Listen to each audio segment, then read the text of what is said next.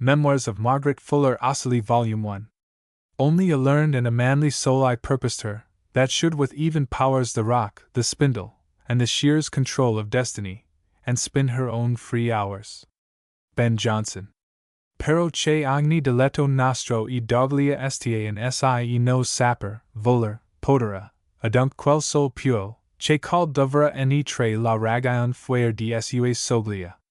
Adunc tu, letter di quest note, essa ti vuoi esser buono, e agli altri caro, vagli semper poter quel che tu debi. Leonardo da Vinci Boston, Phillips, Sampson and Company. Mclvi. Entered according to Act of Congress, in the year 1851. By R. F. Fuller.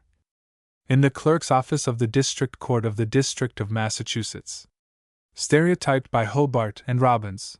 New England Type and Stereotype Foundry, Boston. Table of Contents for Volume 1st. I. Youth. Autobiography. Parents' death in the house. Overwork. The world of books. First friends. School life. Self-culture. 2. Cambridge by J. F. Clarke. Friendship. Conversation. Social intercourse. Studies. Character. Aims and ideas of life. 3. Groton and Providence. Letters and journals. Sad welcome home. Occupations. Miss Martineau. Illness. Death of her father. Trial. Birthday. Death and life. Literature. Farewell to Groton. Winter in Boston. Providence. School experiences. Persons. Art. Fanny Kemble. Magnanimity. Spiritual life. Farewell to summer. 4. Concord by R. W. Emerson. Arcana. Demonology. Temperament. Self-esteem. Books. Criticism. Nature. Art. Letters. Friendship. Problems of life. Woman or artist. Heroism. Truth. Ecstasy. Conversation. V. Boston, by R. W. Emerson. Conversations on the Fine Arts. Youth. Autobiography. Aus Morgenduft Geut und Sonnenklarheit der Dieten Schler aus der Hand der Wahrheit. Goethe. The million stars which tremble o'er the deep mind of dauntless infancy. Tennyson.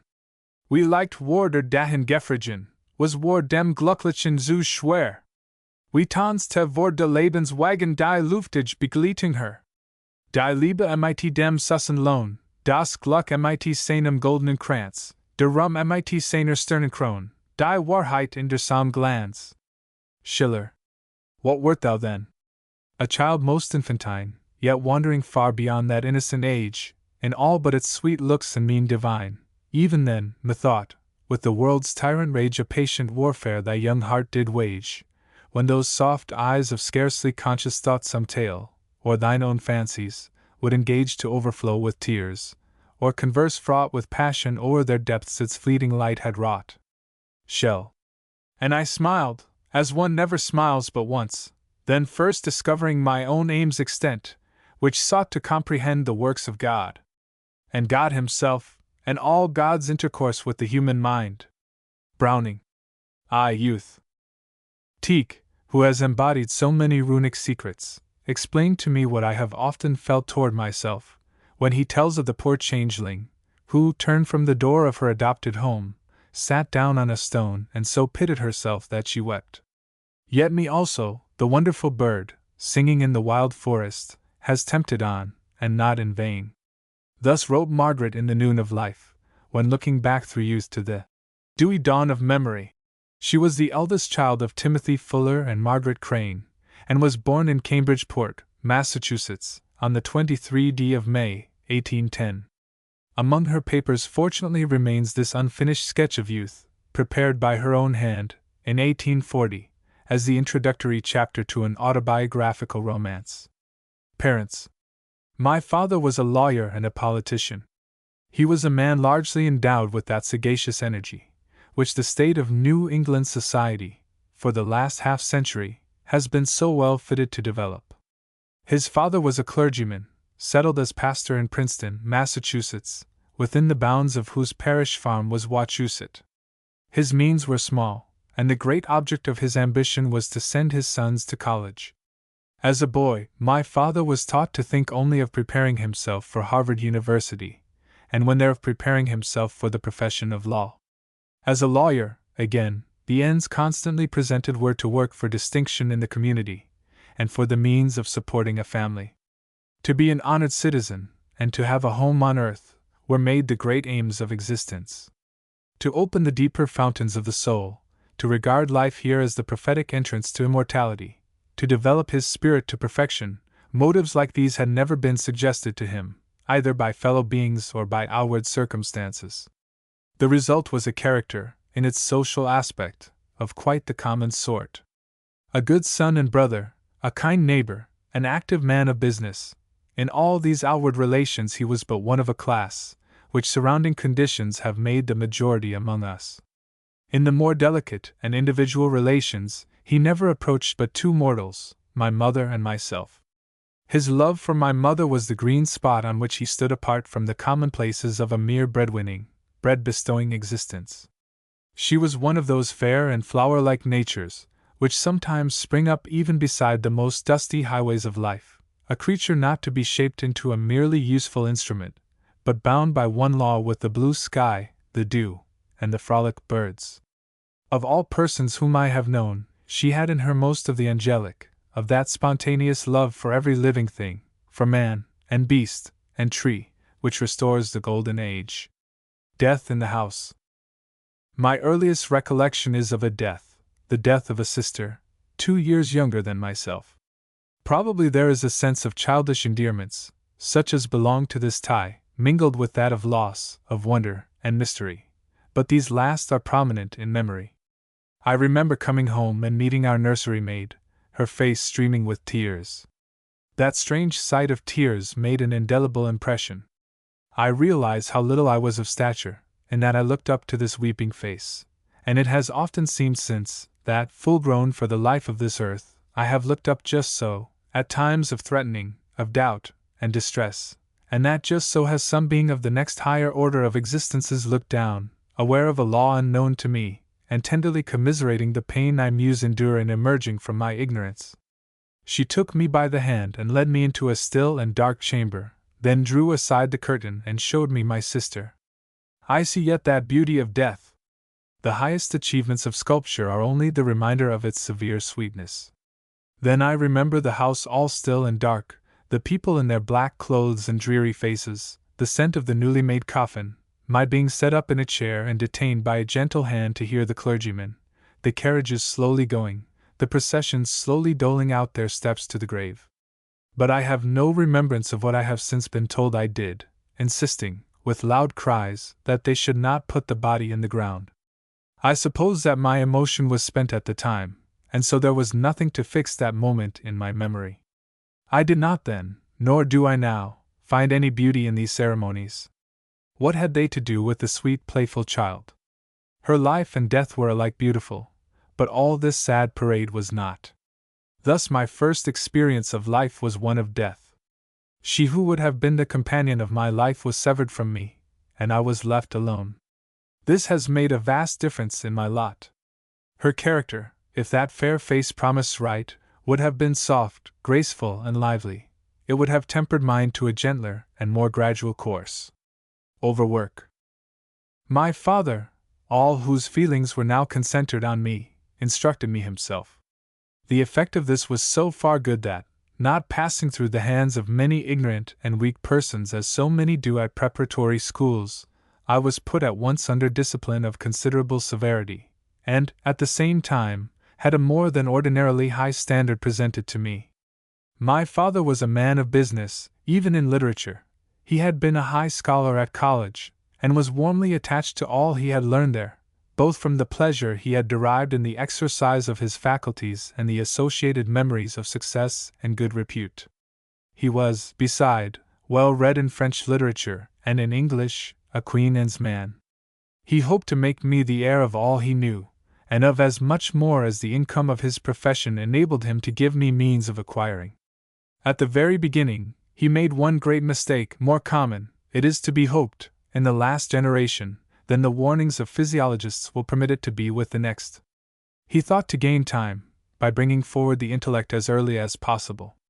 Thus I had tasks given me, as many and various as the hours would allow, and on subjects beyond my age, with the additional disadvantage of reciting to him in the evening, after he returned from his office. As he was subject to many interruptions, I was often kept up till very late, and as he was a severe teacher, both from his habits of mind and his ambition for me, my feelings were kept on the stretch till the recitations were over. Thus frequently I was sent to bed several hours too late, with nerves unnaturally stimulated. The consequence was a premature development of the brain that made me a youthful prodigy, by day, and by night a victim of spectral illusions, nightmare, and somnambulism, which at the time prevented the harmonious development of my bodily powers and checked my growth, while, later, they induced continual headache, weakness, and nervous affections of all kinds. As these again reacted on the brain, giving undue force to every thought and every feeling, there was finally produced a state of being both too active and too intense, which wasted my constitution, and will bring me, even although I have learned to understand and regulate my now morbid temperament, to a premature grave. No one understood this subject of health then. No one knew why this child, already kept up so late, was still unwilling to retire. My aunts cried out upon the spoiled child, the most unreasonable child that ever was, if brother could but open his eyes to see it, who was never willing to go to bed. They did not know that, so soon as the light was taken away, she seemed to see colossal faces advancing slowly towards her, the eyes dilating, and each feature swelling loathsomely as they came, till at last, when they were about to close upon her, she started up with a shriek which drove them away, but only to return when she lay down again.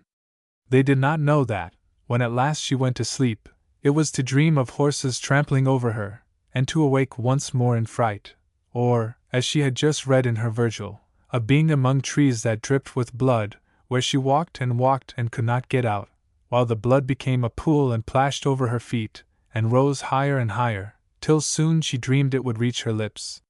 No wonder the child arose and walked in her sleep, moaning all over the house, till once, when they heard her, and came and waked her, and she told what she had dreamed, her father sharply bid her leave off thinking of such nonsense, or she would be crazy, never knowing that he was himself the cause of all these horrors of the night.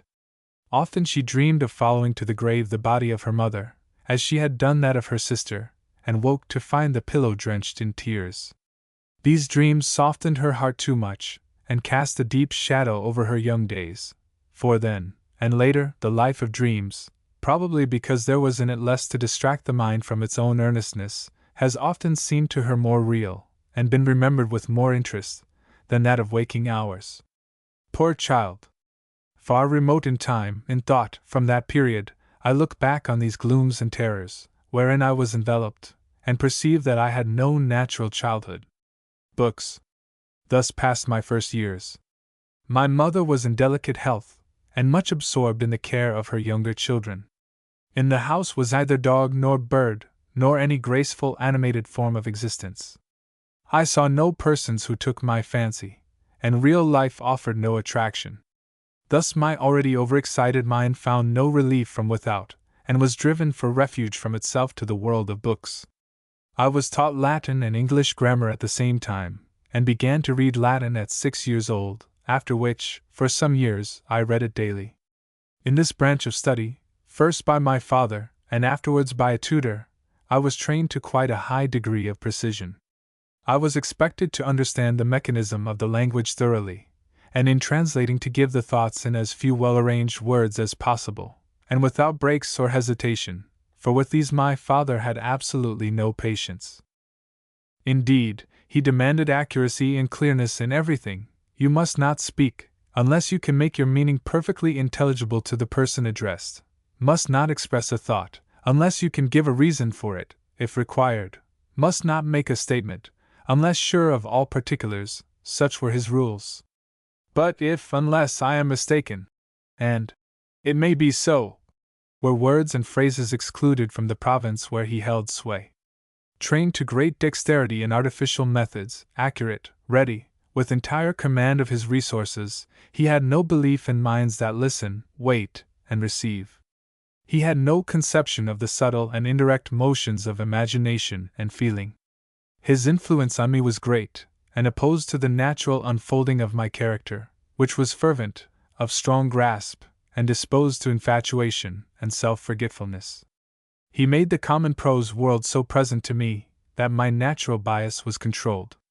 I did not go mad, as many would do, at being continually roused from my dreams, I had too much strength to be crushed, and since I must put on the fetters, could not submit to let them impede my motions. My own world sank deep within, away from the surface of my life. In what I did and said I learned to have reference to other minds. But my true life was only the dearer that it was secluded and veiled over by a thick curtain of available intellect, and that coarse, but wearable stuff woven by the ages, common sense. In accordance with this discipline and heroic common sense, was the influence of those great Romans, whose thoughts and lives were my daily food during those plastic years. The genius of Rome displayed itself in character, and scarcely needed an occasional wave of the torch of thought to show its lineaments, so marble strong they gleamed in every light. Who that has lived with those men, but admires the plain force of fact, of thought passed into action? They take up things with their naked hands. There is just a man, and the block he casts before you, no divinity, no demon, no unfulfilled aim, but just a man in Rome, and what he did for Rome. Everything turns your attention to what a man can become, not by yielding himself freely to impressions, not by letting nature play freely through him, but by a single thought, an earnest purpose, an indomitable will, by hardihood, self-command, and force of expression. Architecture was the art in which Rome excelled, and this corresponds with the feeling these men of Rome excite. They did not grow, they built themselves up, or were built up by the fate of Rome, as a temple for Jupiter Stator. The ruined Roman sits among the ruins, he flies to no green garden, he does not look to heaven. If his intent is defeated, if he is less than he meant to be, he lives no more. The names which end in us seem to speak with lyric cadence. That measured cadence, that tramp and march, which are not stilted, because they indicate real force, yet which seems so when compared with any other language, make Latin a study in itself of mighty influence. The language alone, without the literature, would give one the thought of Rome. Man present in nature, commanding nature too sternly to be inspired by it, standing like the rock amid the sea, or moving like the fire over the land, either impassive or irresistible, knowing not the soft mediums or fine flights of life, but by the force which he expresses, piercing to the center. We are never better understood than when we speak of a Roman virtue, a Roman outline. There is somewhat indefinite, somewhat yet unfulfilled in the thought of Greece, of Spain, of modern Italy. But Rome! It stands by itself, a clear word. The power of will, the dignity of a fixed purpose is what it utters. Every Roman was an emperor. It is well that the infallible church should have been founded on this rock, that the presumptuous Peter should hold the keys, as the conquering Jove did before his thunderbolts, to be seen of all the world. The Apollo tends flocks with Admetus. Christ teaches by the lonely lake, or plucks wheat as he wanders through the fields some Sabbath morning. They never come to this stronghold. They could not have breathed freely where all became stone as soon as spoken, where divine youth found no horizon for its all-promising glance, but every thought put on, before it dared issue to the day in action, its toga virilis. Suckled by this wolf, man gains a different complexion from that which is fed by the Greek honey. He takes a noble bronze in camps and battlefields. The wrinkles of counsel well beseem his brow, and the eye cuts its way like the sword. The eagle should never have been used as a symbol by any other nation, it belonged to Rome. The history of Rome abides in mind, of course, more than the literature. It was degeneracy for a Roman to use the pen, his life was in the day. The vaunting of Rome, like that of the North American Indians, is her proper literature.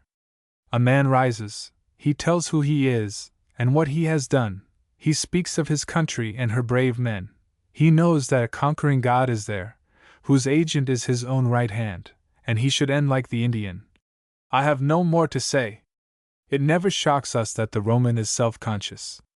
One wants no universal truths from him, no philosophy, no creation, but only his life, his Roman life felt in every pulse, realized in every gesture.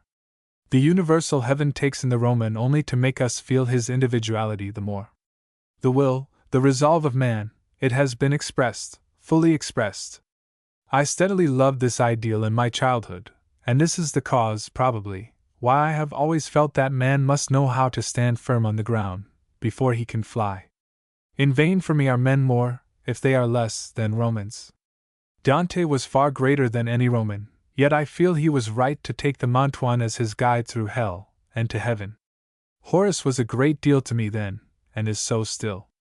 Though his words do not abide in memory, his presence does, serene, courtly, of darting hazel eye, a self-sufficient grace, and an appreciation of the world of stern realities, sometimes pathetic, never tragic. He is the natural man of the world. He is what he ought to be, and his darts never fail of their aim. There is a perfume and raciness, too, which makes life a banquet, where the wit sparkles no less that the viands were bought with blood. Ovid gave me not Rome, nor himself, but a view into the enchanted gardens of the Greek mythology.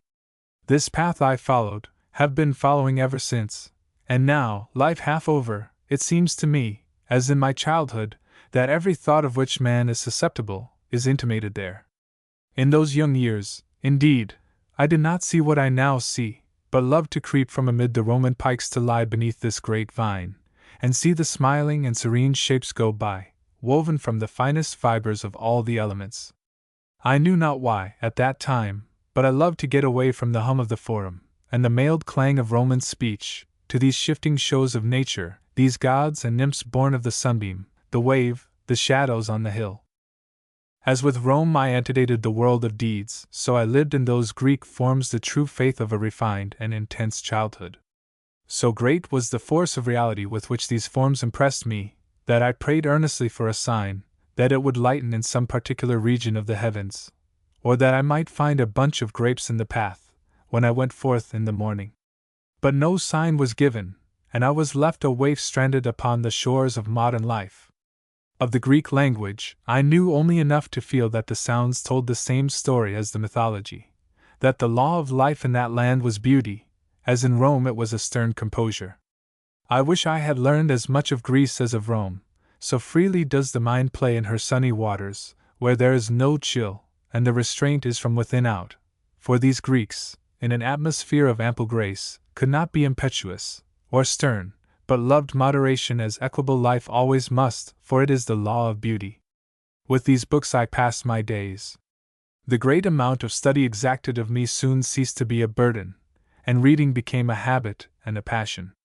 The force of feeling, which, under other circumstances, might have ripened thought, was turned to learn the thoughts of others. This was not a tame state, for the energies brought out by rapid acquisition gave glow enough.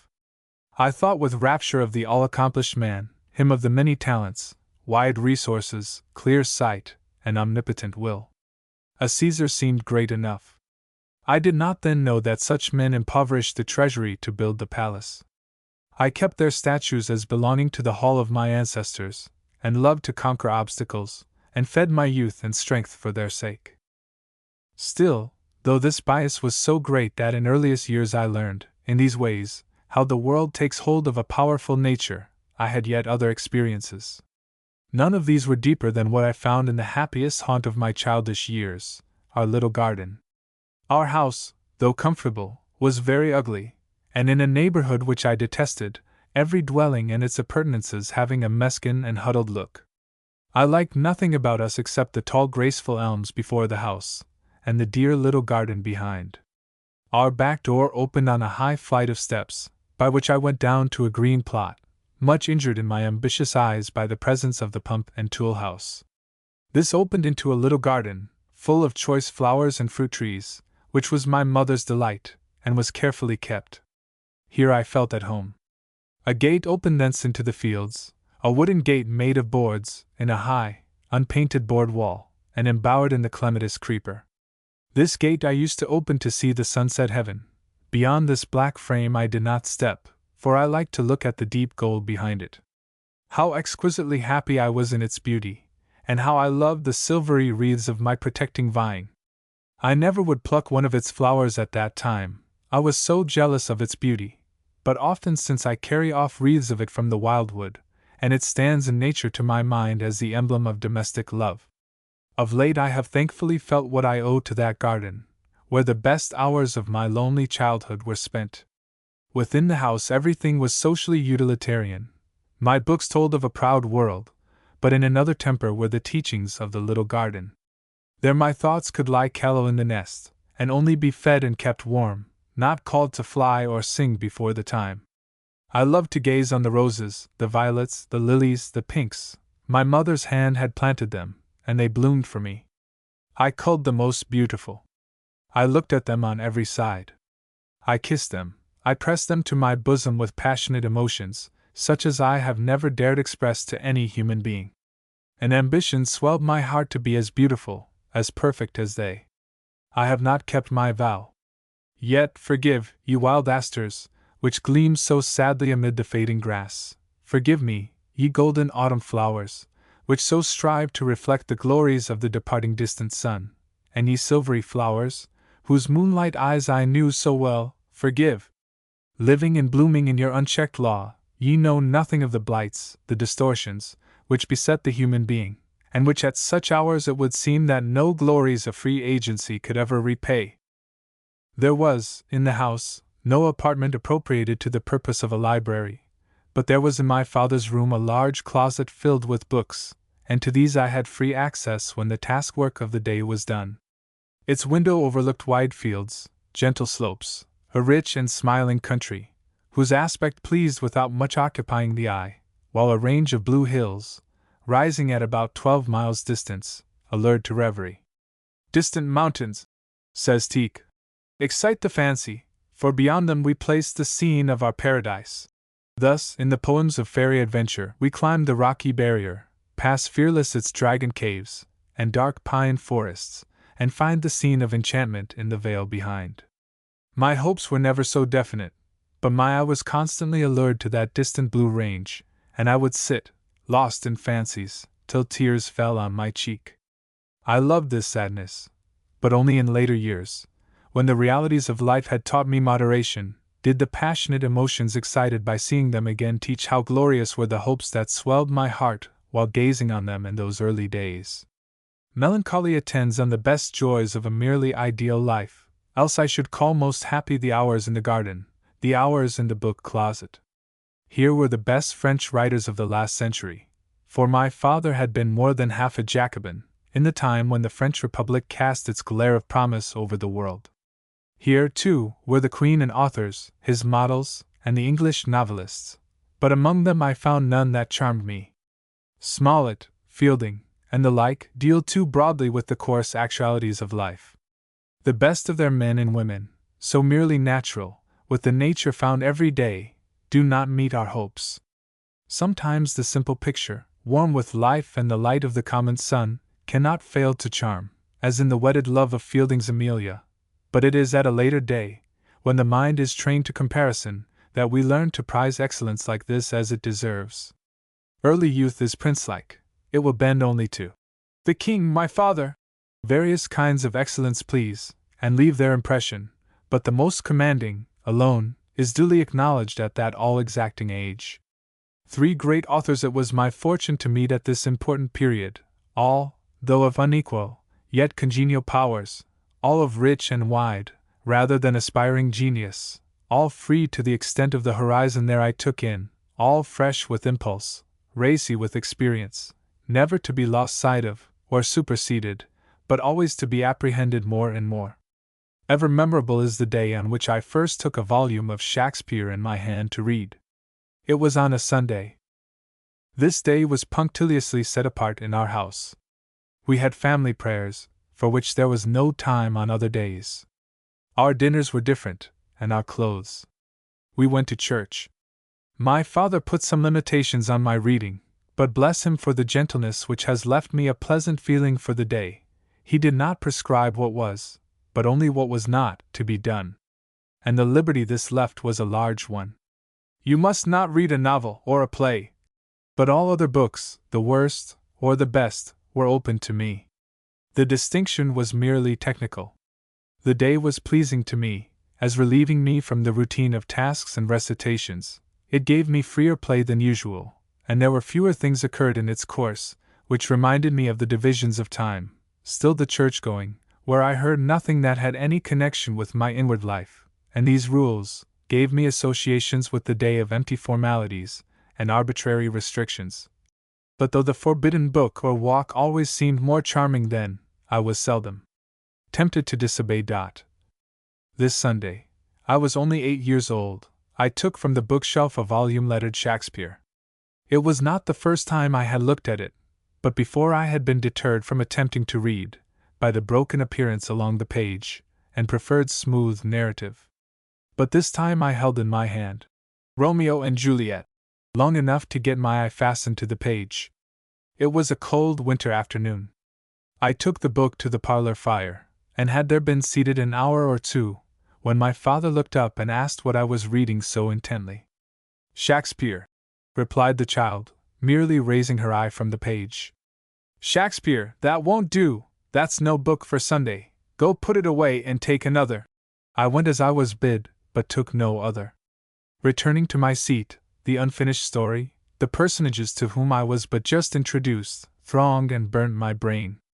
I could not bear it long, such a lure it was impossible to resist. I went and brought the book again. There were several guests present, and I had got half through the play before I again attracted attention.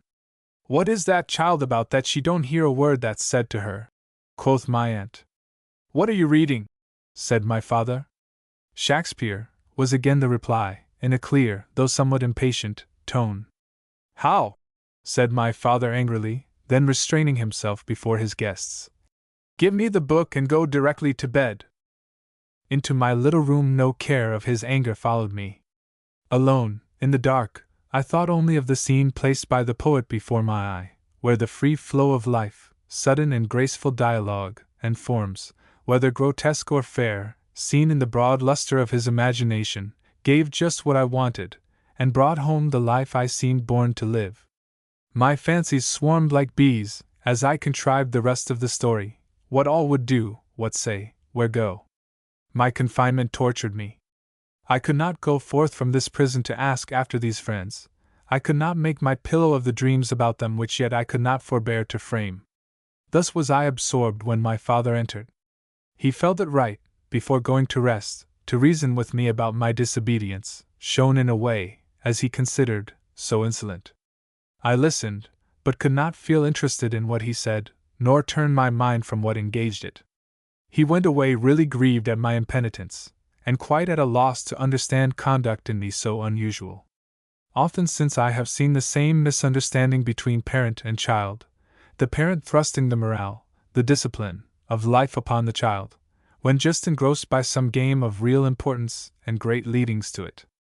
That is only a wooden horse to the father. The child was careering to distant scenes of conquest and crusade, through a country of elsewhere unimagined beauty. None but poets remember their youth. But the father who does not retain poetical apprehension of the world, free and splendid as it stretches out before the child, who cannot read his natural history, and follow out its intimations with reverence, must be a tyrant in his home, and the purest intentions will not prevent his doing much to cramp him. Each new child is a new thought, and has bearings and discernings, which the thoughts older in date know not yet, but must learn. My attention thus fixed on Shakespeare, I returned to him at every hour I could command. Here was a counterpoise to my Romans, still more forcible than the little garden. My author could read the Roman nature too, read it in the sternness of Coriolanus, and in the varied wealth of Caesar. But he viewed these men of will as only one kind of men, he kept them in their place, and I found that he, who could understand the Roman, yet expressed in Hamlet a deeper thought. In Cervantes, I found far less productive talent, indeed, a far less powerful genius, but the same wide wisdom, a discernment piercing the shows and symbols of existence, yet rejoicing in them all, both for their own life, and as signs of the unseen reality. Not that Cervantes philosophized, his genius was too deeply philosophical for that. He took things as they came before him, and saw their actual relations and bearings. Thus the work he produced was of deep meaning, though he might never have expressed that meaning to himself. It was left implied in the whole. A Coleridge comes and calls Don Quixote the pure reason, and Sancho the understanding.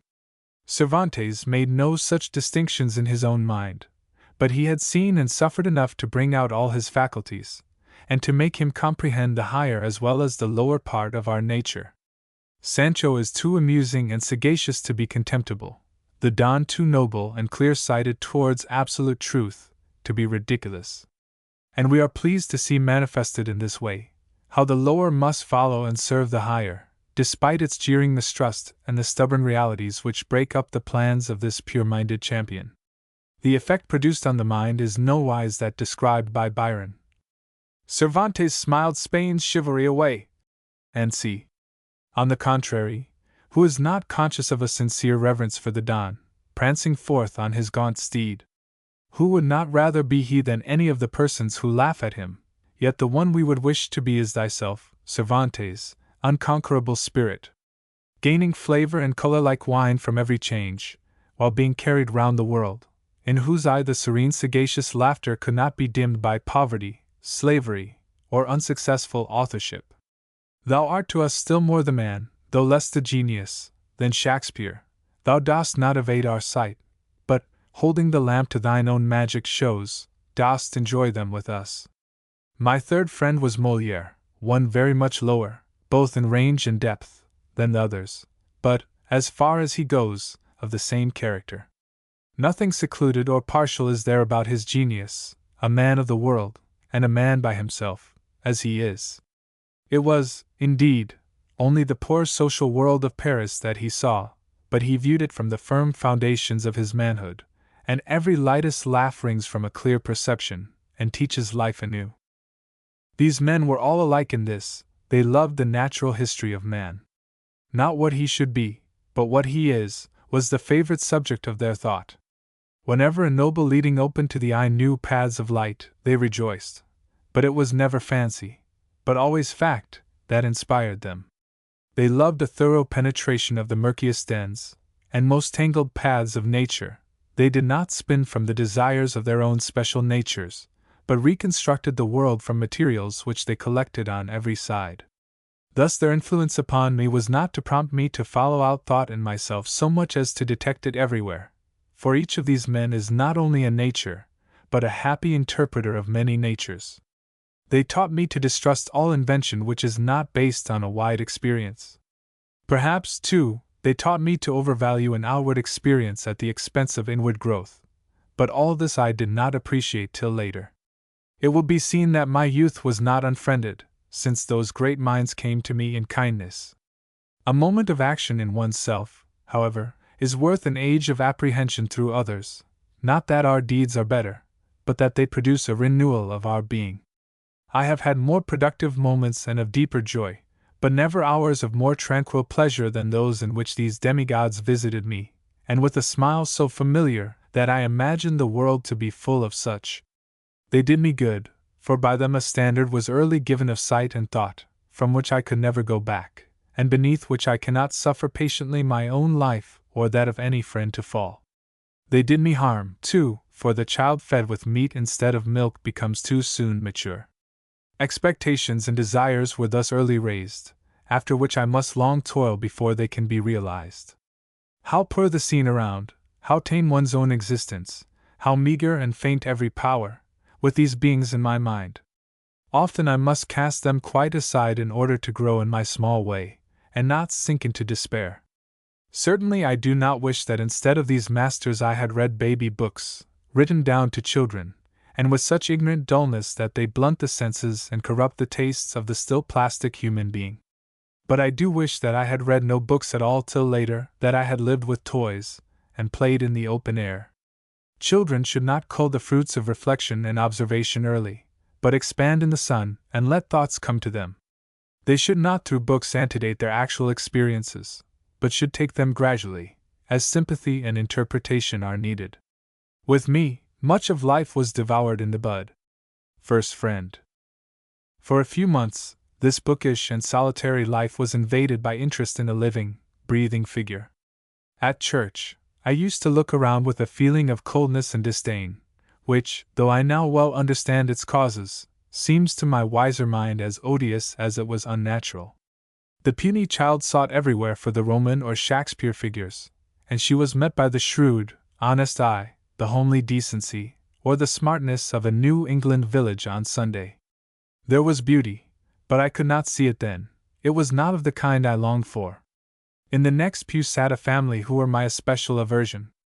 There were 5 daughters, the eldest not above 24, Yet they had the old fairy, knowing look, hard, dry, dwarfed, strangers to the all-fair, were working-day residents in this beautiful planet. They looked as if their thoughts had never strayed beyond the jobs of the day, and they were glad of it.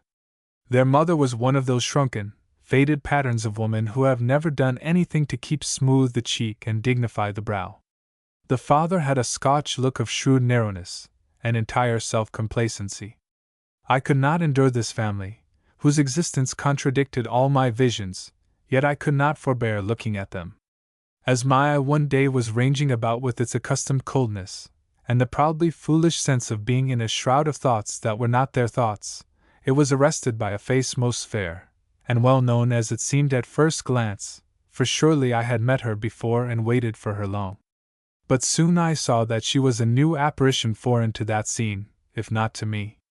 Her dress, the arrangement of her hair, which had the graceful pliancy of races highly cultivated for long, the intelligent and full picture of her eye, whose reserve was in its self-possession, not in timidity, all combined to make up a whole impression, which, though too young to understand, I was well prepared to feel. How wearisome now appears that thoroughbred Millefleur beauty, the distilled result of ages of European culture. Give me rather the wild heath on the lonely hillside, than such a rose-tree from the daintily clipped garden. But then, I had but tasted the cup, and knew not how little it could satisfy. More, was all my cry, continued through years, till I had been at the very fountain. Indeed, it was a ruby red, a perfumed draught, and I need not abuse the wine because I prefer water, but merely say I have had enough of it. Then, the first sight, the first knowledge of such a person was intoxication. She was an English lady, who, by a singular chance, was cast upon this region for a few months.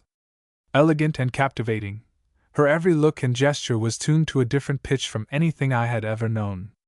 She was in various ways accomplished, as it is called, though to what degree I cannot now judge. She painted in oils. I had never before seen any one use the brush, and days would not have been too long for me to watch the pictures growing beneath her hand. She played the harp, and its tones are still to me the heralds of the promised land I saw before me then. She rose, she looked, she spoke, and the gentle swaying motion she made all through life has gladdened memory, as the stream does the woods and meadows. As she was often at the house of one of our neighbors, and afterwards at our own, my thoughts were fixed on her with all the force of my nature. It was my first real interest in my kind, and it engrossed me wholly. I had seen her, I should see her, and my mind lay steeped in the visions that flowed from this source.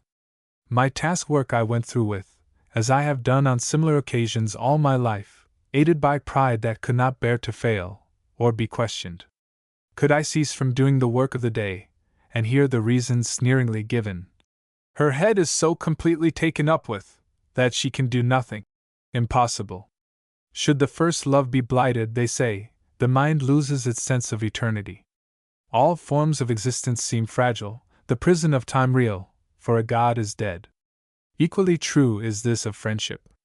I thank heaven that this first feeling was permitted its free flow. The years that lay between the woman and the girl only brought her beauty into perspective, and enabled me to see her as I did the mountains from my window, and made her presence to me a gate of paradise. That which she was, that which she brought, that which she might have brought, were mine, and over a whole region of new life I ruled proprietor of the soil in my own right. Her mind was sufficiently unoccupied to delight in my warm devotion. She could not know what it was to me, but the light cast by the flame through so delicate a vase cheered and charmed her. All who saw admired her in their way, but she would lightly turn her head from their hard or oppressive looks, and fix a glance of full-eyed sweetness on the child, who, from a distance, watched all her looks and motions. She did not say much to me, not much to anyone. She spoke in her whole being rather than by chosen words. Indeed, her proper speech was dance or song, and what was less expressive did not greatly interest her. But she saw much, having in its perfection the woman's delicate sense for sympathies and attractions. We walked in the fields alone. Though others were present, her eyes were gliding over all the field and plain for the objects of beauty to which she was of kin. She was not cold to her seeming companions. A sweet courtesy satisfied them, but it hung about her like her mantle that she wore without thinking of it. Her thoughts were free, for these civilized beings can really live two lives at the same moment. With them she seemed to be, but her hand was given to the child at her side. Others did not observe me, but to her I was the only human presence. Like a guardian spirit she led me through the fields and groves, and every tree, every bird greeted me, and said what I felt. She is the first angel of your life. One time I had been passing the afternoon with her. She had been playing to me on the harp, and I sat listening in happiness almost unbearable. Some guests were announced. She went into another room to receive them, and I took up her book. It was Guy Mannering, then lately published, and the first of Scott's novels I had ever seen.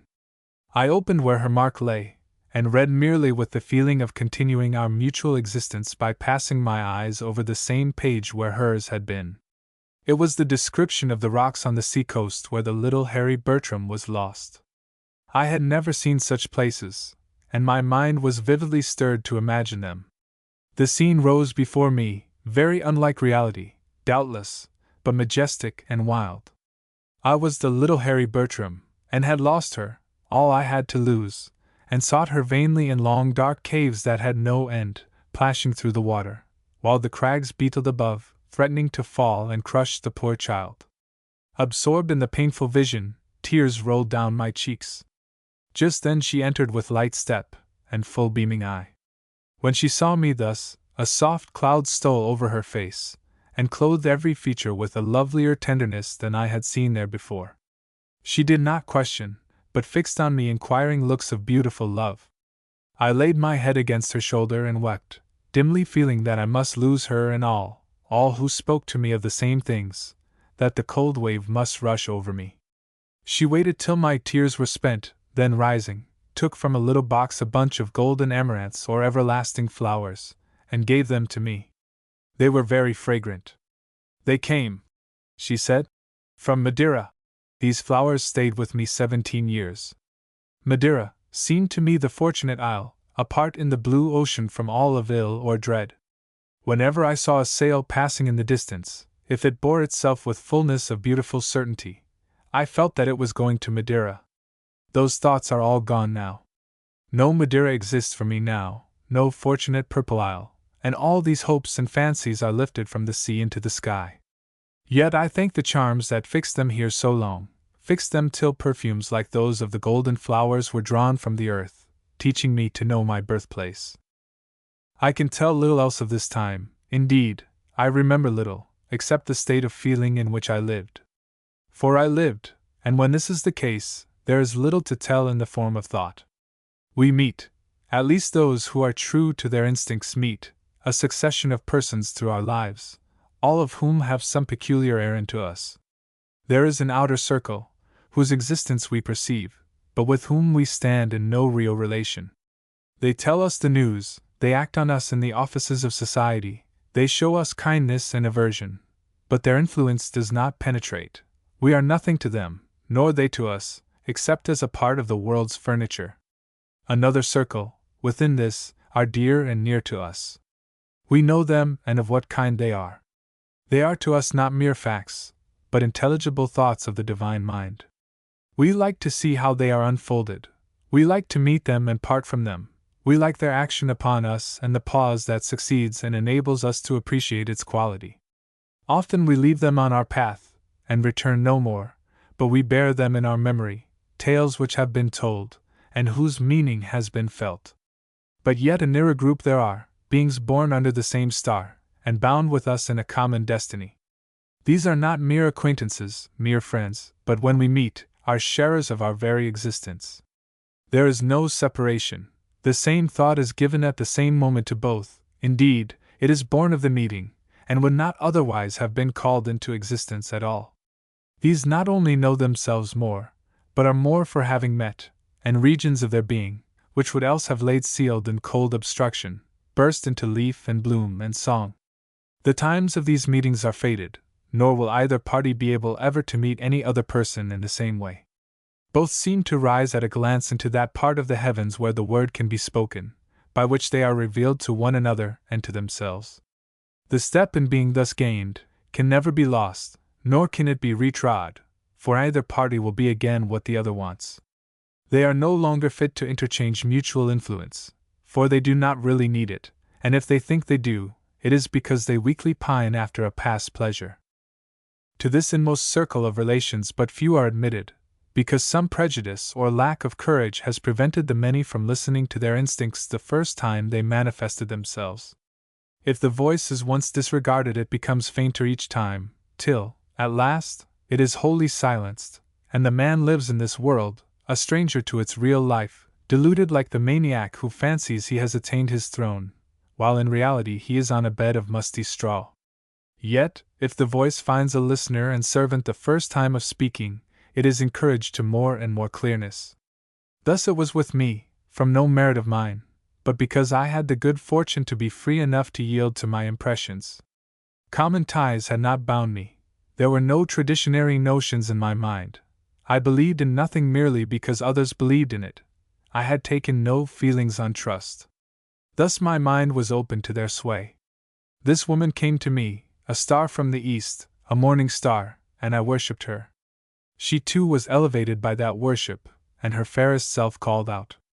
To the mind she brought assurance that there was a region congenial with its tendencies and tastes, a region of elegant culture and intercourse, whose object, fulfilled or not, was to gratify the sense of beauty, not the mere utilities of life. In our relation she was lifted to the top of her being. She had known many celebrities, had roused to passionate desire many hearts, and became afterwards a wife. But I do not believe she ever more truly realized her best self than towards the lonely child whose heaven she was, whose eye she met, and whose possibilities she predicted. He raised me, said a woman inspired by love, upon the pedestal of his own high thoughts, and wings came at once, but I did not fly away. I stood there with downcast eyes worthy of his love, for he had made me so. Thus we do always for those who inspire us to expect from them the best. That which they are able to be, they become, because we demand it of them. We expect the impossible, and find it. My English friend went across the sea. She passed into her former life, and into ties that engrossed her days. But she has never ceased to think of me. Her thoughts turned forcibly back to the child who was to her all she saw of the really new world. On the promised coast she had found only cities, careful men and women, the aims and habits of ordinary life in her own land, without that elegant culture which she, probably, overestimated, because it was her home. But in the mind of the child she found the fresh prairie, the untrodden forests for which she had longed. I saw in her the storied castles, the fair stately parks, and the wind laden with tones from the past, which I desired to know. We wrote to one another for many years. Her shallow and delicate epistles did not disenchant me, nor did she fail to see something of the old poetry in my rude characters and stammering speech. But we must never meet again. When this friend was withdrawn, I fell into a profound depression. I knew not how to exert myself, but lay bound hand and foot. Melancholy enfolded me in an atmosphere, as joy had done. This suffering, too, was out of the gradual and natural course. Those who are really children could not know such love, or feel such sorrow. I am to blame, said my father, in keeping her at home so long merely to please myself. She needs to be with other girls, needs play and variety. She does not seem to me really sick, but dull rather. She eats nothing, you say. I see she grows thin. She ought to change the scene. I was indeed dull. The books, the garden, had lost all charm. I had the excuse of headache, constantly, for not attending to my lessons. The light of life was set, and every leaf was withered. At such an early age there are no back or side scenes where the mind, weary and sorrowful, may retreat. Older, we realize the width of the world more, and it is not easy to despair on any point. The effort at thought to which we are compelled relieves and affords a dreary retreat, like hiding in a brick kiln till the shower be over. But then all joy seemed to have departed with my friend, and the emptiness of our house stood revealed.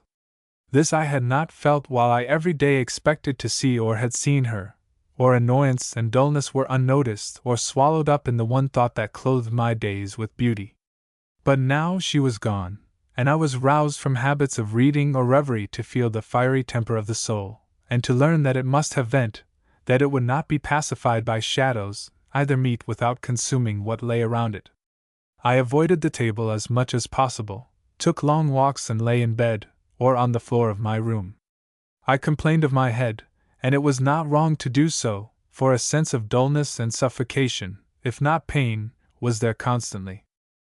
But when it was proposed that I should go to school, that was a remedy I could not listen to with patience for a moment. The peculiarity of my education had separated me entirely from the girls around, except that when they were playing at active games, I would sometimes go out and join them. I liked violent bodily exercise, which always relieved my nerves. But I had no success in associating with them beyond the mere play. Not only I was not their schoolmate, but my book life and lonely habits had given a cold aloofness to my whole expression, and veiled my manner with a hauteur which turned all hearts away. Yet, as this reserve was superficial, and rather ignorance than arrogance, it produced no deep dislike. Besides, the girls supposed me really superior to themselves, and did not hate me for feeling it, but neither did they like me, nor wish to have me with them. Indeed, I had gradually given up all such wishes myself, for they seemed to me rude, tiresome, and childish, as I did to them dull and strange. This experience had been earlier, before I was admitted to any real friendship. But now that I had been lifted into the life of mature years, and into just that atmosphere of European life to which I had before been tending, the thought of sending me to school filled me with disgust.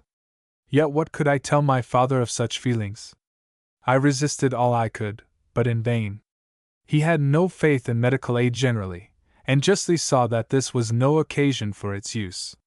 He thought I needed change of scene, and to be roused to activity by other children.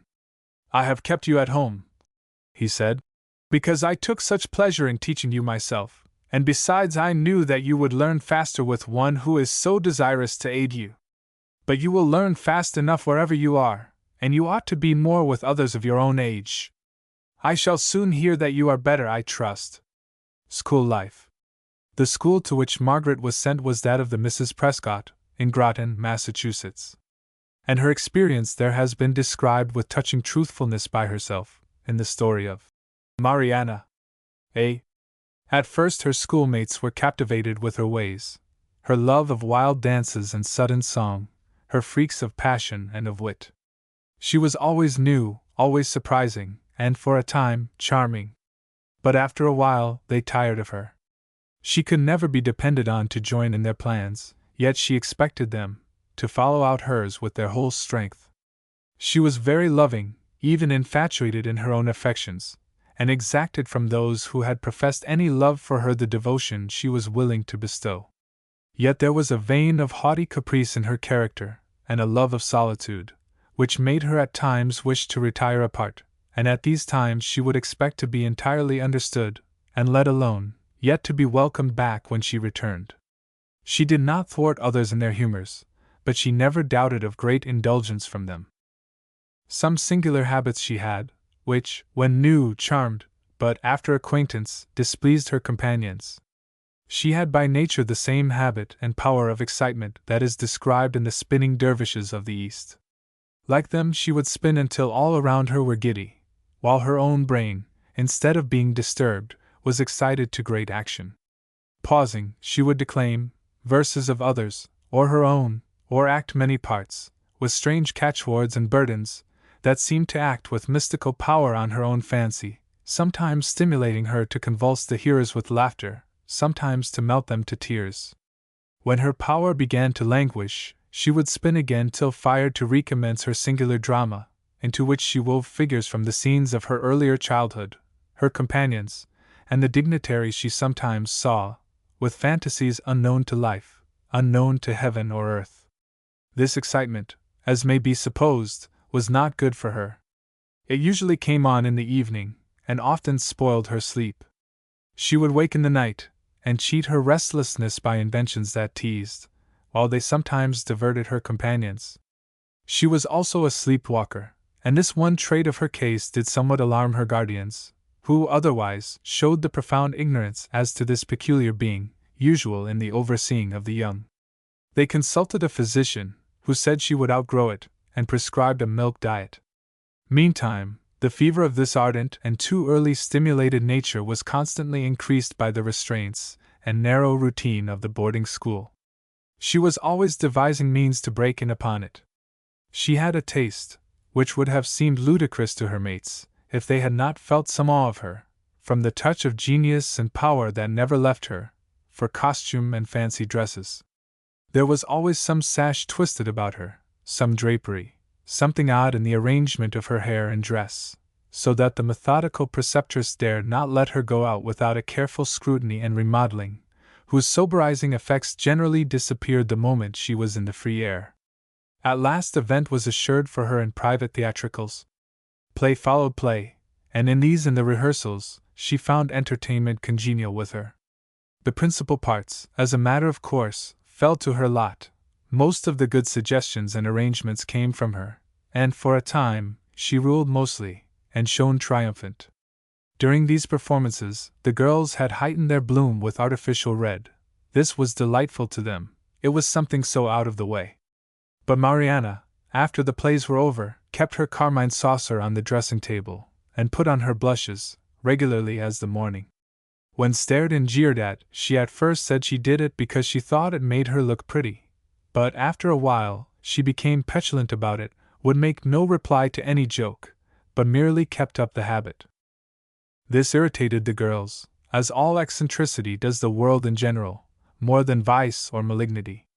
They talked it over among themselves till they were wrought up to a desire of punishing, once for all, this sometimes amusing, but so often provoking nonconformist. And having obtained leave of the mistress, they laid, with great glee, a plan, one evening, which was to be carried into execution next day at dinner. Among Mariana's irregularities was a great aversion to the mealtime ceremonial, so long, so tiresome, she found it, to be seated at a certain moment, and to wait while each one was served, at so large a table, where there was scarcely any conversation, and from day to day it became more heavy to sit there, or go there at all. Often as possible she excused herself on the ever-convenient plea of headache, and was hardly ever ready when the dinner bell rang. Today the summons found her on the balcony, but gazing on the beautiful prospect. I have heard her say afterwards, that she had scarcely in her life been so happy, and she was one with whom happiness was a still rapture. It was one of the most blessed summer days. The shadows of great white clouds empurpled the distant hills for a few moments, only to leave them more golden. The tall grass of the wide fields waved in the softest breeze. Pure blue were the heavens, and the same hue of pure contentment was in the heart of Mariana. Suddenly on her bright mood jarred the dinner bell. At first rose her usual thought, I will not, cannot go, and then the must, which daily life can always enforce, even upon the butterflies and birds, came, and she walked reluctantly to her room. She merely changed her dress, and never thought of adding the artificial rose to her cheek. When she took her seat in the dining hall, and was asked if she would be helped, raising her eyes, she saw the person who asked her was deeply rouged, with a bright glaring spot, perfectly round, on either cheek. She looked at the next same apparition. She then slowly passed her eyes down the whole line, and saw the same, with a suppressed smile distorting every countenance. Catching the design at once, she deliberately looked along her own side of the table, at every schoolmate in turn. Every one had joined in the trick. The teachers strove to be grave, but she saw they enjoyed the joke. The servants could not suppress a titter. When Warren Hastings stood at the bar of Westminster Hall, when the Methodist preacher walked through a line of men, each of whom greeted him with a brickbat or rotten egg, they had some preparation for the crisis, though it might be very difficult to meet it with an impassible brow. Our little girl was quite unprepared to find herself in the midst of a world which despised her, and triumphed in her disgrace. She had ruled like a queen, in the midst of her companions. She had shed her animation through their lives, and loaded them with prodigal favors, nor once suspected that a popular favorite might not be loved. Now she felt that she had been but a dangerous plaything in the hands of those whose hearts she never had doubted. Yet the occasion found her equal to it, for Mariana had the kind of spirit which, in a better cause, had made the Roman matron truly say of her death wound, "It is not painful, poetus." She did not blench, she did not change countenance. She swallowed her dinner with apparent composure. She made remarks to those near her, as if she had no eyes. The wrath of the foe, of course, rose higher, and the moment they were freed from the restraints of the dining room, they all ran off, gaily calling, and sarcastically laughing, with backward glances, at Mariana, left alone. Alone she went to her room, locked the door, and threw herself on the floor in strong convulsions. These had sometimes threatened her life, in earlier childhood, but of later years she had outgrown them. School hours came, and she was not there. A little girl, sent to her door, could get no answer. The teachers became alarmed, and broke it open. Bitter was their penitence, and that of her companions, at the state in which they found her. For some hours terrible anxiety was felt, but at last nature, exhausted, relieved herself by a deep slumber. From this Mariana arose an altered being. She made no reply to the expressions of sorrow from her companions, none to the grave and kind, but undiscerning, comments of her teacher. She did not name the source of her anguish, and its poisoned dart sank deeply in. This was the thought which stung her so. What, not one, not a single one, in the hour of trial, to take my part? Not one who refused to take part against me? Past words of love and caresses, little heeded at the time, rose to her memory, and gave fuel to her distempered heart. Beyond the sense of burning resentment at universal perfidy, she could not get. And Mariana, born for love, now hated all the world. The change, however, which these feelings made in her conduct and appearance, bore no such construction to the careless observer. Her gay freaks were quite gone, her wildness, her invention. Her dress was uniform, her manner much subdued. Her chief interest seemed to be now in her studies, and in music. Her companions she never sought, but they, partly from uneasy, remorseful feelings, partly that they really liked her much better now that she did not puzzle and oppress them, sought her continually. And here the black shadow comes upon her life, the only stain upon the history of Mariana. They talked to her, as girls having few topics naturally do, of one another. Then the demon rose within her, and spontaneously, without design, generally without words of positive falsehood, she became a genius of discord amongst them. She fanned those flames of envy and jealousy which a wise, true word from a third person will often quench forever, and by a glance, or seemingly light reply, she planted the seeds of dissension, till there was scarcely a peaceful affection, or sincere intimacy, in the circle where she lived, and could not but rule, for she was one whose nature was to that of the others as fire to clay. It was at this time that I came to the school, and first saw Mariana. Me she charmed at once, for I was a sentimental child, who, in my early ill health, had been indulged in reading novels, till I had no eyes for the common. It was not, however, easy to approach her. Did I offer to run and fetch her handkerchief, she was obliged to go to her room, and would rather do it herself. She did not like to have people turn over for her the leaves of the music book, as she played. Did I approach my stool to her feet, she moved away as if to give me room. The bunch of wild flowers, which I timidly laid beside her plate, was left untouched.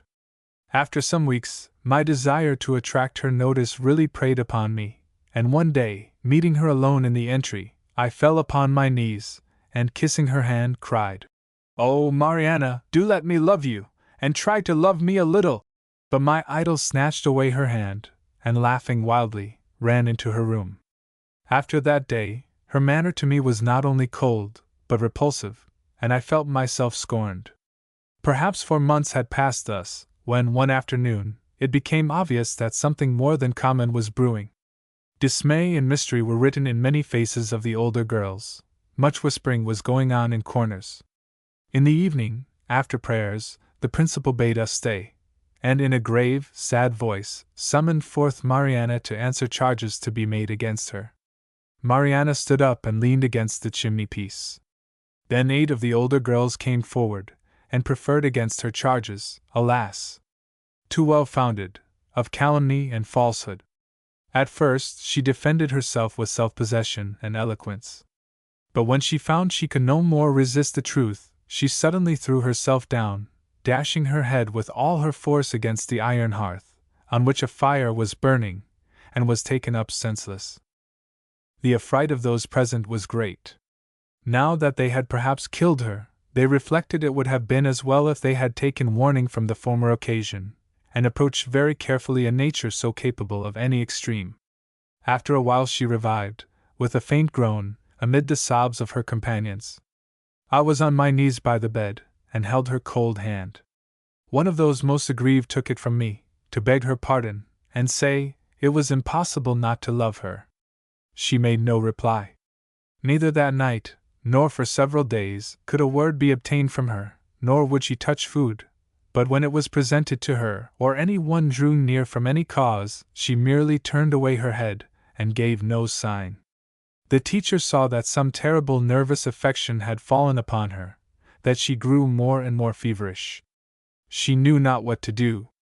Meanwhile, a new revolution had taken place in the mind of the passionate but nobly tempered child. All these months nothing but the sense of injury had rankled in her heart. She had gone on in one mood, doing what the demon prompted, without scruple, and without fear. But at the moment of detection, the tide ebbed, and the bottom of her soul lay revealed to her eye. How black, how stained, and sad!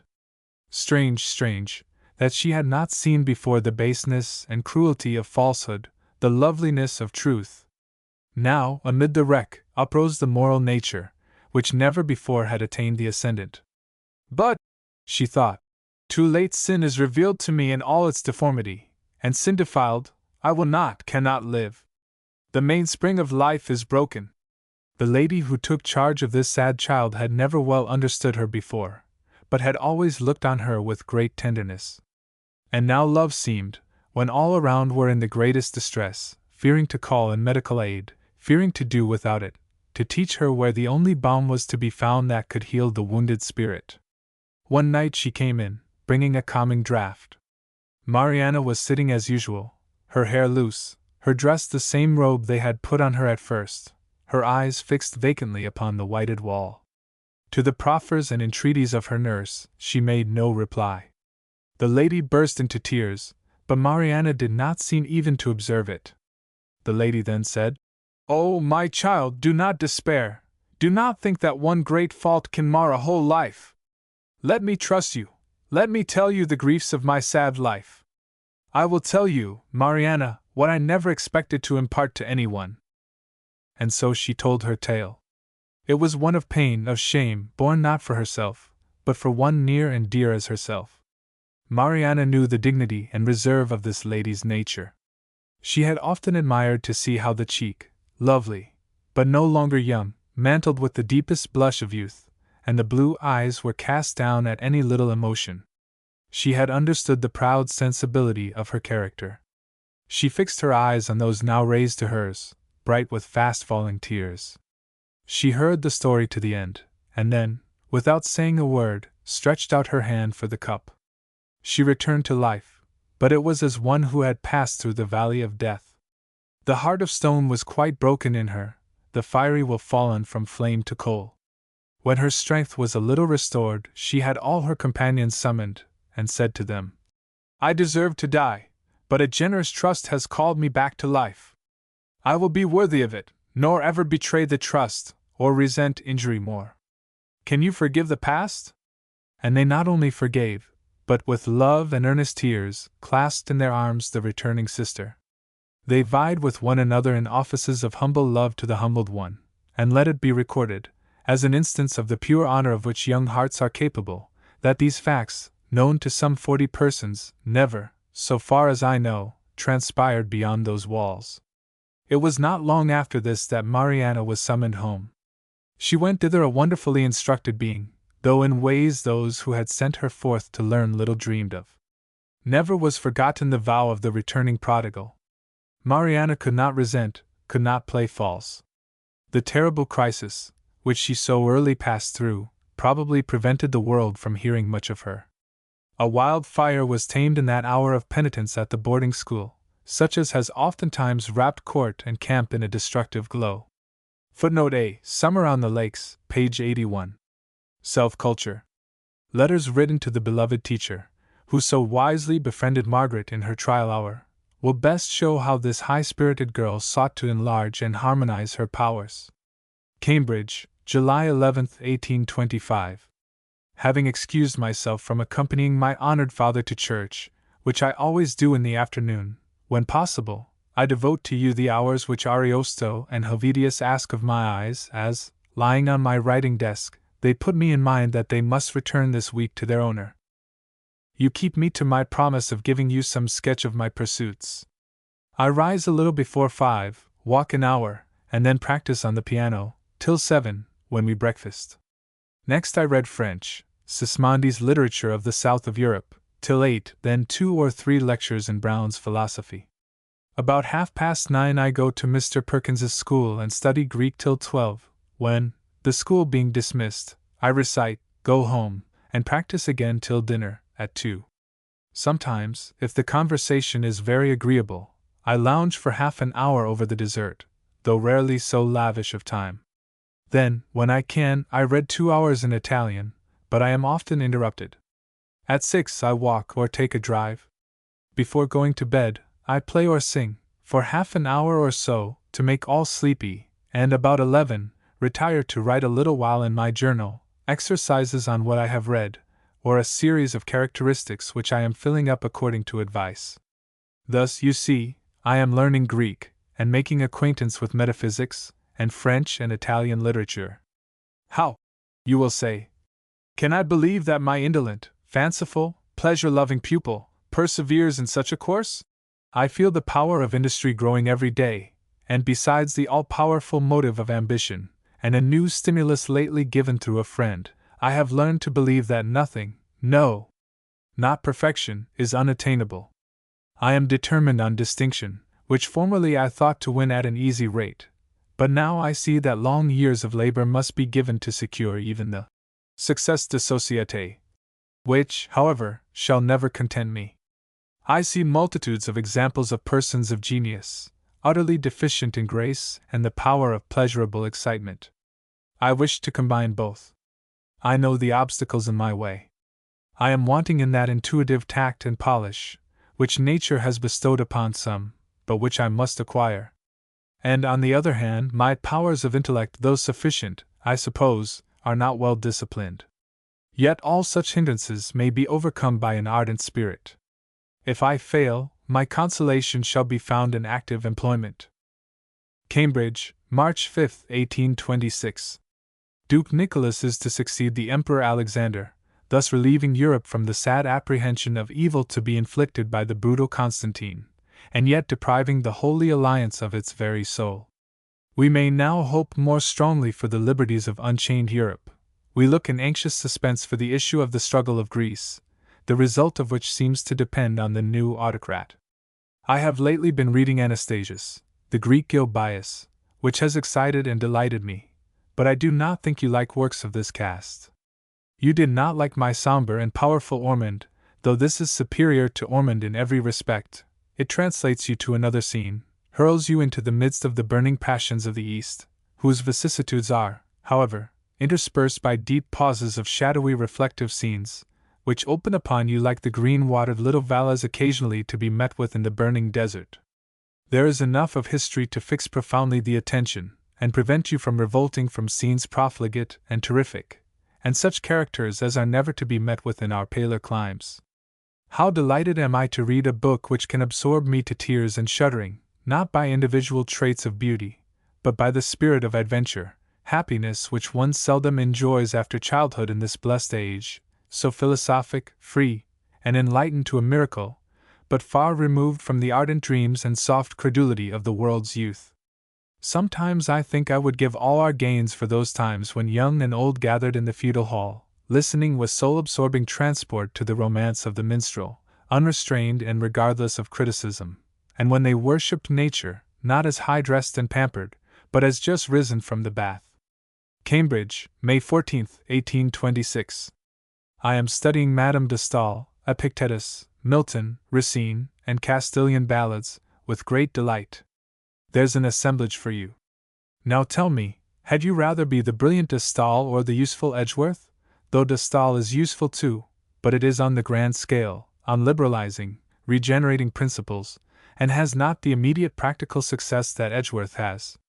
I met with a parallel the other day between Byron and Rousseau, and had a mind to send it to you. It was so excellent.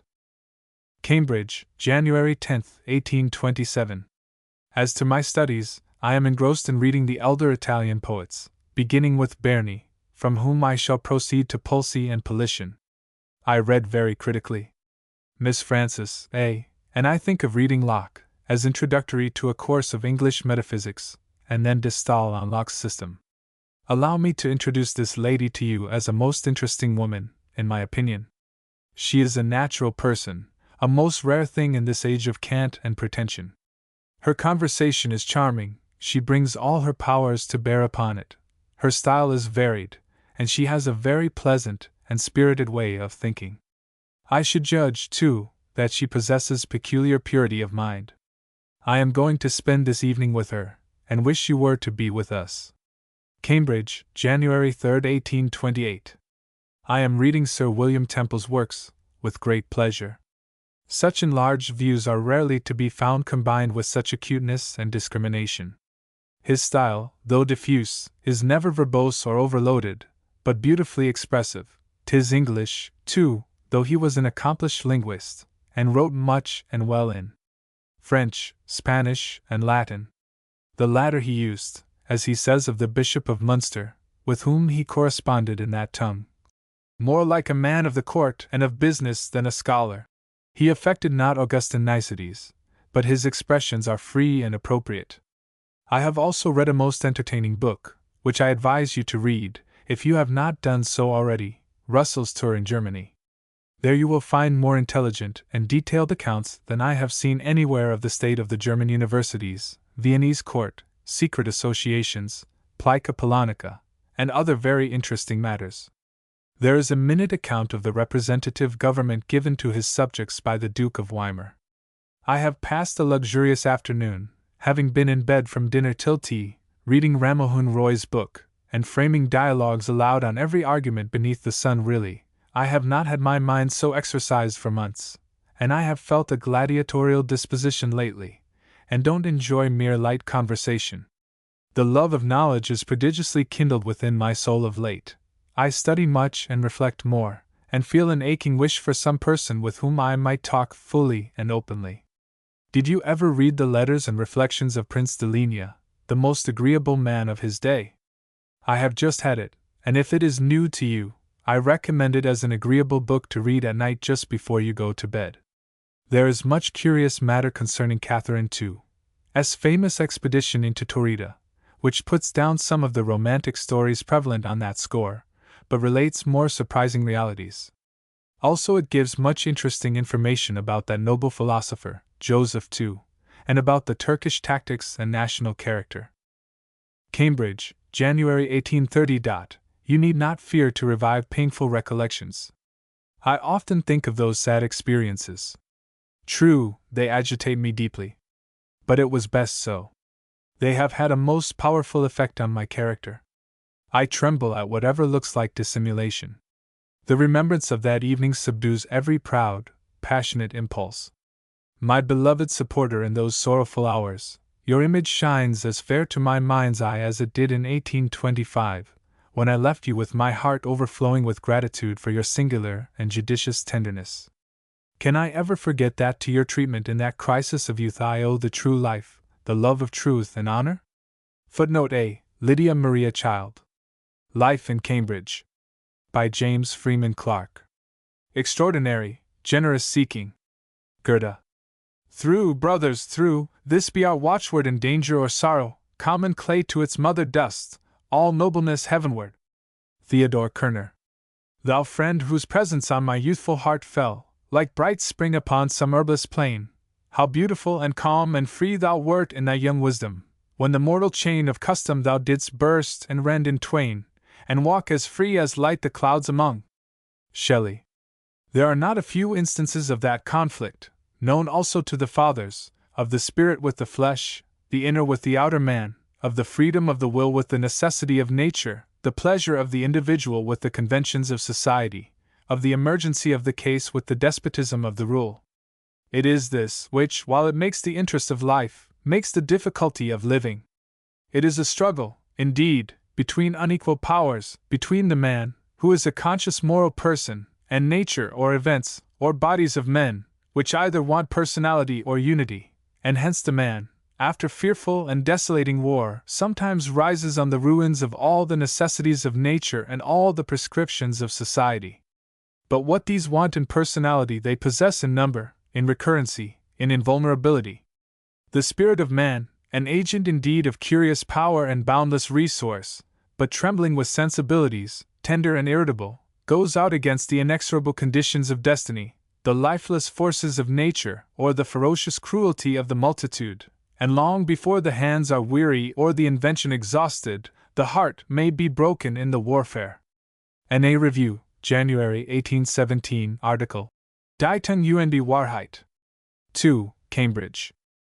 The difficulty which we all feel in describing our past intercourse and friendship with Margaret Fuller is, that the intercourse was so intimate, and the friendship so personal, that it is like making a confession to the public of our most interior selves. For this noble person, by her keen insight and her generous interest, entered into the depth of every soul with which she stood in any real relation. To print one of her letters is like giving an extract from our own private journal. To relate what she was to us is to tell how she discerned elements of worth and beauty where others could only have seen what was commonplace and poor. It is to say what high hopes, what generous assurance, what a pure ambition, she entertained on our behalf, a hope and confidence which may well be felt as a rebuke to our low attainments and poor accomplishments.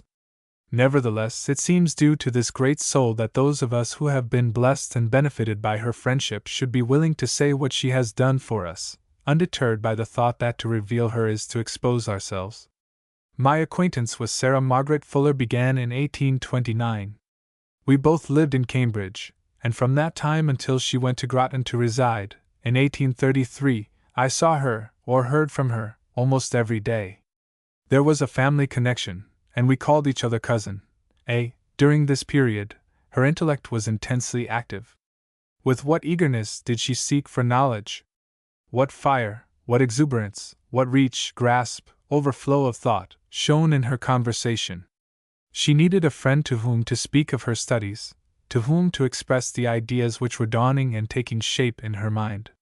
She accepted me for this friend, and to me it was a gift of the gods, an influence like no other.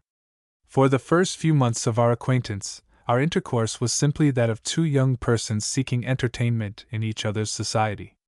Perhaps a note written at this time will illustrate the easy and graceful movement of her mind in this superficial kind of intercourse. March 16, 1830. 6:30, morning. I have encountered that most commonplace of glories, sunrise, to say naught of being praised and wondered at by every member of the family in succession, that I might have leisure to answer your note even as you requested. I thank you 1,000 times for the rivals. Alas! I must leave my heart in the book, and spend the livelong morning in reading to a sick lady from some amusing storybook. I tell you of this act of, in my professedly unamiable self, most unwonted charity, for 3 several reasons. Firstly, and foremostly, because I think that you, being a socialist by vocation, a sentimentalist by nature, and a Channingite from force of circumstances and fashion, will peculiarly admire this little self-sacrifice exploit. Secondly, because 'tis neither conformable to the spirit of the 19th century, nor the march of mind, that those churlish reserves should be kept up between the right and left hands, which belonged to ages of barbarism and prejudice, and could only have been inculcated for their use. Thirdly, and lastly, the true ladylike reason, because I would fain have my correspondent enter into and sympathize with my feelings of the moment. As to the relationship, 'tis, I find, on inquiry, by no means to be compared with that between myself and, of course, the intimacy cannot be so great. But no matter, it will enable me to answer your notes, and you will interest my imagination much more than if I knew you better. But I am exceeding legitimate note-writing limits. With the hope that this epistle may be legible to your undiscerning eyes, I conclude. Your cousin only 37 degrees removed. The next note which I shall give was written not many days after, and is in quite a different vein.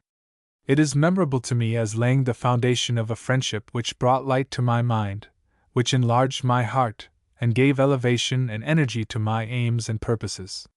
For nearly 20 years, Margaret remained true to the pledges of this note. In a few years we were separated, but our friendship remained firm. Living in different parts of the country, occupied with different thoughts and duties, making other friends, sometimes not seeing nor hearing from each other for months, we never met without my feeling that she was ready to be interested in all my thoughts, to love those whom I loved, to watch my progress, to rebuke my faults and follies, to encourage within me every generous and pure aspiration, to demand of me, always, the best that I could be or do, and to be satisfied with no mediocrity, no conformity to any low standard. And what she thus was to me, she was to many others. Inexhaustible in power of insight, and with a goodwill broad as ether, she could enter into the needs, and sympathize with the various excellences, of the greatest variety of characters. One thing only she demanded of all her friends, that they should have some extraordinary generous seeking. See, that they should not be satisfied with the common routine of life, that they should aspire to something higher, better, holier, than they had now attained. Where this element of aspiration existed, she demanded no originality of intellect, no greatness of soul. If these were found, well, but she could love, tenderly and truly, where they were not. But for a worldly character, however gifted, she felt and expressed something very like contempt. At this period, she had no patience with self-satisfied mediocrity. She afterwards learned patience and unlearned contempt, but at the time of which I write, she seemed, and was to the multitude, a haughty and supercilious person, while to those whom she loved, she was all the more gentle, tender and true. Margaret possessed, in a greater degree than any person I ever knew, the power of so magnetizing others, when she wished, by the power of her mind, that they would lay open to her all the secrets of their nature. She had an infinite curiosity to know individuals, not the vulgar curiosity which seeks to find out the circumstances of their outward lives, but that which longs to understand the inward springs of thought and action in their souls. This desire and power both rested on a profound conviction of her mind in the individuality of every human being. A human being, according to her faith, was not the result of the presence and stamp of outward circumstances, but an original monad, with a certain special faculty, capable of a certain fixed development, and having a profound personal unity, which the ages of eternity might develop, but could not exhaust. I know not if she would have stated her faith in these terms, but some such conviction appeared in her constant endeavor to see and understand the germinal principle, the special characteristic, of every person whom she deemed worthy of knowing at all. Therefore, while some persons study human nature in its universal laws, and become great philosophers, moralists and teachers of the race, while others study mankind in action, and seeing the motives and feelings by which masses are swayed, become eminent politicians, sagacious leaders, and eminent in all political affairs, a few, like Margaret, study character, and acquire the power of exerting profoundest influence on individual souls.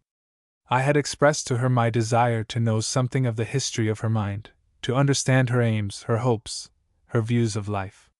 In a note written in reply, she answered me thus: I cannot bring myself to write you what you wished. You would be disappointed, at any rate, after all the solemn note of preparation. The consciousness of this would chill me now.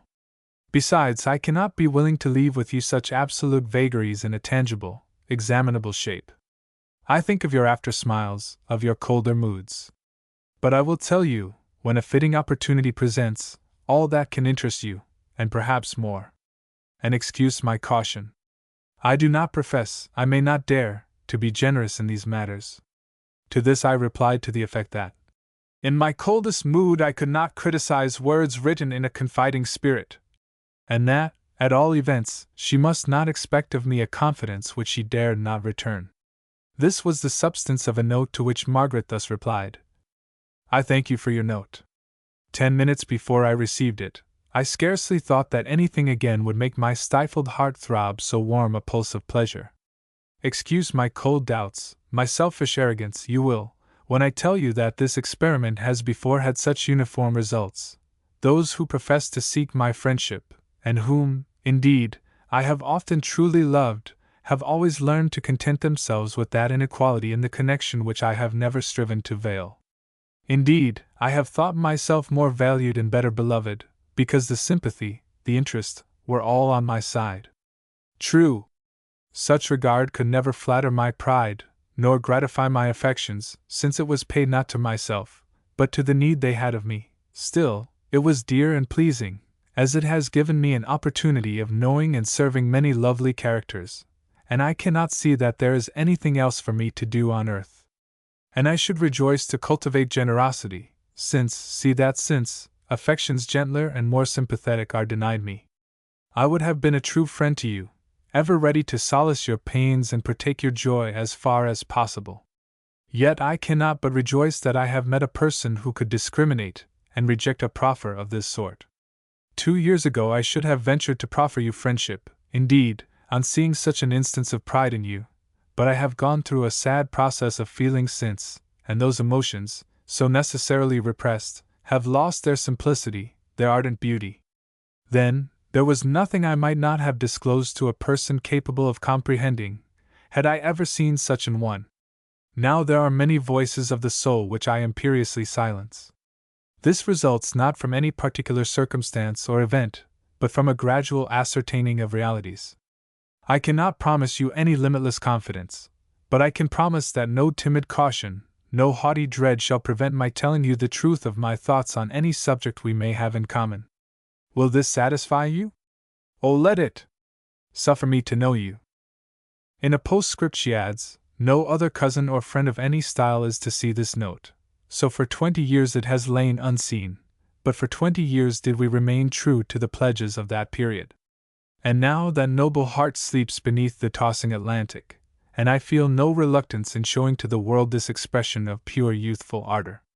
It may, perhaps, lead some wise worldlings, who doubt the possibility of such a relation, to reconsider the grounds of their skepticism, or, if not that, it may encourage some youthful souls, as earnest and eager as ours, to trust themselves to their heart's impulse, and enjoy some such blessing as came to us. Let me give extracts from other notes and letters, written by Margaret, about the same period. Saturday evening, May 1st, 1830. The holy moon and merry-toned wind of this night woo to a vigil at the open window. A half-satisfied interest urges me to live, love, and perish. In the noble, wronged heart of Basil Winkworth a frown my journal, which lies before me, tempts to follow out and interpret the as yet only half-understood musings of the past week. Letter-writing, compared with any of these things, takes the ungracious semblance of a duty. I have, nathless, after a 2 hours' reverie, to which this resolve and its preliminaries have formed excellent warp, determined to sacrifice this hallowed time to you. It did not in the least surprise me that you found it impossible at the time to avail yourself of the confidential privileges I had invested you with. On the contrary, I only wonder that we should ever, after such gage given and received, not by a look or tone, but by letter, hold any frank communication. Preparations are good in life, prologues ruinous. I felt this even before I sent my note, but could not persuade myself to consign an impulse so embodied, to oblivion, from any consideration of expediency. ****. May 4th, 1830. I have greatly wished to see among us such a person of genius as the 19th century can afford, i.e., one who has tasted in the morning of existence the extremes of good and ill, both imaginative and real. I had imagined a person endowed by nature with that acute sense of beauty, i.e., harmony or truth, and that vast capacity of desire, which gives soul to love and ambition.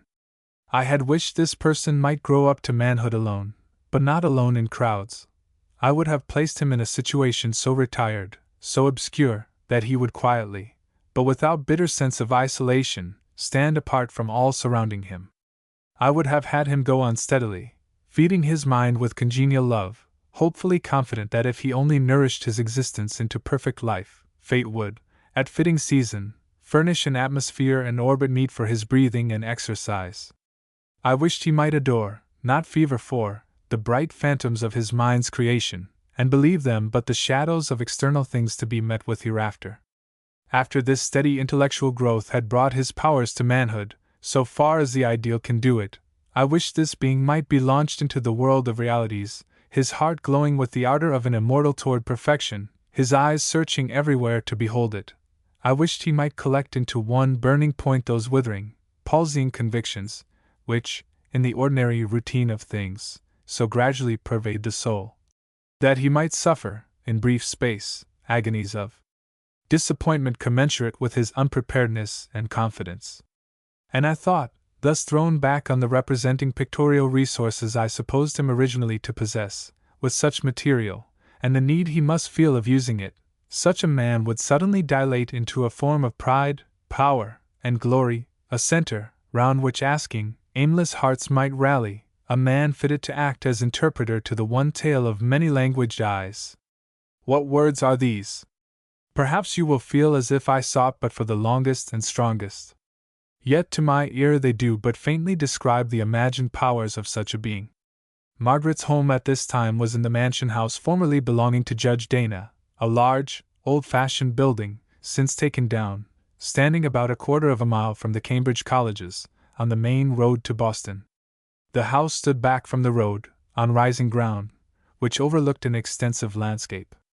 It was always a pleasure to Margaret to look at the outlines of the distant hills beyond the river, and to have before her this extent of horizon and sky. In the last year of her residence in Cambridge, her father moved to the old Brattle Place, a still more ancient edifice, with large, old-fashioned garden, and stately rows of linden trees. Here Margaret enjoyed the garden walks, which took the place of the extensive view. During these 5 years her life was not diversified by events, but was marked by an inward history. Study, conversation, society, friendship, and reflection on the aim and law of life made up her biography. Accordingly, these topics will constitute the substance of this chapter, though sometimes, in order to give completeness to a subject, we may anticipate a little, and insert passages from the letters and journals of her Groton life. Footnote A. I had once before seen Margaret, when we were both children about 5 years of age.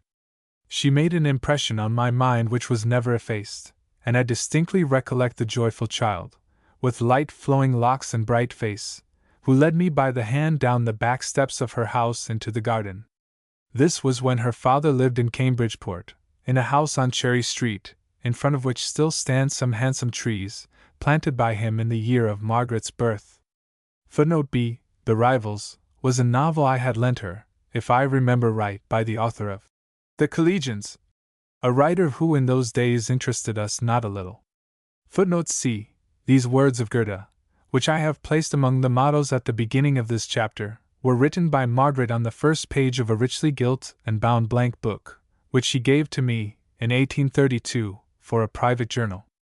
The words of Corner are also translated by herself, and were given to me about the same time.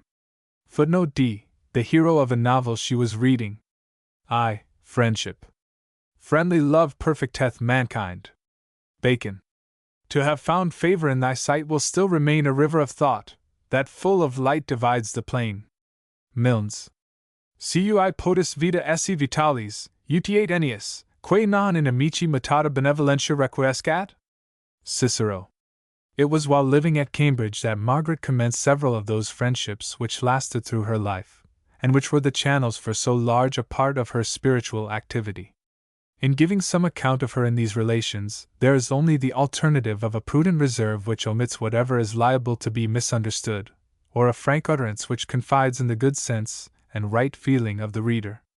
By the last course, we run the risk of allowing our friend to be misunderstood, but by the first we make it certain that the most important part of her character shall not be understood at all. I have, therefore, thought it best to follow, as far as I can, her own ideas on this subject, which I find in 2 of her letters to myself. The first is dated, Groton, January 8, 1839. I was at that time editing a theological and literary magazine, in the West, and this letter was occasioned by my asking her to allow me to publish therein certain poems, and articles of hers, which she had given me to read. And I wish now, as far as I can, to give my reasons for what you consider absurd squeamishness in me. You may not acquiesce in my view, but I think you will respect it as mine and be willing to act upon it so far as I am concerned. Genius seems to me excusable in taking the public for a confidant. Genius is universal, and can appeal to the common heart of man. But even here I would not have it too direct. I prefer to see the thought or feeling made universal. How different the confidence of Goethe, for instance, from that of Byron! But for us lesser people, who write verses merely as vents for the overflowings of a personal experience, which in every life of any value craves occasionally the accompaniment of the lyre, it seems to me that all the value of this utterance is destroyed by a hasty or indiscriminate publicity. The moment I lay open my heart, and tell the fresh feeling to anyone who chooses to hear, I feel profaned. When it has passed into experience, when the flower has gone to seed, I don't care who knows it, or whither they wander. I am no longer it, I stand on it. I do not know whether this is peculiar to me, or not, but I am sure the moment I cease to have any reserve or delicacy about a feeling, it is on the wane. About putting beautiful verses in your magazine, I have no feeling except what I should have about furnishing a room. I should not put a dressing case into a parlor, or a bookcase into a dressing room, because, however good things in their place, they were not in place there. And this, not in consideration of the public, but of my own sense of fitness and harmony. The next extract is from a letter written to me in 1842, after a journey which we had taken to the White Mountains, in the company of my sister, and Mr. and Mrs. Farrar. During this journey Margaret had conversed with me concerning some passages of her private history and experience, and in this letter she asks me to be prudent in speaking of it, giving her reasons as follows. Cambridge, July 31, 1842. I said I was happy in having no secret. It is my nature, and has been the tendency of my life, to wish that all my thoughts and deeds might lie, as the open secrets of nature, free to all who are able to understand them. I have no reserves, except intellectual reserves, for to speak of things to those who cannot receive them is stupidity, rather than frankness.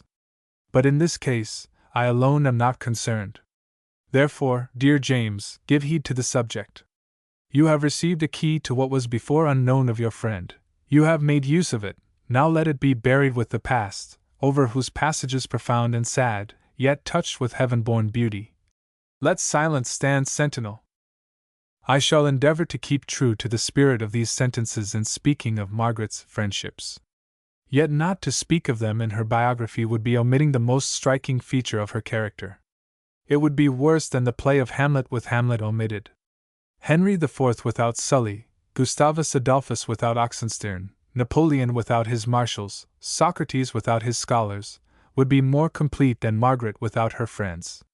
So that, in touching on these private relations, we must be everywhere bold, yet not too bold. The extracts will be taken indiscriminately from letters written to many friends.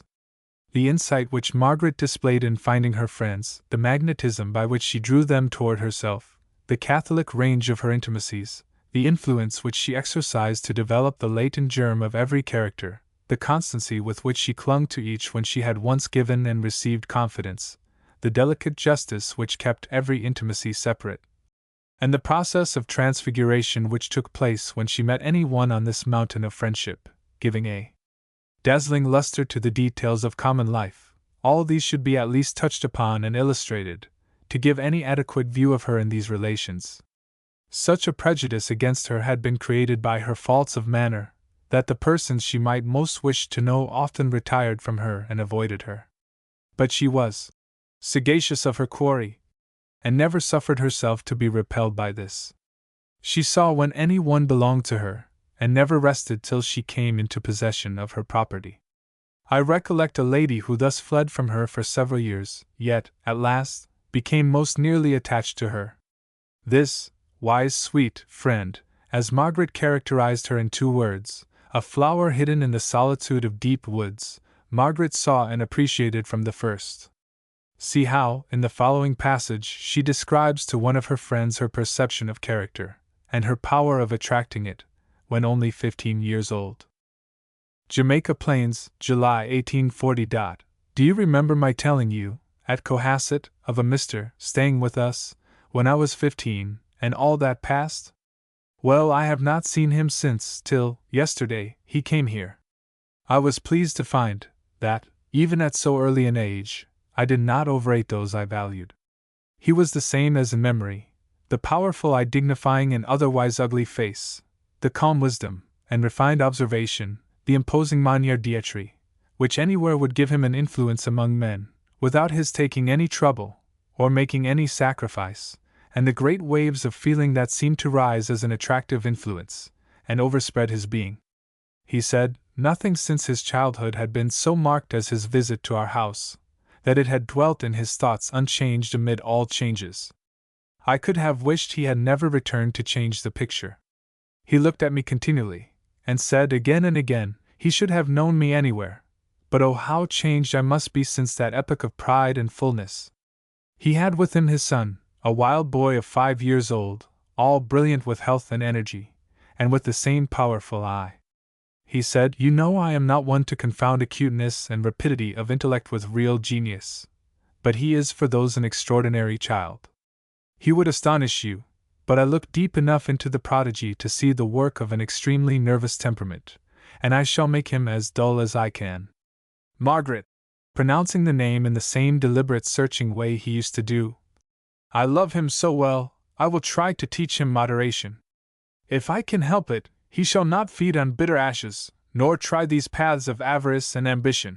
It made me feel very strangely to hear him talk so to my old self. What a gulf between! There is scarce a fibre left of the haughty, passionate, ambitious child he remembered and loved. I felt affection for him still, for his character was formed then, and had not altered, except by ripening and expanding. But thus, in other worlds, we shall remember our present selves. Margaret's constancy to any genuine relation, once established, was surprising. If her friends' aim changed, so as to take them out of her sphere, she was saddened by it, and did not let them go without a struggle. But wherever they continued, true to the original standard, as she loved to phrase it, her affectionate interest would follow them unimpaired through all the changes of life. The principle of this constancy she thus expresses in a letter to one of her brothers. Great, and even fatal errors, so far as this life is concerned, could not destroy my friendship for one in whom I am sure of the kernel of nobleness. She never formed a friendship until she had seen and known this germ of good, and afterwards judged conduct by this. To this germ of good, to this highest law of each individual, she held them true. But never did she act like those who so often judge of their friend from some report of his conduct, as if they had never known him, and allowed the inference from a single act to alter the opinion formed by an induction from years of intercourse. From all such weakness Margaret stood wholly free. I have referred to the wide range of Margaret's friendships. Even at this period this variety was very apparent. She was the center of a group very different from each other, and whose only affinity consisted in their all being polarized by the strong attraction of her mind, all drawn toward herself. Some of her friends were young, gay and beautiful, some old, sick or studious. Some were children of the world, others pale scholars. Some were witty, others slightly dull. But all, in order to be Margaret's friends, must be capable of seeking something, capable of some aspiration for the better. And how did she glorify life to all? All that was tame and common vanishing away in the picturesque light thrown over the most familiar things by her rapid fancy, her brilliant wit, her sharp insight, her creative imagination, by the inexhaustible resources of her knowledge, and the copious rhetoric which found words and images always apt and always ready. Even then she displayed almost the same marvelous gift of conversation which afterwards dazzled all who knew her, with more perhaps of freedom, since she floated on the flood of our warm sympathies. Those who know Margaret only by her published writings know her least. Her notes and letters contain more of her mind, but it was only in conversation that she was perfectly free and at home. Margaret's constancy in friendship caused her to demand it in others, and thus she was sometimes exacting. But the pure truth of her character caused her to express all such feelings with that freedom and simplicity that they became only as slight clouds on a serene sky, giving it a tenderer beauty, and casting picturesque shades over the landscape below. From her letters to different friends I select a few examples of these feelings. The world turns round and round, and you too must needs be negligent and capricious. You have not answered my note. You have not given me what I asked. You do not come here. Do not you act so, it is the drop too much. The world seems not only turning but tottering, when my kind friend plays such a part. You need not have delayed your answer so long. Why not at once answer the question I asked? Faith is not natural to me, for the love I feel to others is not in the idleness of poverty, nor can I persist in believing the best, merely to save myself pain, or keep a leaning place for the weary heart. But I should believe you, because I have seen that your feelings are strong and constant. They have never disappointed me, when closely scanned. July 6, 1832. I believe I behaved very badly the other evening. I did not think so yesterday. I had been too surprised and vexed to recover very easily, but today my sophistries have all taken wing, and I feel that nothing good could have made me act with such childish petulance and bluntness towards one who spoke from friendly emotions. Be at peace. I will astonish you by my repose, mildness, and self-possession. No, that is silly, but I believe it cannot be right to be on such terms with any one, that, on the least vexation, I indulge my feelings at his or her expense. We will talk less, but we shall be very good friends still, I hope.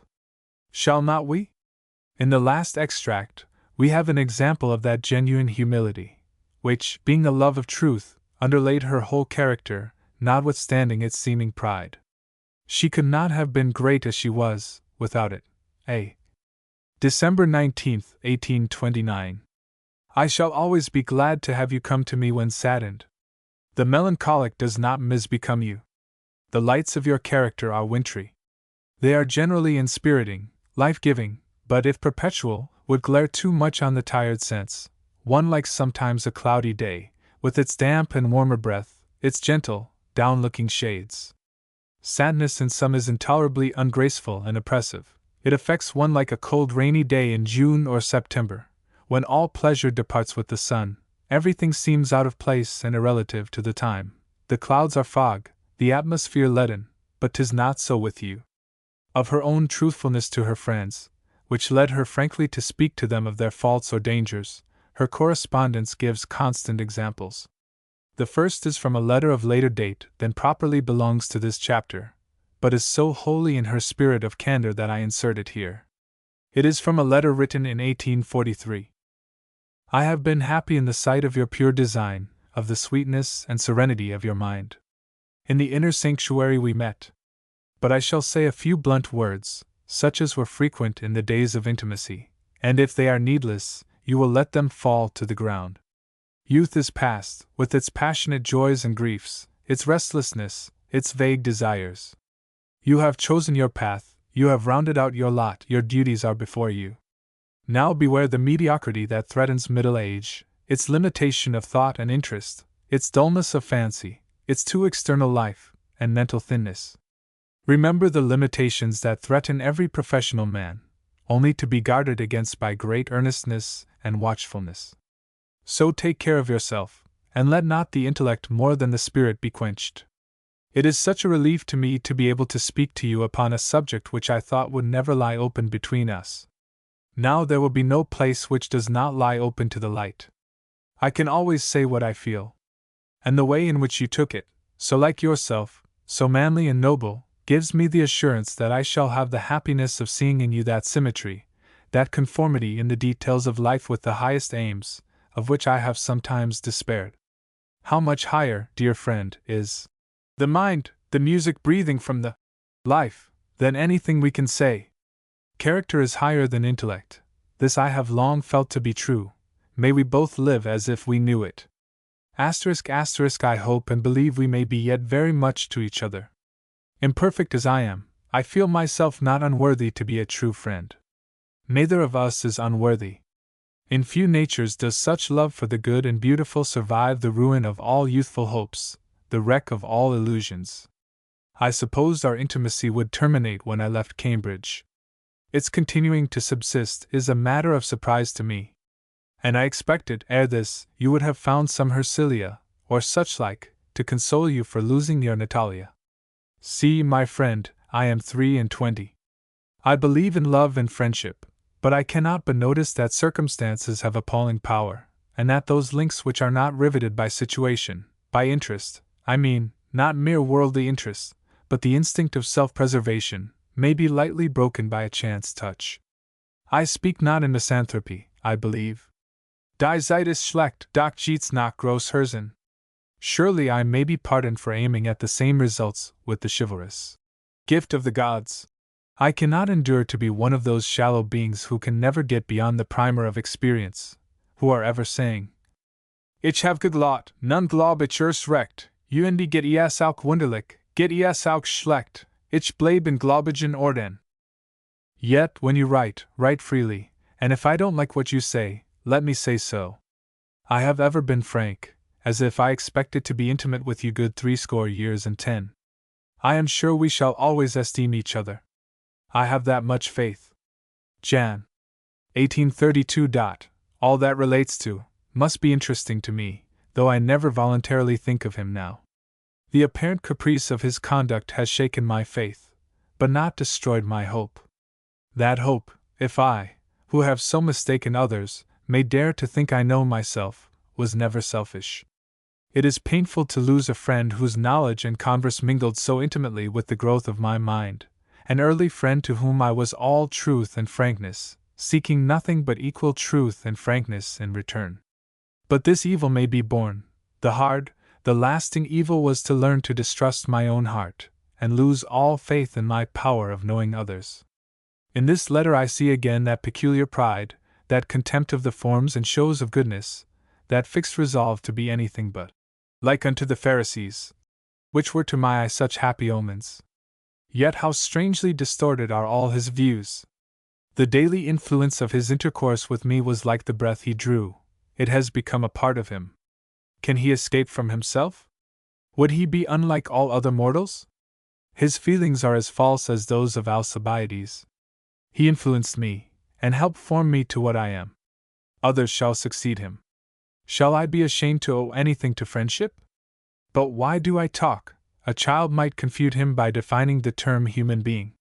He will gradually work his way into light, if too late for our friendship, not, I trust, too late for his own peace and honorable well-being. I never insisted on being the instrument of good to him. I practiced no little arts, no, not to effect the good of the friend I loved. I have prayed to heaven, surely we are sincere when doing that, to guide him in the best path for him, however far from me that path might lead. The lesson I have learned may make me a more useful friend, a more efficient aid to others than I could be to him. Yet I hope I shall not be denied the consolation of knowing surely, one day, that all which appeared evil in the companion of happy years was but error. I think, since you have seen so much of my character, that you must be sensible that any reserves with those whom I call my friends do not arise from duplicity, but an instinctive feeling that I could not be understood. I can truly say that I wish no one to overrate me. Undeserved regard could give me no pleasure, nor will I consent to practice charlatanism, either in friendship or anything else. You ought not to think I show a want of generous confidence, if I sometimes try the ground on which I tread, to see if perchance it may return the echoes of hollowness. Do not cease to respect me as formerly. It seems to me that I have reached the parting of the ways in my life, and all the knowledge which I have toiled to gain only serves to show me the disadvantages of each. None of those who think themselves my friends can aid me. Each, careless, takes the path to which present convenience impels, and all would smile or stare, could they know the aching and measureless wishes, the sad apprehensiveness, which make me pause and strain my almost hopeless gaze to the distance. What wonder if my present conduct should be modeled by selfishness and incertitude? Perhaps you, who can make your views certain, cannot comprehend me, though you showed me last night a penetration which did not flow from sympathy. But this I may say, though the glad light of hope and ambitious confidence, which has vitalized my mind, should be extinguished forever, I will not in life act a mean, ungenerous, or useless part. Therefore, let not a slight thing lessen your respect for me. If you feel as much pain as I do, when obliged to diminish my respect for any person, you will be glad of this assurance. I hope you will not think this note in the style of a French novel. Footnote A. according to Dryden's beautiful statement. For as high turrets, in their airy sweep require foundations, in proportion deep and lofty cedars as far upward shoot as to the nether heavens they drive the root, so low did her secure foundation lie. She was not humble, but humility. Power of circumstances. Do you remember a conversation we had in the garden, one starlight evening, last summer, about the incalculable power which outward circumstances have over the character? You would not sympathize with the regrets I expressed, that mine had not been formed amid scenes and persons of nobleness and beauty, eager passions and dignified events, instead of those secret trials and petty conflicts which make my transition state so hateful to my memory and my tastes. You then professed the faith which I resigned with such anguish, the faith which a Schiller could never attain, a faith in the power of the human will. Yet now, in every letter, you talk to me of the power of circumstances. You tell me how changed you are. Every one of your letters is different from the one preceding, and all so altered from your former self. For are you not leaving all our old ground, and do you not apologize to me for all your letters? Why do you apologize? I think I know you very, very well, considering that we are both human, and have the gift of concealing our thoughts with words. Nay, further, I do not believe you will be able to become anything which I cannot understand. I know I can sympathize with all who feel and think, from a Drysdale up to a Max Piccolomini. You say you have become a machine. If so, I shall expect to find you a grand, high-pressure, wave-compelling one, requiring plenty of fuel. You must be a steam engine, and move some majestic fabric at the rate of 30 miles an hour along the broad waters of the 19th century. None of your pendulum machines for me.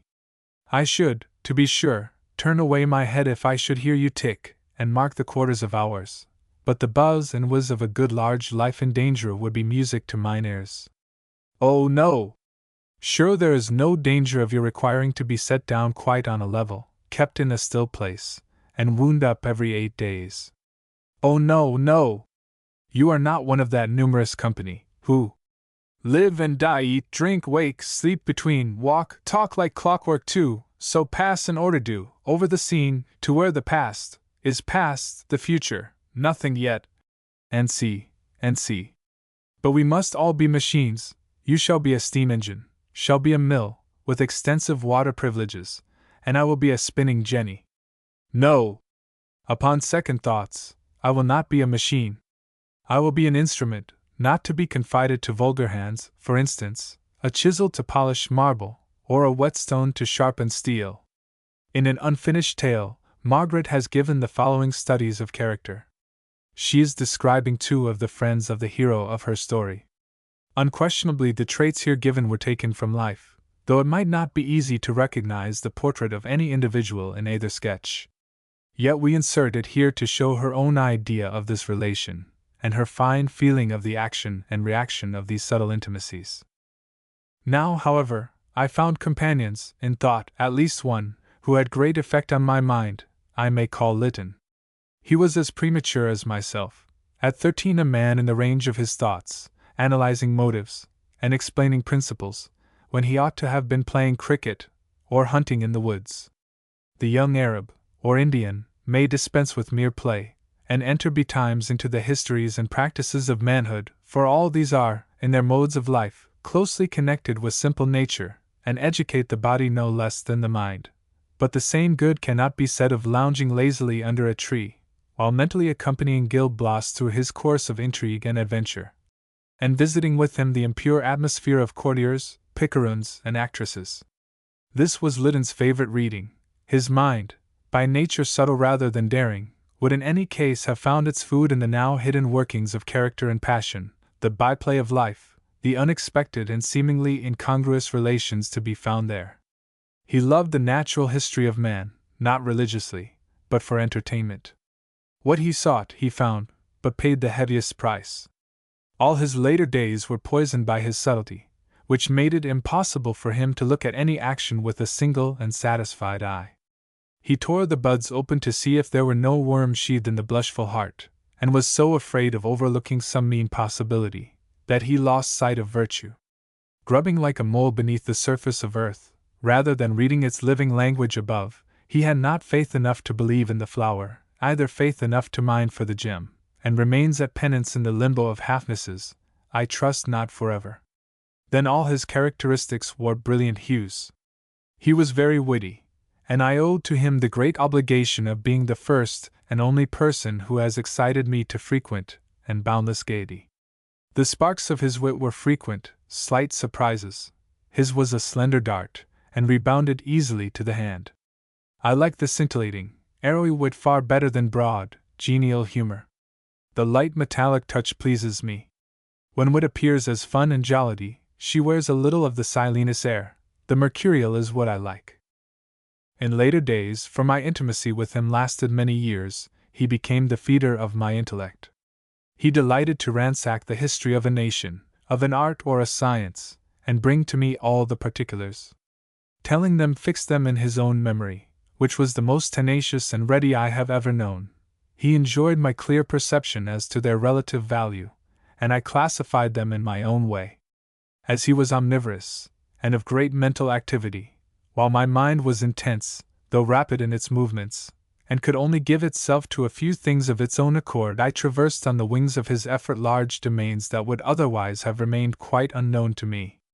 They were not, indeed, seen to the same profit as my own province, whose tillage I knew, and whose fruits were the answer to my desire, but the fact of seeing them at all gave a largeness to my view, and a candor to my judgment.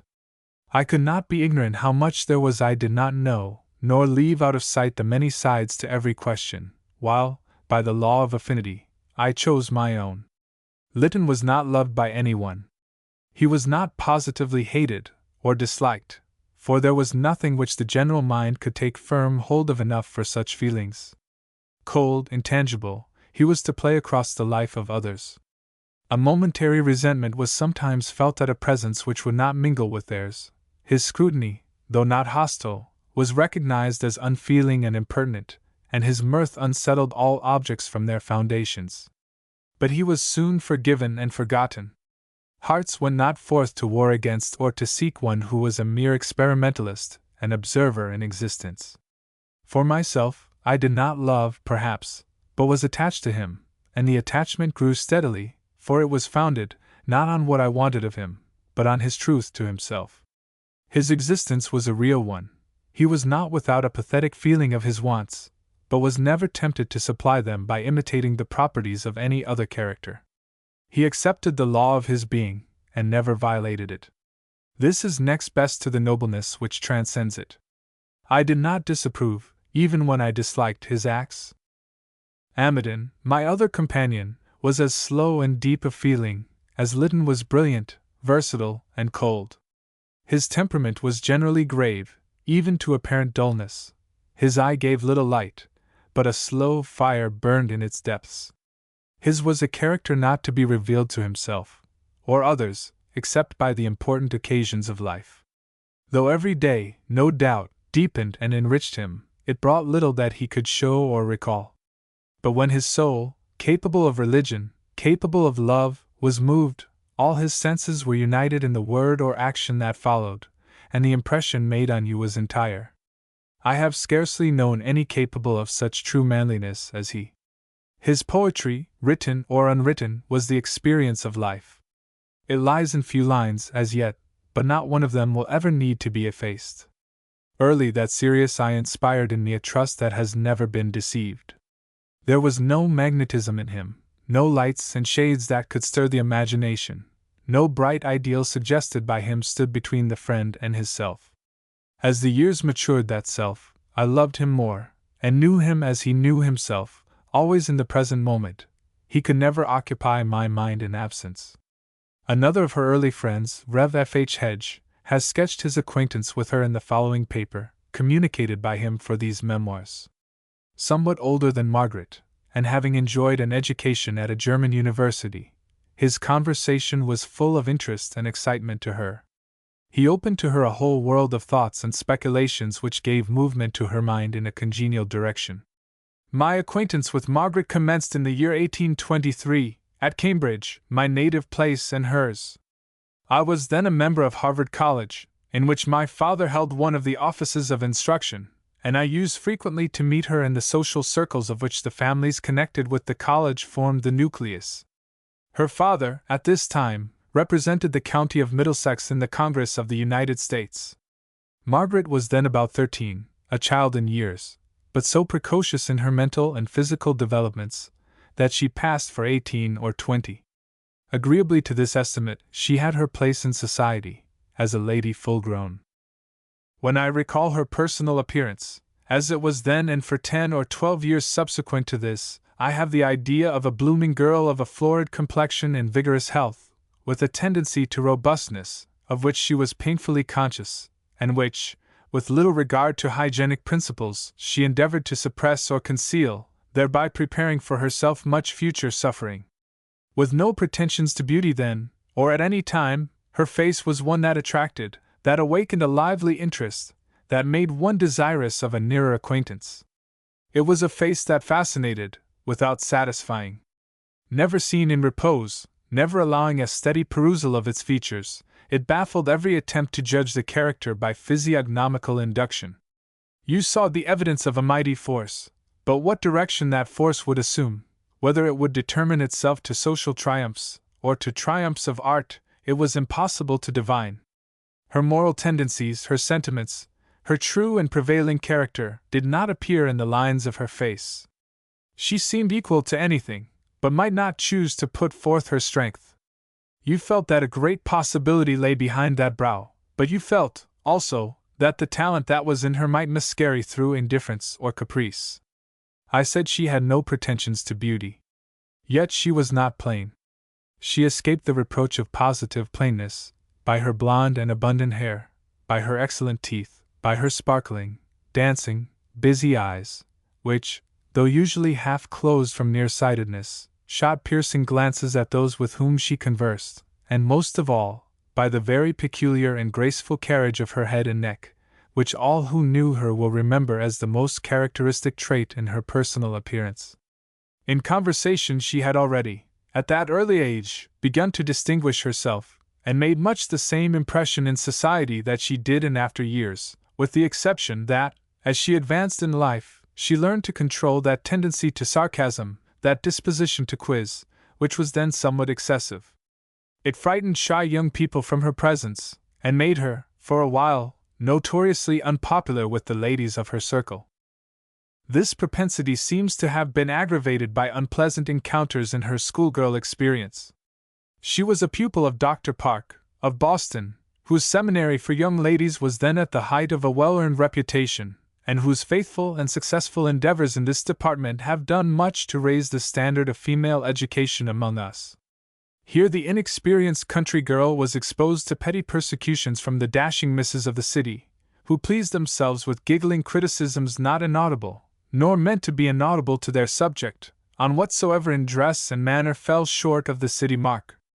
Then it was first revealed to her young heart, and laid up for future reflection, how large a place in woman's world is given to fashion and frivolity. Her mind reacted on these attacks with indiscriminate sarcasms. She made herself formidable by her wit, and of course unpopular. A root of bitterness sprung up in her which years of moral culture were needed to eradicate. Partly to evade the temporary unpopularity into which she had fallen, and partly to pursue her studies secure from those social avocations which were found unavoidable in the vicinity of Cambridge and Boston, in 1824 or 5 she was sent to Groton, where she remained 2 years in quiet seclusion. On her return to Cambridge, in 1826, I renewed my acquaintance, and an intimacy was then formed, which continued until her death. The next 7 years, which were spent in Cambridge, were years of steady growth, with little variety of incident, and little that was noteworthy of outward experience, but with great intensity of the inner life. It was with her, as with most young women, and with most young men too, between the ages of 16 and 25, a period of preponderating sentimentality, a period of romance and of dreams, of yearning and of passion.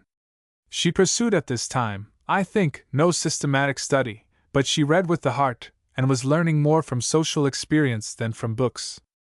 I remember noting at this time a trait which continued to be a prominent one through life, I mean, a passionate love for the beautiful, which comprehended all the kingdoms of nature and art. I have never known one who seemed to derive such satisfaction from the contemplation of lovely forms. Her intercourse with girls of her own age and standing was frank and excellent. Personal attractions, and the homage which they received, awakened in her no jealousy. She envied not their success, though vividly aware of the worth of beauty, and inclined to exaggerate her own deficiencies in that kind. On the contrary, she loved to draw these fair girls to herself, and to make them her guests, and was never so happy as when surrounded, in company, with such a bevy. This attraction was mutual, as, according to Goethe, every attraction is. Where she felt an interest, she awakened an interest.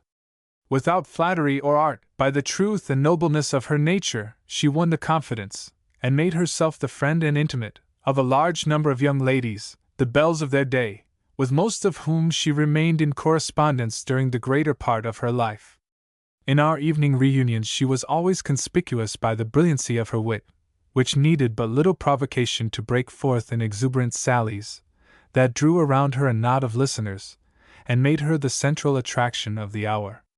Rarely did she enter a company in which she was not a prominent object. I have spoken of her conversational talent. It continued to develop itself in these years, and was certainly her most decided gift. One could form no adequate idea of her ability without hearing her converse. She did many things well, but nothing so well as she talked. It is the opinion of all her friends that her writings do her very imperfect justice. For some reason or other, she could never deliver herself in print as she did with her lips. She required the stimulus of attentive ears and answering eyes to bring out all her power. She must have her auditory about her. Her conversation, as it was then, I have seldom heard equaled. It was not so much attractive as commanding. Though remarkably fluent and select, it was neither fluency, nor choice diction, nor wit, nor sentiment, that gave it its peculiar power, but accuracy of statement, keen discrimination, and a certain weight of judgment, which contrasted strongly and charmingly with the youth and sex of the speaker.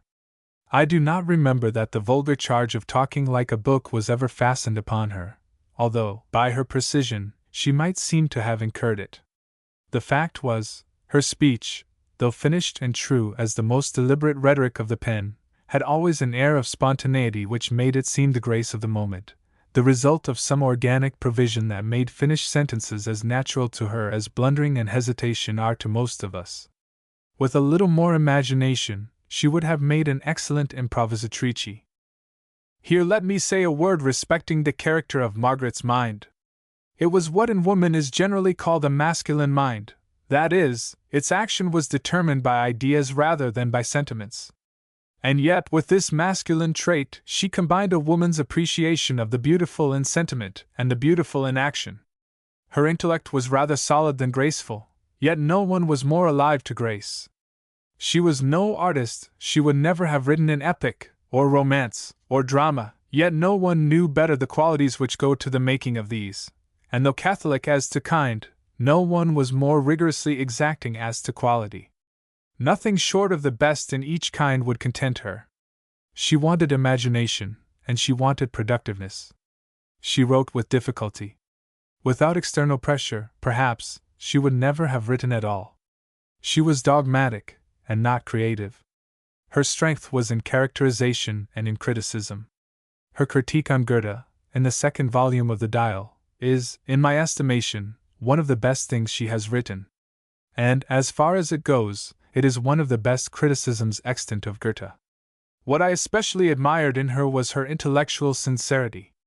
Her judgments took no bribe from her sex or her sphere, nor from custom nor tradition, nor caprice.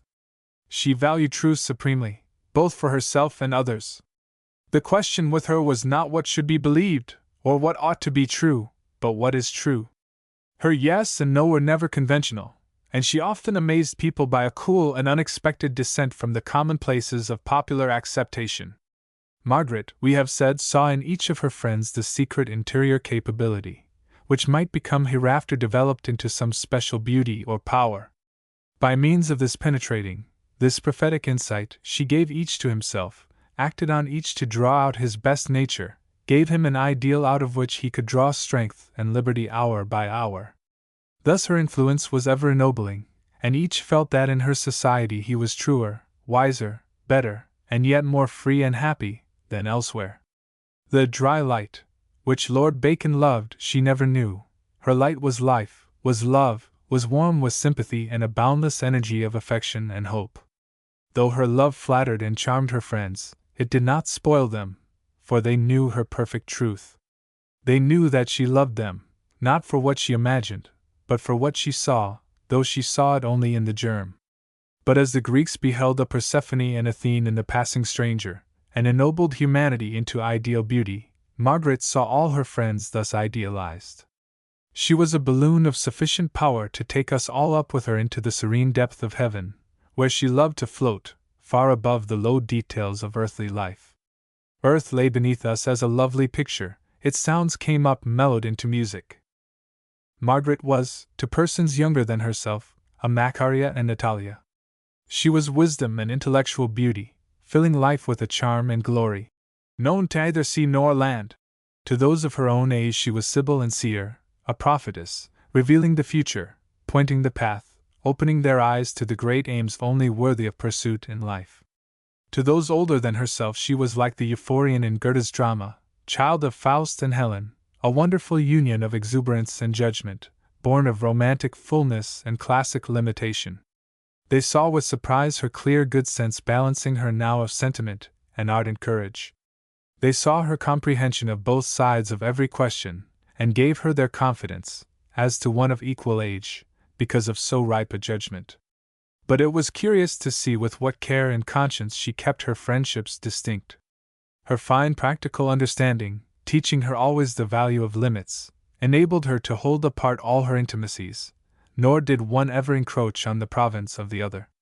Like a moral Paganini, she played always on a single string, drawing from each its peculiar music, bringing wild beauty from the slender wire, no less than from the deep-sounding harp string.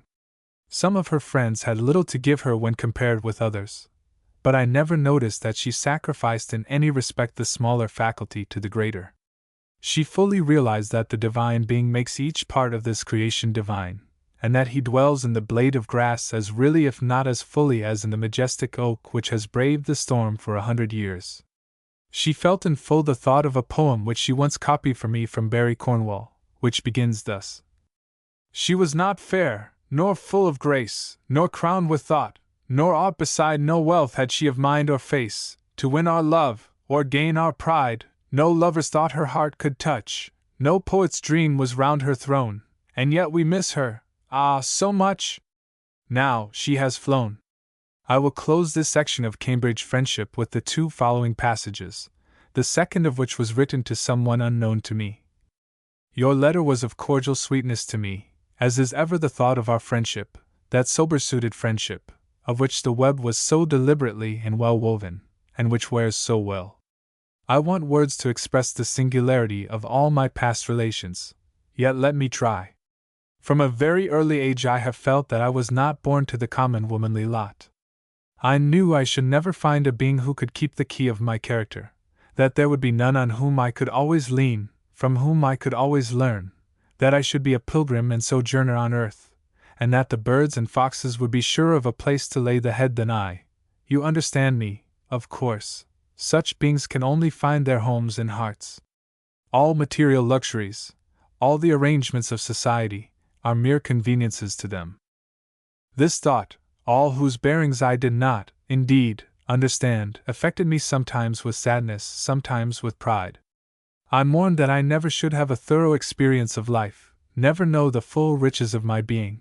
I was proud that I was to test myself in the sternest way, that I was always to return to myself, to be my own priest, pupil, parent, child, husband, and wife. All this I did not understand as I do now, but this destiny of the thinker, and shall I dare to say it, of the poetic priestess, Sibylline, dwelling in the cave, or amid the Libyan sands, lay yet enfolded in my mind. Accordingly, I did not look on any of the persons, brought into relation with me, with common womanly eyes. Yet, as my character is, after all, still more feminine than masculine, it would sometimes happen that I put more emotion into a state than I myself knew. I really was capable of attachment, though it never seemed so till the hour of separation. And if a connection was torn up by the roots, the soil of my existence showed an unsightly wound, which long refused to clothe itself in verdure. With regard to yourself, I was to you all that I wished to be. I knew that I reigned in your thoughts in my own way. And I also lived with you more truly and freely than with any other person. We were truly friends, but it was not friends as men are friends to one another, or as brother and sister. There was, also, that pleasure, which may, perhaps, be termed conjugal, of finding oneself in an alien nature. Is there any tinge of love in this? Possibly. At least, in comparing it with my relation to, I find that was strictly fraternal. I valued him for himself. I did not care for an influence over him, and was perfectly willing to have 1 or 50 rivals in his heart. Asterisk, asterisk. Asterisk, asterisk, I think I may say, I never loved. I'd but see my possible life reflected on the clouds. As in a glass darkly, I have seen what I might feel as child, wife, mother, but I have never really approached the close relations of life. A sister I have truly been to many, a brother to more, a fostering nurse to, oh how many!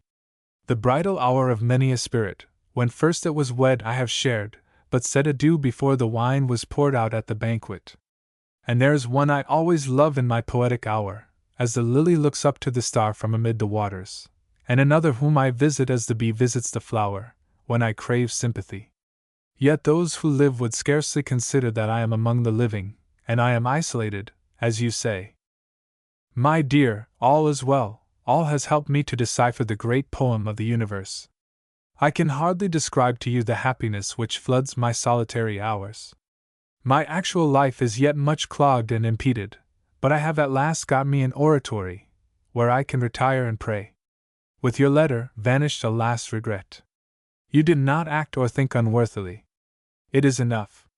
As to the cessation of our confidential intercourse, circumstances must have accomplished that long ago. My only grief was that you should do it with your own free will, and for reasons that I thought unworthy. I longed to honor you, to be honored by you. Now we will have free and noble thoughts of one another, and all that is best of our friendship shall remain. 2. Conversation. Social intercourse. Be thou what thou singly art, and personate only thyself. Swim smoothly in the stream of thy nature, and live but one man. Sir Thomas Browne. Ah, how mournful look in letters black on white the words to me, which from lips of thine cast fetters bound the heart, or set it free. Goethe, translated by J.S. Dwight.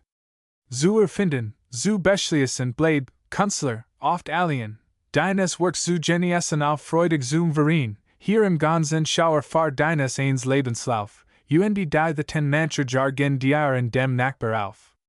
Goethe, Artist's Song.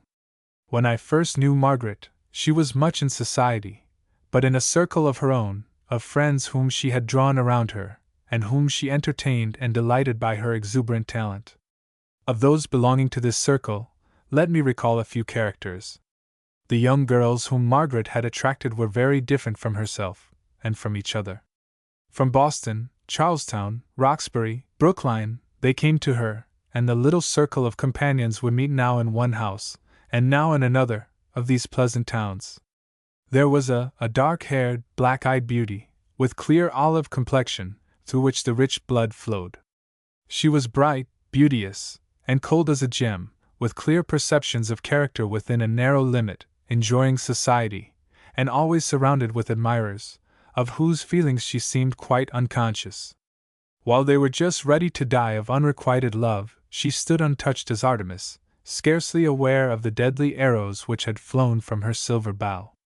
I remember that Margaret said that Tennyson's little poem of the skipping rope must have been written for her, where the lover expressing his admiration of the fairy-like motion and the light grace of the lady is told, "Get off, or else my skipping rope will hit you in the eye." Then there was B, the reverse of all this, tender, susceptible, with soft blue eyes, and mouth of trembling sensibility. How sweet were her songs, in which a single strain of pure feeling ever reminded me of those angel symphonies, in all whose music the pathetic minor our ears will cross. And when she sang or spoke, her eyes had often the expression of one looking in at her thought, not out at her companion. Then there was C, all animated and radiant with joyful interest in life, seeing with ready eye the beauty of nature and of thought, entering with quick sympathy into all human interest, taking readily everything which belonged to her, and dropping with sure instinct whatever suited her not. Unknown to her was struggle, conflict, crisis. She grew up harmonious as the flower, drawing nutriment from earth and air, from common things which round us lie, and equally from the highest thoughts and inspirations. Shall I also speak of D, whose beauty had a half voluptuous character, from those ripe red lips, those ringlets overflowing the well-rounded shoulders, and the hazy softness of those large eyes? Or of E, her companion, beautiful too, but in a calmer, purer style, with eye from which looked forth self-possession, truth, and fortitude? Others, well worth notice, I must not notice now. But among the young men who surrounded Margaret, a like variety prevailed. One was to her interesting, on account of his quick, active intellect, and his contempt for shows and pretenses, for his inexhaustible wit, his exquisite taste, his infinitely varied stores of information, and the poetic view which he took of life, painting it with Rembrandt depths of shadow and bursts of light. Another she gladly went to for his compact, thoroughly considered views of God and the world, for his culture, so much more deep and rich than any other we could find here, for his conversation, opening in systematic form new fields of thought. Yet men of strong native talent, and rich character, she also liked well to know, however deficient in culture, knowledge, or power of utterance. Each was to her a study, and she never rested till she had found the bottom of every mind, till she had satisfied herself of its capacity and currents, measuring it with her sure line, as all human wits are measured but a few. It was by her singular gift of speech that she cast her spells and worked her wonders in this little circle. Full of thoughts and full of words, capable of poetic improvisation, had there not been a slight overweight of a tendency to the tangible and real, capable of clear, complete, philosophic statement, but for the strong tendency to life which melted down evermore in its lava current the solid blocks of thought, she was yet, by these excesses, better fitted for the arena of conversation. Here she found none adequate for the equal encounter. When she laid her lance in rest, every champion must go down before it. How fluent her wit, which, for hour after hour, would furnish best entertainment, as she described scenes where she had lately been, or persons she had lately seen. Yet she readily changed from gay to grave, and loved better the serious talk which opened the depths of life. Describing a conversation in relation to Christianity, with a friend of strong mind, who told her he had found, in this religion, a home for his best and deepest thoughts, she says, "Ah, what a pleasure to meet with such a daring, yet realizing, mind as his." But her Catholic taste found satisfaction in intercourse with persons quite different from herself in opinions and tendencies, as the following letter, written in her 20th year, will indicate. I was very happy, although greatly restrained by the apprehension of going a little too far with these persons of singular refinement and settled opinions. However, I believe I did pretty well, though I did make one or two little mistakes, when most interested, but I was not so foolish as to try to retrieve them. One occasion more particularly, when Mr. G., after going more fully into his poetical opinions than I could have expected, stated his sentiments, first, that Wordsworth had, in truth, guided, or rather, completely vivified the poetry of this age; secondly, that T was his influence which had, in reality, given all his better individuality to Byron. He recurred again and again to this opinion, con amore, and seemed to wish much for an answer, but I would not venture, though 'twas hard for me to forbear, I knew so well what I thought. Mr. G.'s Wordsworthianism, however, is excellent. His beautiful simplicity of taste, and love of truth, have preserved him from any touch of that vague and imbecile enthusiasm, which has enervated almost all the exclusive and determined admirers of the great poet whom I have known in these parts. His reverence, his feeling, are thoroughly intelligent. Everything in his mind is well defined, and his horror of the vague, and false, nay, even, suppose another horror here, for grammar's sake, of the startling and paradoxical, have their beauty. I think I could know Mr. G. long, and see him perpetually, without any touch of satiety, Such variety is made by the very absence of pretension, and the love of truth. I found much amusement in leading him to sketch the scenes and persons which Lockhart portrays in such glowing colors, and which he, too, has seen with the eye of taste, but how different! Our friend was well aware that her forte was in conversation. Here she felt at home. Here she felt her power, and the excitement which the presence of living persons brought, gave all her faculties full activity. After all, she says, in a letter, this writing is mighty dead. Oh, for my dear old Greeks, who talked everything, not to shine as in the Parisian saloons, but to learn, to teach, to vent the heart, to clear the mind. Again, in 1832, conversation is my natural element. I need to be called out, and never think alone, without imagining some companion. Whether this be nature or the force of circumstances, I know not. It is my habit, and bespeaks a second-rate mind. I am disposed to think, much as she excelled in general conversation, that her greatest mental efforts were made in intercourse with individuals.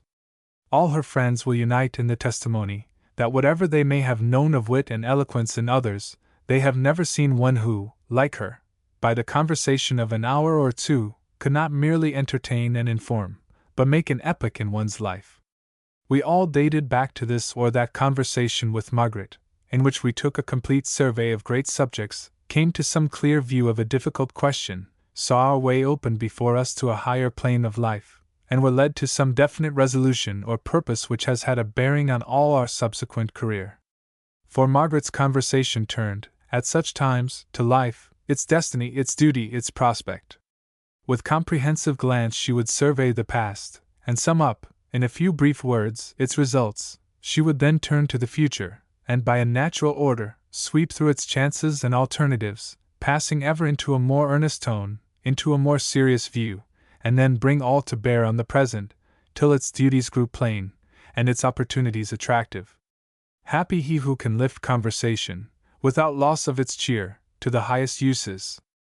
Happy he who has such a gift as this, an original faculty thus accomplished by culture, by which he can make our common life rich, significant and fair, can give to the hour a beauty and brilliancy which shall make it eminent long after, amid dreary years of level routine. I recall many such conversations. I remember one summer's day, in which we rode together, on horseback, from Cambridge to Newton, a day all of a piece, in which my eloquent companion helped me to understand my past life, and her own, a day which left me in that calm repose which comes to us, when we clearly apprehend what we ought to do, and are ready to attempt it. I recall other mornings when, not having seen her for a week or two, I would walk with her for hours, beneath the lindens or in the garden, while we related to each other what we had read in our German studies. And I always left her astonished at the progress of her mind, at the amount of new thoughts she had garnered, and filled with a new sense of the worth of knowledge, and the value of life. There were other conversations, in which, impelled by the strong instinct of utterance, she would state, in words of tragical pathos, her own needs and longings, her demands on life, the struggles of mind and of heart, her conflicts with self, with nature, with the limitations of circumstances, with insoluble problems, with an unattainable desire. She seemed to feel relief from the expression of these thoughts, though she gained no light from her companion. Many such conversations I remember, while she lived in Cambridge, and one such in Groton, but afterwards, when I met her, I found her mind risen above these struggles, and in a self-possessed state which needed no such outlet for its ferment. It is impossible to give any account of these conversations, but I add a few scraps, to indicate, however slightly, something of her ordinary manner. Rev. Mr. preached a sermon on time. But what business had he to talk about time?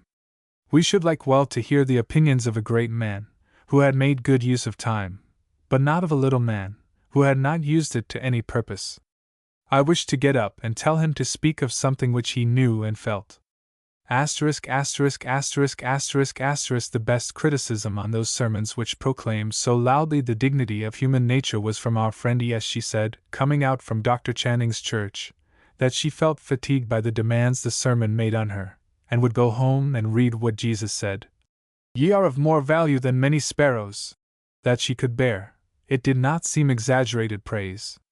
The Swedenborgians say that is correspondence, and the phrenologists that it is approbativeness, and so think they know all about it.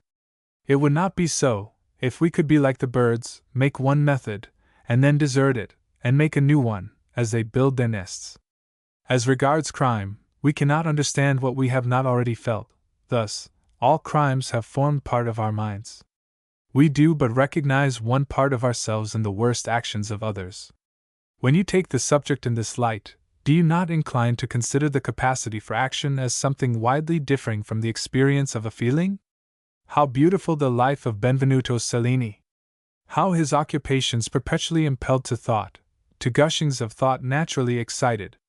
Father lectured me for looking satirical when the man of words spake, and so attentive to the man of truth, that is, of God. Margaret used often to talk about the books which she and I were reading. Godwin. I think you will be more and more satisfied with Godwin. He has fully lived the double existence of man, and he casts the reflexes on his magic mirror from a height where no object in life's panorama can cause one throb of delirious hope or grasping ambition. At any rate, if you study him, you may know all he has to tell. He is quite free from vanity, and conceals not miserly any of his treasures from the knowledge of posterity. Mli. D'Espinasse. I am swallowing by gasps that cauldrony beverage of selfish passion and morbid taste, the letters of Emily d'Espinasse. It is good for me. How odious is the abandonment of passion, such as this, unshaded by pride or delicacy, unhallowed by religion, a selfish craving only, every source of enjoyment stifled to cherish this burning thirst. Yet the picture, so minute in its touches, is true as death. I should not like Delphine now. Events in life, apparently trivial, often seemed to her full of mystic significance, and it was her pleasure to turn such to poetry.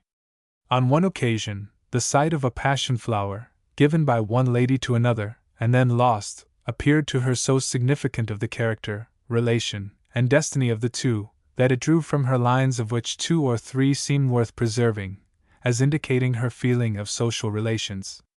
Dear friend, my heart grew pensive when I saw the flower, for thee so sweetly set apart, by one whose passionless though tender heart is worthy to bestow, as angels are, by an unheeding hand conveyed away, to close, in unsooth night, the promise of its day.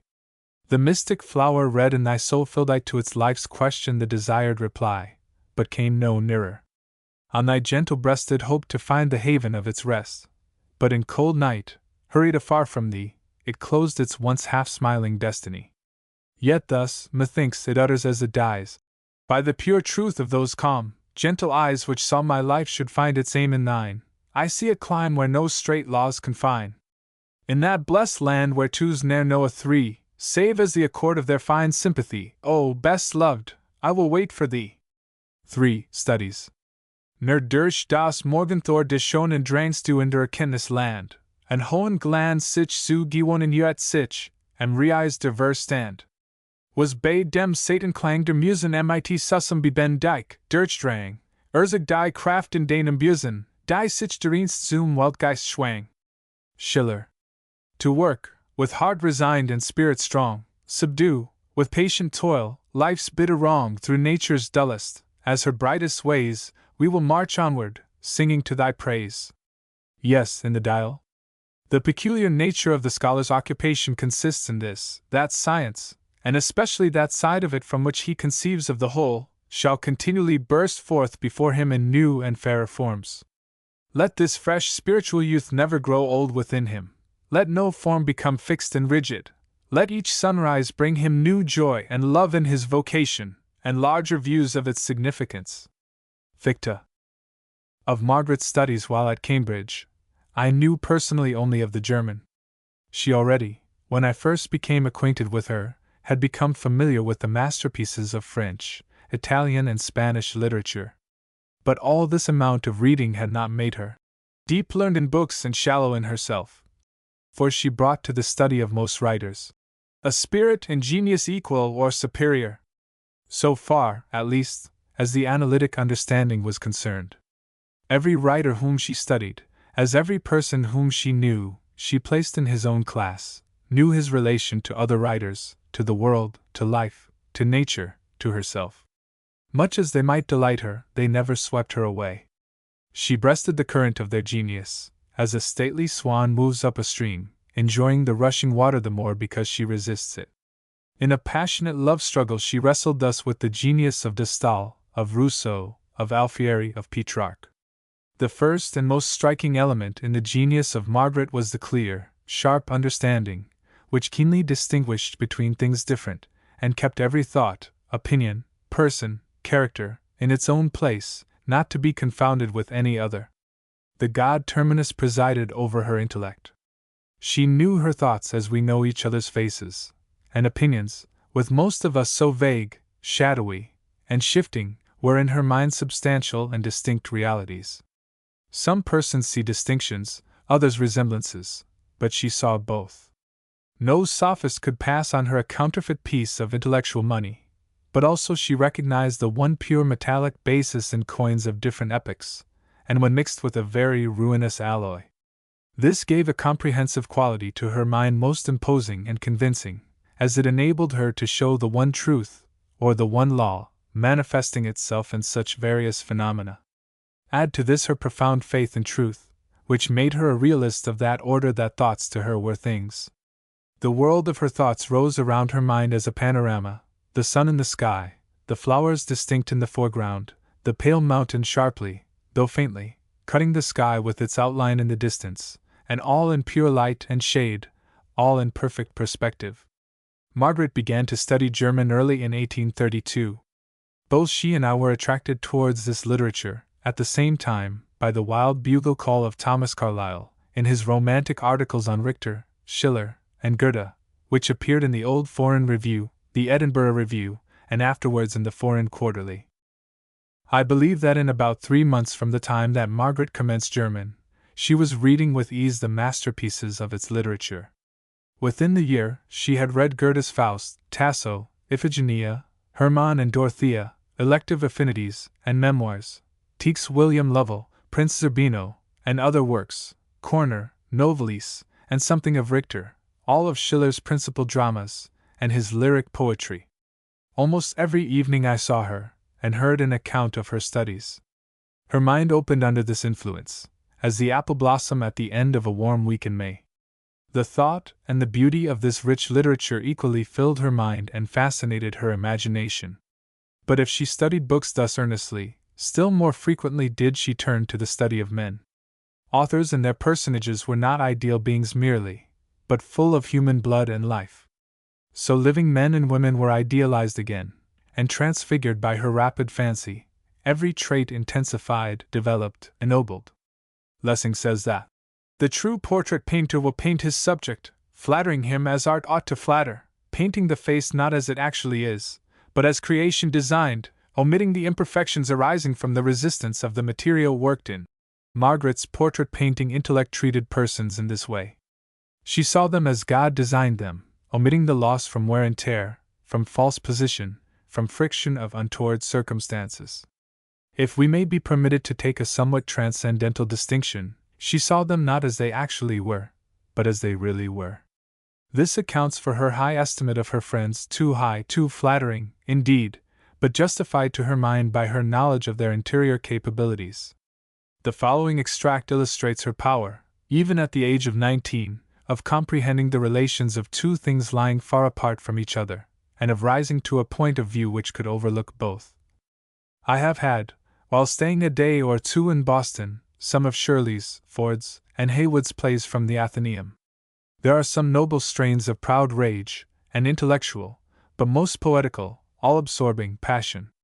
One of the finest fictions I recollect in those specimens of the Italian novelists, which you, I think, read when I did, Noble, where it illustrated the Italian national spirit, is ruined by the English novelist, who has transplanted it to an uncongenial soil, yet he has given it beauties which an Italian eye could not see, by investing the actors with deep, continuing, truly English affections. The following criticism on some of the dialogues of Plato, dated June 3d, 1833, in a letter returning the book, illustrates her downright way of asking world-revered authors to accept the test of plain common sense. As a finished or deliberate opinion, it ought not to be read, for it was not intended as such, but as a first impression hastily sketched. But read it as an illustration of the method in which her mind worked, and you will see that she meets the great Plato modestly, but boldly, on human ground, asking him for satisfactory proof of all that he says, and treating him as a human being, speaking to human beings. June 3, 1833. I part with Plato with regret. I could have wished to enchant myself, as Socrates would say, with him some days longer. Euthyphron is excellent. 'Tis the best specimen I have ever seen of that mode of convincing. There is one passage in which Socrates, as if it were aside since the remark is quite away from the consciousness of Euthyphron, declares, Tuael aimrate incomparablement mieux de principes fixes et inébranlables à alhabilite de dale avec les tresseurs de tantale. I delight to hear such things from those whose lives have given the right to say them. For 'tis not always true what Lessing says, and I myself once thought. F. Vaughan was vertugenden sprichter den. Minne spricht Vaughan keener, den in felt Cain. For the mouth sometimes talketh virtue from the overflowing of the heart, as well as love, anger, and see. Crito, I have read only once, but like it. I have not got it in my heart though, so clearly as the others. The Apology, I deem only remarkable for the noble tone of sentiment, and beautiful calmness. I was much affected by Phaedo, but think the argument weak in many respects. The nature of abstract ideas is clearly set forth, but there is no justice in reasoning, from their existence, that our souls have lived previous to our present state, since it was as easy for the deity to create at once the idea of beauty within us, as the sense which brings to the soul intelligence that it exists in some outward shape. He does not clearly show his opinion of what the soul is, whether eternal as the deity, created by the deity, or how. In his answer to Simmias, he takes advantage of the general meaning of the words harmony, discord, and see. The soul might be a result, without being a harmony. But I think too many things to write, and some I have not had time to examine. Meanwhile I can think over parts, and say to myself, beautiful, noble, and use this as one of my enchantments. I send 2 of your German books. It pains me to part with Ottilia. I wish we could learn books, as we do pieces of music, and repeat them, in the author's order, when taking a solitary walk, but now, if I set out with an Ottilia, this wicked fairy association conjures up such crowds of less lovely companions, that I often cease to feel the influence of the elect one. I don't like Goethe so well as Schiller now. I mean, I am not so happy in reading him. That perfect wisdom and merciless nature seems cold, after those seducing pictures of forms more beautiful than truth. Nathless, I should like to read the second part of Goethe's Memoirs, if you do not use it now. 1832. I am thinking how I omitted to talk a volume to you about the elective affinities. Now I shall never say half of it, for which I, on my own account, am sorry. But 2 or 3 things I would ask. What do you think of Charlotte's proposition, that the accomplished pedagogue must be tiresome in society? Of Ottilia's, that the afflicted and ill-educated are oftentimes singled out by fate to instruct others, and her beautiful reasons why? And what have you thought of the discussion touching graves and monuments? I am now going to dream of your sermon, and of Ottilia's china asters. Both shall be driven from my head tomorrow, for I go to town, allured by dispatches from thence, promising much entertainment. Woe unto them if they disappoint me. Consider it, I pray you, as the nearest duty, to answer my questions, and not act as you did about the Sphinx song. I have not anybody to speak to, that does not talk commonplace, and I wish to talk about such an uncommon person, about Novalis. A wondrous youth, and who has only written 1 volume. That is pleasant. I feel as though I could pursue my natural mode with him, get acquainted, then make my mind easy in the belief that I know all that is to be known. And he died at 29, and, as with Corner, your feelings may be single, you will never be called upon to share his experience, and compare his future feelings with his present. And his life was so full and so still. Then it is a relief, after feeling the immense superiority of Goethe. It seems to me as if the mind of Goethe had embraced the universe. I have felt this lately, in reading his lyric poems. I am enchanted while I read. He comprehends every feeling I have ever had so perfectly, expresses it so beautifully. But when I shut the book, it seems as if I had lost my personal identity, all my feelings linked with such an immense variety that belonged to beings I had thought so different. What can I bring? There is no answer in my mind except, "It is so," or "It will be so," or "No doubt such and such feels so." Yet, while my judgment becomes daily more tolerant towards others, the same attracting and repelling work is going on in my feelings.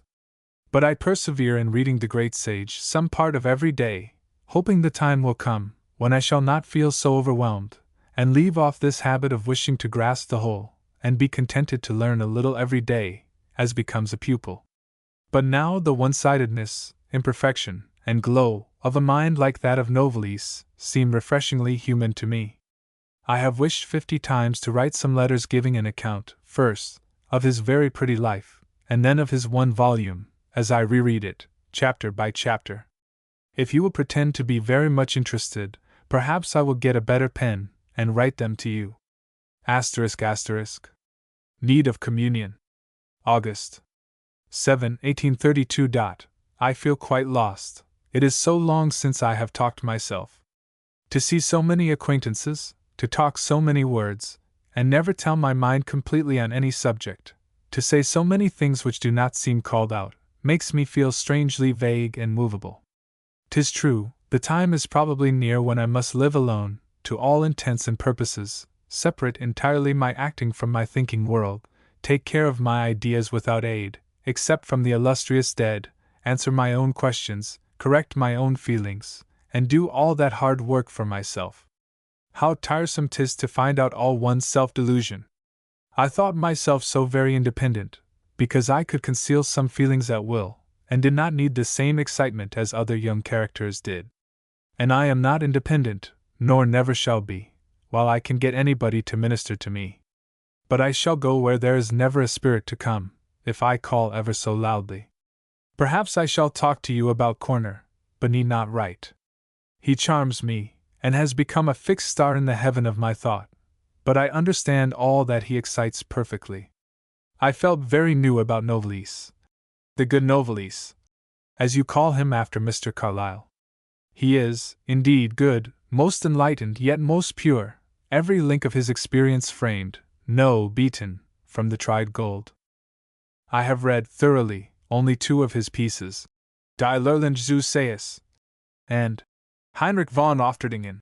From the former I have only brought away piecemeal impressions, but the plan and treatment of the latter, I believe, I understand. It describes the development of poetry in the mind, and with this several other developments are connected. I think I shall tell you all I know about it, some quiet time after your return, but if not, will certainly keep a Novalis journal for you some favorable season, when I live regularly for a fortnight. June 1833. I return Lessing. I could hardly get through Miss Sampson. Galeotti is good in the same way as Minna. Well-conceived and sustained characters, interesting situations, but never that profound knowledge of human nature, those minute beauties, and delicate vivifying traits, which lead on so in the writings of some authors, who may be nameless. I think him easily followed, strong, but not deep. May 1833. Groton. I think you are wrong in applying your artistical ideas to occasional poetry. An epic, a drama, must have a fixed form in the mind of the poet from the first, and copious draughts of ambrosia quaffed in the heaven of thought, soft fanning gales and bright light from the outward world, give muscle and bloom, that is, give life, to this skeleton. But all occasional poems must be moods, and can a mood have a form fixed and perfect, more than a wave of the sea? 3 or 4 afternoons I have passed very happily at my beloved haunt in the wood, reading Goethe's second residence in Rome. Your pencil marks show that you have been before me. I shut the book each time with an earnest desire to live as he did, always to have some engrossing object of pursuit. I sympathize deeply with a mind in that state. While mine is being used up by ounces, I wish pailfuls might be poured into it. I am dejected and uneasy when I see no results from my daily existence, but I am suffocated and lost when I have not the bright feeling of progression. Asterisk asterisk. I think I am less happy, in many respects, than you, but particularly in this. You can speak freely to me of all your circumstances and feelings, can you not? It is not possible for me to be so profoundly frank with any earthly friend. Thus my heart has no proper home. It only can prefer some of its visiting places to others, and with deep regret I realize that I have, at length, entered on the concentrating stage of life. It was not time. I had been too sadly cramped. I had not learned enough, and must always remain imperfect.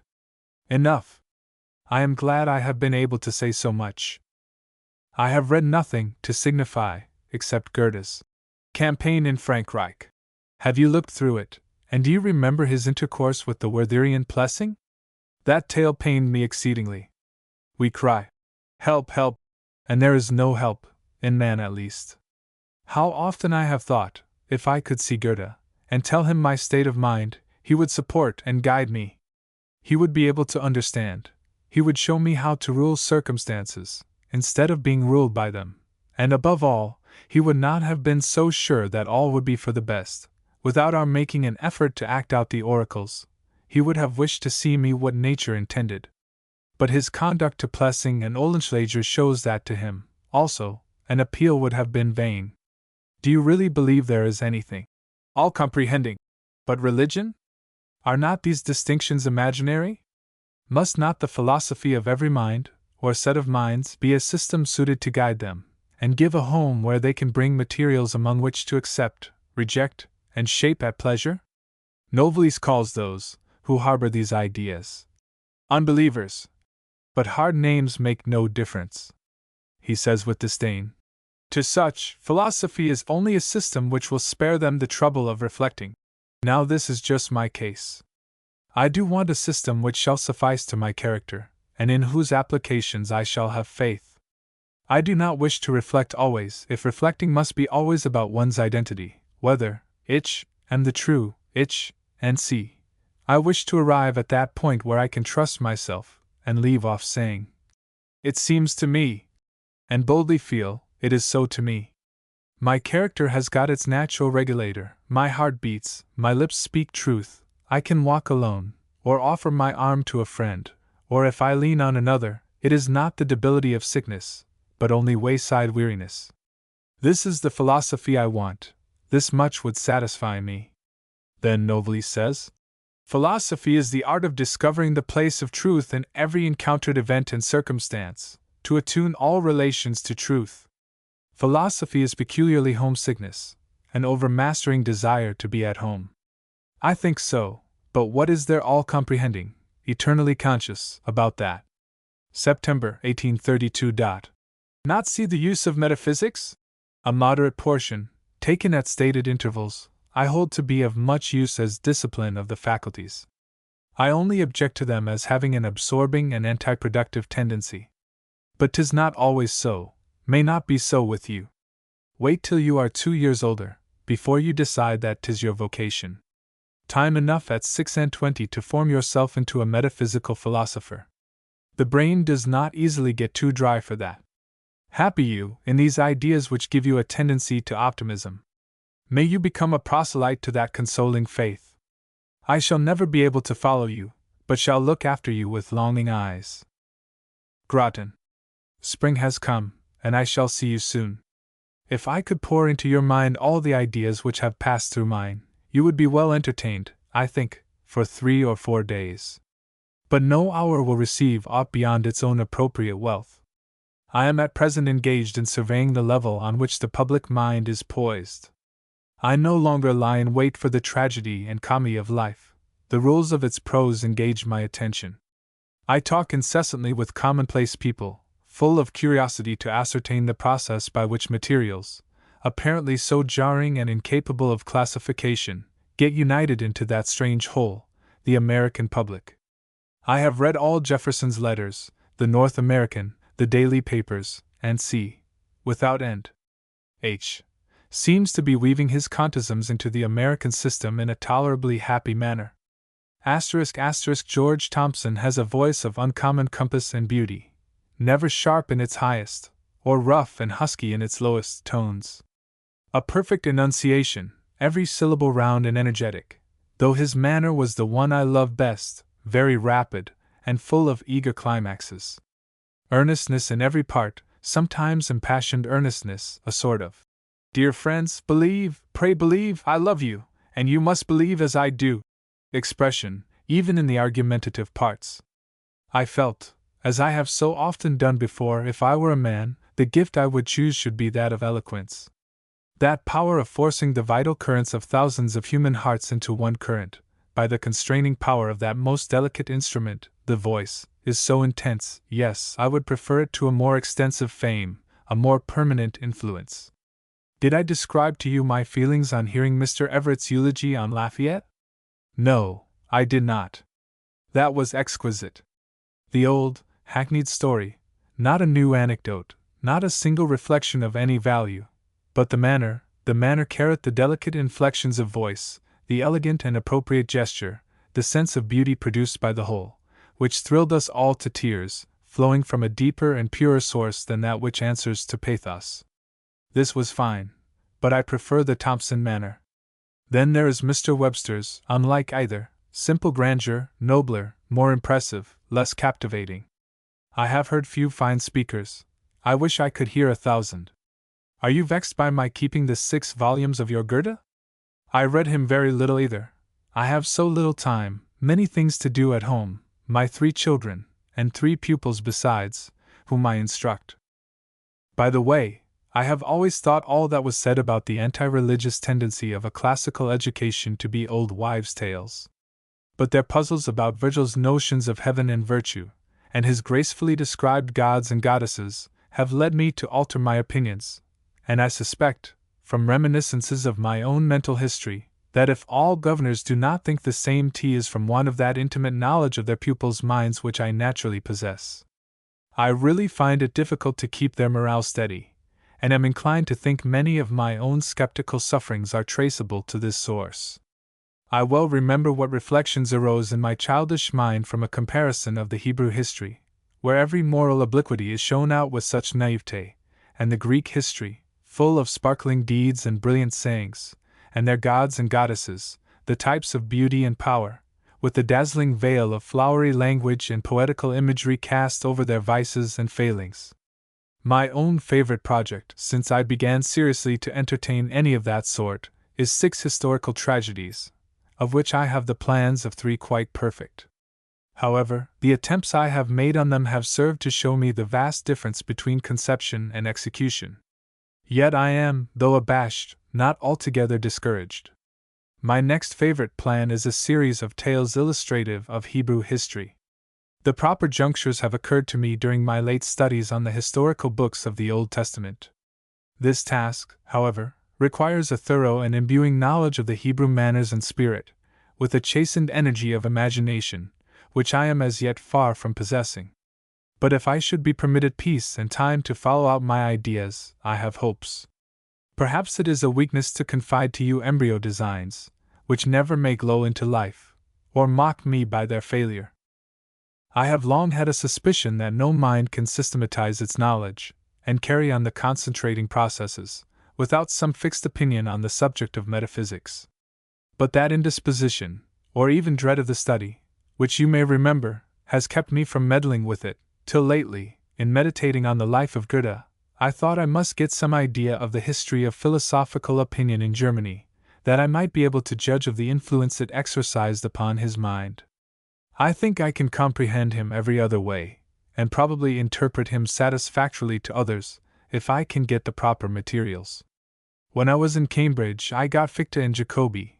I was much interrupted, but some time and earnest thought I devoted. Fichte I could not understand at all, though the treatise which I read was one intended to be popular, and which he says must compel, bezwingen, to conviction. Jacobi I could understand in details, but not in system. It seemed to me that his mind must have been molded by some other mind, with which I ought to be acquainted, in order to know him well, perhaps Spinoza's. Since I came home, I have been consulting Bull's and Tennant's histories of philosophy, and dipping into Brown, Stewart, and that class of books. After I had cast the burden of my cares upon you, I rested, and read Petrarch for a day or 2. But that could not last. I had begun to take an account of stock, as Coleridge calls it, and was forced to proceed. He says few persons ever did this faithfully, without being dissatisfied with the result, and lowering their estimate of their supposed riches. With me it has ended in the most humiliating sense of poverty, and only just enough pride is left to keep your poor friend off the parish.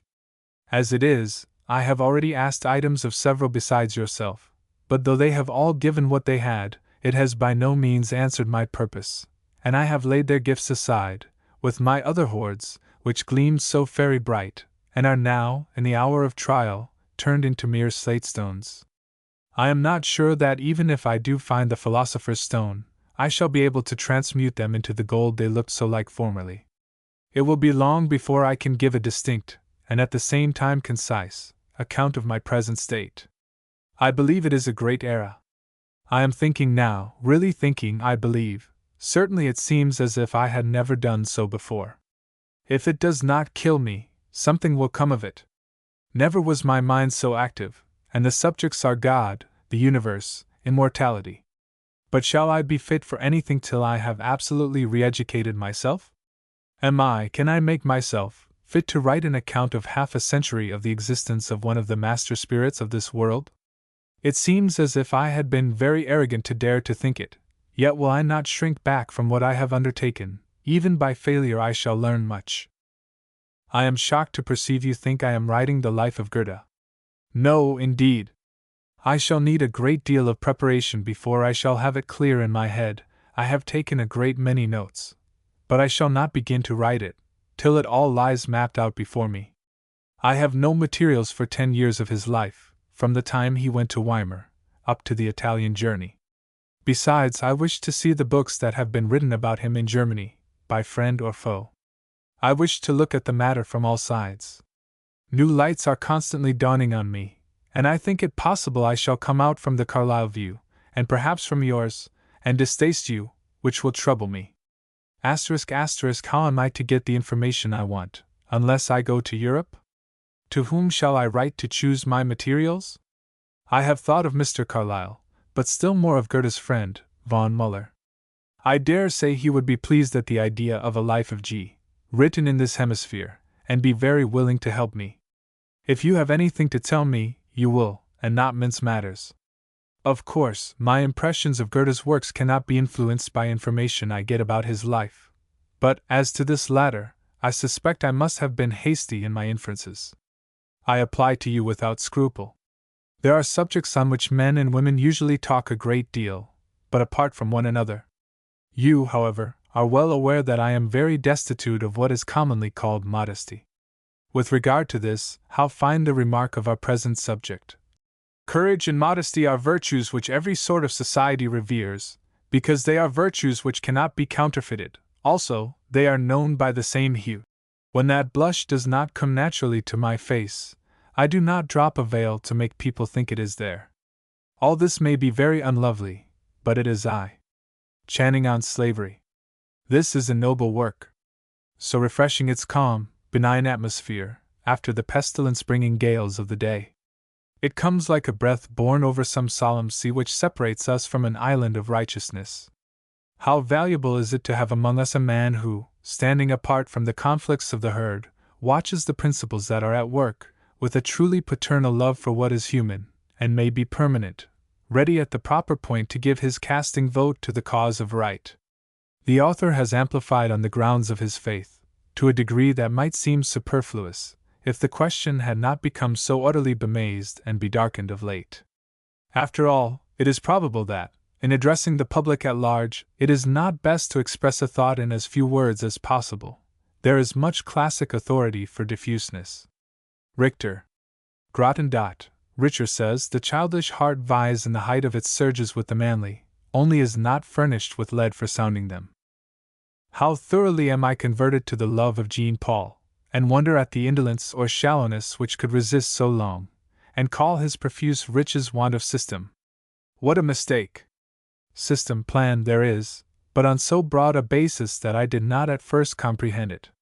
In every page I am forced to pencil. I will make me a book, or, as he would say, bind me a bouquet from his pages, and wear it on my heart of hearts, and be ever refreshing my wearied inward sense with its exquisite fragrance. I must have improved, to love him as I do. For character. Aims and ideas of life. O friend, how flat and tasteless such a life! Impulse gives birth to impulse, deed to deed, still toilsomely ascending step by step, into an unknown realm of dark blue clouds. What crowns the ascent? Speak, or I go no further. I need a goal, an aim. I cannot toil, because the steps are here and their ascent tell me the end, or I sit still and weep. Nederlich Tochter. Translated by Margaret. And so he went onward, ever onward, for 27 years, then, indeed, he had gone far enough. Goethe's words concerning Schiller. I would say something of Margaret's inward condition, of her aims and views in life, while in Cambridge, before closing this chapter of her story. Her powers, whether of mind, heart, or will, have been sufficiently indicated in what has preceded. In the sketch of her friendships and of her studies, we have seen the affluence of her intellect, and the deep tenderness of her woman's nature. We have seen the energy which she displayed in study and labor. But to what aim were these powers directed? Had she any clear view of the demands and opportunities of life, any definite plan, any high, pure purpose? This is, after all, the test question, which detects the low-born and low-minded wearer of the robe of gold. Touch them inwardly, they smell of copper. Margaret's life had an aim, and she was, therefore, essentially a moral person, and not merely an overflowing genius, in whom impulse gives birth to impulse, deed to deed. This aim was distinctly apprehended and steadily pursued by her from first to last. It was a high, noble one, wholly religious, almost Christian. It gave dignity to her whole career, and made it heroic. This aim, from first to last, was self-culture. If she ever was ambitious of knowledge and talent, as a means of excelling others, and gaining fame, position, admiration, this vanity had passed before I knew her, and was replaced by the profound desire for a full development of her whole nature, by means of a full experience of life. In her description of her own youth, she says, "Very early I knew that the only object in life was to grow." This is the passage. I was now in the hands of teachers, who had not, since they came on the earth, put to themselves one intelligent question as to their business here. Good dispositions and employment for the heart gave a tone to all they said, which was pleasing, and not perverting. They, no doubt, injured those who accepted the husks they proffered for bread, and believed that exercise of memory was study, and to know what others knew was the object of study. But to me this was all penetrable. I had known great living minds. I had seen how they took their food and did their exercise, and what their objects were. Very early I knew that the only object in life was to grow. I was often false to this knowledge, in idolatries of particular objects, or impatient longings for happiness, but I have never lost sight of it, have always been controlled by it, and this first gift of thought has never been superseded by a later love. In this she spoke truth. The good and the evil which flow from this great idea of self-development she fully realized. This aim of life, originally self-chosen, was made much more clear to her mind by the study of Goethe, the great master of this school, in whose unequaled eloquence this doctrine acquires an almost irresistible beauty and charm. Wholly religious, and almost Christian, I said, was this aim. It was religious, because it recognized something divine, infinite, imperishable in the human soul, something divine in outward nature and providence, by which the soul is led along its appointed way. It was almost Christian in its superiority to all low, worldly, vulgar thoughts and cares, in its recognition of a high standard of duty, and a great destiny for man. In its strength, Margaret was enabled to do and bear, with patient fortitude, what would have crushed a soul not thus supported. Yet it is not the highest aim, for in all its forms, whether as personal improvement, the salvation of the soul, or ascetic religion, it has at its core a profound selfishness. Margaret's soul was too generous for any low form of selfishness. Too noble to become an Epicurean, too large-minded to become a modern ascetic, the defective nature of her rule of life showed itself in her case, only in a certain supercilious tone toward the vulgar herd. In the absence, at this period, of a tender humanity, and in an idolatrous hero worship of genius and power.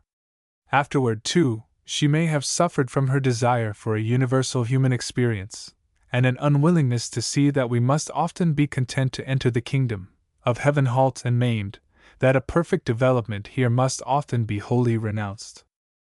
But how much better to pursue with devotion, like that of Margaret, an imperfect aim, than to worship with lip service, as most persons do, even though it be in a loftier temple, and before a holier shrine. With Margaret, the doctrine of self-culture was a devotion to which she sacrificed all earthly hopes and joys, everything but manifest duty. And so her course was onward, ever onward, like that of Schiller, to her last hour of life.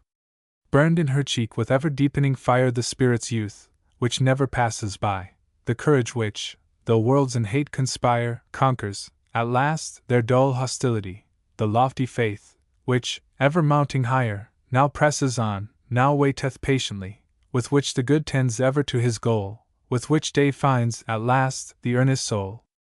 But this high idea which governed our friend's life brought her into sharp conflicts, which constituted the pathos and tragedy of her existence, first with her circumstances, which seemed so inadequate to the needs of her nature, afterwards with duties to relatives and friends, and finally, with the law of the Great Spirit, whose will she found it so hard to acquiesce in.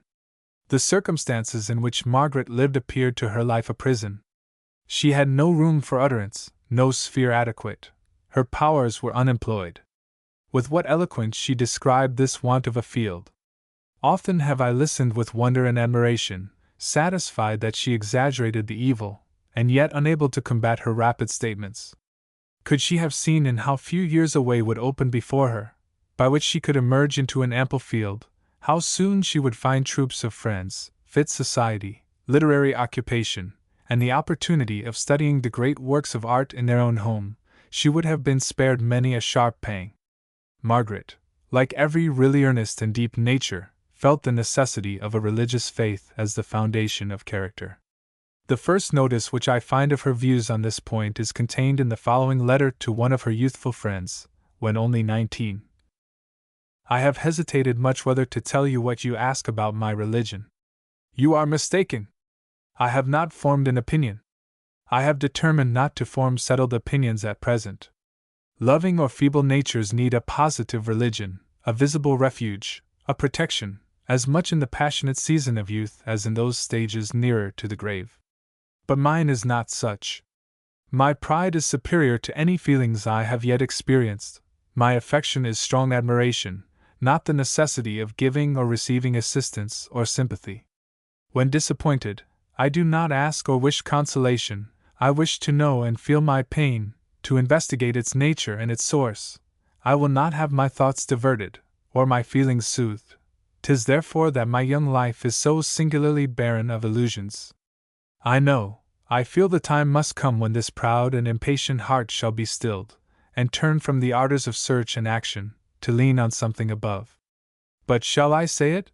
The thought of that calmer era is to me a thought of deepest sadness, so remote from my present being is that future existence, which still the mind may conceive.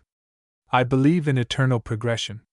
I believe in a God, a beauty and perfection to which I am to strive all my life for assimilation.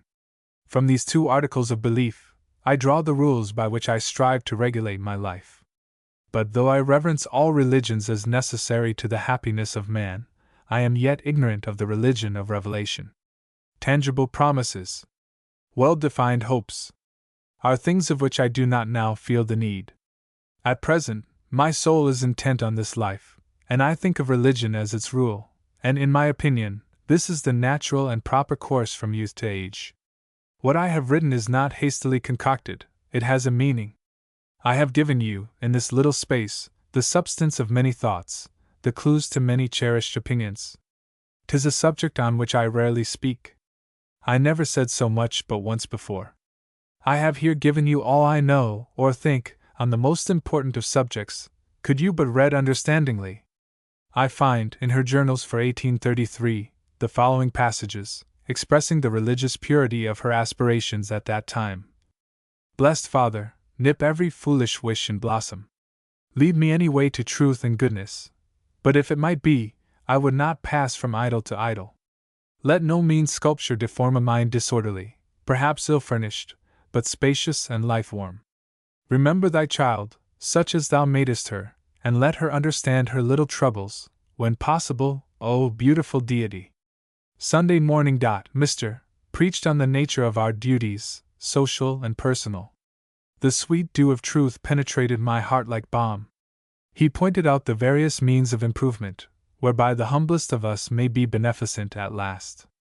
How just, how nobly true, how modestly, yet firmly uttered, his opinions of man, of time, of God.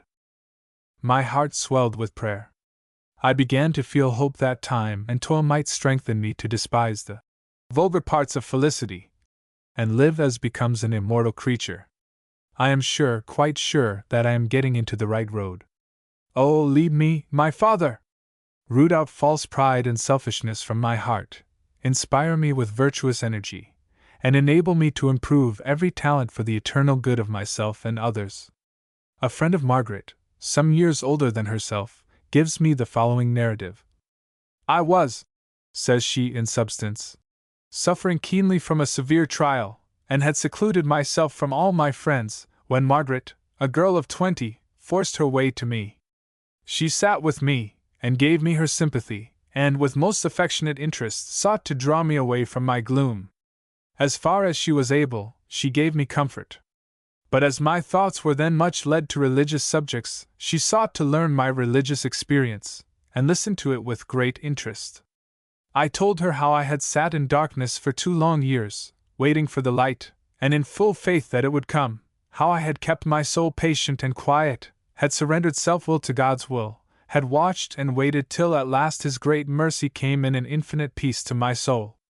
Margaret was never weary of asking me concerning this state, and said I would gladly give all my talents and knowledge for such an experience as this. Several years after, continues this friend, I was traveling with her, and we sat, one lovely night, looking at the river, as it rolled beneath the yellow moonlight. We spoke again of God's light in the soul, and I said, Margaret, has that light dawned on your soul? She answered, I think it has. But oh! It is so glorious that I fear it will not be permanent, and so precious that I dare not speak of it, lest it should be gone. That was the whole of our conversation, and I did not speak to her again concerning it. Before this time, however, during her residence at Cambridge, she seemed to reach the period of her existence in which she descended lowest into the depths of gloom. She felt keenly, at this time, the want of a home for her heart. Full of a profound tendency toward life, capable of an ardent love, her affections were thrown back on her heart, to become stagnant, and for a while to grow bitter there. Then it was that she felt how empty and worthless were all the attainments and triumphs of the mere intellect. Then it was that she went about to cause her heart to despair of all the labor she had taken under the sun. Had she not emerged from this valley of the shadow of death, and come on to a higher plane of conviction and hope, her life would have been a most painful tragedy. But when we know how she passed on and up, ever higher and higher, to the mountain top, leaving one by one these dark ravines and mist-shrouded valleys, and ascending to where a perpetual sunshine lay, above the region of clouds, and was able to overlook with eagle glance the widest panorama, we can read, with sympathy indeed, but without pain, the following extracts from a journal. It was Thanksgiving Day, Nov. 1831, and I was obliged to go to church, or exceedingly displeased my father. I almost always suffered much in church from a feeling of disunion with the hearers and dissent from the preacher. But today, more than ever before, the services jarred upon me from their grateful and joyful tone. I was wearied out with mental conflicts, and in a mood of most childlike sadness. I felt within myself great power, and generosity, and tenderness, but it seemed to me as if they were all unrecognized, and as if it was impossible that they should be used in life. I was only 21, the past was worthless, the future hopeless, yet I could not remember ever voluntarily to have done a wrong thing, and my aspirations seemed very high. I looked round the church, and envied all the little children, for I supposed they had parents who protected them, so that they could never know this strange anguish, this dread uncertainty. I knew not, then, that none could have any father but God. I knew not that I was not the only lonely one, that I was not the selected Oedipus, the special victim of an iron law. I was in haste for all to be over, that I might get into the free air. ***. I walked away over the fields as fast as I could walk. This was my custom at that time, when I could no longer bear the weight of my feelings, and fix my attention on any pursuit, for I do believe I never voluntarily gave way to these thoughts one moment. The force I exerted, I think, even now, greater than I ever knew in any other character. But when I could bear myself no longer, I walked many hours, till the anguish was wearied out, and I returned in a state of prayer. Today all seemed to have reached its height. It seemed as if I could never return to a world in which I had no place, to the mockery of humanities. I could not act a part, nor seem to live any longer. It was a sad and sallow day of the late autumn. Slow processions of sad clouds were passing over a cold blue sky. The hues of earth were dull, and gray, and brown, with sickly struggles of late green here and there.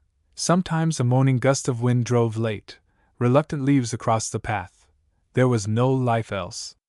In the sweetness of my present peace, such days seemed to me made to tell man the worst of his lot, but still that November wind can bring a chill of memory. I paused beside a little stream, which I had envied in the merry fullness of its spring life. It was shrunken, voiceless, choked with withered leaves. I marveled that it did not quite lose itself in the earth. There was no stay for me, and I went on and on, till I came to where the trees were thick about a little pool, dark and silent. I sat down there. I did not think. All was dark, and cold, and still.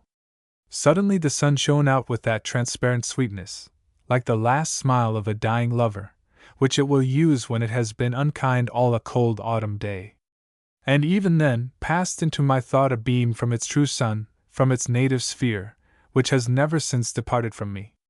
I remembered how, a little child, I had stopped myself one day on the stairs, and asked, how came I here? How is it that I seem to be this Margaret Fuller? What does it mean? What shall I do about it? I remembered all the times and ways in which the same thought had returned. I saw how long it must be before the soul can learn to act under these limitations of time and space, and human nature. But I saw, also, that it must do it, that it must make all this false true, and sound new and immortal plants in the garden of God, before it could return again. I saw there was no self, that selfishness was all folly, and the result of circumstance, that it was only because I thought self real that I suffered, that I had only to live in the idea of the all, and all was mine. This truth came to me, and I received it unhesitatingly, so that I was for that hour taken up into God. In that true ray most of the relations of earth seemed mere films, phenomena. ***. My earthly pain at not being recognized never went deep after this hour. I had passed the extreme of passionate sorrow, and all check, all failure, all ignorance, have seemed temporary ever since. When I consider that this will be 9 years ago next November, I am astonished that I have not gone on faster since, that I am not yet sufficiently purified to be taken back to God. Still, I did but touch then on the only haven of insight. You know what I would say. I was dwelling in the ineffable, the unutterable. But the sun of earth set, and it grew dark around. The moment came for me to go. I had never been accustomed to walk alone at night, for my father was very strict on that subject, but now I had not one fear. When I came back, the moon was riding clear above the houses. I went into the churchyard, and there offered a prayer as holy, if not as deeply true, as any I know now, a prayer, which perhaps took form as the guardian angel of my life. If that word in the Bible, Selah, means what gray-headed old men think it does, when they read aloud, it should be written here, Selah. Since that day, I have never more been completely engaged in self, but the statue has been emerging, though slowly, from the block. Others may not see the promise even of its pure symmetry, but I do, and am learning to be patient. I shall be all human yet, and then the hour will come to leave humanity, and live always in the pure ray. This first day I was taken up, but the second time the Holy Ghost descended like a dove. I went out again for a day, but this time it was spring. I walked in the fields of Groton. But I will not describe that day, its music still sounds too sweetly near. Suffice it to say, I gave it all into our Father's hands, and was no stern-weaving fate more, but one elected to obey, and love, and at last know. Since then I have suffered, as I must suffer again, till all the complex be made simple, but I have never been in discord with the grand harmony. Grattan and Providence. Letters and Journals. What hath not man sought out and found, but his dear God, who yet his glorious love embosoms in us, mellowing the ground with showers and frosts, with love and awe? Herbert. No one need pride himself upon genius, for it is the free gift of God, but of honest industry and true devotion to his destiny any man may well be proud. Indeed, this thorough integrity of purpose is itself the divine idea in its most common form, and no really honest mind is without communion with God. Ficta. God did anoint thee with his odorous oil, to wrestle, not to reign, and he assigns all thy tears over, like pure crystallines, for younger fellow workers of the soil to wear for amulets. So others shall take patience, labor, to their hearts and hands, from thy hands, and thy heart, and thy brave cheer, and God's grace fructify through thee to all. Elizabeth B. Barrett. While I was restless, nothing satisfied, distrustful, most perplexed, yet felt somehow a mighty power was brooding, taking shape within me, and this lasted till one night when, as I sat revolving it and more, a still voice from without said, Sayest thou not, desponding child, whence came defeat and loss? Even from thy strength. Browning. 3. Grattan and Providence. Heaven's discipline has been invariable to me. The seemingly most pure and noble hopes have been blighted, the seemingly most promising connections broken. The lesson has been endlessly repeated. Be humble, patient, self-sustaining, hope only for occasional aids, love others, but not engrossingly, for by being much alone your appointed task can best be done. What a weary work is before me, ere that lesson shall be fully learned. Who shall wonder at the stiff-necked and rebellious folly of young Israel, bowing down to a brute image, though the prophet was bringing messages from the holy mountain, while one's own youth is so obstinately idolatrous? Yet will I try to keep the heart with diligence, nor ever fear that the sun is gone out because I shiver in the cold and dark. Such was the tone of resignation in which Margaret wrote from Groton, Massachusetts, whither, much to her regret, her father removed in the spring of 1833. Extracts from letters and journals will show how stern was her schooling there, and yet how constant was her faith, that God keeps a niche in heaven to hold our idols, and albeit he breaks them to our faces, and denies that our close kisses should impair their white, I know we shall behold them raised, complete, the dust shook from their beauty, glorified, new Memnon singing in the great God-light. Sad welcome home.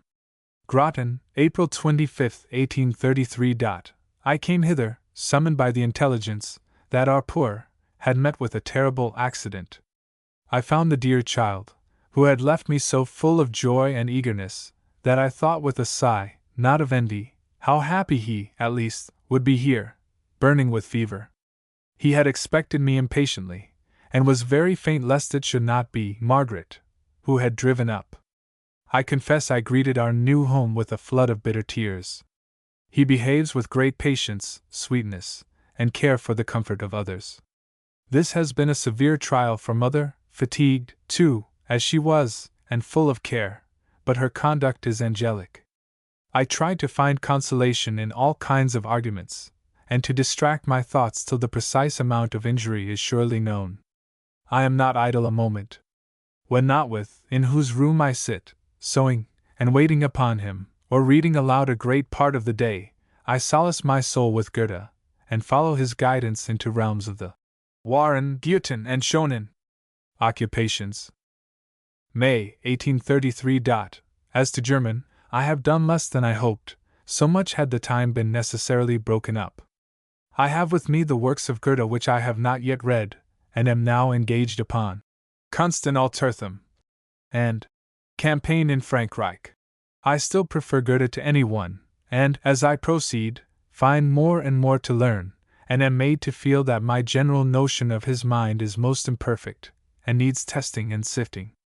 I brought your beloved Jean-Paul with me, too. I cannot yet judge well, but think we shall not be intimate. His infinitely variegated, and certainly most exquisitely colored, web fatigues attention. I prefer, too, wit to humor, and daring imagination to the richest fancy.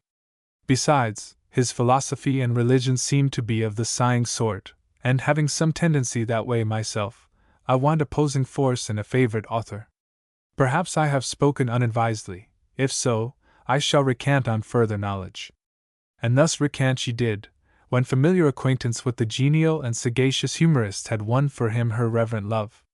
Richter, poet of nature, gentlest of the wise, most airy of the fanciful, most keen of satirists, thy thoughts, like butterflies still near the sweetest scented flowers, have been with Titian's colors thou canst sunset paint, with Raphael's dignity, celestial love, with Hogarth's pencil, each deceit and feint of meanness and hypocrisy reprove. Canst to devotion's highest flight sublime exalt the mind, by tenderest pathos art, dissolve, in purifying tears, the heart, or bid it, shuddering, recoil at crime, the fond illusions of the youth and maid, at which so many world-formed sages sneer, when by thy altar-lighted torch displayed, our natural religion must appear. All things in thee tend to one polar star, magnetic all thy influences are. Some murmur at the want of system in Richter's writings. A labyrinth, a flowery wilderness. Some in thy slip-boxes and honeymoons complain of want of order, I confess, but not of system in its highest sense. Who asks a guiding clue through this wide mind, and love of nature such will surely find. In tropic climes, live like the tropic bird, whene'er a spice-fraught grove may tempt thy stay, nor be by cares of colder climes disturbed. No frost the summer's blooms shall drive away. Nature's wide temple and the azure dome have plan enough for the free spirit's home. Your Schiller has already given me great pleasure. I have been reading the Revolt in the Netherlands with intense interest, and have reflected much upon it. The volumes are numbered in my little bookcase, and as the eye runs over them, I thank the friendly heart that put all this genius and passion within my power. I am glad, too, that you thought of lending me Bigelow's Elements. I have studied the architecture attentively, till I feel quite mistress of it all. But I want more engravings, Vitruvius, Magna Graecia, the Ionian Antiquities, and see. Meanwhile, I have got out all our tours in Italy. Forsyth, a book I always loved much, I have reread with increased pleasure, by this new light. Goethe, too, studied architecture while in Italy, so his books are full of interesting information, and Madame de Staël, though not deep, is tasteful. American history. Seriously, my mind is regenerating as to my country, for I am beginning to appreciate the United States and its great men. The violent antipathies, the result of an exaggerated love for, shall I call it by so big a name as the poetry of being? And the natural distrust arising from being forced to hear the conversation of half-bred men, all whose petty feelings were roused to awkward life by the paltry game of local politics, are yielding to reason and calmer knowledge. Had I but been educated in the knowledge of such men as Jefferson, Franklin, Rush, I have learned now to know them partially.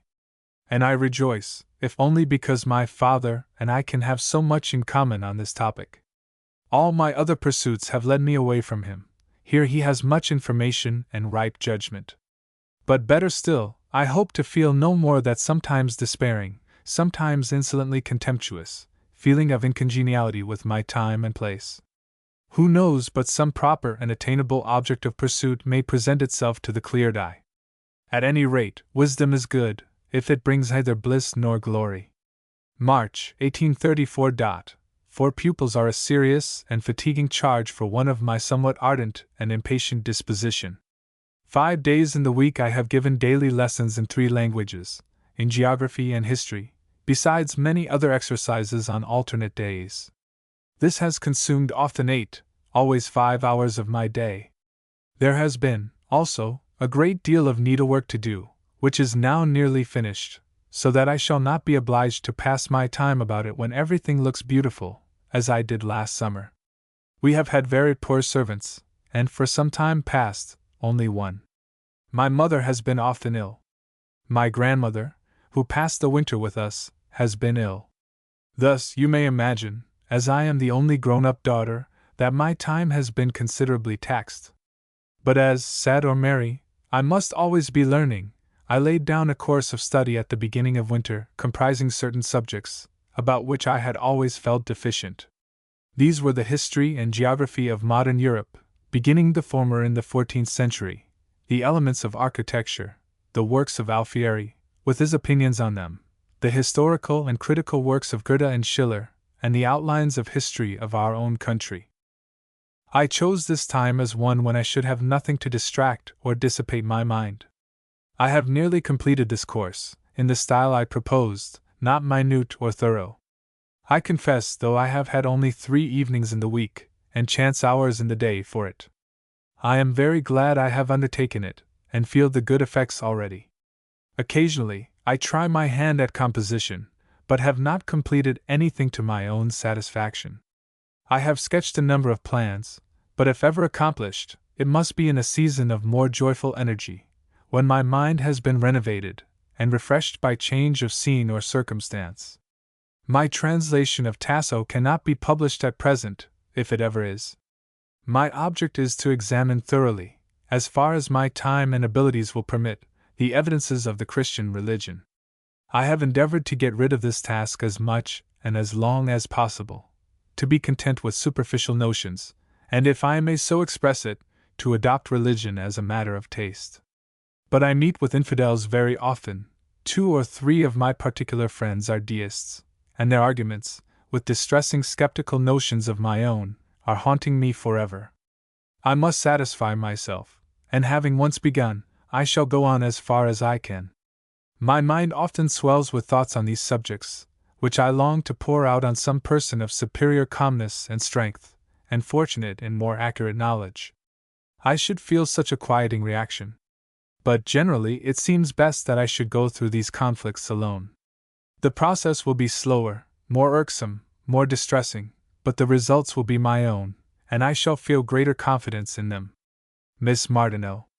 In the summer of 1835, Margaret found a fresh stimulus to self-culture in the society of Miss Martineau, whom she met while on a visit at Cambridge, in the house of her friend, Mrs. Farrar. How animating this intercourse then was to her, appears from her journals.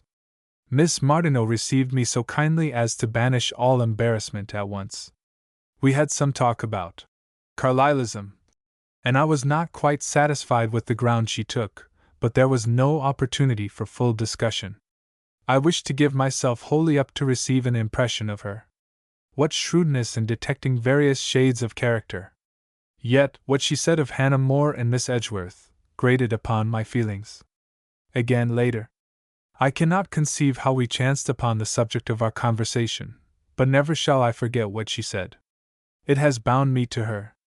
In that hour, most unexpectedly to me, we passed the barrier that separates acquaintance from friendship, and I saw how greatly her heart is to be valued. And again, we sat together close to the pulpit. I was deeply moved by Mr. S.'s manner of praying for our friends, and I put up this prayer for my companion, which I recorded, as it rose in my heart. Author of good, source of all beauty and holiness, thanks to Thee for the purifying, elevating communion that I have enjoyed with this beloved and revered being. Grant that the thoughts she has awakened, and the bright image of her existence, may live in my memory, inciting my earth-bound spirit to higher words and deeds. May her path be guarded and blessed. May her noble mind be kept firmly poised in its native truth, unsullied by prejudice or error, and strong to resist whatever outwardly or inwardly shall war against its high vocation. May each day bring to this generous seeker new riches of true philosophy and of divine love. And amidst all trials, give her to know and feel that Thou, the all-sufficing, art with her, leading her on through eternity to likeness of Thyself. I sigh for an intellectual guide. Nothing but the sense of what God has done for me, in bringing me nearer to Himself, saves me from despair. With what envy I looked at Flaxman's picture of Hesiod sitting at the feet of the Muse. How blessed would it be to be thus instructed in one's vocation! Anything would I do and suffer, to be sure that, when leaving earth, I should not be haunted with recollections of Aims unreached, occasions lost. I have hoped some friend would do what none has ever yet done, comprehend me wholly, mentally, and morally, and enable me better to comprehend myself. I have had some hope that Miss Martineau might be this friend, but cannot yet tell. She has what I want, vigorous reasoning powers, invention, clear views of her objects, and she has been trained to the best means of execution. Add to this, that there are no strong intellectual sympathies between us, such as would blind her to my defects. A delightful letter from Miss Martineau. I mused long upon the noble courage with which she stepped forward into life, and the accurate judgment with which she has become acquainted with its practical details, without letting her fine imagination become tamed. I shall be cheered and sustained, amidst all fretting and uncongenial circumstances, by remembrance of her earnest love of truth and ardent faith. Illness. A terrible feeling in my head, but kept about my usual avocations.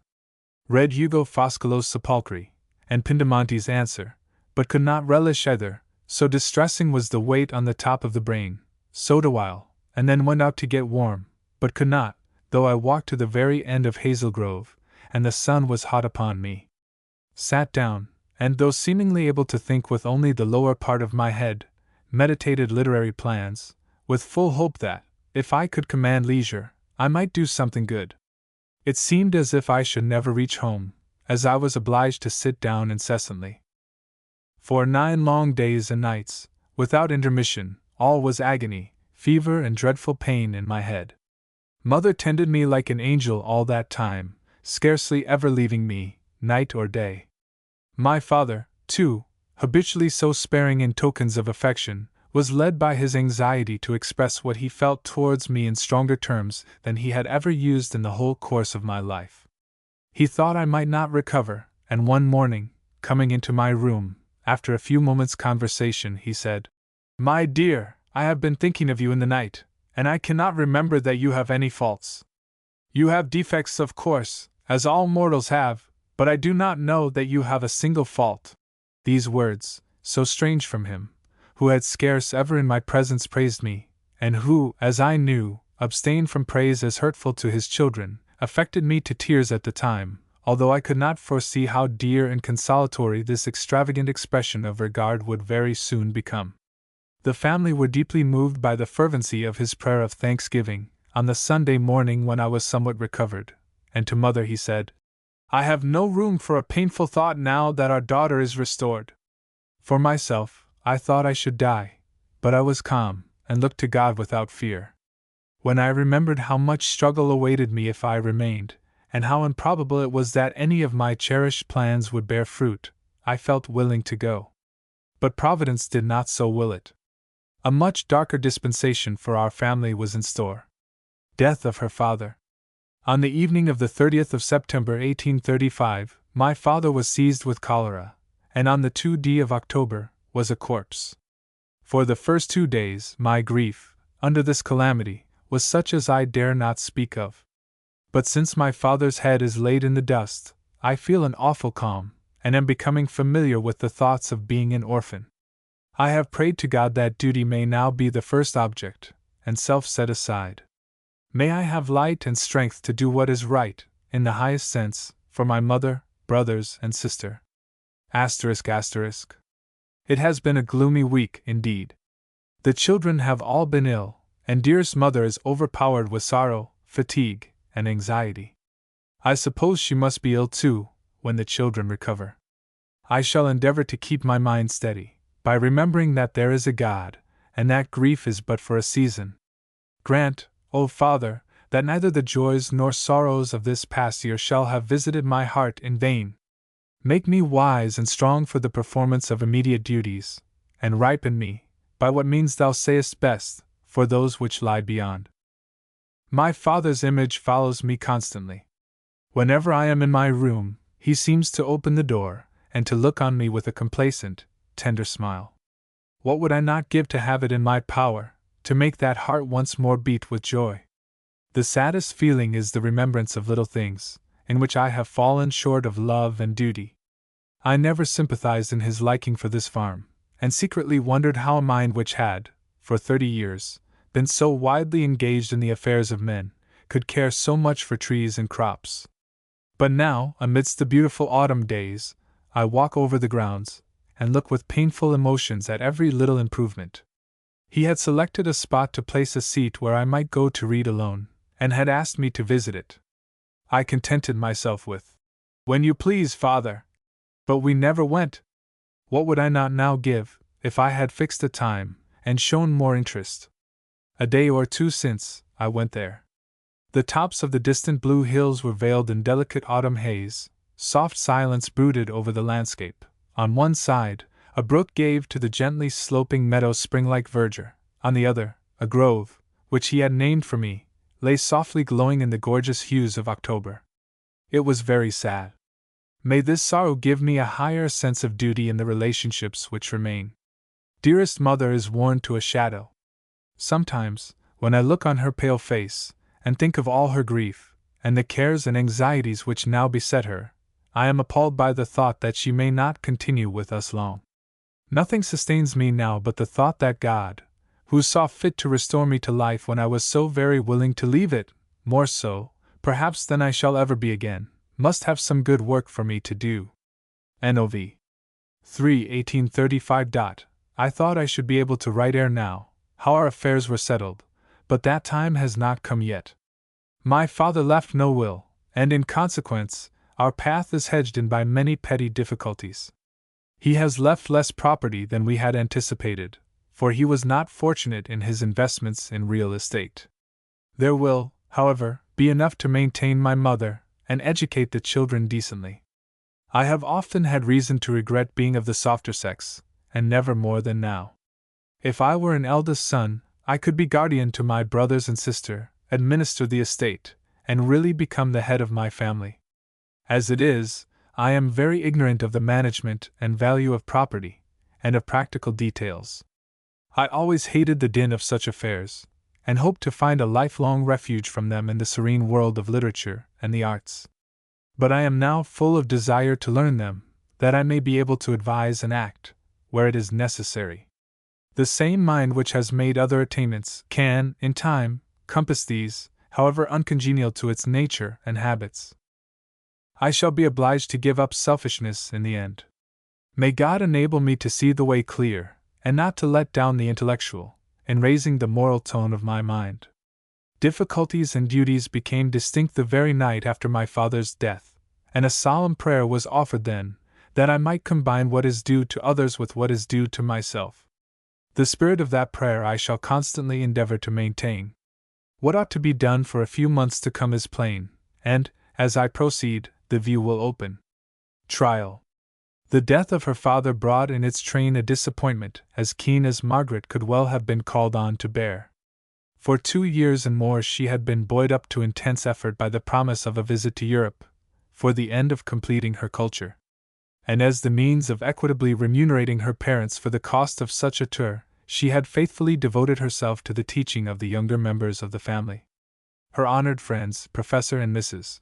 Farrar, who were about visiting the Old World, had invited her to be their companion, and, as Miss Martineau was to return to England in the ship with them, the prospect before her was as brilliant with generous hopes as her aspiring imagination could conceive.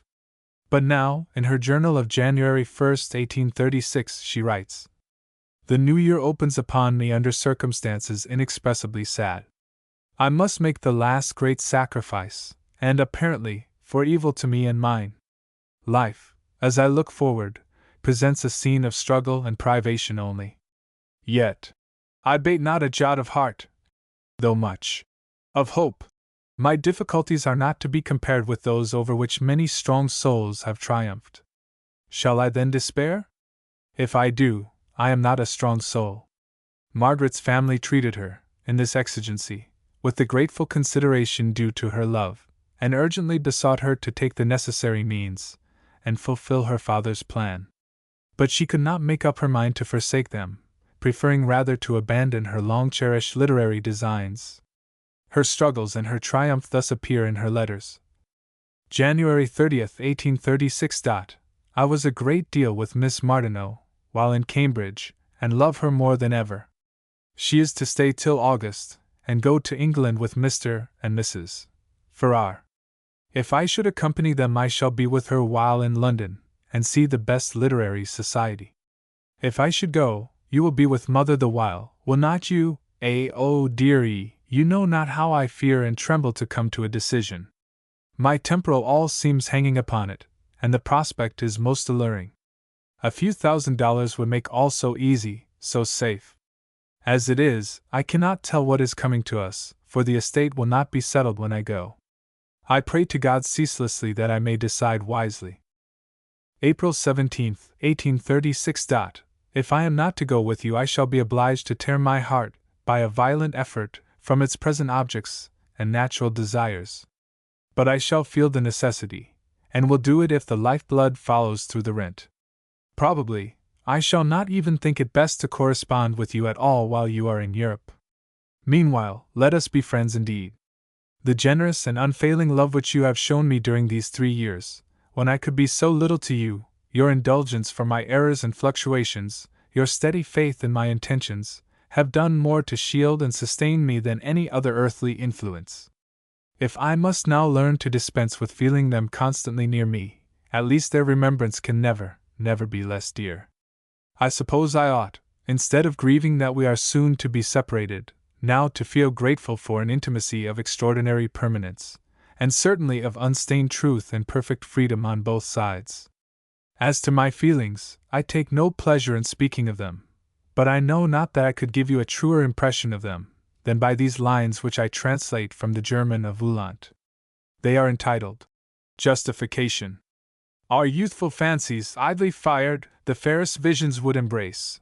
These, with impetuous tears desired, float upward into starry space. Heaven, upon the suppliant wild, smiles down a gracious no. In vain the strife. Yet be consoled, poor child, for the wish passes with the pain. But when from such idolatry the heart has turned, and wiser grown, in earnestness and purity would make a nobler plan its own, yet, after all its zeal and care, must of its chosen aim despair. Some bitter tears may be forgiven by man, at least, we trust, by heaven. Footnote A. Her eldest brother. Birthday. May 23 d. 1836. I have just been reading Goethe's Lebensregel. It is easy to say, do not trouble yourself with useless regrets for the past, enjoy the present, and leave the future to God. But it is not easy for characters, which are by nature neither calm nor careless, to act upon these rules. I am rather of the opinion of Novalis, that wir sich der Hochsen lieb ergeben genest von innen wunden nie.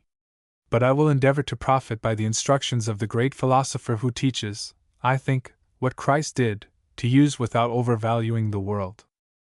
Circumstances have decided that I must not go to Europe, and shut upon me the door, as I think, forever, to the scenes I could have loved. Let me now try to forget myself, and act for others' sakes. What I can do with my pen I know not. At present, I feel no confidence or hope. The expectations so many have been led to cherish by my conversational powers, I am disposed to deem ill-founded. I do not think I can produce a valuable work. I do not feel in my bosom that confidence necessary to sustain me in such undertakings, the confidence of genius. But I am now but just recovered from bodily illness, and still heartbroken by sorrow and disappointment. I may be renewed again, and feel differently. If I do not soon, I will make up my mind to teach. I can thus get money, which I will use for the benefit of my dear, gentle, suffering mother, my brothers and sister. This will be the greatest consolation to me, at all events. Death and life. The moon tempted me out, and I set forth for a house at no great distance. The beloved southwest was blowing, the heavens were flooded with light, which could not diminish the tremulously pure radiance of the evening star. The air was full of spring sounds, and sweet spring odors came up from the earth. I felt that happy sort of feeling, as if the soul's pinions were budding. My mind was full of poetic thoughts, and nature's song of promise was chanting in my heart. But what a change when I entered that human dwelling! I will try to give you an impression of what you, I fancy, have never come in contact with. The little room, they have but one, contains a bed, a table, and some old chairs. A single stick of wood burns in the fireplace. It is not needed now, but those who sit near it have long ceased to know what spring is. They are all frost. Everything is old and faded, but at the same time as clean and carefully mended as possible. For all they know of pleasure is to get strength to sweep those few boards, and mend those old spreads and curtains. That sort of self-respect they have, and it is all of pride their many years of portith has left them. And there they sit, mother and daughter. In the mother, 90 years have quenched every thought and every feeling, except an imbecile interest about her daughter, and the sort of self-respect I just spoke of. Husband, sons, strength, health, house and lands, all are gone. And yet these losses have not had power to bow that palsied head to the grave. Morning by morning she rises without a hope, night by night she lies down vacant or apathetic, and the utmost use she can make of the day is to totter 3 or 4 times across the floor by the assistance of her staff. Yet, though we wonder that she is still permitted to cumber the ground, joyless and weary, the tomb of her dead self, we look at this dry leaf, and think how green it once was, and how the birds sung to it in its summer day. But can we think of spring, or summer, or anything joyous or really lifelike, when we look at the daughter, that bloodless effigy of humanity, whose care is to eke out this miserable existence by means of the occasional doles of those who know how faithful and good a child she has been to that decrepit creature, who thinks herself happy if she can be well enough, by hours of patient toil, to perform those menial services which they both require, whose talk is of the price of pounds of sugar, and ounces of tea, and yards of flannel, whose only intellectual resource is hearing 5 or 6 verses of the Bible read every day. My poor head, she says, cannot bear any more, and whose only hope is the death to which she has been so slowly and wearily advancing, through many years like this. The saddest part is, that she does not wish for death. She clings to this sordid existence. Her soul is now so habitually enwrapped in the meanest cares, that if she were to be lifted 2 or 3 steps upward, she would not know what to do with life. How, then, shall she soar to the celestial heights? Yet she ought, for she has ever been good, and her narrow and crushing duties have been performed with a self-sacrificing constancy, which I, for one, could never hope to equal. While I listen to her, and I often think it good for me to listen to her patiently, the expressions you used in your letter, about drudgery, occurred to me. I remember the time when I, too, deified the soul's impulses. It is a noble worship, but if we do not aid it by a just though limited interpretation of what ought means, it will degenerate into idolatry. For a time it was so with me, and I am not yet good enough to love the ought. Then I came again into the open air, and saw those resplendent orbs moving so silently, and thought that they were perhaps tenanted, not only by beings in whom I can see the germ of a possible angel, but by myriads like this poor creature, in whom that germ is, so far as we can see, blighted entirely. I could not help saying, "O my Father! Thou whom we are told art all power, and also all love, how canst thou suffer such even transient specks on the transparence of thy creation?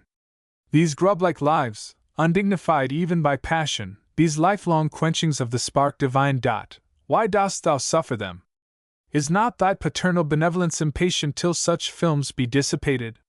Such questionings once had power to move my spirit deeply, now they but shade my mind for an instant. I have faith in a glorious explanation that shall make manifest perfect justice and perfect wisdom. Literature, cut off from access to the scholars, libraries, lectures, galleries of art, museums of science, antiquities, and historic scenes of Europe, Margaret bent her powers to use such opportunities of culture as she could command in her solitary country home. Journals and letters thus bear witness to her zeal. I am having one of my intense times, devouring book after book. I never stop a minute, except to talk with Mother, having laid all little duties on the shelf for a few days. Among other things, I have twice read through the life of Sir J. Mackintosh, and it has suggested so much to me that I am very sorry I did not talk it over with you. It is quite gratifying, after my late chagrin, to find Sir James, with all his metaphysical turn, and ardent desire to penetrate it, puzzling so over the German philosophy, and particularly what I was myself troubled about, at Cambridge, Jacobi's letters to Fichte. Few things have ever been written more discriminating or more beautiful than his strictures upon the Hindu character, his portrait of Fox, and his second letter to Robert Hall, after his recovery from derangement. Do you remember what he says of the want of brilliancy in Priestley's moral sentiments? Those remarks, though slight, seem to me to show the quality of his mind more decidedly than anything in the book. That so much learning, benevolence, and almost unparalleled fairness of mind should be in a great measure lost to the world, for want of earnestness of purpose, might impel us to attach to the latter attribute as much importance as does the wise uncle and Wilhelm Meister. As to what you say of Shelley, it is true that the unhappy influences of early education prevented his ever attaining clear views of God, life, and the soul. At 30, he was still a seeker, an experimentalist. But then his should not be compared with such a mind as S, which, having no such exuberant fancy to tame, nor various faculties to develop, naturally comes to maturity sooner. Had Shelley lived 20 years longer, I have no doubt he would have become a fervent Christian, and thus have attained that mental harmony which was necessary to him. It is true, too, as you say, that we always feel a melancholy imperfection in what he writes. But I love to think of those other spheres in which so pure and rich a being shall be perfected, and I cannot allow his faults of opinion and sentiment to mar my enjoyment of the vast capabilities and exquisite perception of beauty displayed everywhere in his poems. March 17, 1836. I think Herschel will be very valuable to me, from the slight glance I have taken of it, and I thank Mr. F. But do not let him expect anything of me because I have ventured on a book so profound as the Novum Organum. I have been examining myself with severity, intellectually as well as morally, and am shocked to find how vague and superficial is all my knowledge. I am no longer surprised that I should have appeared harsh and arrogant in my strictures to one who, having a better disciplined mind, is more sensible of the difficulties in the way of really knowing and doing anything, and who, having more wisdom, has more reverence too. All that passed at your house will prove very useful to me, and I trust that I am approximating somewhat to that genuine humility which is so indispensable to true regeneration. But do not speak of this too, for I am not yet sure of the state of my mind. 1836. I have, for the time, laid aside de Staël and Bacon, for Martineau and Southey. I find, with delight, that the former has written on the very subjects I wish most to talk out with her, and probably I shall receive more from her in this way than by personal intercourse, for I think more of her character when with her, and am stimulated through my affections. As to Southey, I am steeped to the lips in enjoyment. I am glad I did not know this poet earlier, for I am now just ready to receive his truly exalting influences in some degree. I think, in reading, I shall place him next to Wordsworth. I have finished Herschel, and really believe I am a little wiser. I have read, too, Heine's letters twice, Sartor Resartus once, some of Goethe's late diaries, Coleridge's literary remains, and drank a great deal from Wordsworth. By the way, do you know his Happy Warrior? I find my insight of this sublime poet perpetually deepening. Mr. says the Wanderjar is wise. It must be presumed so, and yet one is not satisfied. I was perfectly so with my manner of interpreting the Lehrjar, but this sequel keeps jerking my clue, and threatens to break it. I do not know our Goethe yet. I have changed my opinion about his religious views many times. Sometimes I am tempted to think that it is only his wonderful knowledge of human nature which has excited in me such reverence for his philosophy, and that no worthy fabric has been elevated on this broad foundation. Yet often, when suspecting that I have found a huge gap, the next turning it appears that it was but an air-hole, and there is a brick all ready to stop it. On the whole, though my enthusiasm for the Gatherian philosophy is checked, my admiration for the genius of Goethe is in no wise lessened, and I stand in a skeptical attitude, ready to try his philosophy, and if needs must, play the eclectic. Did I write that a kind-hearted neighbor, fearing I might be dull, sent to offer me the use of a bookcase full of souvenirs, gems, and such-like glittering ware? I took a 2 or 3-year-old token, and chanced on a story called The Gentle Boy, which I remembered to have heard was written by somebody in Salem. It is marked by so much grace and delicacy of feeling, that I am very desirous to know the author, whom I take to be a lady. With regard to what you say about the American Monthly, my answer is, I would gladly sell some part of my mind for lucre, to get the command of time. But I will not sell my soul. That is, I am perfectly willing to take the trouble of writing for money to pay the seamstress. But I am not willing to have what I write mutilated, or what I ought to say dictated to suit the public taste. You speak of my writing about Tieck. It is my earnest wish to interpret the German authors of whom I am most fond to such Americans as are ready to receive. Perhaps some might sneer at the notion of my becoming a teacher, but where I love so much, surely I might inspire others to love a little, and I think this kind of culture would be precisely the counterpoise required by the utilitarian tendencies of our day and place. My very imperfections may be of value. While enthusiasm is yet fresh, while I am still a novice, it may be more easy to communicate with those quite uninitiated than when I shall have attained to a higher and calmer state of knowledge. I hope a periodical may arise, by and by, which may think me worthy to furnish a series of articles on German literature, giving room enough and perfect freedom to say what I please. In this case, I should wish to devote at least 8 numbers to Tieck, and should use the Garden of Poesy, and my other translations. I have sometimes thought of translating his Little Red Riding Hood, for children. If it could be adorned with illustrations, like those in the Story Without an End, it would make a beautiful little book, but I do not know that this could be done in Boston.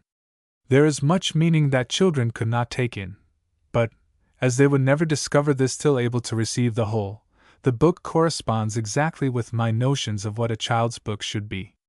I should like to begin the proposed series with a review of Heine's Letters on German Literature, which afford excellent opportunity for some preparatory hints. My plans are so undecided for several coming months, that I cannot yet tell whether I shall have the time and tranquillity needed to write out the whole course, though much tempted by the promise of perfect liberty. I could engage, however, to furnish at least 2 articles on Novalis and Corner. I trust you will be interested in my favorite corner. Great is my love for both of them. But I wish to write something which shall not only be free from exaggeration, but which shall seem so, to those unacquainted with their works. I have so much reading to go through with this month, that I have but few hours for correspondence. I have already discussed 5 volumes in German, 2 in French, 3 in English, and not without thought and examination. Tell that I read Titan by myself, in the afternoons and evenings of about 3 weeks. She need not be afraid to undertake it. Difficulties of detail may, perhaps, not be entirely conquered without a master or a good commentary, but she could enjoy all that is most valuable alone. I should be very unwilling to read it with a person of narrow or unrefined mind, for it is a noble work, and fit to raise a reader into that high serene of thought where pedants cannot enter. Farewell to Groton. The place is beautiful, in its way, but its scenery is too tamely smiling and sleeping. My associations with it are most painful. There darkened round us the effects of my father's ill-judged exchange, ill-judged, so far at least as regarded himself, mother, and me, all violently rent from the habits of our former life, and cast upon toils for which we were unprepared. There my mother's health was impaired, and mine destroyed. There my father died. There were undergone the miserable perplexities of a family that has lost its head. There I passed through the conflicts needed to give up all which my heart had for years desired, and to tread a path for which I had no skill, and no call, except that it must be trodden by someone, and I alone was ready. Wachusett and the Peterborough Hills are blended in my memory with hours of anguish as great as I am capable of suffering. I used to look at them towering to the sky, and feel that I, too, from birth, had longed to rise and, though for the moment crushed, was not subdued. But if those beautiful hills, and wide, rich fields saw this sad lore well learned, they also saw some precious lessons given in faith, fortitude, self-command, and unselfish love. There too, in solitude, the mind acquired more power of concentration, and discerned the beauty of strict method. There too, more than all, the heart was awakened to sympathize with the ignorant, to pity the vulgar, to hope for the seemingly worthless, and to commune with the divine spirit of creation, which cannot err, which never sleeps, which will not permit evil to be permanent. nor its aim of beauty in the smallest particular eventually to fail. Winter in Boston. In the autumn of 1836, Margaret went to Boston, with the twofold design of teaching Latin and French in Mr. Alcott's school, which was then highly prosperous, and of forming classes of young ladies in French, German, and Italian. Her view of Mr. Alcott's plan of education was thus hinted in a journal, one day, after she had been talking with him, and trying to place herself in his mental position. Mr. A. Oh, for the safe and natural way of intuition! I cannot grope like a mole in the gloomy passages of experience. To the attentive spirit, the revelation contained in books is only so far valuable as it comments upon, and corresponds with, the universal revelation. Yet to me, a being social and sympathetic by natural impulse, though recluse and contemplative by training and philosophy, the character and life of Jesus have spoken more forcibly than any fact recorded in human history. This story of incarnate love has given me the key to all mysteries, and showed me what path should be taken in returning to the fountain of spirit. Seeing that other redeemers have imperfectly fulfilled their tasks, I have sought a new way. They all, it seemed to me, had tried to influence the human being at too late a day, and had laid their plans too wide. They began with men, I will begin with babes. They began with the world, I will begin with the family. So I preach the gospel of the 19th century. But preacher, you make 3 mistakes. You do not understand the nature of genius or creative power.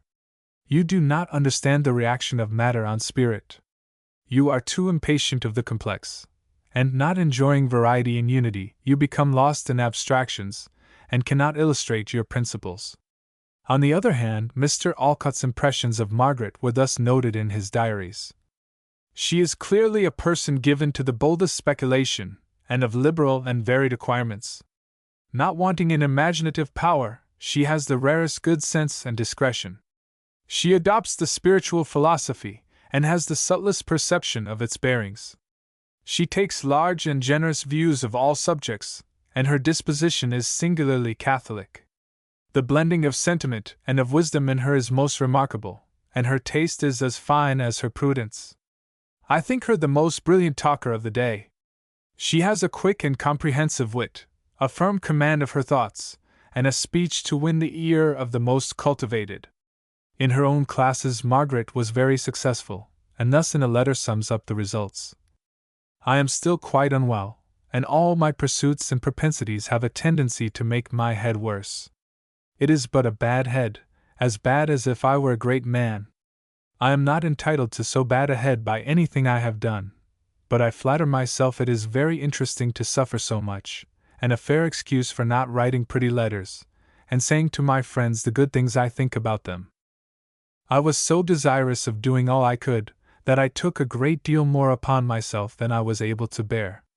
Yet now that the 25 weeks of incessant toil are over, I rejoice in it all, and would not have done an iota less. I have fulfilled all my engagements faithfully, have acquired more power of attention, self-command, and fortitude, have acted in life as I thought I would in my lonely meditations, and have gained some knowledge of means. Above all, blessed be the Father of our spirits, my aims are the same as they were in the happiest flight of youthful fancy. I have learned too, at last, to rejoice in all past pain, and to see that my spirit has been judiciously tempered for its work. In future I may sorrow, but can I ever despair? The beginning of the winter was forlorn. I was always ill, and often thought I might not live, though the work was but just begun. The usual disappointments, too, were about me. Those from whom aid was expected failed, and others who aided did not understand my aims.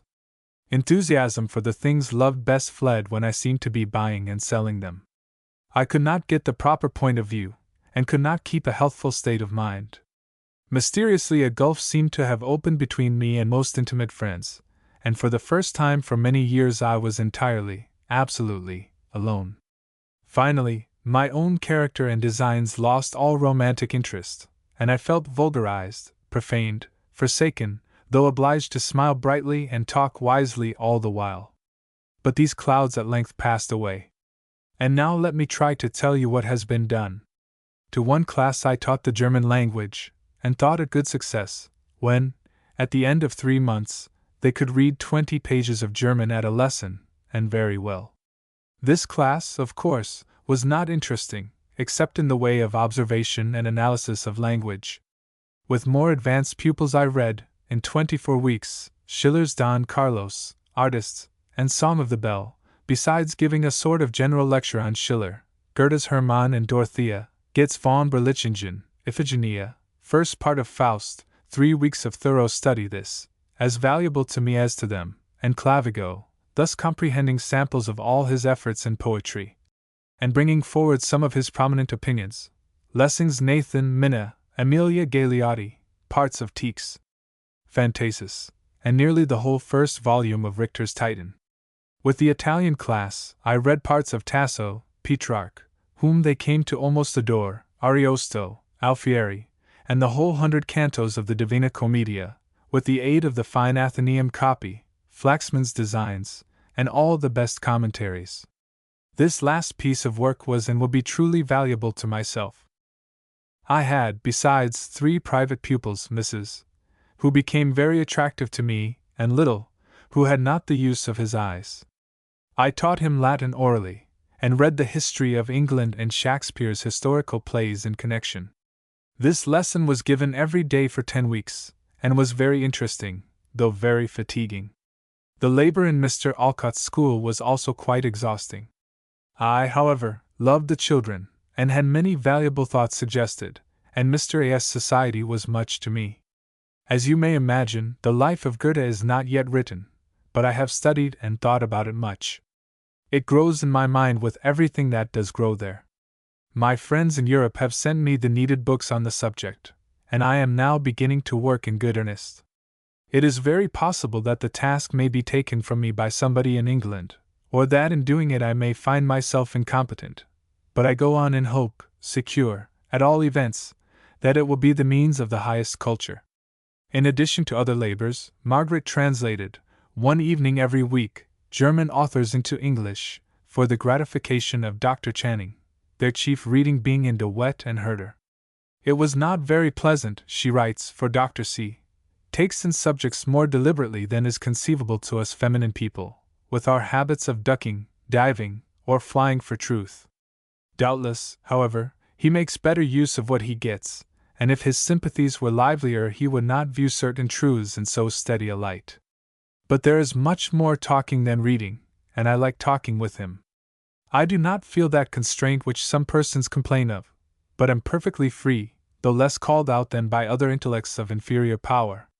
I get too much food for thought from him, and am not bound to any tiresome formality of respect on account of his age and rank in the world of intellect. He seems desirous to meet even one young and obscure as myself on equal terms, and trusts to the elevation of his thoughts to keep him in his place. She found higher satisfaction still in his preaching. A discourse from Dr. C. on the spirituality of man's nature. This was delightful. I came away in the most happy, hopeful, and heroic mood. The tone of the discourse was so dignified, his manner was so benignant and solemnly earnest, in his voice there was such a concentration of all his force, physical and moral, to give utterance to divine truth, that I felt purged as by fire. If some speakers feed intellect more, Dr. C. feeds the whole spirit. Oh, for a more calm, more pervading faith in the divinity of my own nature! I am so far from being thoroughly tempered and seasoned, and am sometimes so presumptuous, at others so depressed. Why cannot I lay more to heart the text? God is never in a hurry, let man be patient and confident. Providence. In the spring of 1837, Margaret received a very favorable offer to become a principal teacher in the Green Street School, at Providence, Rhode Island. The proposal is that I shall teach the elder girls my favorite branches, for 4 hours a day, choosing my own hours, and arranging the course for $1,000 a year, if, upon trial, I am well enough pleased to stay. This would be independence, and would enable me to do many slight services for my family. But, on the other hand, I am not sure that I shall like the situation, and am sanguine that, by perseverance, the plan of classes in Boston might be carried into full effect. Moreover, Mr. Ripley, who is about publishing a series of works on foreign literature, has invited me to prepare the Life of Goethe on very advantageous terms. This I should much prefer. Yet, when the thousand petty difficulties which surround us are considered, it seems unwise to relinquish immediate independence. She accepted, therefore, the offer which promised certain means of aiding her family, and reluctantly gave up the precarious, though congenial, literary project. School experiences. The new institution of which I am to be Lady Superior was dedicated last Saturday. People talk to me of the good I am to do, but the last fortnight has been so occupied in the task of arranging many scholars of various ages and unequal training, that I cannot yet realize this new era. The gulf is vast, wider than I could have conceived possible, between me and my pupils, but the sight of such deplorable ignorance, such absolute burial of the best powers, as I find in some instances, makes me comprehend, better than before, how such a man as Mr. Alcott could devote his life to renovate elementary education. I have pleasant feelings when I see that a new world has already been opened to them. Nothing of the vulgar feeling towards teachers, too often to be observed in schools, exists towards me. The pupils seem to reverence my tastes and opinions in all things. They are docile, decorous, and try hard to please. They are in awe of my displeasure, but delighted whenever permitted to associate with me on familiar terms. As I treat them like ladies, they are anxious to prove that they deserve to be so treated. There is room here for a great move in the cause of education, and if I could resolve on devoting 5 or 6 years to this school, a good work might, doubtless, be done. Plans are becoming complete in my mind, ways and means continually offer, and so far as I have tried them, they succeed. I am left almost as much at liberty as if no other person was concerned. Some 60 scholars are more or less under my care, and many of them begin to walk in the new paths pointed out. General activity of mind, accuracy in processes, constant looking for principles, and search after the good and the beautiful, are the habits I strive to develop. I will write a short record of the last day at school.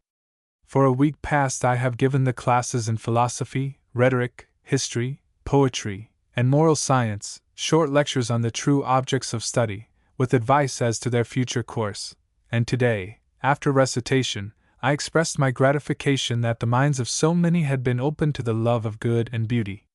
Then came the time for last words. First, I called into the recitation room the boys who had been under my care. They are nearly all interesting, and have showed a chivalric feeling in their treatment of me. People talk of women not being able to govern boys, but I have always found it a very easy task. He must be a coarse boy, indeed, who, when addressed in a resolute, yet gentle manner by a lady, will not try to merit her esteem. These boys have always rivaled one another in respectful behavior. I spoke a few appropriate words to each, mentioning his peculiar errors and good deeds, mingling some advice with more love, which will, I hope, make it remembered. We took a sweet farewell. With the younger girls I had a similar interview. Then I summoned the elder girls, who have been my especial charge. I reminded them of the ignorance in which some of them were found, and showed them how all my efforts had necessarily been directed to stimulating their minds, leaving undone much which, under other circumstances, would have been deemed indispensable. I thanked them for the favorable opinion of my government which they had so generally expressed, but specified 3 instances in which I had been unjust. I thanked them, also, for the moral beauty of their conduct, bore witness that an appeal to conscience had never failed, and told them of my happiness in having the faith thus confirmed, that young persons can be best guided by addressing their highest nature. I declared my consciousness of having combined, not only in speech but in heart, tolerance and delicate regard for the convictions of their parents, with fidelity to my own, frankly uttered. I assured them of my true friendship, proved by my never having cajoled or caressed them into good. Every word of praise had been earned, all my influence over them was rooted in reality. I had never softened nor palliated their faults. I had appealed, not to their weakness, but to their strength. I had offered to them, always, the loftiest motives, and had made every other end subordinate to that of spiritual growth. With a heartfelt blessing I dismissed them, but none stirred, and we all sat for some moments, weeping. Then I went round the circle and bade each, separately, farewell. Persons. Margaret's Providence journals are made extremely piquant and entertaining by her lifelike portraiture of people and events, and every page attests the scrupulous justice with which she sought to penetrate through surfaces to reality, and forgetting personal prejudices, to apply universally the test of truth. A few sketches of public characters may suffice to show with what sagacious, all-observing eyes she looked about her. At the Whig caucus, I heard Tristram Burgess, the old bald eagle. His baldness increases the fine effect of his appearance, for it seems as if the locks had retreated, that the contour of his very strongly marked head might be revealed to every eye. His personnel, as well as I could see, was fitted to command respect rather than admiration. He is a venerable, not a beautiful old man. He is a rhetorician, if I could judge from this sample, style inwoven and somewhat ornate, matter frequently wrought up to a climax, manner rather declamatory, though strictly that of a gentleman and a scholar. One art in his oratory was, no doubt, very effective, before he lost force and distinctness of voice. I allude to his way, after having reasoned a while, till he has reached the desired conclusion, of leaning forward, with hands reposing but figure very earnest, and communicating, confidentially as it were, the result to the audience. The impression produced in former days, when those low, emphatic passages could be distinctly heard, must have been very strong. Yet there is too much apparent trickery in this, to bear frequent repetition. His manner is well adapted for argument, and for the expression either of satire or of chivalric sentiment. Mr. John Neal addressed my girls on the destiny and vocation of woman in this country. He gave, truly, a manly view, though not the view of common men, and it was pleasing to watch his countenance, where energy is animated by genius. He then spoke to the boys, in the most noble and liberal spirit, on the exercise of political rights. If there is one among them who has the germ of a truly independent man, too generous to become a party tool, and with soul enough to think, as well as feel, for himself, those words were not spoken in vain. He was warmed up into giving a sketch of his boyhood. It was an eloquent narrative, and is ineffaceably impressed on my memory, with every look and gesture of the speaker. What gave chief charm to this history was its fearless ingenuousness. It was delightful to note the impression produced by his magnetic genius and independent character. In the evening we had a long conversation upon woman, Whiggism, modern English poets, Shakespeare, and, in particular, Richard III, about which we had actually a fight. Mr. Neal does not argue quite fairly, for he uses reason while it lasts, and then helps himself out with wit, sentiment, and assertion. I should quarrel with his definitions upon almost every subject, but his fervid eloquence, brilliancy, endless resource, and ready tact give him great advantage. There was a sort of exaggeration and coxcombry in his talk, but his lion heart, and keen sense of the ludicrous, alike in himself as in others, redeemed them. I should not like to have my motives scrutinized as he would scrutinize them, for I prefer rather to disclose them myself than to be found out.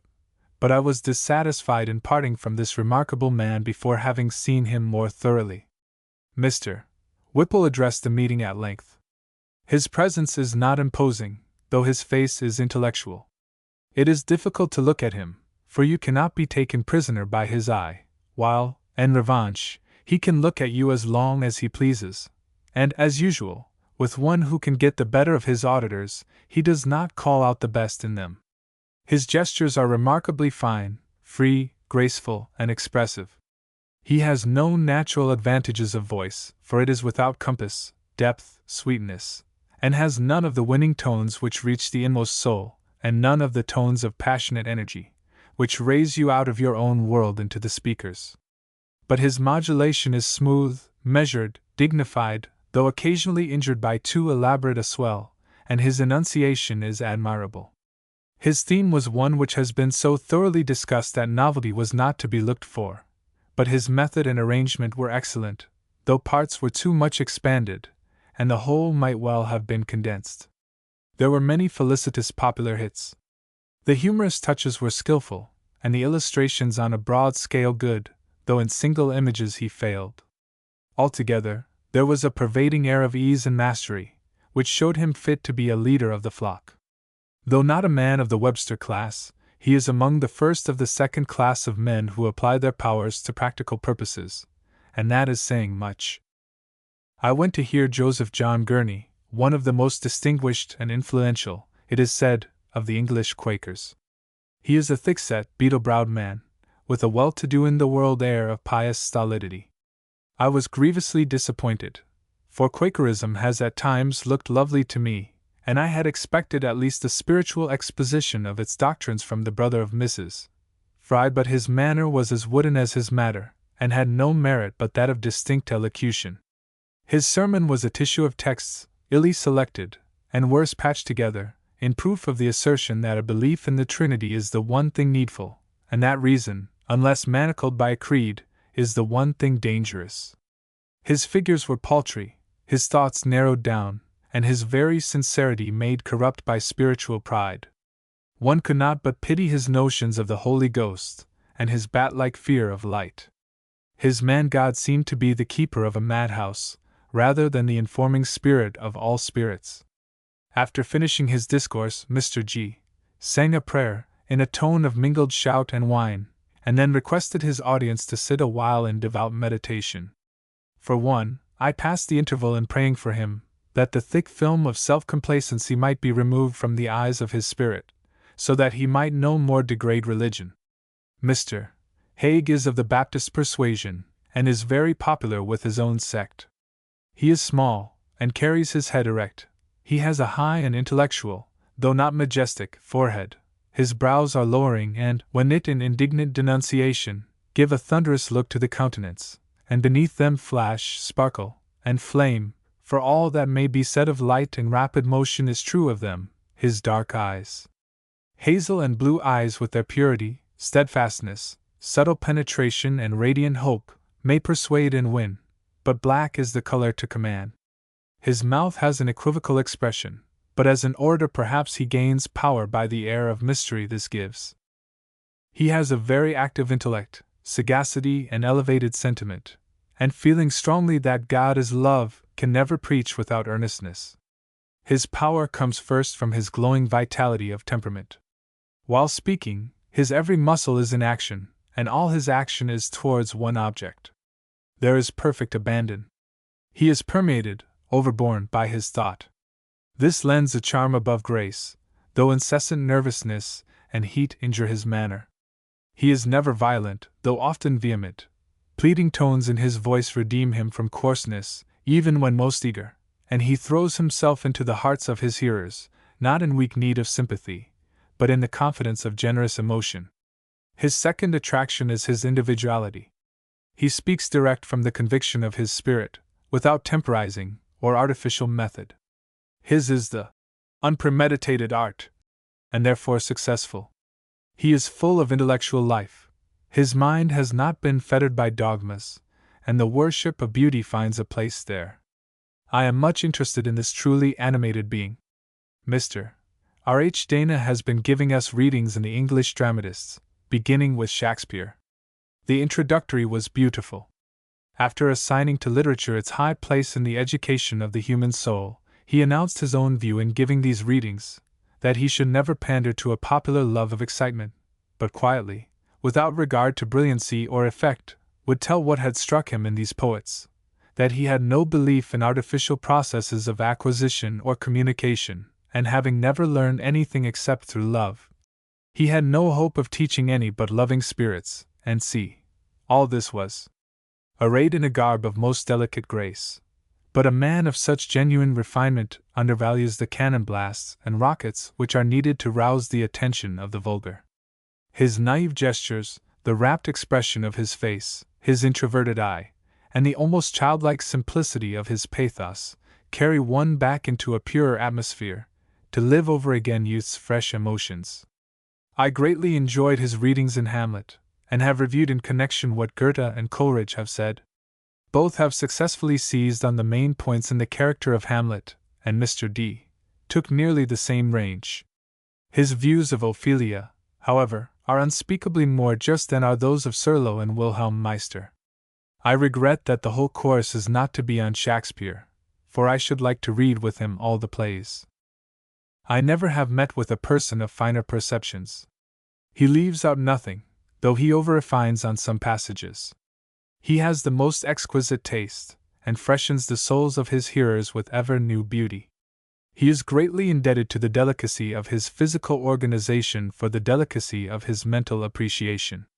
But when he has told you what he likes, the pleasure of intercourse is over, for he is a man of prejudice more than of reason, and though he can make a lively exposé of his thoughts and feelings, he does not justify them.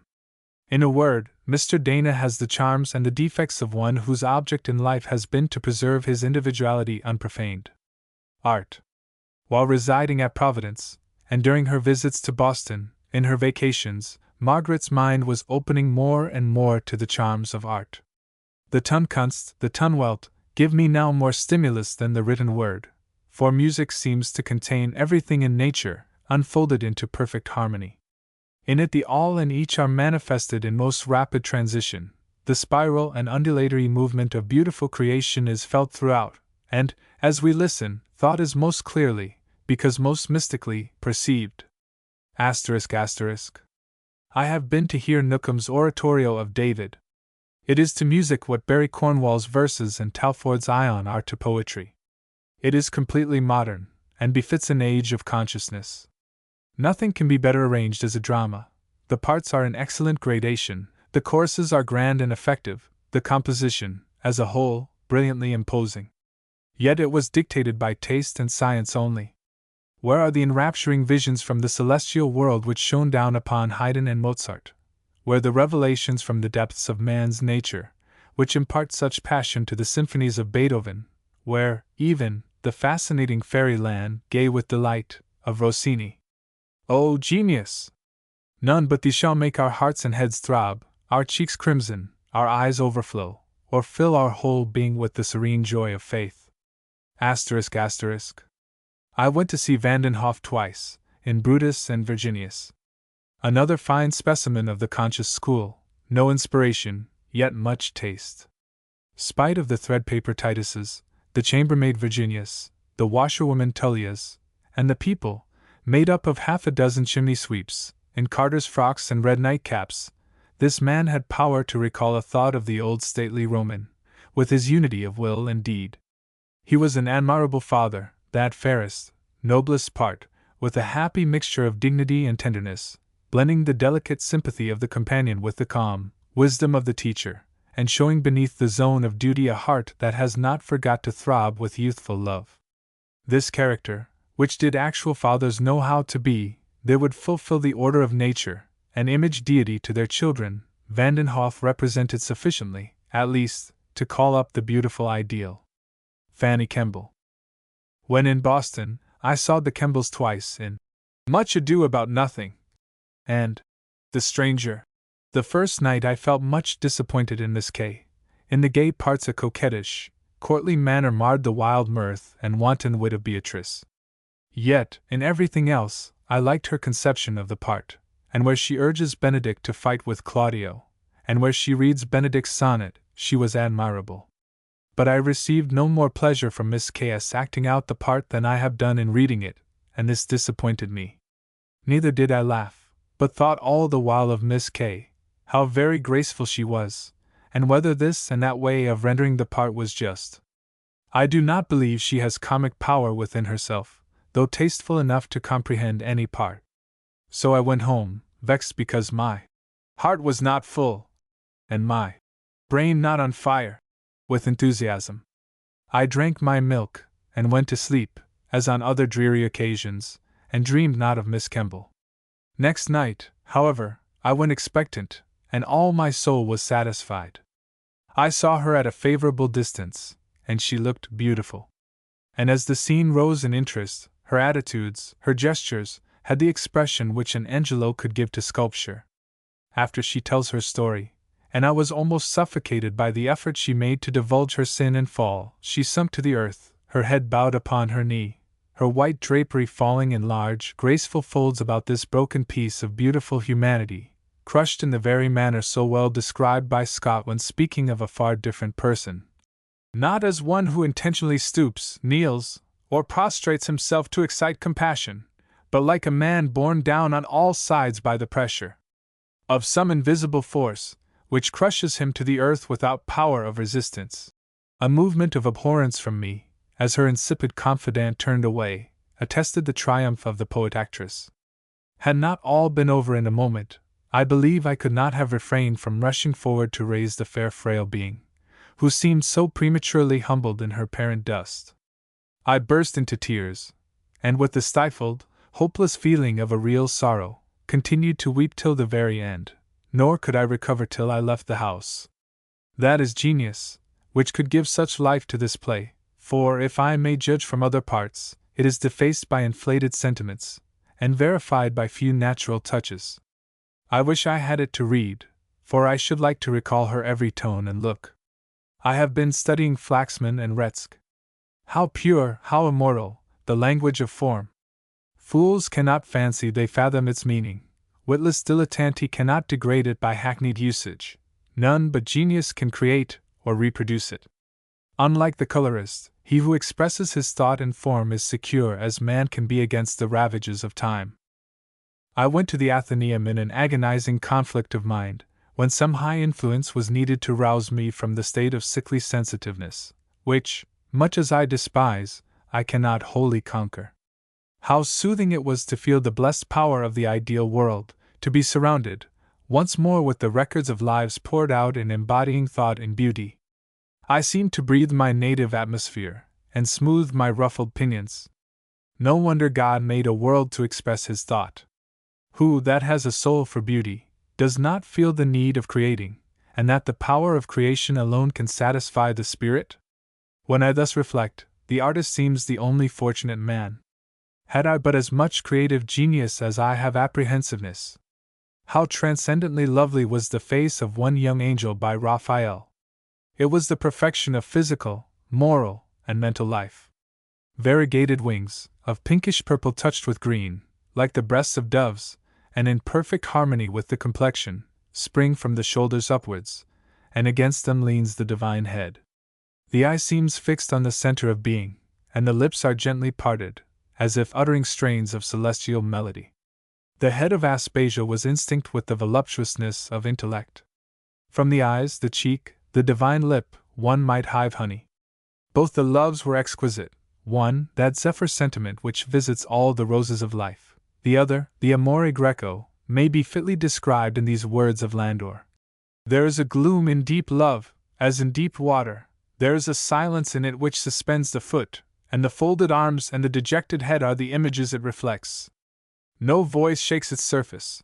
The muses themselves approach it with a tardy and a timid step, with a low and tremulous and melancholy song. The Sibyl I understood. What grace in that beautiful oval! What apprehensiveness in the eye! Such is female genius, it alone understands the god.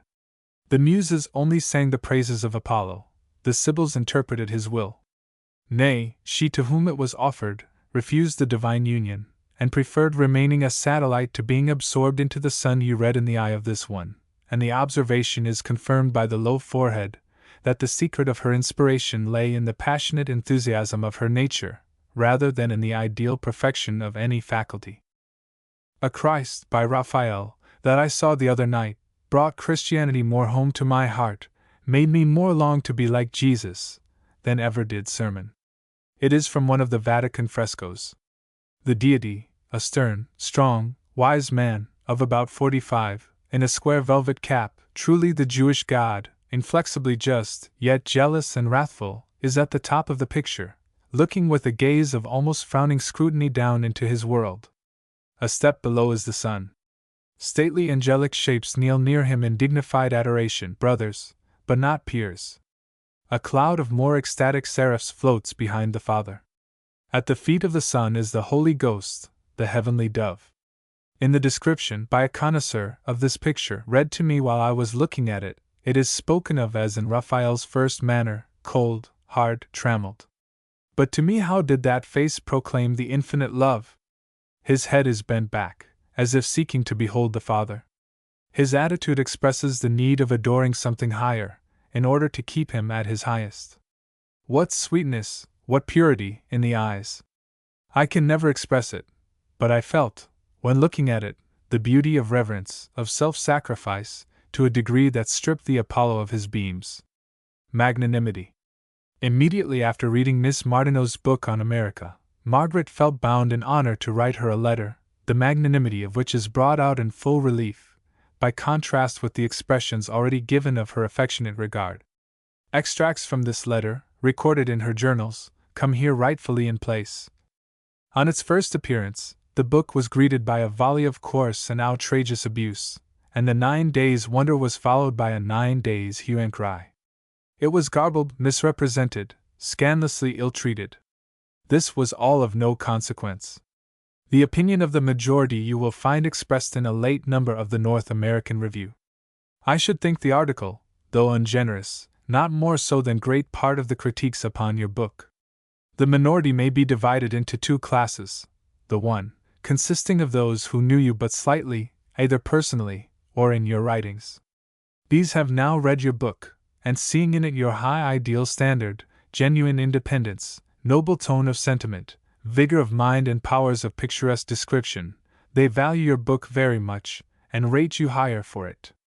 The other comprises those who were previously aware of these high qualities, and who, seeing in a book to which they had looked for a lasting monument to your fame, a degree of presumptuousness, irreverence, inaccuracy, hasty generalization, and ultraism on many points, which they did not expect, lament the haste in which you have written, and the injustice which you have consequently done to so important a task, and to your own powers of being and doing.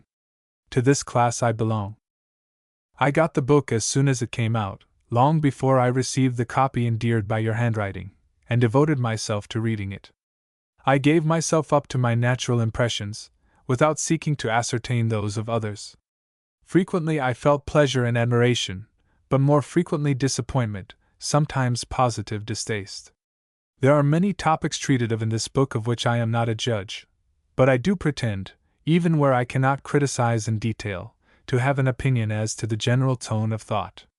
When Herschel writes his introduction to natural philosophy, I cannot test all he says, but I cannot err about his fairness, his manliness, and wide range of knowledge. When Jouffroy writes his lectures, I am not conversant with all his topics of thought, but I can appreciate his lucid style and admirable method. When Webster speaks on the currency, I do not understand the subject, but I do understand his mode of treating it, and can see what a blaze of light streams from his torch. When Harriet Martineau writes about America, I often cannot test that rashness and inaccuracy of which I hear so much, but I can feel that they exist. A want of soundness, of habits of patient investigation, of completeness, of arrangement, are felt throughout the book, and for all its fine descriptions of scenery, breadth of reasoning, and generous daring, I cannot be happy in it, because it is not worthy of my friend, and I think a few months given to ripen it, to balance, compare, and mellow, would have made it so. ***. Certainly you show no spirit of harshness towards this country in general. I think your tone most kindly. But many passages are deformed by intemperance of epithet. ***, would your heart, could you but investigate the matter, approve such overstatement, such a crude, intemperate tirade as you have been guilty of about Mr. Alcott, a true and noble man, a philanthropist, whom a true and noble woman, also a philanthropist, should have delighted to honor, whose disinterested and resolute efforts for the redemption of poor humanity all independent and faithful minds should sustain, since the broadcloth, vulgar will be sure to assail them, a philosopher worthy of the palmy times of ancient Greece, a man whom Carlyle and Berkeley, whom you so uphold, would delight to honor, a man whom the worldlings of Boston hold in as much horror as the worldlings of ancient Athens did Socrates. They smiled to hear their verdict confirmed from the other side of the Atlantic, by their censor, Harriet Martineau. I do not like that your book should be an abolition book. You might have borne your testimony as decidedly as you pleased, but why leaven the whole book with it? This subject haunts us on almost every page. It is a great subject, but your book had other purposes to fulfill. I have thought it right to say all this to you, since I felt it. I have shrunk from the effort, for I fear that I must lose you. Not that I think all authors are like Gil Bias Archbishop. No, if your heart turns from me, I shall still love you, still think you noble. I know it must be so trying to fail of sympathy, at such a time, where we expect it. And besides, I felt from the book that the sympathy between us is less general than I had supposed. It was so strong on several points. It is strong enough for me to love you ever, and I could no more have been happy in your friendship, if I had not spoken out now. Spiritual life. You question me as to the nature of the benefits conferred upon me by Mr. E.'s preaching. I answer that his influence has been more beneficial to me than that of any American, and that from him I first learned what is meant by an inward life. Many other springs have since fed the stream of living waters, but he first opened the fountain. That the mind is its own place was a dead phrase to me, till he cast light upon my mind. Several of his sermons stand apart in memory, like landmarks of my spiritual history. It would take a volume to tell what this one influence did for me. But perhaps I shall sometimes see that it was best for me to be forced to help myself. Some remarks which I made last night trouble me, and I cannot fix my attention upon other things till I have qualified them.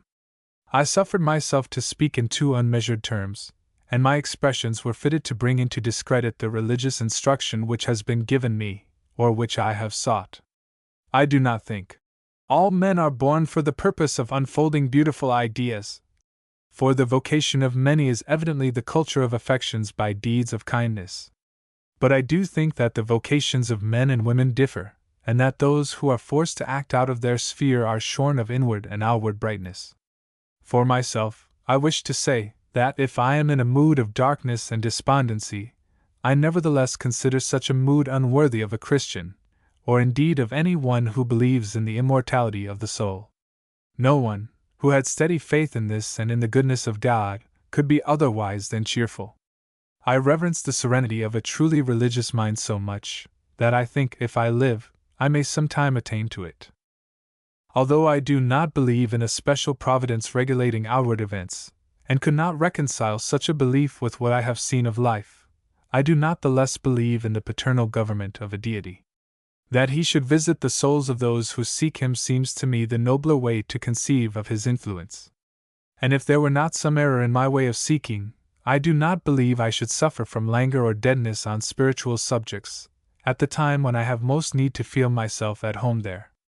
To find this error is my earnest wish, and perhaps I am now traveling to that end, though by a thorny road.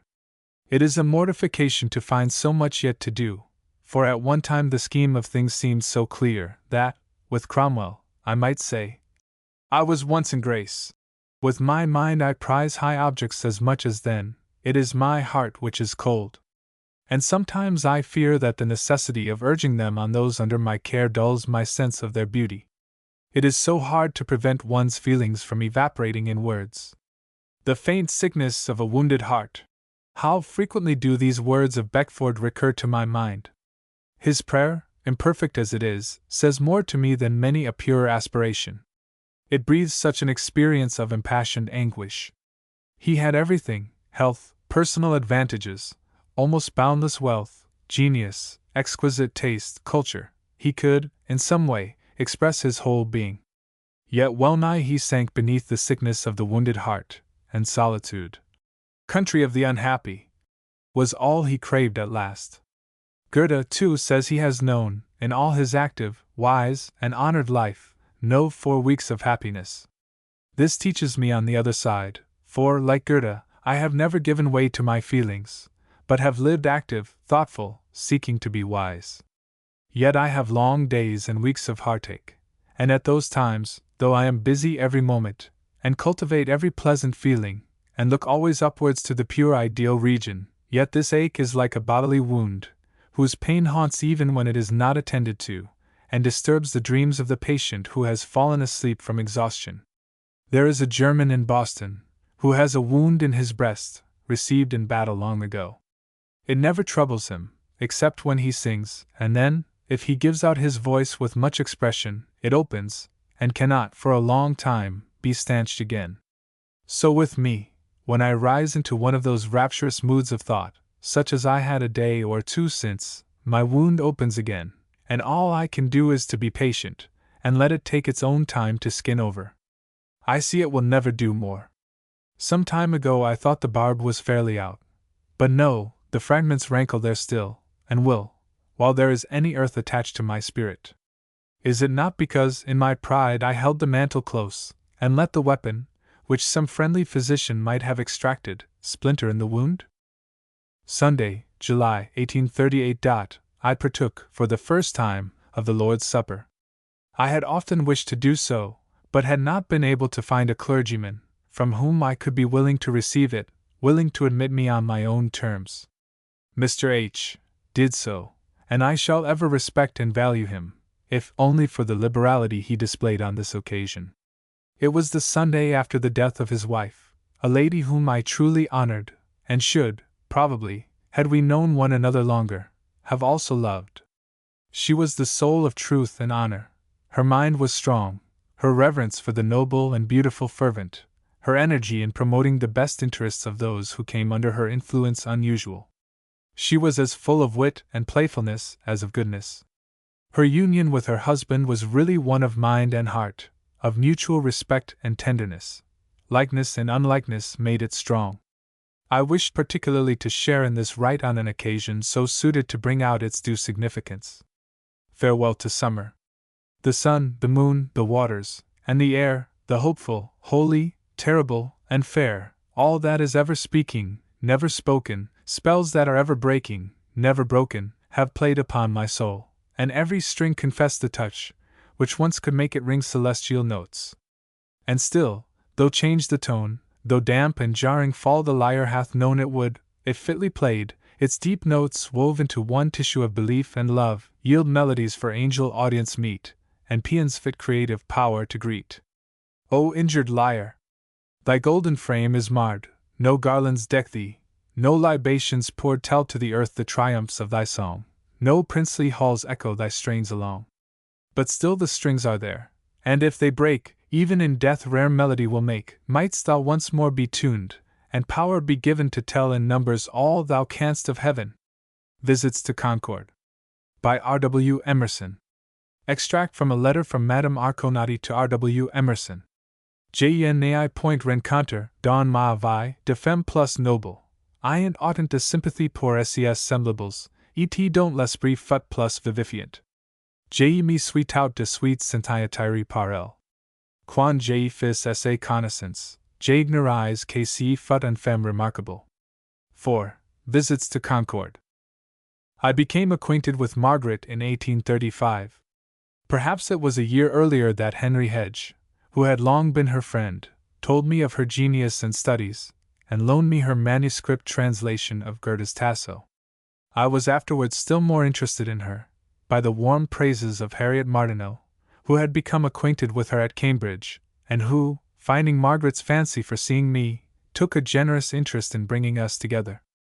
I remember, during a week in the winter of 1835-6, in which Miss Martineau was my guest, she returned again and again to the topic of Margaret's excelling genius and conversation, and enjoined it on me to seek her acquaintance, which I willingly promised.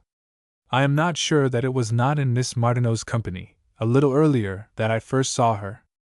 And I find a memorandum, in her own journal, of a visit, made by my brother Charles and myself, to Miss Martineau, at Mrs. Farrar's. It was not, however, till the next July, after a little diplomatizing in billets by the ladies, that her first visit to our house was arranged, and she came to spend a fortnight with my wife. I still remember the first half-hour of Margaret's conversation. She was then 26 years old. She had a face and frame that would indicate fullness and tenacity of life. She was rather under the middle height. Her complexion was fair, with strong fair hair. She was then, as always, carefully and becomingly dressed, and of ladylike self-possession. For the rest, her appearance had nothing prepossessing.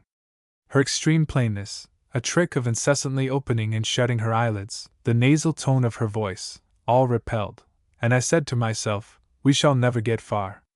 It is to be said that Margaret made a disagreeable first impression on most persons, including those who became afterwards her best friends, to such an extreme that they did not wish to be in the same room with her. This was partly the effect of her manners, which expressed an overweening sense of power and slight esteem of others, and partly the prejudice of her fame. She had a dangerous reputation for satire, in addition to her great scholarship. The men thought she carried too many guns, and the women did not like one who despised them. I believe I fancied her too much interested in personal history, and her talk was a comedy in which dramatic justice was done to everybody's foibles. I remember that she made me laugh more than I liked, for I was, at that time, an eager scholar of ethics, and had tasted the sweets of solitude and stoicism, and I found something profane in the hours of amusing gossip into which she drew me, and when I returned to my library, had much to think of the crackling of thorns under a pot. Margaret, who had stuffed me out as a philosopher, in her own fancy, was too intent on establishing a good footing between us, to omit any art of winning. She studied my tastes, piqued and amused me, challenged frankness by frankness, and did not conceal the good opinion of me she brought with her, nor her wish to please. She was curious to know my opinions and experiences. Of course, it was impossible long to hold out against such urgent assault.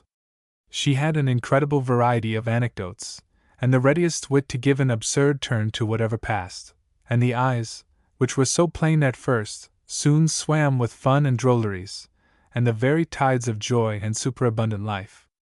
This rumor was much spread abroad, that she was sneering, scoffing, critical, disdainful of humble people, and of all but the intellectual. I had heard it whenever she was named. It was a superficial judgment. Her satire was only the pastime and necessity of her talent, the play of superabundant animal spirits. And it will be seen, in the sequel, that her mind presently disclosed many moods and powers, in successive platforms or terraces, each above each, that quite effaced this first impression, in the opulence of the following pictures.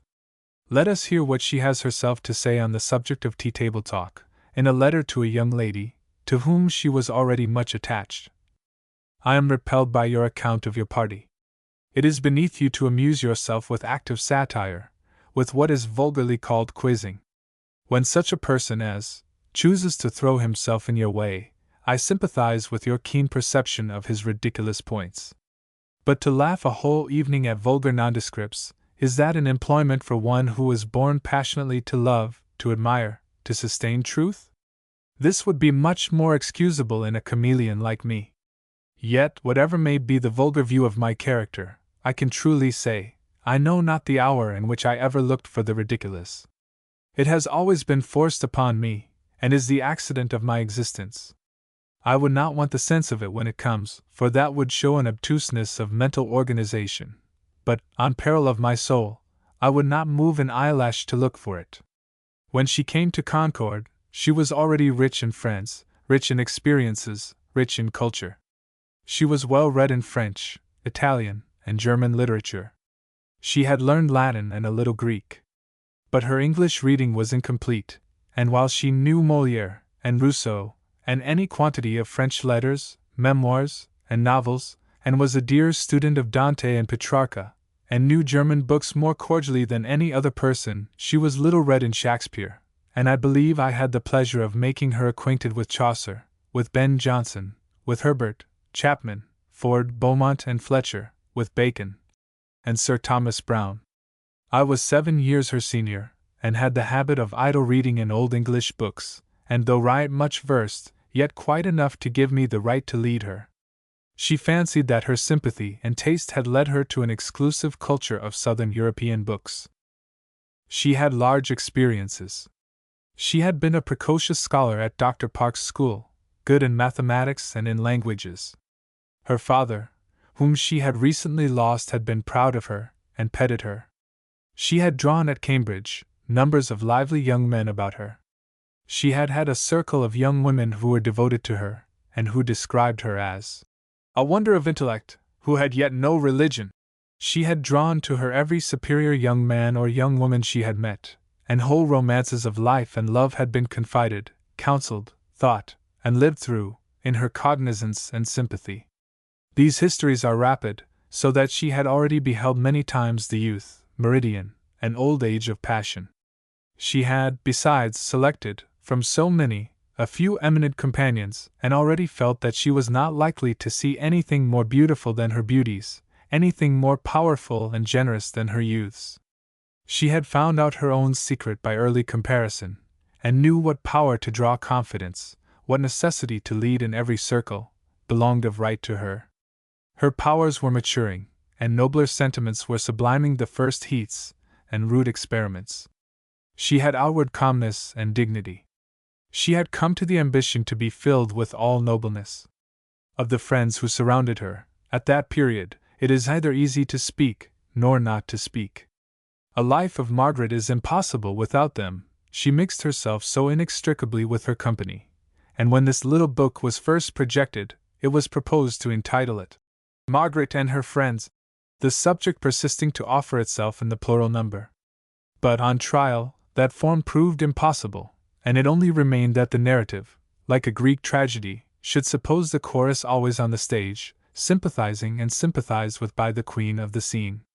Yet I remember these persons as a fair, commanding troop, every one of them adorned by some splendor of beauty, of grace, of talent, or of character, and comprising in their band persons who have since disclosed sterling worth and elevated aims in the conduct of life. 3 beautiful women, either of whom would have been the fairest ornament of Papanti's assemblies, but for the presence of the other, were her friends.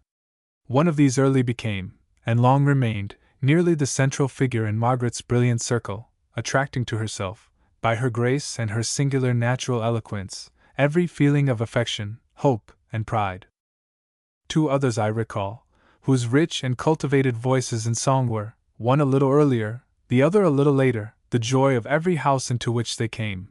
And indeed, Margaret's taste for music was amply gratified in the taste and science which several persons among her intimate friends possessed.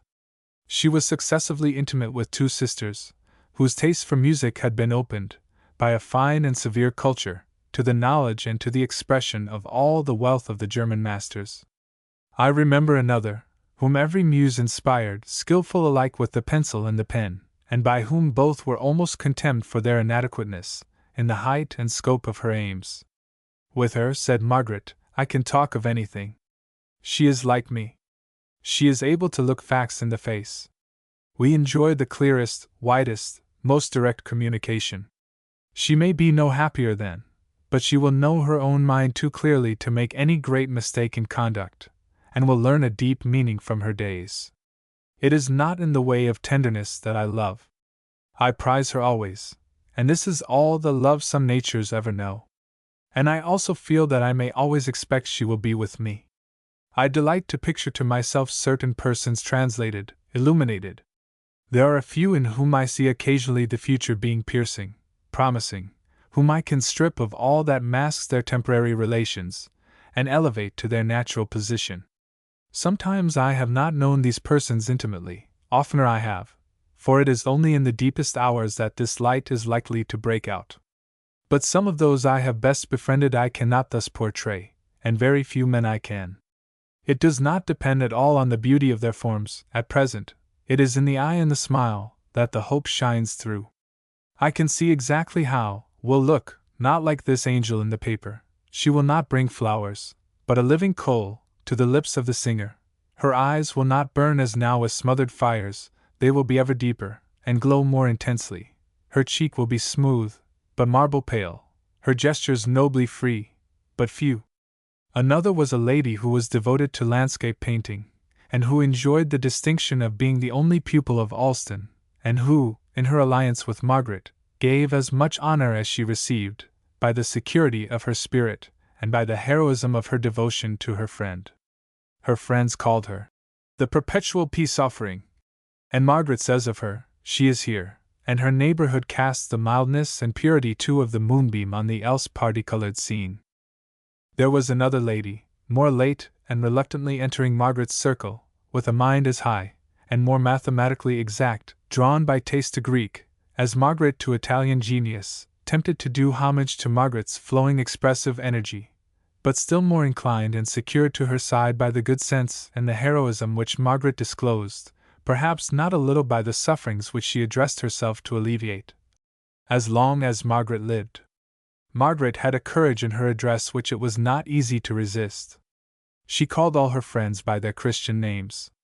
In their early intercourse, I suppose this lady's billets were more punctiliously worded than Margaret liked, so she subscribed herself, in reply, your affectionate Miss Fuller. When the difficulties were at length surmounted, and the conditions ascertained on which two admirable persons could live together, the best understanding grew up, and subsisted during her life. In her journal is a note. Passed the morning in Sleepy Hollow, with what fine, just distinctions she made. Worlds grew clearer as we talked. I grieved to see her fine frame subject to such rude discipline. But she truly said, I am not a failed experiment, for, in the bad hours, I do not forget what I thought in the better. None interested her more at that time, and for many years after, than a youth with whom she had been acquainted in Cambridge before he left the university, and the unfolding of whose powers she had watched with the warmest sympathy. He was an amateur, and, but for the exactions not to be resisted of an American, that is to say, of a commercial career, his acceptance of which she never ceased to regard as an apostasy, himself a high artist. He was her companion, and though much younger, her guide in the study of art. With him she examined, leaf by leaf, the designs of Raphael, of Michel Angelo, of Da Vinci, of Guercino, the architecture of the Greeks, the books of Palladio, the ruins and prisons of Piranesi, and long kept up a profuse correspondence on books and studies in which they had a mutual interest. And yet, as happened so often, these literary sympathies, though sincere, were only veils and occasions to beguile the time, so profound was her interest in the character and fortunes of her friend. There was another youth, whom she found later, of invalid habit, which had infected in some degree the tone of his mind, but of a delicate and pervasive insight, and the highest appreciation for genius in letters, arts, and life. Margaret describes his complexion as clear in its pallor, and his eye steady. His turn of mind, and his habits of life, had almost a monastic turn, a jealousy of the common tendencies of literary men either to display or to philosophy. Margaret was struck with the singular fineness of his perceptions, and the pious tendency of his thoughts, and enjoyed with him his proud reception, not as from above, but almost on equal ground, of Homer and Aeschylus, of Dante and Petrarch, of Montaigne, of Calderon, of Goethe. Margaret wished, also, to defend his privacy from the dangerous solicitations to premature authorship. His mind should be approached close by one who needs its fragrance. All with him leads rather to glimpses and insights, than to broad, comprehensive views. Till he needs the public does not need him.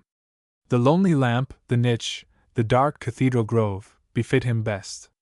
Let him shroud himself in the symbols of his native ritual, till he can issue forth on the wings of song.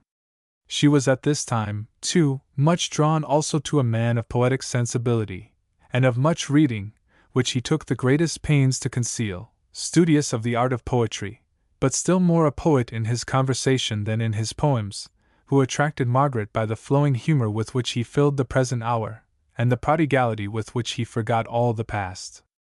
Unequal and uncertain, she says, but in his good moods of the best for a companion, absolutely abandoned to the revelations of the moment, without distrust or check of any kind, unlimited and delicate, abundant in thought, and free of motion, he enriches life, and fills the hour.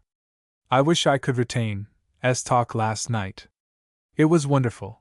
It was about all the past experiences frozen down in the soul, and the impossibility of being penetrated by anything.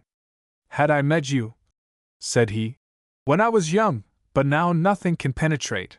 Absurd as was what he said, on one side, it was the finest poetic inspiration on the other, painting the cruel process of life, except where genius continually burns over the stubble fields. Life, he said, is continually eating us up. He said, Mr. E. is quite wrong about books. He wants them all good, now I want many bad. Literature is not merely a collection of gems, but a great system of interpretation. He railed at me as artificial. It don't strike me when you are alone with me, he says, but it does when others are present. You don't follow out the fancy of the moment, you converse, You have treasured thoughts to tell, you are disciplined, artificial. I pleaded guilty, and observed that I supposed that it must be so with one of any continuity of thought, or earnestness of character. As to that, says he, I shall not like you the better for your excellence. I don't know what is the matter. I feel strongly attracted towards you, but there is a drawback in my mind, I don't know exactly what. You will always be wanting to grow forward, now I like to grow backward too. You are too ideal. Ideal people anticipate their lives, and they make themselves and everybody around them restless, by always being beforehand with themselves. I listened attentively, for what he said was excellent. Following up the humor of the moment, he arrests admirable thoughts on the wing. But I cannot but see that what they say of my or other obscure lives is true of every prophetic, of every tragic character. And then I like to have them make me look on that side, and reverence the lovely forms of nature, and the shifting moods, and the clinging instincts. But I must not let them disturb me. There is an only guide, the voice in the heart, that asks, Was thy wish sincere? If so, thou canst not stray from nature, nor be so perverted but she will make thee true again. I must take my own path, and learn from them all, without being paralyzed for the day. We need great energy, faith, and self-reliance to endure today. My age may not be the best, my position may be bad, my character ill-formed, but thou, O Spirit, hast no regard to aught but the seeking heart, and if I try to walk upright, wilt guide me. What despair must he feel, who, after a whole life passed in trying to build up himself, resolves that it would have been far better if he had kept still as the clod of the valley, or yielded easily as the leaf to every breeze. A path has been appointed me. I have walked in it as steadily as I could. I am what I am, that which I am not, teach me in the others. I will bear the pain of imperfection, but not of doubt.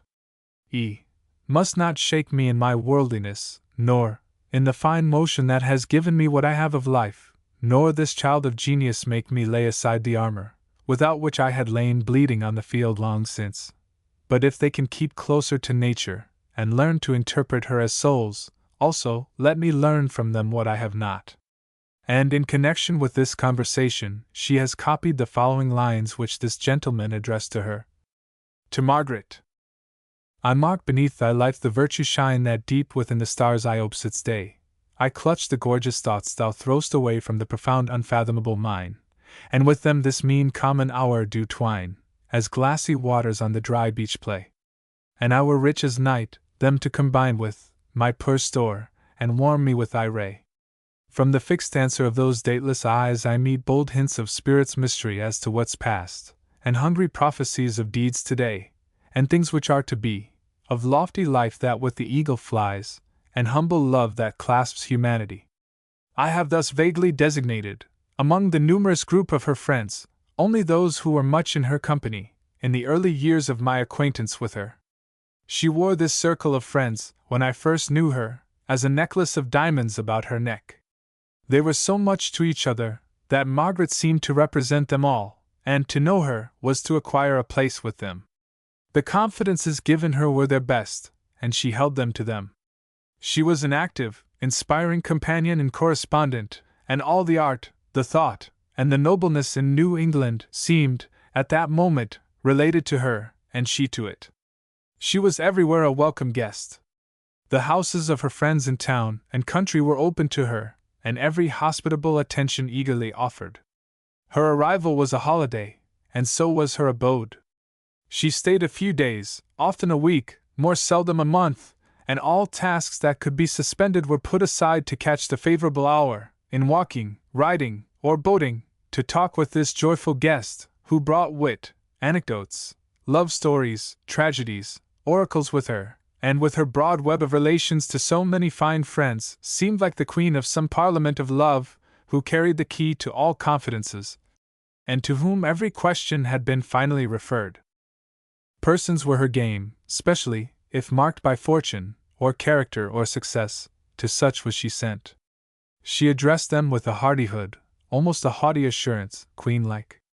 Indeed, they fell in her way, where the access might have seemed difficult, by wonderful casualties, and the inveterate recluse, the coyest maid, the waywardest poet, made no resistance, but yielded at discretion, as if they had been waiting for her, all doors to this imperious dame. She disarmed the suspicion of recluse scholars by the absence of bookishness. The ease with which she entered into conversation made them forget all they had heard of her, and she was infinitely less interested in literature than in life. They saw she valued earnest persons, and Dante, Petrarch, and Goethe, because they thought as she did, and gratified her with high portraits, which she was everywhere seeking. She drew her companions to surprising confessions. She was the wedding guest, to whom the long-pent story must be told, and they were not less struck, on reflection, at the suddenness of the friendship which had established, in one day, new and permanent covenants. She extorted the secret of life, which cannot be told without setting heart and mind in a glow, and thus had the best of those she saw. Whatever romance, whatever virtue, whatever impressive experience, this came to her, and she lived in a superior circle, for they suppressed all their commonplace in her presence. She was perfectly true to this confidence. She never confounded relations, but kept 100 fine threads in her hand, without crossing or entangling any. An entire intimacy, which seemed to make both sharers of the whole horizon of each other's and of all truth, did not yet make her false to any other friend, gave no title to the history that an equal trust of another friend had put in her keeping.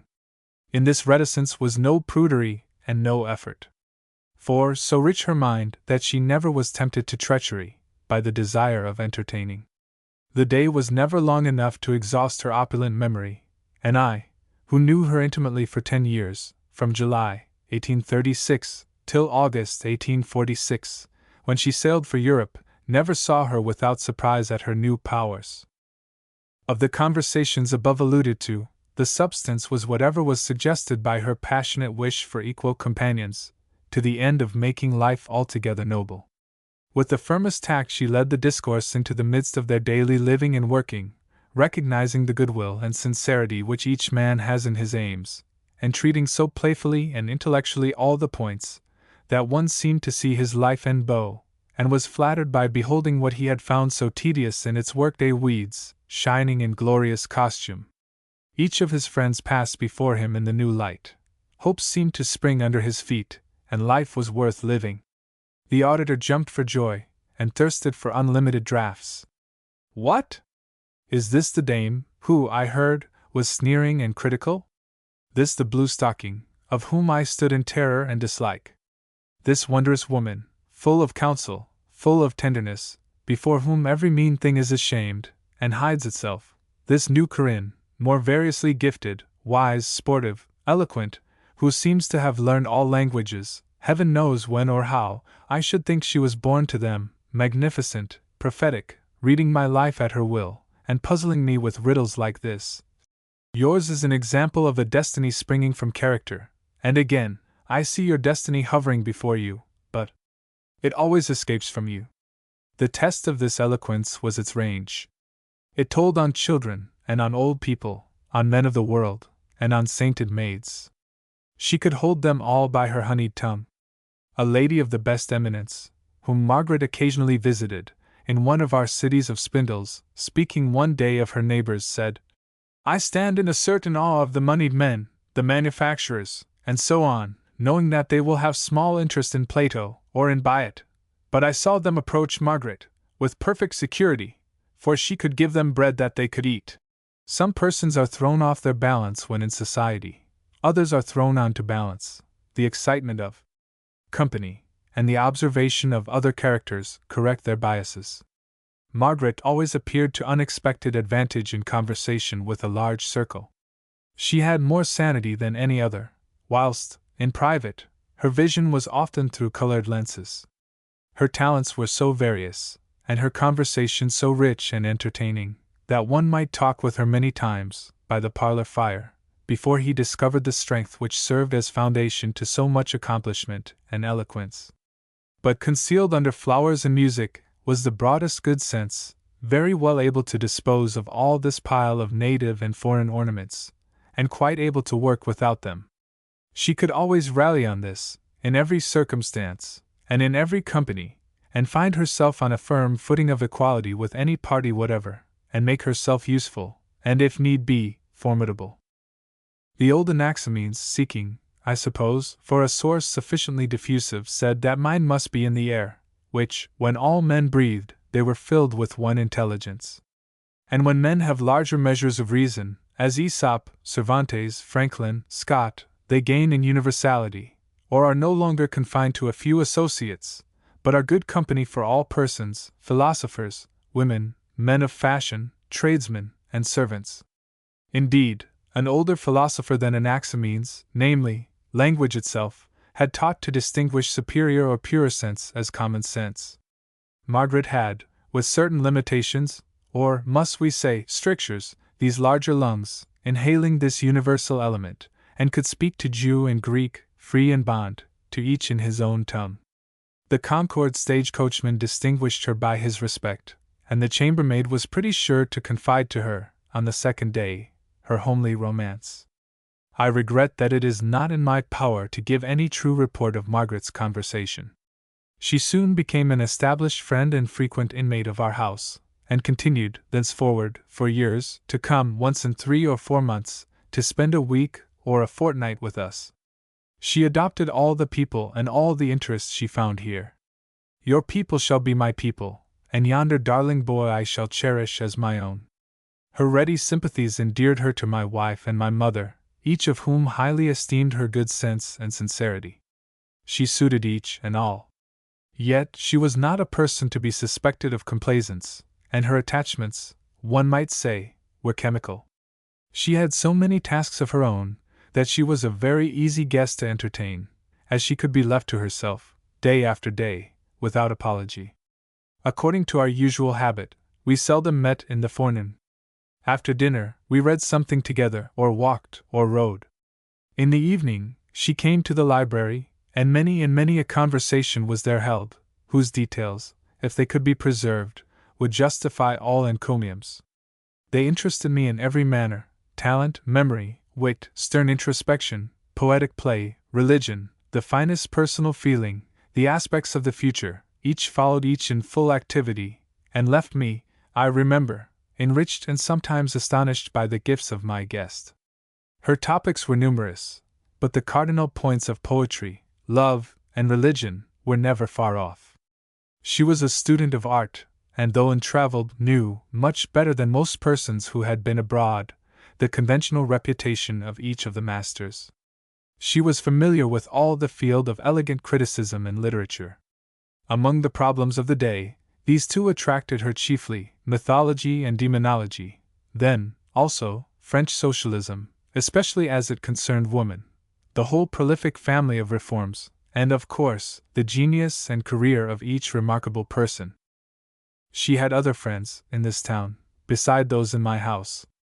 A lady, already alluded to, lived in the village, who had known her longer than I, and whose prejudices Margaret had resolutely fought down, until she converted her into the firmest and most efficient of friends. In 1842, Nathaniel Hawthorne, already then known to the world by his twice-told tales, came to live in Concord, in the old manse, with his wife, who was herself an artist. With these welcome persons Margaret formed a strict and happy acquaintance. She liked their old house, and the taste which had filled it with new articles of beautiful form, yet harmonized with the antique furniture left by the former proprietors. She liked, too, the pleasing walks, and rides, and boatings, which that neighborhood commanded. In 1842, William Ellery Channing, whose wife was her sister, built a house in Concord, and this circumstance made a new tie and another home for Margaret. Arcana. It was soon evident that there was somewhat a little pagan about her, that she had some faith more or less distinct in a fate, and in a guardian genius, that her fancy, or her pride, had played with her religion. She had a taste for gems, ciphers, talismans, omens, coincidences, and birthdays. She had a special love for the planet Jupiter, and a belief that the month of September was inauspicious to her. She never forgot that her name, Margarita, signified a pearl. When I first met with the name Layla, she said, I knew, from the very look and sound, it was mine. I knew that it meant night, which brings out stars, as sorrow brings out truths. Sortilege she valued. She tried sorts biblicy, and her hits were memorable. I think each new book which interested her, she was disposed to put to this test, and know if it had somewhat personal to say to her. As happens to such persons, these guesses were justified by the event. She chose carbuncle for her own stone, and when a dear friend was to give her a gem, this was the one selected. She valued what she had somewhere read, that carbuncles are male and female. The female casts out light, the male has his within himself. Mine, she said, is the male, and she was wont to put on her carbuncle a bracelet, or some selected gem, to write letters to certain friends. One of her friends she coupled with the onyx, another in a decided way with the amethyst. She learned that the ancients esteemed this gem a talisman to dispel intoxication, to give good thoughts, and understanding the Greek meaning is antidote against drunkenness. She characterized her friends by these stones, and wrote to the last mentioned the following lines. 2. Slow wandering on a tangled way, to their lost child pure spirits say, the diamond marshal thee by day, by night, the carbuncle defend, heart's blood of a bosom friend. On thy brow, the amethyst, violet of purest earth, when by fullest sunlight kissed, best reveals its regal birth, and when that haloed moment flies, shall keep thee steadfast, chaste, and wise. Coincidences, good and bad, contretemps, seals, ciphers, mottos, omens, anniversaries, names, dreams, are all of a certain importance to her. Her letters are often dated on some marked anniversary of her own, or of her correspondence calendar. She signalized saints' days, All Souls, and All Saints, by poems, which had for her a mystical value. She remarked a pre-established harmony of the names of her personal friends, as well as of her historical favorites, that of Emmanuel, for Swedenborg, and Rosencrantz for the head of the Rosicrucians. If Christian Rosencrantz, she said, is not a maiden name, the genius of the age interfered in the baptismal rite, as in the cases of the archangels of Art, Michael and Raphael, and in giving the name of Emmanuel to the captain of the New Jerusalem. Sub rosa crux, I think, is the true derivation, and not the chemical one, generation, corruption, and see. In this spirit, she soon surrounded herself with a little mythology of her own. She had a series of anniversaries, which she kept. Her seal ring of the flying Mercury had its legend. She chose the sistrum for her emblem, and had it carefully drawn with a view to its being engraved on a gem. And I know not how many verses and legends came recommended to her by this symbolism.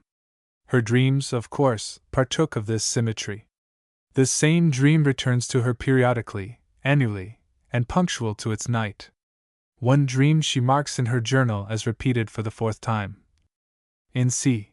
I at last distinctly recognized the figure of the early vision, whom I found after I had left A, who led me, on the bridge, towards the city, glittering in sunset, but midway, the bridge went under water. I have often seen in her face that it was she, but refused to believe it. She valued, of course, the significance of flowers, and chose emblems for her friends from her garden. 2. With heartsease. Content, in purple luster clad, kingly serene, and golden glad, no demi-hues of sad contrition, no pallors of enforced submission, give me such content as this, and keep awhile the rosy bliss. Demonology. This catching at straws of coincidence, where all is geometrical, seems the necessity of certain natures. It is true that, in every good work, the particulars are right, and that every spot of light on the ground, under the trees, is a perfect image of the sun, yet, for astronomical purposes, an observatory is better than an orchard, and in a universe which is nothing but generations, or an unbroken suite of cause and effect, to infer providence. Because a man happens to find a shilling on the pavement just when he wants one to spend, is puerile, and much as if each of us should date his letters and notes of hand from his own birthday, instead of from Christ's, or the King's reign, or the current Congress. These, to be sure, are also, at first, petty and private beginnings, but by the world of men, clothed with a social and cosmical character. It will be seen, however, that this propensity Margaret held with certain tenets of fate, which always swayed her, and which Goethe, who had found room and fine names for all this in his system, had encouraged, and I may add, which her own experiences, early and late, seemed strangely to justify. Some extracts, from her letters to different persons, will show how this matter lay in her mind. December 17, 1829. The following instance of beautiful credulity, in Rousseau, has taken my mind greatly. This remote seeking for the decrees of fate, this feeling of a destiny, casting its shadows from the very morning of thought, is the most beautiful species of idealism in our day. 'Tis finely manifested in Wallenstein, where the two common men sum up their superficial observations on the life and doings of Wallenstein, and show that, not until this agitating crisis, have they caught any idea of the deep thoughts which shaped that hero, who has, without their feeling it, molded their existence. Tasso, says Rousseau, has predicted my misfortunes. Have you remarked that Tasso has this peculiarity, that you cannot take from his work a single strophe, nor from any strophe a single line, nor from any line a single word, without disarranging the whole poem? Very well! Take away the strophe I speak of, the stanza has no connection with those that precede or follow it, it is absolutely useless. Tasso probably wrote it involuntarily, and without comprehending it himself. As to the impossibility of taking from Tasso without disarranging the poem, and see, I dare say 'tis not one whit more justly said of his, than of any other narrative poem.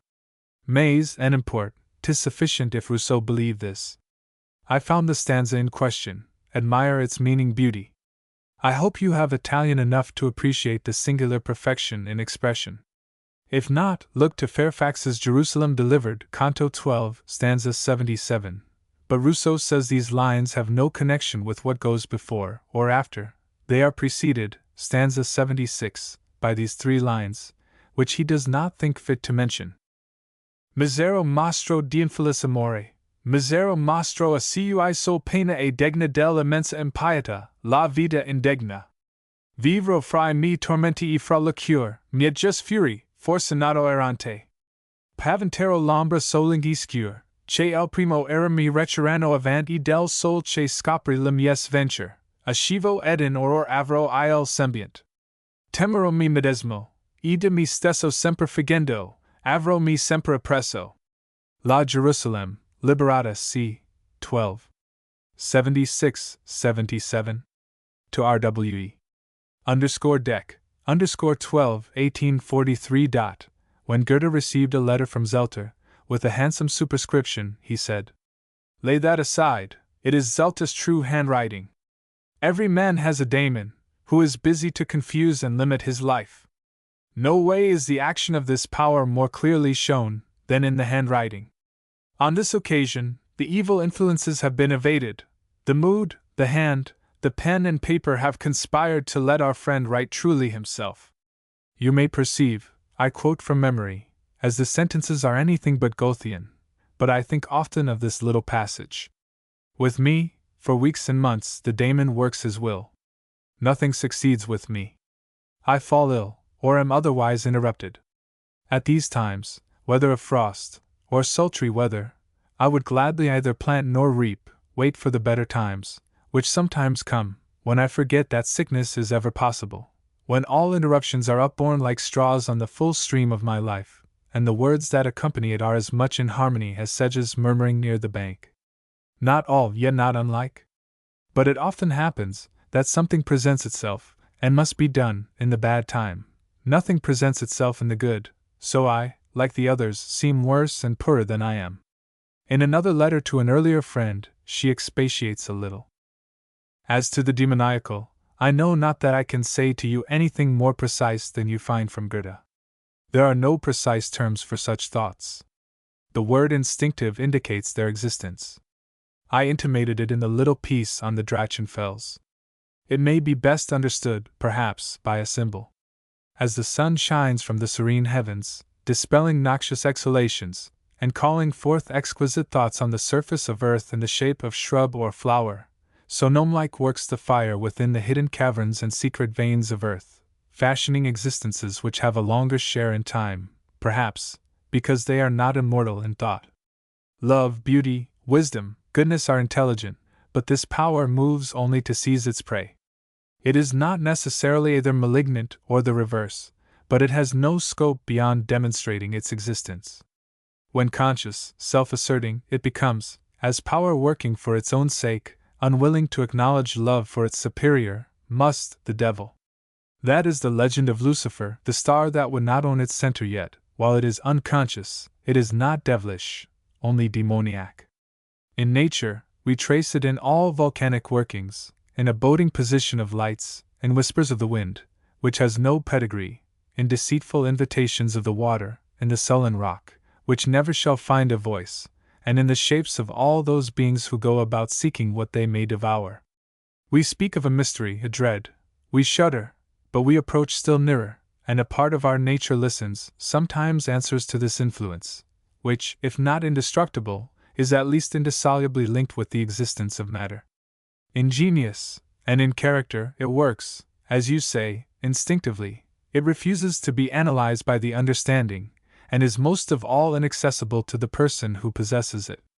We can only say, I have it, he has it.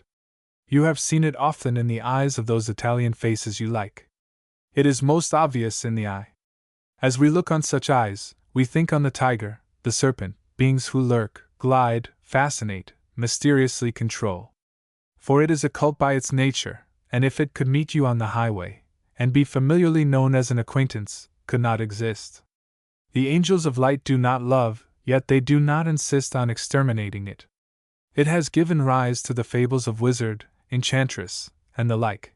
These beings are scarcely good, yet not necessarily bad. Power tempts them. They draw their skills from the dead, because their being is coeval with that of matter, and matter is the mother of death. In later days she allowed herself sometimes to dwell sadly on the resistances which she called her fate, and remarked that all life that has been or could be natural to me is invariably denied. She wrote long afterwards, My days at Milan were not unmarked.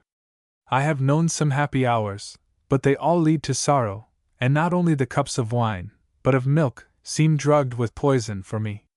It does not seem to be my fault, this destiny. I do not court these things, they come. I am a poor magnet, with power to be wounded by the bodies I attract. Temperament. I said that Margaret had a broad good sense, which brought her near to all people. I am to say that she had also a strong temperament, which is that counterforce which makes individuality, by driving all the powers in the direction of the ruling thought or feeling, and when it is allowed full sway, isolating them. These two tendencies were always invading each other, and now one and now the other carried the day. This alternation perplexes the biographer, as it did the observer.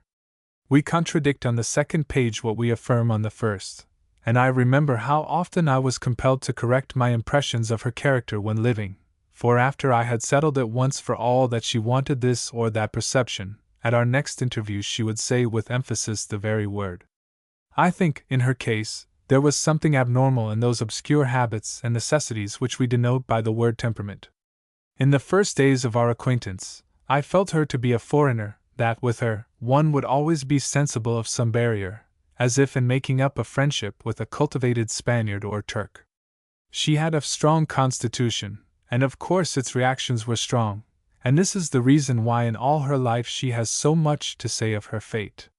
She was in jubilant spirits in the morning, and ended the day with nervous headache, whose spasms, my wife told me, produced total prostration. She had great energy of speech and action, and seemed formed for high emergencies. Her life concentrated itself on certain happy days, happy hours, happy moments. The rest was a void. She had read that a man of letters must lose many days to work well in one. Much more must a Sappho or a Sibyl. The capacity of pleasure was balanced by the capacity of pain. If I had whist, she writes, I am a worse self-tormentor than Rousseau, and all my riches are fuel to the fire. My beautiful lore, like the tropic clime, hatches scorpions to sting me. There is a verse, which Annie of Loncroyan sings about her ring, that torments my memory, 'tis so true of myself. When I found she lived at a rate so much faster than mine, and which was violent compared with mine, I foreboded rash and painful crises, and had a feeling as if a voice cried, Stand from under. As if, a little further on, this destiny was threatened with jars and reverses, which no friendship could avert or console. This feeling partly wore off, on better acquaintance, but remained latent, and I had always an impression that her energy was too much a force of blood, and therefore never felt the security for her peace which belongs to more purely intellectual natures. She seemed more vulnerable. For the same reason, she remained inscrutable to me. Her strength was not my strength, her powers were a surprise. She passed into new states of great advance, but I understood these no better. It were long to tell her peculiarities. Her childhood was full of presentiments. She was then a somnambulist. She was subject to attacks of delirium, and later, perceived that she had spectral illusions. When she was 12, she had a determination of blood to the head. My parents, she said, were much mortified to see the fineness of my complexion destroyed. My own vanity was for a time severely wounded, but I recovered, and made up my mind to be bright and ugly. She was all her lifetime the victim of disease and pain. She read and wrote in bed, and believed that she could understand anything better when she was ill. Pain acted like a girdle, to give tension to her powers. A lady, who was with her one day during a terrible attack of nervous headache, which made Margaret totally helpless, assured me that Margaret was yet in the finest vein of humor, and kept those who were assisting her in a strange, painful excitement, between laughing and crying, by perpetual brilliant sallies. There were other peculiarities of habit and power. When she turned her head on one side, she alleged she had second sight, like St. Francis. These traits or predispositions made her a willing listener to all the uncertain science of mesmerism and its goblin brood, which have been rife in recent years. She had a feeling that she ought to have been a man, and said of herself, "A man's ambition with a woman's heart is an evil lot." In some verses which she wrote to the moon, occur these lines: "But if I steadfast gaze upon thy face, a human secret, like my own, I trace, for through the woman's smile looks the male eye." And she found something of true portraiture in a disagreeable novel of Balzac's, Le Livre Mystique, in which an equivocal figure exerts alternately a masculine and a feminine influence on the characters of the plot. Of all this nocturnal element in her nature she was very conscious, and was disposed, of course, to give it as fine names as it would carry, and to draw advantage from it. "Attica," she said to a friend, "is your province, Thessaly is mine." Attica produced the marble wonders of the great geniuses, but Thessaly is the land of magic. I have a great share of Typhon to the Osiris, wild rush and leap, blind force for the sake of force. Dante, thou didst not describe, in all thy apartments of Inferno, this tremendous repression of an existence half unfolded, this swoon as the soul was ready to be born. Every year I live, I dislike routine more and more, though I see that society rests on that, and other falsehoods. The more I screw myself down to hours, the more I become expert at giving out thought and life in regulated rations, the more I weary of this world, and long to move upon the wing, without props and sedan chairs. To R.W.E. December 26, 1839. If you could look into my mind just now, you would send far from you those who love and hate. I am on the Drachenfels, and cannot get off. It is one of my naughtiest moods. Last Sunday, I wrote a long letter, describing it in prose and verse, and I had 20 minds to send it you as a literary curiosity. Then I thought, this might destroy relations, and I might not be able to be calm and chip marble with you any more, if I talked to you in magnetism and music, so I sealed and sent it in the due direction. I remember you say, that forlorn seasons often turn out the most profitable. Perhaps I shall find it so. I have been reading Plato all the week, because I could not write. I hope to be tuned up thereby. I perceive, with gladness, a keener insight in myself, day by day, yet, after all, could not make a good statement this morning on the subject of beauty. She had, indeed, a rude strength, which, if it could have been supported by an equal health, would have given her the efficiency of the strongest men. As it was, she had great power of work. The account of her reading in Groton is at a rate like Gibbon's, and later, that of her writing, considered with the fact that writing was not grateful to her, is incredible. She often proposed to her friends, in the progress of intimacy, to write every day. I think less than a daily offering of thought and feeling would not content me, so much seems to pass unspoken. In Italy, she tells Madame Arconati that she has more than 100 correspondents, and it was her habit there to devote one day of every week to those distant friends. The facility with which she assumed stints of literary labor, which veteran feeders of the press would shrink from, assumed and performed, when her friends were to be served, I have often observed with wonder, and with fear, when I considered the near extremes of ill health, and the manner in which her life heaped itself in high and happy moments, which were avenged by lassitude and pain. As each task comes, she said, I borrow a readiness from its aspect, as I always do brightness from the face of a friend. Yet, as soon as the hour is past, I sink. I think most of her friends will remember to have felt, at one time or another, some uneasiness, as if this athletic soul craved a larger atmosphere than it found, as if she were ill-timed and mismated, and felt in herself a tide of life, which compared with the slow circulation of others as a torrent with a rill. She found no full expression of it but in music. Beethoven's symphony was the only right thing the city of the Puritans had for her. Those to whom music has a representative value, affording them a stricter copy of their inward life than any other of the expressive arts, will, perhaps, enter into the spirit which dictated the following letter to her patron saint, on her return, one evening, from the Boston Academy of Music. To Beethoven. Saturday evening, November 25th, 1843. My only friend. How shall I thank thee for once more breaking the chains of my sorrowful slumber? My heart beats.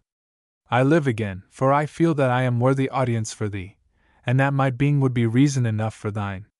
Master, my eyes are always clear. I see that the universe is rich if I am poor. I see the insignificance of my sorrows. In my will, I am not a captive, in my intellect, not a slave. Is it then my fault that the palsy of my affections benumbs my whole life? I know that the curse is but for the time. I know what the eternal justice promises. But on this one sphere, it is sad. Thou didst say, thou hadst no friend but thy art. But that one is enough. I have no art, in which to vent the swell of a soul as deep as thine, Beethoven, and of a kindred frame. Thou wilt not think me presumptuous in this saying, as another might.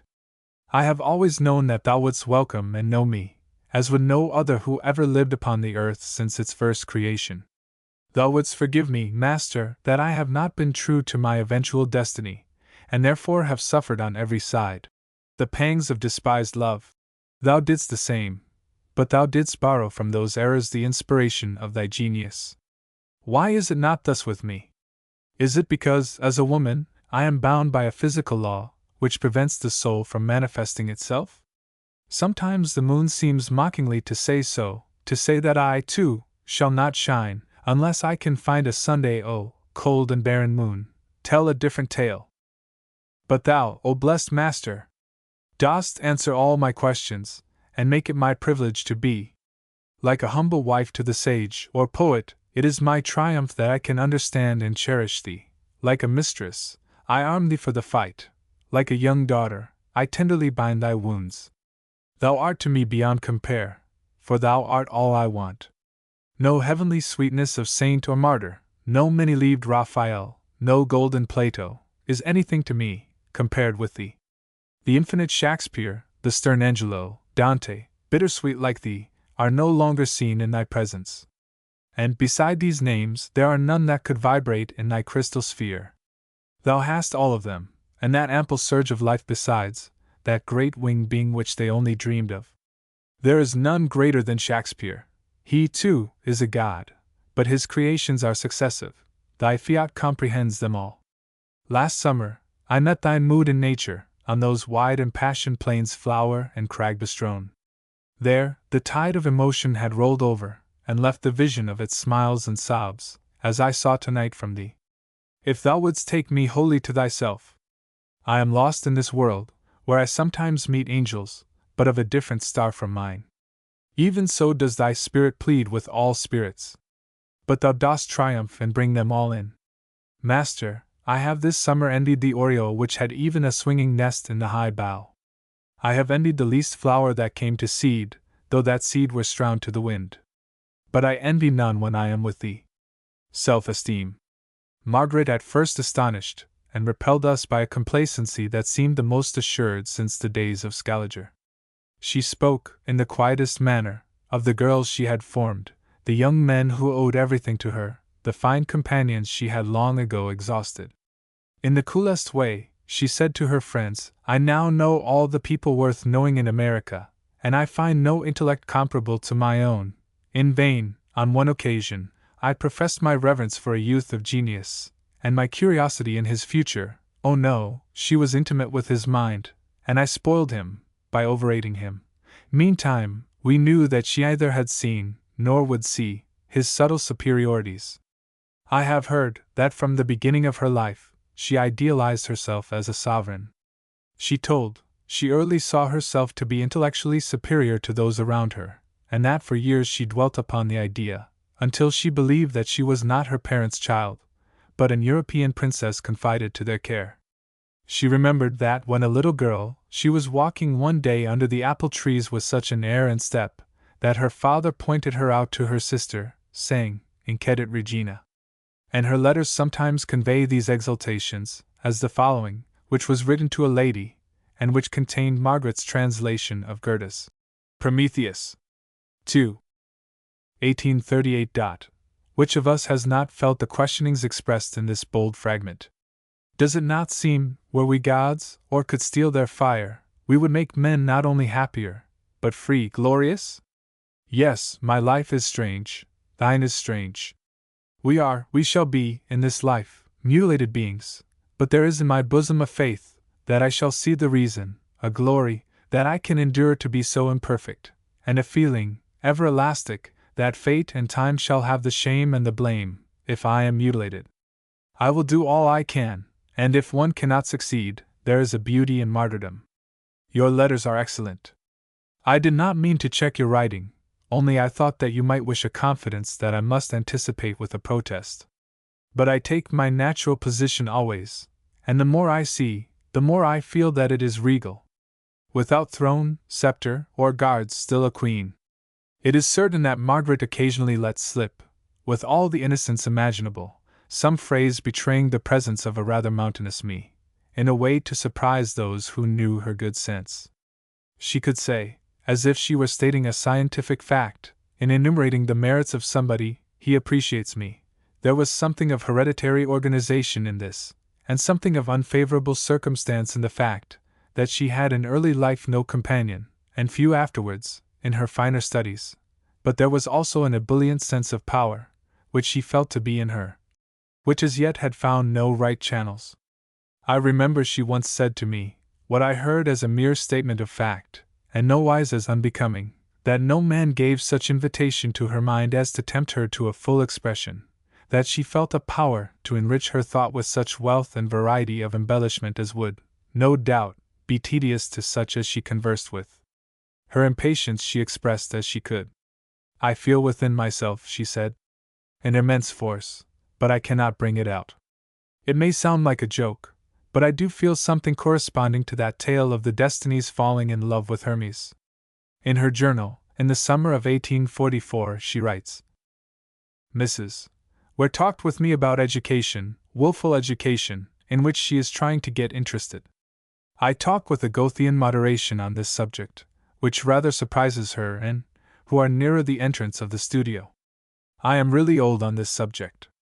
In near 8 years' experience, I have learned as much as others would in 80, from my great talent at explanation, tact in the use of means, and immediate and invariable power over the minds of my pupils. My wish has been, to purify my own conscience, when near them, give clear views of the aims of this life, show them where the magazines of knowledge lie, and leave the rest to themselves and the Spirit, who must teach and help them to self-impulse." I told Mrs. W. it was much if we did not injure them, if they were passing the time in a way that was not bad, so that good influences have a chance. Perhaps people in general must expect greater outward results, or they would feel no interest. Again, with the intellect I always have, always shall, overcome, but that is not the half of the work. The life. Oh my God! Shall the life never be sweet? I have inquired diligently of those who saw her often, and in different companies, concerning her habitual tone, and something like this is the report. In conversation, Margaret seldom, except as a special grace, admitted others upon an equal ground with herself. She was exceedingly tender, when she pleased to be, and most cherishing in her influence. But to elicit this tenderness, it was necessary to submit first to her personally. When a person was overwhelmed by her, and answered not a word except, "Margaret, be merciful to me, a sinner," then her love and tenderness would come like a seraph's, and often an acknowledgment that she had been too harsh, and even a craving for pardon, with a humility, which, perhaps, she had caught from the other. But her instinct was not humility, that was always an afterthought.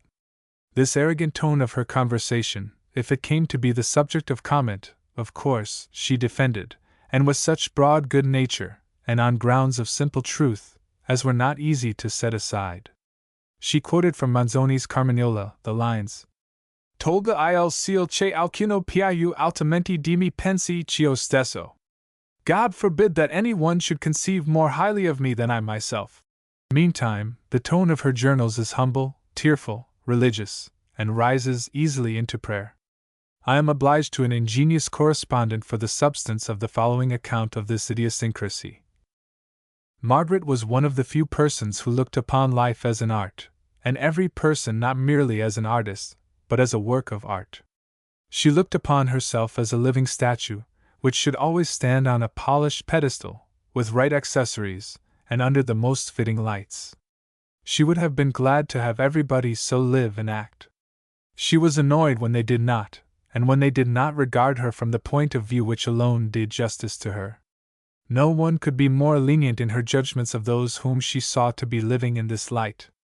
Their faults were to be held as the disproportions of the ungrown giant. But the faults of persons who were unjustified by this ideal were odious.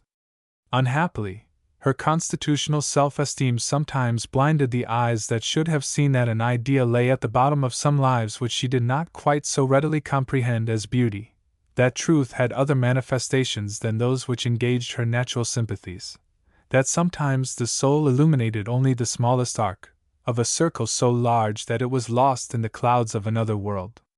This apology reminds me of a little speech once made to her, at his own house, by Dr. Channing, who held her in the highest regard. "Miss Fuller, when I consider that you are and have all that Miss has so long wished for, and that you scorn her, and that she still admires you, I think her place in heaven will be very high." But qualities of this kind can only be truly described by the impression they make on the bystander, and it is certain that her friends excused in her, because she had a right to it, a tone which they would have reckoned intolerable in any other. Many years since, one of her earliest and fastest friends quoted Spenser's sonnet as accurately descriptive of Margaret. "Rudely thou wrongest my dear heart's desire, in finding fault with her too portly pride. The thing which I do most in her admire is of the world unworthy most envied. For, in those lofty looks is close implied scorn of base things, disdain of foul dishonor, threatening rash eyes which gaze on her so wide that loosely they any dare to look upon her. Such pride is praise, such portliness is honor, that bolden innocence bears in her eyes, and her fair countenance, like a goodly banner, spreads in defiance of all enemies. Was never in this world aught worthy tried, without a spark of some self-pleasing pride." Books. She had been early remarked for her sense and sprightliness, and for her skill in school exercises. Now she had added wide reading, and of the books most grateful to her. She had read the Italian poets by herself, and from sympathy. I said that, by the leading part she naturally took, she had identified herself with all the elegant culture in this country. Almost every person who had any distinction for wit, or art, or scholarship, was known to her, and she was familiar with the leading books and topics. There is a kind of undulation in the popularity of the great writers, even of the first rank. We have seen a recent importance given to Behmen and Swedenborg, and Shakespeare has unquestionably gained with the present generation. It is distinctive, too, of the taste of the period, the new vogue given to the genius of Dante. An edition of Carey's translation, reprinted in Boston, many years ago, was rapidly sold, and for the last 20 years, all studious youths and maidens have been reading the Inferno. Margaret had very early found her way to Dante, and from a certain native preference which she felt or fancied for the Italian genius. The following letter, though of a later date, relates to these studies. To R.W.E. December 1842. When you were here, you seemed to think I might perhaps have done something on the Vita Nuova, and the next day I opened the book and considered how I could do it. But you shall not expect that, either, for your present occasion. When I first mentioned it to you, it was only as a piece of Sunday work, which I thought of doing for you alone, and because it has never seemed to me you entered enough into the genius of the Italian to apprehend the mind, which has seemed so great to me, and a star unlike, if not higher than all the others in our sky. Else, I should have given you the original, rather than any version of mine. I intended to translate the poems, with which it is interspersed, into plain prose.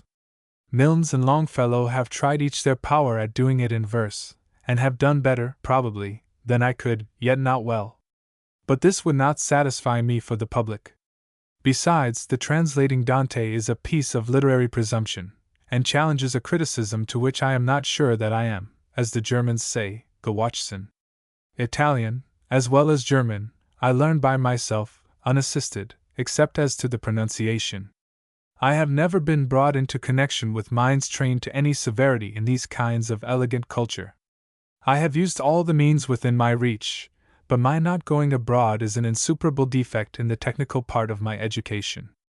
I was easily capable of attaining excellence, perhaps mastery, in the use of some implements. Now I know, at least, what I do not know, and I get along by never voluntarily going beyond my depth, and when called on to do it, stating my incompetency.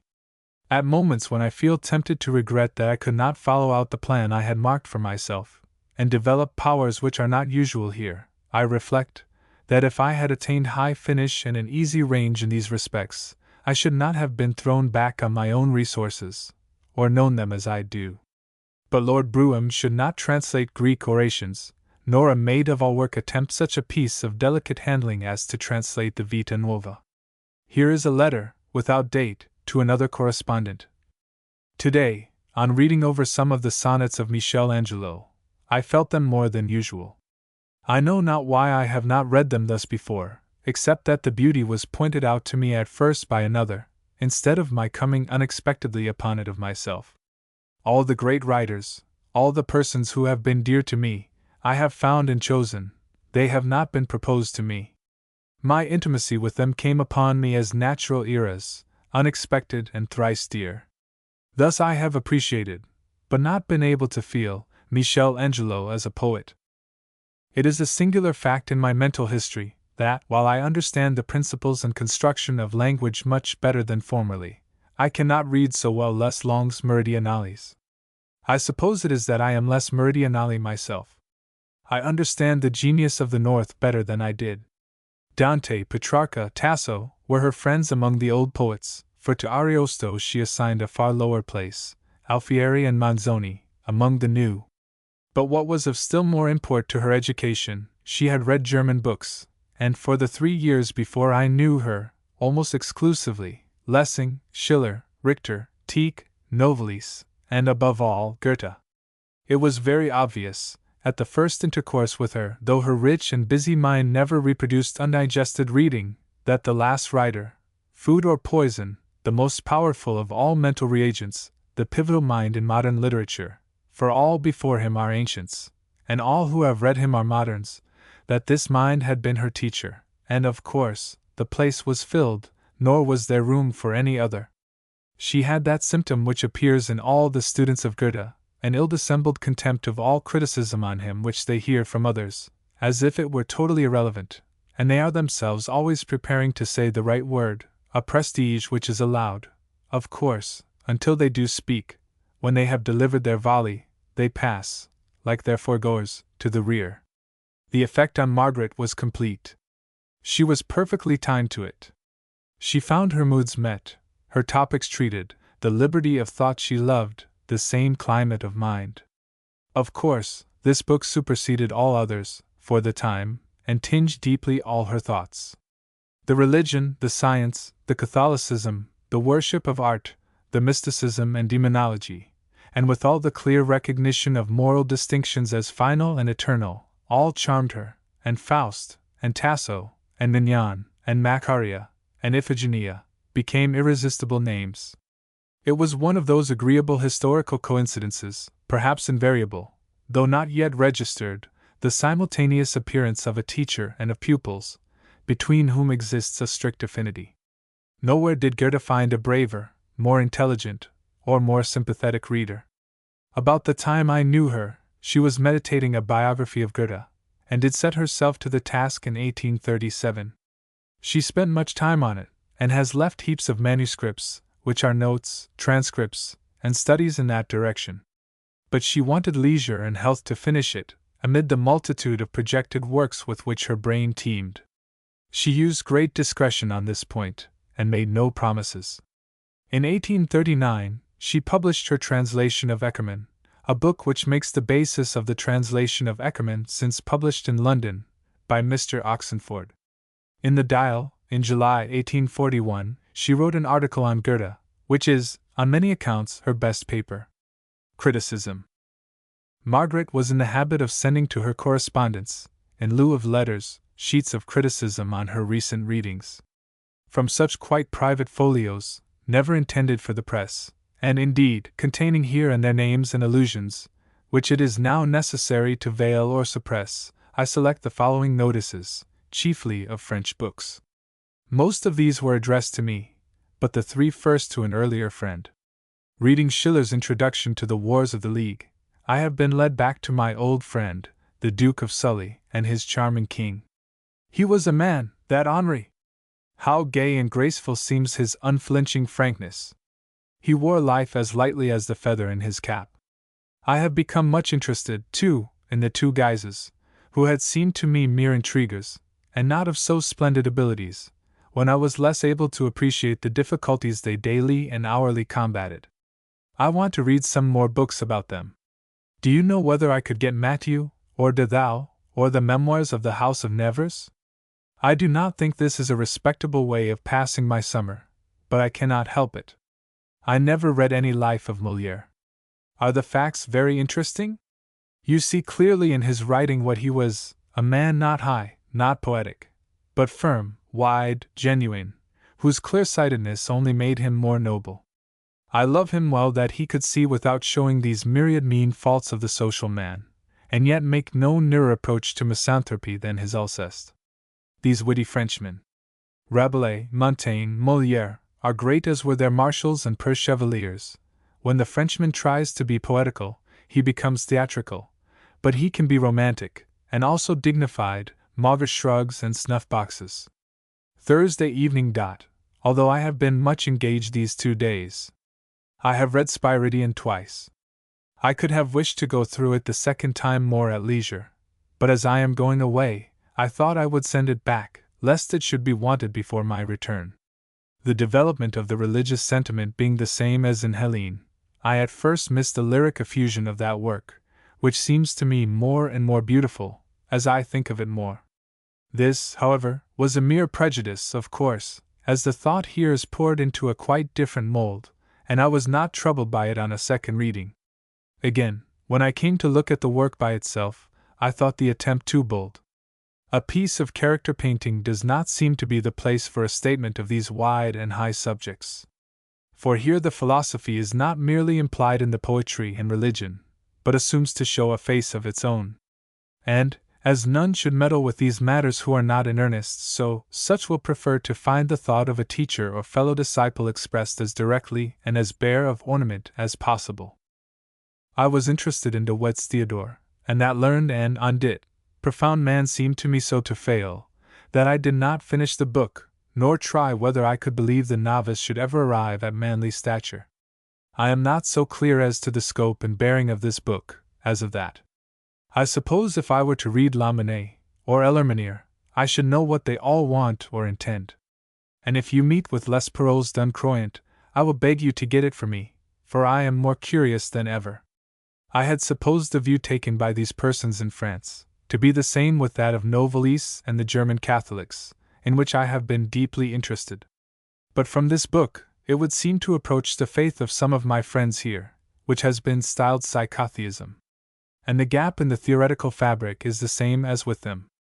I read with unutterable interest the despair of Alexis in his eclectic course, his return to the teachings of external nature, his new birth, and consequent appreciation of poetry and music. But the question of free will, how to reconcile its workings with necessity and compensation, how to reconcile the life of the heart with that of the intellect, how to listen to the whispering breeze of spirit, while breasting, as a man should, the surges of the world, these enigmas Sand and her friends seem to have solved no better than M.F. and her friends. The practical optimism is much the same as ours, except that there is more hope for the masses, soon. This work is written with great vigor, scarce any faltering on the wing. The horrors are disgusting, as are those of every writer except Dante. Even genius should content itself in dipping the pencil in cloud and mist. The apparitions of Spiridion are managed with great beauty. As in Helene, as in Novalis, I recognized, with delight, the eye that gazed, the ear that listened, till the spectres came, as they do to the Highlander on his rocky couch, to the German peasant on his mountain. How different from the vulgar eye which looks, but never sees! Here the beautiful apparition advances from the solar ray, or returns to the fountain of light and truth, as it should, when eagle eyes are gazing. I am astonished at her insight into the life of thought. She must know it through some man. Women, under any circumstances, can scarce do more than dip the foot in this broad and deep river. They have not strength to contend with the current. Brave, if they do not delicately shrink from the cold water. No sibyls have existed like those of Michelangelo. Those of Raphael are the true brides of a god, but not themselves divine. It is easy for women to be heroic in action, but when it comes to interrogating God, the universe, the soul, and above all, trying to live above their own hearts, they dart down to their nests like so many larks, and if they cannot find them, fret like the French Corinne. Goethe's Macaria was born of the stars. Mr. Flint's Platonic old lady a lusus naturae, and the Dudevant has loved a philosopher. I suppose the view of the present state of Catholicism no way exaggerated. Alexis is no more persecuted than Abelard was, and is so, for the same reasons. From the examinations of the Italian convents in Leopold's time, it seems that the grossest materialism not only reigns, but is taught and professed in them. And Catholicism loads and infects as all dead forms do, however beautiful and noble during their lives. ***. George Sand again. 1839. When I first knew George Sand, I thought I found tried the experiment I wanted. I did not value Betty so much. She had not pride enough for me. Only now, when I am sure of myself, would I pour out my soul at the feet of another. In the assured soul it is kingly prodigality.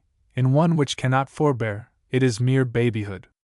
I love abandon only when natures are capable of the extreme reverse. I knew Betty would end in nothing, when I read her book. I knew she could not outlive her love. But in Les Sept Quartus de la Lyre, which I read first, I saw the knowledge of the passions, and of social institutions, with the celestial choice which rose above them. I loved Helene, who could so well hear the terrene voices, yet keep her eye fixed on the stars. That would be my wish, also, to know all, then choose. I ever revered her, for I was not sure that I could have resisted the call of the now, could have left the spirit, and gone to God. And, at a more ambitious age, I could not have refused the philosopher. But I hoped from her steadfastness, and I thought I heard the last tones of a purified life, Gretchen, in the golden cloud, raised above all past delusions, worthy to redeem and upbear the wise man, who stumbled into the pit of error while searching for truth. Still, in André, and in Jacques, I traced the same high morality of one who had tried the liberty of circumstance only to learn to appreciate the liberty of law, to know that license is the foe of freedom. And though the sophistry of passion in these books disgusted me, flowers of purest hue seemed to grow upon the dank and dirty ground. I thought she had cast aside the slough of her past life, and began a new existence beneath the sun of a true ideal. But here, in the Lettre d'un Voyageur, what do I see? An unfortunate bewailing her loneliness, bewailing her mistakes, writing for money. She has genius, and a manly grasp of mind, but not a manly heart. Will there never be a being to combine a male's mind and woman's heart, and who yet finds life too rich to weep over? Never? When I read in Leon Lioni the account of the jeweler's daughter's life with her mother, passed in dress and in learning to be looked at when dressed, avec un front impassible, it reminded me exceedingly of, and her mother. What a heroine she would be for Sand! She has the same fearless softness with Juliet, and a sportive naivete, a mixture of bird and kitten, unknown to the dupe of Lioni.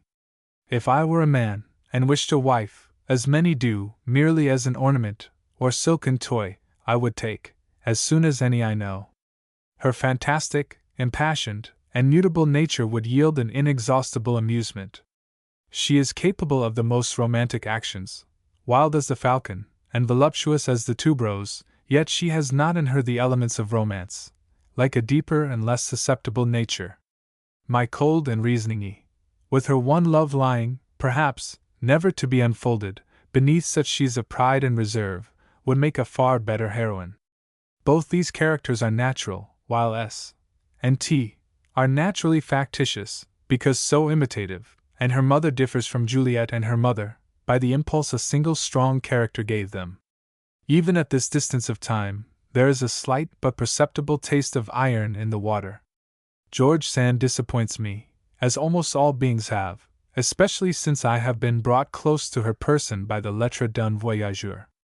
Her remarks on Lavater seem really shallow and hasty, à la mode du genre féminin. No self-ruling Aspasia she, but a frail woman mourning over a lot. Any peculiarity in her destiny seems accidental. She is forced to this and that, to earn her bread forsooth. Yet her style, with what a deeply smoldering fire it burns, not vehement, but intense, like Jean Jacques. Alfred de Vigny. September, 1839. La harpe tremble encore et la flûte soupire. Sometimes we doubt this, and think the music has finally ceased, so sultry still lies the air around us, or only disturbed by the fife and drum of talent, calling to the parade ground of social life. The ear grows dull.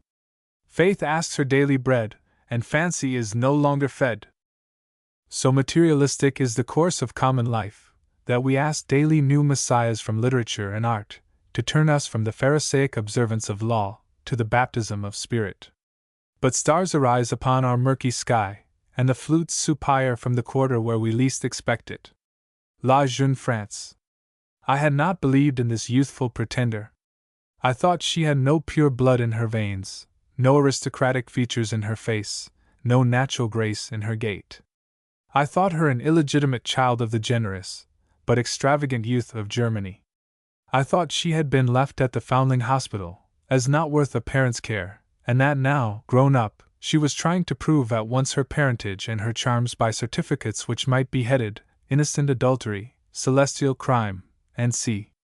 The slight acquaintance I had with Hugo and company did not dispel these impressions. And I thought Chateaubriand, far too French for my taste also, belonged to l'Ancien Regime, and that Berenger and Courier stood apart.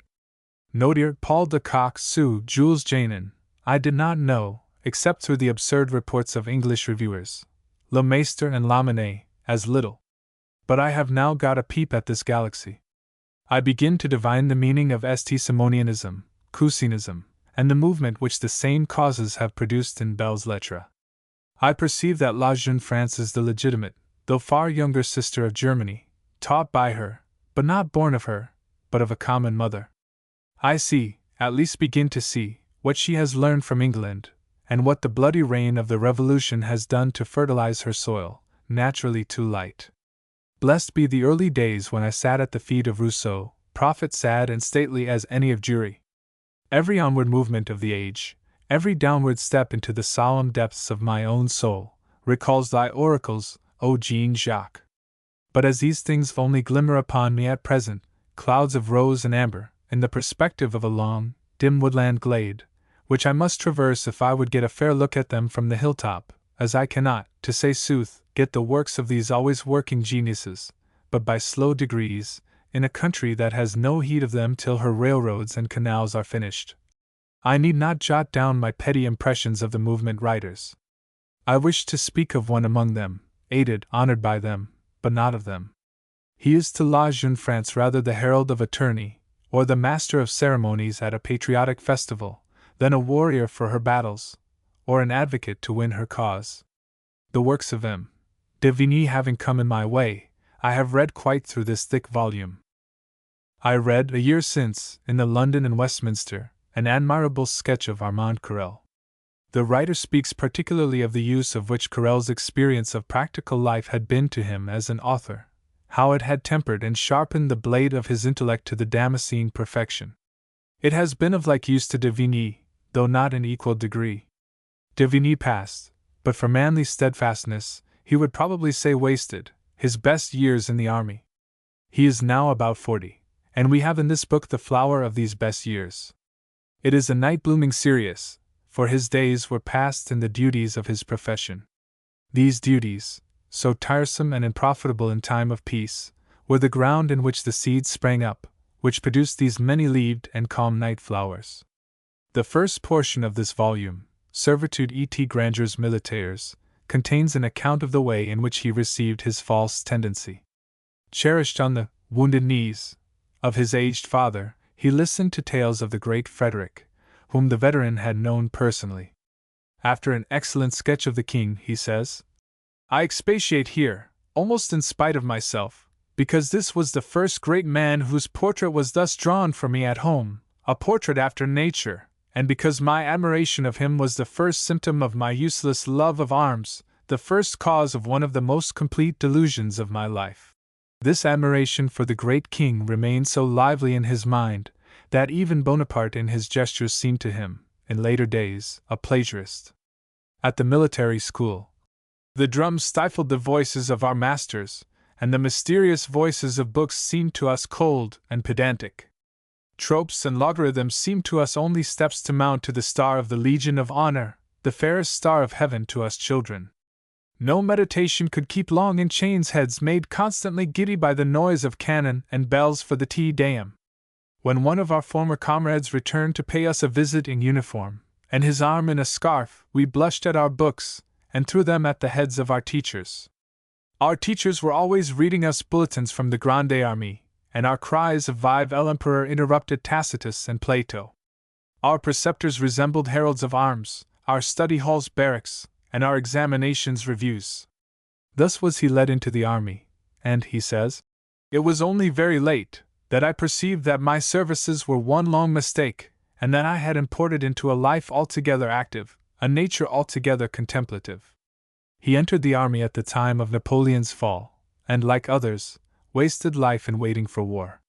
For these young persons could not believe that peace and calm were possible to France, could not believe that she could lead any life but one of conquest. As de Vigny was gradually undeceived, he says, loaded with an ennui which I did not dream of in a life I had so ardently desired, it became a necessity to me to detach myself by night from the vain and tiresome tumult of military days. From these nights, in which I enlarged in silence the knowledge I had acquired from our public and tumultuous studies, proceeded my poems and books. From these days there remain to me these recollections, whose chief traits I here assemble around one idea. For, not reckoning for the glory of arms either on the present or future, I sought it in the souvenirs of my comrades. My own little adventures will not serve, except as frame to those pictures of the military life, and of the manners of our armies, all whose traits are by no means known. And thus springs up, in the most natural manner, this little book on the army. It has the truth, the delicacy, and the healthiness of a production native to the soil, the merit of love letters, journals, lyric poems, and written without any formal intention of turning life into a book, but because the writer could not help it. What, more than anything else, engaged the attention of de Vigny, was the false position of two beings towards a factitious society, the soldier, now that standing armies are the mode, and the poet, now that Olympic games or pastimes are not the mode. He has treated the first best, because with profounder connaissance due fate. For de Vigny is not a poet, he has only an eye to perceive the existence of these birds of heaven. But in few ways, except their own broken harp tones thrill, have their peculiar sorrows and difficulties been so well illustrated. The character of the soldier, with its virtues and faults, is portrayed with such delicacy, that to condense would ruin. The peculiar reserve, the habit of duty, the beauty of a character which cannot look forward, and need not look back, are given with distinguished finesse. Of the 3 stories which adorn this part of the book, Le Cachet Rouge is the loveliest, La Quenouille the noblest. Never was anything more sweetly naïve than parts of Le Cachet Rouge. La pauvre petite femme, she was just such a person as my. And then the farewell injunctions, du pauvre petit maire, the nobleness and the coarseness of the poor captain. It is as original as beautiful, say dire beaucoup. In La Quenouille, Collingwood, who embodies the high feeling of duty, is taken too raw out of a book, his letters to his daughters. But the effect on the character of Le Capitaine Renaud, and the unfolding of his interior life, are done with the spiritual beauty of Manzoni. Cinq-Mars is a romance in the style of Walter Scott. It is well brought out, figures in good relief, lights well distributed, sentiment high, but nowhere exaggerated, knowledge exact, and the good and bad of human nature painted with that impartiality which becomes a man, and a man of the world. All right, no failure anywhere, also, no wonderful success, no genius, no magic. It is one of those works which I should consider only excusable as the amusement of leisure hours, and though few could write it, chiefly valuable to the writer. Here he has arranged, as in a bouquet, what he knew, and a great deal it is, of the time of Louis XIII, as he has of the Regency in La Mercale d'Ancre. A much finer work, indeed one of the best arranged and finished modern dramas. The Leonora Galigai is better than anything I have seen in Victor Hugo, and as good as Schiller. Stello is a bolder attempt. It is the history of 3 poets, Gilbert, André Chenier, Chatterton. He has also written a drama called Chatterton, inferior to the story here. The Marvelous Boy seems to have captivated his imagination marvelously. In thought, these productions are worthless, for taste, beauty of sentiment, and power of description, remarkable. His advocacy of the poet's cause is about as effective and well planned as Don Quixote's tourney with the windmill. How would you provide for the poet Bonhomme de Vigny, from a joint stock company poets' fund, or how? His translation of Othello, which I glanced at, is good for a Frenchman. Among his poems, La Frégate, La Sérieuse, Madame de Soubise, and Dolorida please me especially. The last has an elegiac sweetness and finish, which are rare. It also makes a perfect gem of a cabinet picture. Some have a fine strain of natural melody, and give you at once the keynote of the situation, as this: J'aime le son du soir le soir, au fond de bois, soit chuail chante. And c. And chuail est du dit côté les histoires du temps passé quand les branches de arbres sont noires, quand la neige est assaise, et charge un sol glacé, quand sol donne un ciel pale un peuplier excellence, quand sous le manteau blanc que de le cacher le mobile corbeau sur l'arbre se balance comme la girouette au bout du long clocker. These poems generally are only interesting as the leisure hours of an interesting man. De Vigny writes in an excellent style, soft, fresh, deliberately graceful. Such a style is like fine manners. You think of the word select, appropriate, rather than distinguished, or beautiful. De Vigny is a perfect gentleman, and his refinement is rather that of the gentleman than that of the poets whom he is so full of. In character, he looks naturally at those things which interest the man of honor and the man of taste. But for literature, he would have known nothing about the poets. He should be the elegant and instructive companion of social, not the priest or the minstrel of solitary hours. Neither has he logic or grasp with his reasoning powers, though of this, also, he is ambitious. Observation is his forte. To see, and to tell with grace, often with dignity and pathos, what he sees, is his proper vocation. Yet, where he fails, he has too much tact and modesty to be despised, and we cannot enough admire the absence of faults in a man whose ambition soared so much beyond his powers, and in an age and a country so full of false taste. He is never seduced into sentimentality, paradox, violent contrast, and above all, never makes the mistake of confounding the horrible with the sublime. Above all, he never falls into the error, common to merely elegant minds, of painting leading minds. And gigantesque. His Richelieu and his Bonaparte are treated with great calmness, and with dignified ease, almost as beautiful as majestic superiority. In this volume is contained all that is on record of the inner life of a man of 40 years. How many suns, how many rains and dews, to produce a few buds and flowers, some sweet, but not rich fruit! We cannot help demanding of the man of talent that he should be like the orange tree, that busy plant. But, as Landor says, he who has any thoughts of any worth can, and probably will, afford to let the greater part lie fallow. I have not made a note upon de Vigny's notions of abnegation, which he repeats as often as Dr. Channing the same watchword of self-sacrifice.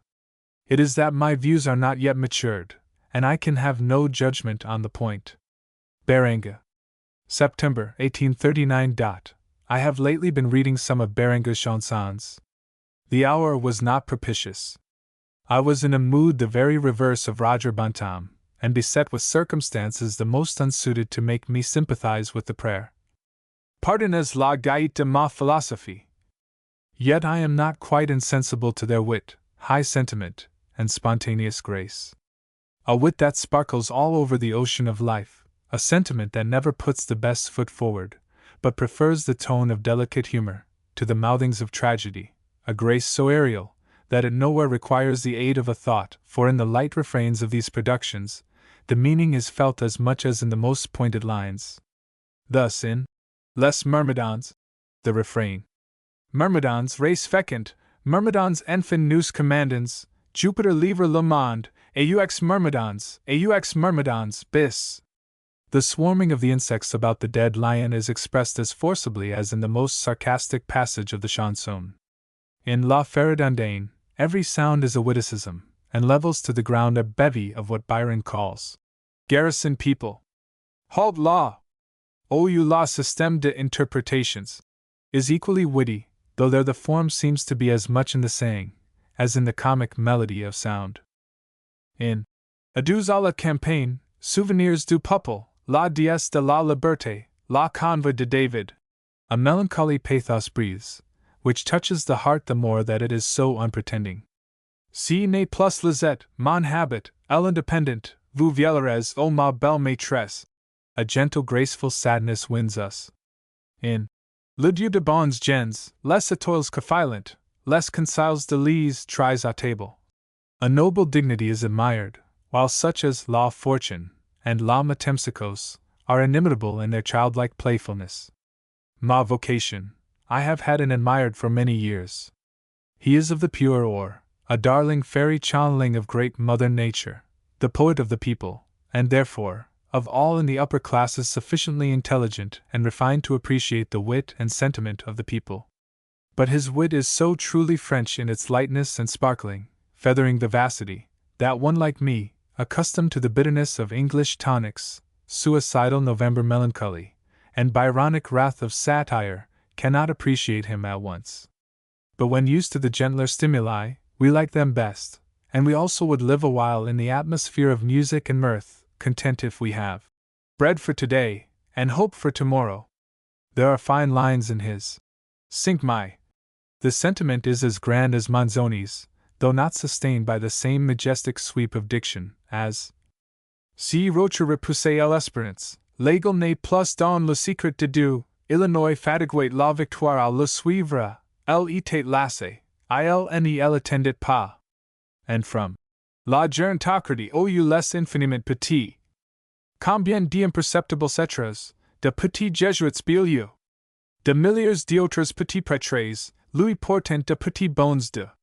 But wit, poet, man of honor, tailor's grandson and fairy's favorite, he must speak for himself, and the best that can be felt or thought of him cannot be said in the way of criticism. I will copy and keep a few of his songs. I should like to keep the whole collection by me, and take it up when my faith in human nature required the gentlest of fortifying draughts. How fine his answer to those who asked about the de before his name! Je suis vilain, vilain, vilain. And C. J'honorerai en race commune, car sensible, quoique malin, j'nai flat que ellen fortune. In a note to Couplets on M. Lesny imprimera Paran, he says, it was in his printing house that I was put to prentice. Not having been able to learn orthography, he imparted to me the taste for poetry, gave me lessons in versification, and corrected my first essays. Of Bonaparte. Unconquerant, don essai fortune altière, si fit un jeu de sceptres et de lois, et de ses pieds en pour voir la poussière empreinte encore sur le bandeau de Royce. I admire also Le Violin Breeze, for its grace and sweetness. How fine Beringer on Waterloo! Its name shall never sadden verse of mine. To R.W.E. Niagara, June 1, 1843. I send you a token, made by the hands of some Seneca Indian lady. If you use it for a watch pocket, hang it, when you travel, at the head of your bed, and you may dream of Niagara. If you use it for a purse, you can put in it alms for poets and artists, and the subscription money you receive for Mr. Carlyle's book. His book, as it happened, you gave me as a birthday gift, and you may take this as one to you, for, on yours, was W.'s birthday, J.'s wedding day, and the day of S. death, and we set out on this journey. Perhaps there is something about it on the purse. The number 5 which nature loves is repeated on it. Carlyle's book I have, in some sense, read. It is witty, full of pictures, as usual. I would have gone through with it, if only for the sketch of Samson, and 2 or 3 bits of fun which happened to please me. No doubt it may be of use to rouse the unthinking to a sense of those great dangers and sorrows. But how open is he to his own assault! He rails himself out of breath at the short-sighted, and yet sees scarce a step before him. There is no valuable doctrine in his book, except the Goethean, do today the nearest duty. Many are ready for that, could they but find the way. This he does not show. His proposed measures say nothing. Educate the people. That cannot be done by books, or voluntary effort, under these paralyzing circumstances. Emigration. According to his own estimate of the increase of population, relief that way can have very slight effect. He ends as he began, as he did in Chartism. Everything is very bad. You are fools and hypocrites, or you would make it better. I cannot but sympathize with him about hero worship, for I, too, have had my fits of rage at the stupid irreverence of little minds, which also is made a parade of by the pedantic and the worldly. Yet it is a good sign. Democracy is the way to the new aristocracy, as irreligion to religion. By and by, if there are great men, they will not be brilliant exceptions, redeemers, but favorable samples of their kind. Mr. C.S. Tone is no better than before. He is not loving, nor large, but he seems more healthy and gay. We have had bad weather here, bitterly cold. The place is what I expected. It is too great and beautiful to agitate or surprise. It satisfies. It does not excite thought, but fully occupies. All is calm, even the rapids do not hurry, as we see them in smaller streams. The sound, the sight, fill the senses and the mind. At Buffalo, some ladies called on us, who extremely regretted they could not witness our emotions, on first seeing Niagara. Many, they said, burst into tears, but with those of most sensibility, the hands become cold as ice, and they would not mind if buckets of cold water were thrown over them. Nature. Margaret's love of beauty made her, of course, a votary of nature, but rather for pleasurable excitement than with a deep poetic feeling.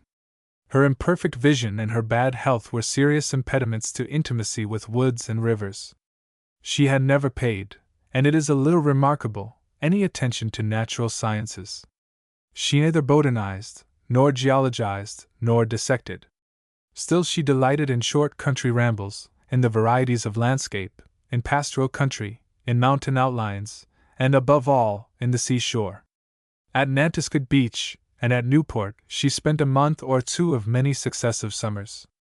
She paid homage to rocks, woods, flowers, rivers, and the moon. She spent a good deal of time out of doors, sitting, perhaps, with a book in some sheltered recess commanding a landscape. She watched, by day and by night, the skies and the earth, and believed she knew all their expressions.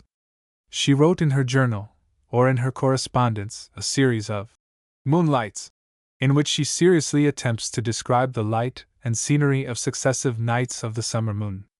Of course, her raptures must appear sickly and superficial to an observer, who, with equal feeling, had better powers of observation.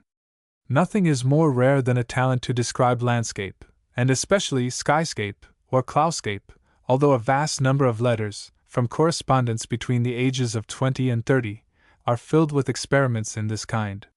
Margaret, in her turn, made many vain attempts, and to a lover of nature, who knows that every day has new and inimitable lights and shades, one of these descriptions is as vapid as the raptures of a citizen arrived at his first meadow. Of course he is charmed, but of course he cannot tell what he sees, or what pleases him. Yet Margaret often speaks with a certain tenderness and beauty of the impressions made upon her. 2. Fishkill, November 25, 1844.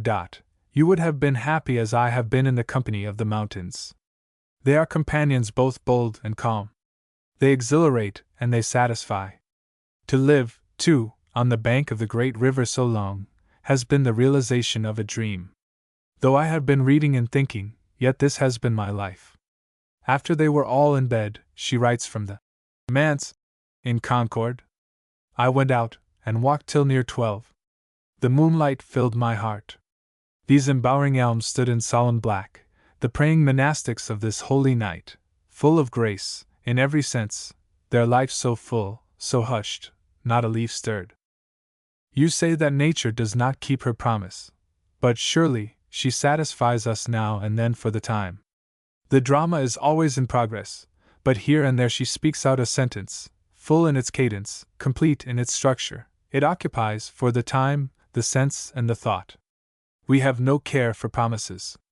Will you say it is the superficialness of my life, that I have known hours with men in nature that bore their proper fruit, all present ate and were filled, and there were taken up of the fragments 12 baskets full? Is it because of the superficial mind, or the believing heart, that I can say this? Only through emotion do we know thee, nature. We lean upon thy breast, and feel its pulses vibrate to our own. That is knowledge, for that is love. Thought will never reach it. Art. There are persons to whom a gallery is everywhere a home. In this country, the antique is known only by plaster casts, and by drawings. The Boston Athenaeum, on whose sunny roof and beautiful chambers may the benediction of centuries of students rest with mine, added to its library, in 1823, a small, but excellent museum of the antique sculpture, in plaster, the selection being dictated, it is said, by no less an adviser than Canova. The Apollo, the Laocoon, the Venuses, Diana, the head of the Phidian Jove, Bacchus, Antinous, the torso Hercules, the Discobolus, the gladiator Borghese, the Apollino, all these, and more, the sumptuous gift of Augustus Thorndike. It is much that one man should have power to confer on so many, who never saw him, a benefit so pure and enduring. To these were soon added a heroic line of antique busts, and at last, by Horatio Greeno, the Night and Day of Michel Angelo. Here was old Greece and old Italy brought bodily to New England, and a verification given to all our dreams and readings.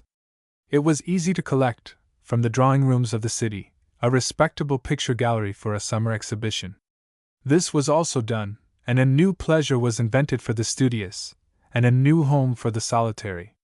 The Brimmer donation, in 1838, added a costly series of engravings, chiefly of the French and Italian museums, and the drawings of Garcino, Salvator Rosa, and other masters. The separate chamber in which these collections were at first contained made a favorite place of meeting for Margaret and a few of her friends, who were lovers of these works. First led perhaps by Goethe, afterwards by the love she herself conceived for them, she read everything that related to Michel Angelo and Raphael. She read, pen in hand, Catramere de Quincey's Lives of those two painters, and I have her transcripts and commentary before me. She read Condivi, Vasari, Benvenuto Cellini, Duppa, Fuseli, and von Wagen, great and small. Every design of Michel, the 4 volumes of Raphael's designs, were in the rich portfolios of her most intimate friend. I have been very happy, she writes, with 470 designs of Raphael in my possession for a week. These fine entertainments were shared with many admirers, and, as I now remember them, certain months about the years 1839, 1840, seem colored with the genius of these Italians. Our walls were hung with prints of the Sistine frescoes. We were all petty collectors, and Prince of Correggio and Guercino took the place, for the time, of epics and philosophy. In the summer of 1839, Boston was still more rightfully adorned with the Allston Gallery, and the sculptures of our compatriots Greenough, and Crawford, and Powers were brought hither. The following lines were addressed by Margaret to the Orpheus. Crawford's Orpheus. Each Orpheus must to the abyss descend, for only thus the poet can be wise, must make the sad Persephone his friend, and buried love to second life arise. Again his love must lose, through too much love, must lose his life by living life too true, for what he sought below has passed above, already done is all that he would do, must tune all being with his single lyre, must melt all rocks free from their primal pain, must search all nature with his one soul's fire, must bind anew all forms in heavenly chain. If he already sees what he must do, well may he shade his eyes from the far-shining view. Margaret's love of art, like that of most cultivated persons in this country, was not at all technical, but truly a sympathy with the artist, and the protest which his work pronounced on the deformity of our daily manners, her co-perception with him of the eloquence of form, her aspiration with him to a fairer life. As soon as her conversation ran into the mysteries of manipulation and artistic effect, it was less trustworthy. I remember that in the first times when I chanced to see pictures with her, I listened reverently to her opinions, and endeavored to see what she saw. But on several occasions, finding myself unable to reach it, I came to suspect my guide, and to believe, at last, that her taste in works of art, though honest, was not on universal, but on idiosyncratic grounds. As it has proved one of the most difficult problems of the practical astronomer to obtain an achromatic telescope, so an achromatic eye, one of the most needed, is also one of the rarest instruments of criticism. She was very susceptible to pleasurable stimulus, took delight in details of form, color, and sound. Her fancy and imagination were easily stimulated to genial activity, and she erroneously thanked the artist for the pleasing emotions and thoughts that rose in her mind. So that, though capable of it, she did not always bring that highest tribunal to a work of art, namely, the calm presence of greatness, which only greatness in the object can satisfy. Yet the opinion was often well worth hearing on its own account, though it might be wide of the mark as criticism. Sometimes, too, she certainly brought to beautiful objects a fresh and appreciating love, and her written notes, especially on sculpture, I found always original and interesting. Here are some notes on the Athenaeum Gallery of Sculpture, in August 1840, which she sent me in manuscript. Here are many objects worth study. There is Tervalson's Byron. This is the truly beautiful, the ideal Byron. This head is quite free from the got-up, caricatured air of disdain, which disfigures most likenesses of him, as it did himself in real life, yet sultry, stern, all craving, all commanding. Even the heavy style of the hair, too closely curled for grace, is favorable to the expression of concentrated life. While looking at this head, you learn to account for the grand failure in the scheme of his existence. The line of the cheek and chin are here, as usual, of unrivaled beauty.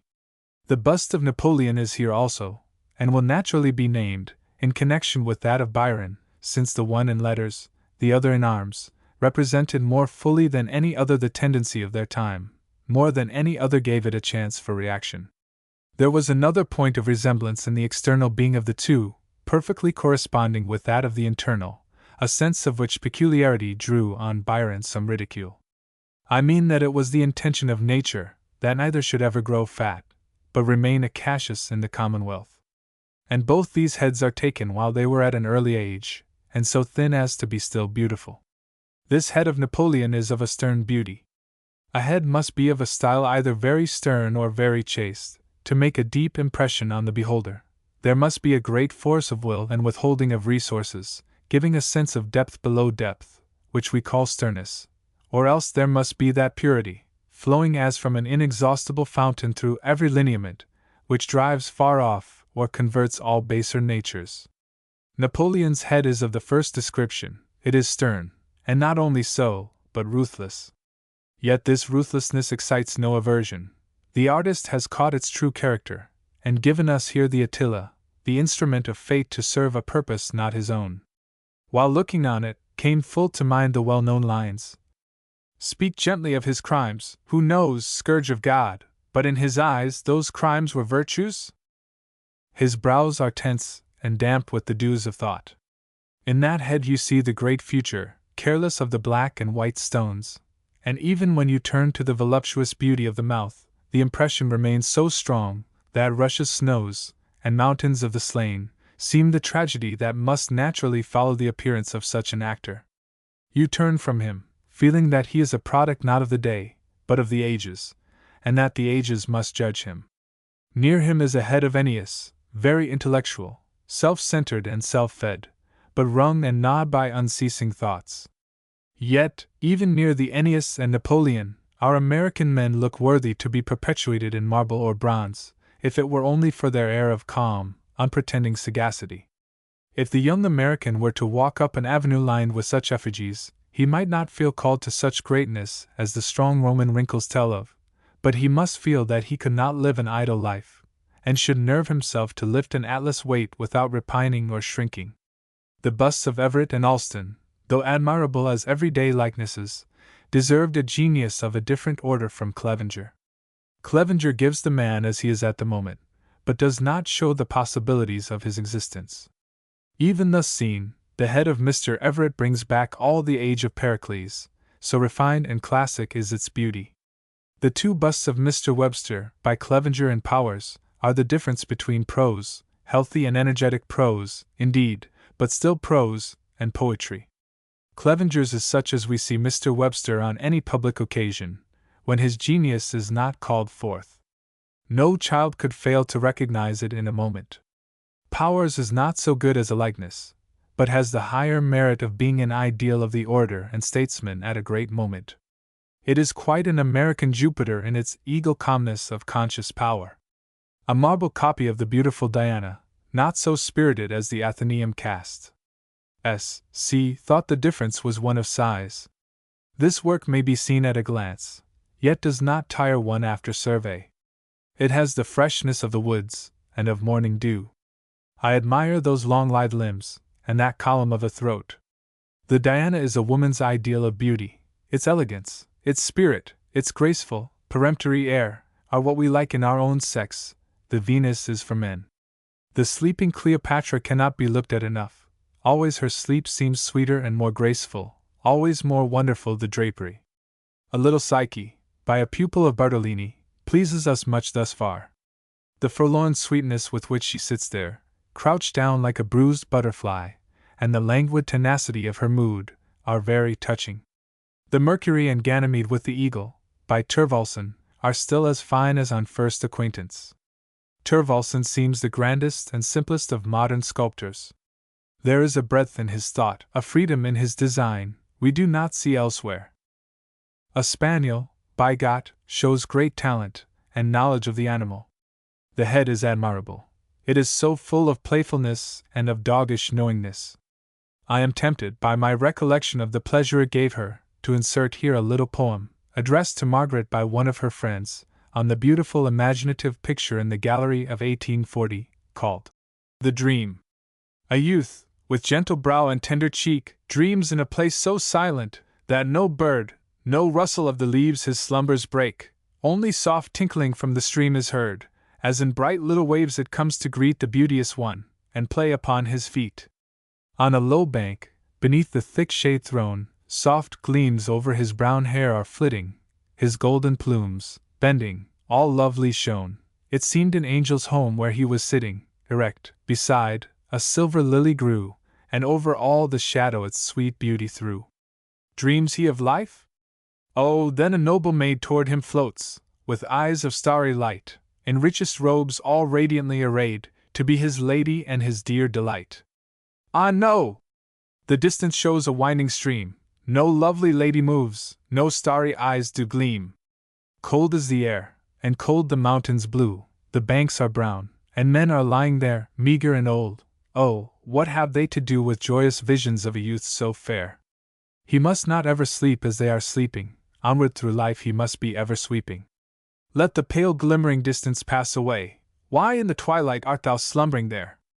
Wake, and come forth into triumphant day, thy life and deeds must all be great and fair. Canst thou not from the lily learn true glory, pure, lofty, lowly? Such should be thy story. But no! Thou lovest the deep-eyed past, and thy heart clings to sweet remembrances. In dim cathedral aisles thou'lt linger last, and fill thy mind with flitting fantasies. But no, dear one, the world is rich today, and the unceasing God gives glory forth alway. I have said she was never weary of studying Michelangelo and Raphael, and here are some manuscript notes, which she sent me one day, containing a clear expression of her feeling toward each of these masters, after she had become tolerably familiar with their designs, as far as prints could carry her. On seeing such works as these of Michelangelo, we feel the need of a genius scarcely inferior to his own, which should invent some word, or some music, adequate to express our feelings, and relieve us from the titanic oppression. Greatness, majesty, strength. To these words we had before thought we attached their proper meaning. But now we repent that they ever passed our lips. Created anew by the genius of this man, we would create language anew, and give him a word of response worthy his sublime profession of faith. Could we not at least have reserved, godlike, for him? For never till now did we appreciate the primeval vigor of creation, the instant swiftness with which thought can pass to deed, never till now appreciate the passage, "Let there be light, and there was light," which, be grateful, Michel, was clothed in human word before thee. One feels so repelled and humbled, on turning from Raphael to his contemporary, that I could have hated him as a Gentile Courageous might hate the prophet Samuel. Raphael took us to his very bosom, as if we had been fit for disciples. Parting with smiles the hair upon the brow, and telling me none ever was preferred. This man waves his serpent wand over me, and beauty's self seems no better than a golden calf. I could not bear him, De Quincey, for intimating that the Archangel Michel could be jealous, yet I can easily see that he might have given cause, by undervaluing his divine contemporary. Raphael was so sensuous, so lovely and loving. All undulates to meet the eye, glides or floats upon the soul's horizon, as soft as is consistent with perfectly distinct and filled-out forms. The graceful Leonardo might see his pictures in moss, the beautiful Raphael on the cloud, or wave, or foliage. But thou, Michel, didst look straight upwards to the heaven, and grasp and bring thine down from the very sun of invention. How Raphael revels in the image! His life is all reproduced, nothing was abstract or conscious. Pantheism, polytheism, Greek god of beauty, Apollo Musigetes, what need of life beyond the divine work? I paint, said he, from an idea that comes into my mind. But thou, Michel, didst not only feel but see the divine ideal. Thine is the conscious monotheism of Jewry. Like thy own Moses, even on the mount of celestial converse, thou didst ask thy God to show now his face, and didst write his words, not in the alphabet of flowers, but on stone tables. It is, indeed, the two geniuses of Greece and Jewry, which are reproduced in these two men. Thaumaturgus nature saw fit to wait but a very few years before using these molds again, in smaller space. Would you read the Bible aright? Look at Michel, the Greek mythology? Look at Raphael. Would you know how the sublime coexists with the beautiful, or the beautiful with the sublime? Would you see power and truth regnant on the one side, with beauty and love harmonious and ministrant, but subordinate? Or would you look at the other aspect of deity, study here? Would you open all the founts of marvel, admiration, and tenderness? Study both. One is not higher than the other, yet I am conscious of a slight rebuke from Michel, for having so poured out my soul at the feet of his brother angel. He seems to remind of Mystery's view and ask, why did you not question whether there was not aught else? Why not reserve some inaccessible stronghold for me? Why did you unlock the floodgates of the mind to such tides of emotion? But there is no reality or permanence in this. It is only a reminder that the feminine part of human nature must not be dominant. The prophets of Michelangelo excite all my admiration at the man capable of giving to such a physique an expression which commands it. The soul is worthily lodged in these powerful frames, and she has the ease and dignity of one accustomed to command, and to command servants able to obey her hests. Who else could have so animated such forms, that they are imposing, but never heavy? The strong man is made so majestic by his office that you scarcely feel how strong he is. The wide folds of the drapery, the breadth of light and shade, are great as anything in the large utterance of the early gods. How they read, these prophets and sibyls! Never did the always baffled, always re-aspiring hope of the finite to compass the infinite find such expression, except in the seductive music. They are buried in the volume.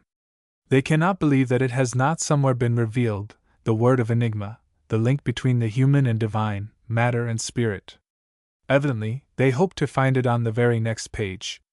I have always thought that clearly enough did nature and the soul's own consciousness respond to the craving for immortality. I have thought it great weakness to need the voucher of a miracle, or of any of those direct interpositions of a divine power, which, in common parlance, are alone styled revelation. When the revelations of nature seemed to me so clear, I had thought it was the weakness of the heart, or the dogmatism of the understanding, which had such need of a book.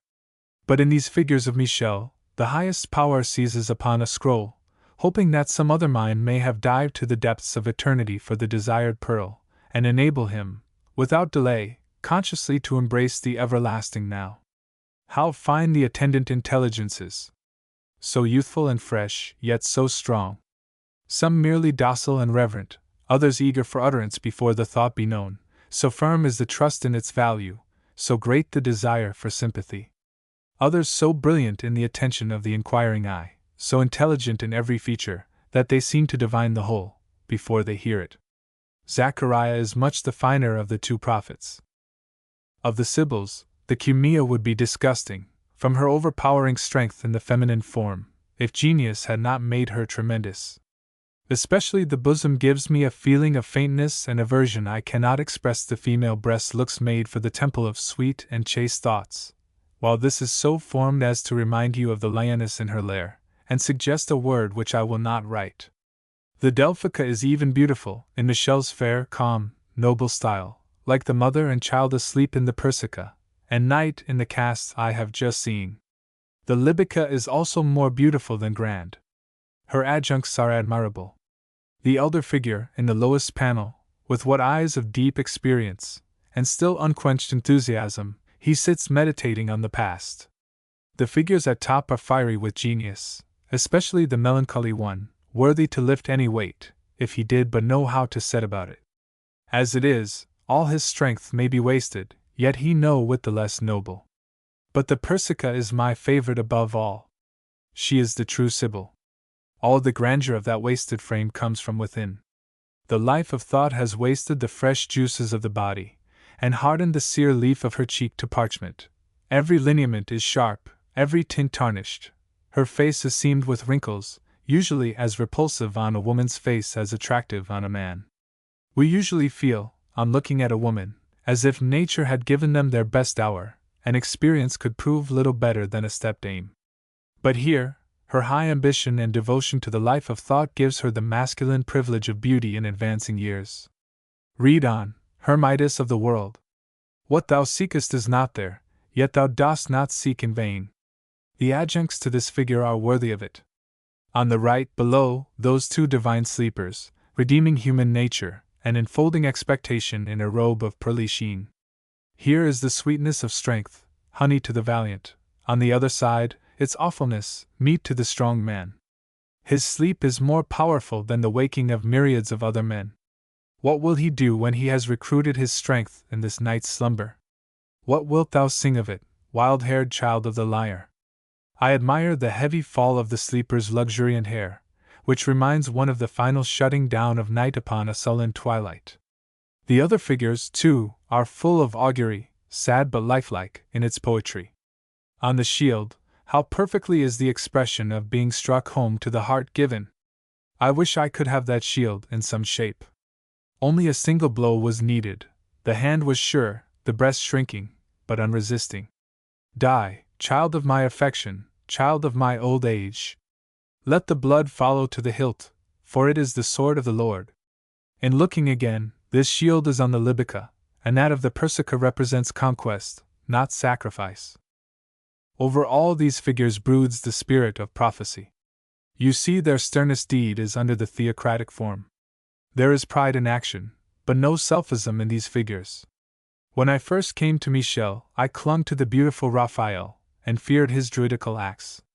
But now, after the Sibyls of Michel, it is unsafe to look at those of Raphael, for they seem weak, which is not so, only seems so, beside the sterner ideal. The beauty of composition here is great, and you feel that Michel's works are looked at fragment-wise in comparison. Here the eye glides along so naturally, does so easily justice to each part. Letters.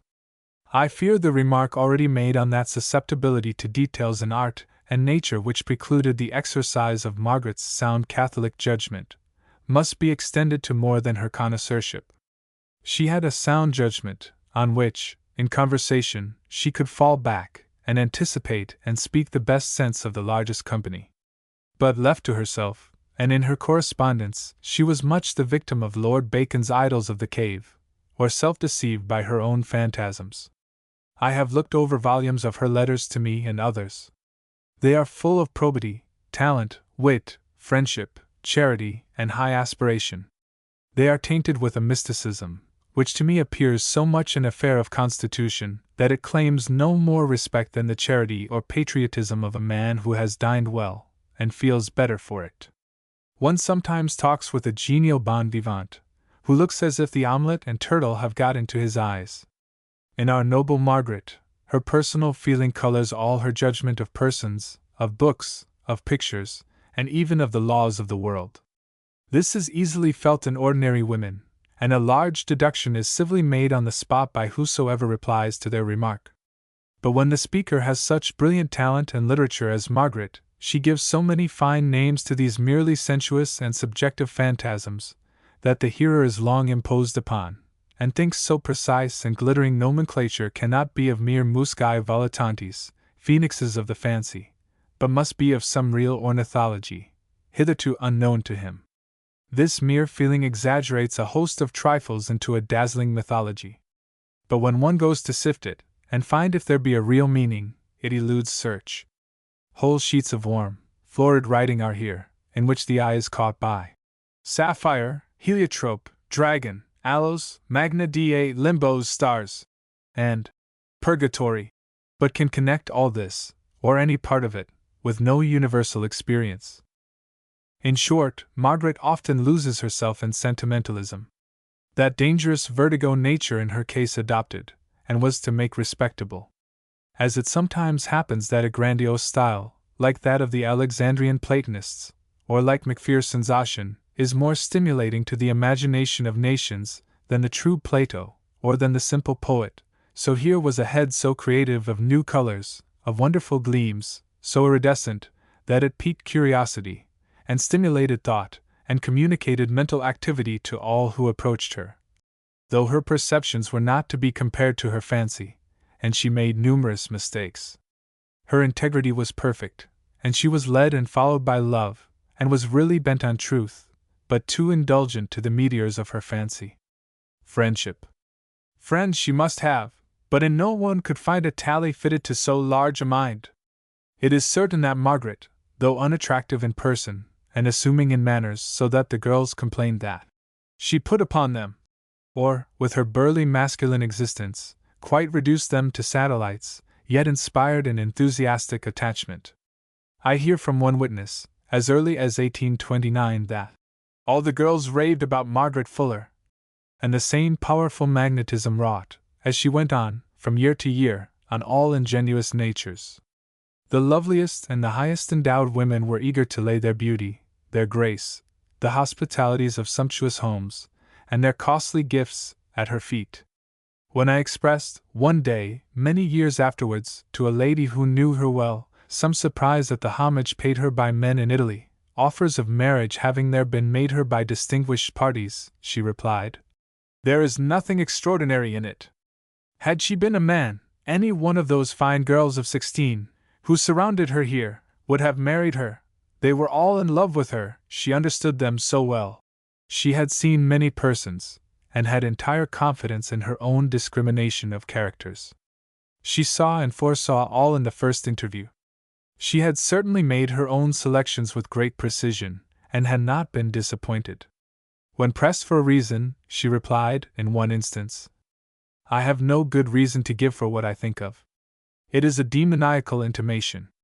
Everybody at praised her, but their account of what she said gave me the same unfavorable feeling. This is the first instance in which I have not had faith, if you liked a person. Perhaps I am wrong now. Perhaps if I saw her, a look would give me a needed clue to her character, and I should change my feeling. Yet I have never been mistaken in these intimations, as far as I recollect. I hope I am now. I am to add that she gave herself to her friendships with an entireness not possible to any but a woman, with a depth possible to few women. Her friendships, as a girl with girls, as a woman with women, were not unmingled with passion, and had passages of romantic sacrifice and of ecstatic fusion, which I have heard with the ear, but could not trust my profane pen to report. There were, also, the ebbs and recoils from the other party, the mortal unequal to converse with an immortal, ingratitude, which was more truly incapacity, the collapse of overstrained affections and powers. At all events, it is clear that Margaret, later, grew more strict, and values herself with her friends on having the tie now redeemed from all search after Eros. So much, however, of intellectual aim and activity mixed with her alliances, as to breathe a certain dignity and mirth through them all. She and her friends are fellow students with noblest moral aims. She is there for help and for counsel. "Be to the best thou knowest ever true," is her language to one. And that was the effect of her presence. Whoever conversed with her felt challenged by the strongest personal influence to a bold and generous life. To one she wrote, "Could a word from me avail you, I would say, that I have firm faith that nature cannot be false to her child, who has shown such an unalterable faith in her piety towards her." These tones of my dear S. Lyre are of the noblest. Will they sound purely through her experiences? Will the variations be faithful to the theme? Not always do those who most devoutly long for the infinite know best how to modulate their finite into a fair passage of the eternal harmony. How many years was it the cry of my spirit, "Give, give, ye mighty gods! Why do ye thus hold back?" And I suppose all noble young persons think for the time that they would have been more generous than the Olympians. But when we have learned the high lesson to deserve that boon of manhood, we see they esteemed us too much to give what we had not earned. The following passages from her journal and her letters are sufficiently descriptive, each in its way, of her strong affections. At Mr. G.'s we looked over prints, the whole evening, in peace. Nothing fixed my attention so much as a large engraving of Madame Récamier in her boudoir. I have so often thought over the intimacy between her and Madame de Staël. It is so true that a woman may be in love with a woman, and a man with a man. I like to be sure of it, for it is the same love which angels feel, where si fragen nick knock manu and weep. It is regulated by the same law as that of love between persons of different sexes, only it is purely intellectual and spiritual. Its law is the desire of the spirit to realize a whole, which makes it seek in another being what it finds not in itself. Thus the beautiful seek the strong, and the strong the beautiful, the mute seeks the eloquent, and see, the butterfly settles always on the dark flower. Why did Socrates love Alcibiades? Why did Corner love Schneider? How natural is the love of Wallenstein for Max, that of de Staël for de Récamier, mine for. I loved, for a time, with as much passion as I was then strong enough to feel. Her face was always gleaming before me, her voice was always echoing in my ear, all poetic thoughts clustered round the dear image. This love was a key which unlocked for me many a treasure which I still possess. It was the carbuncle which cast light into many of the darkest caverns of human nature. She loved me, too, though not so much, because her nature was less high, less grave, less large, less deep. But she loved more tenderly, less passionately.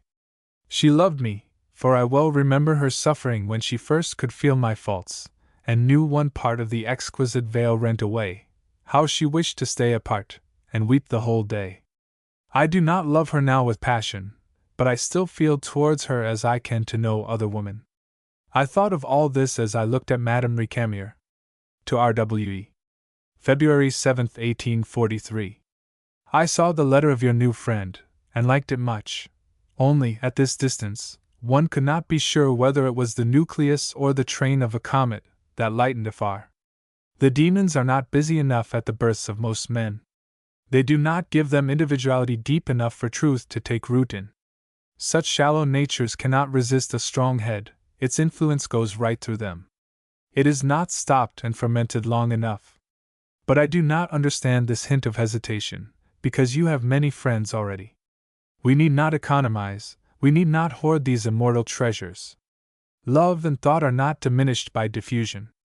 In the widow's cruse is oil enough to furnish light for all the world. To R.W.E. March 15, 1842.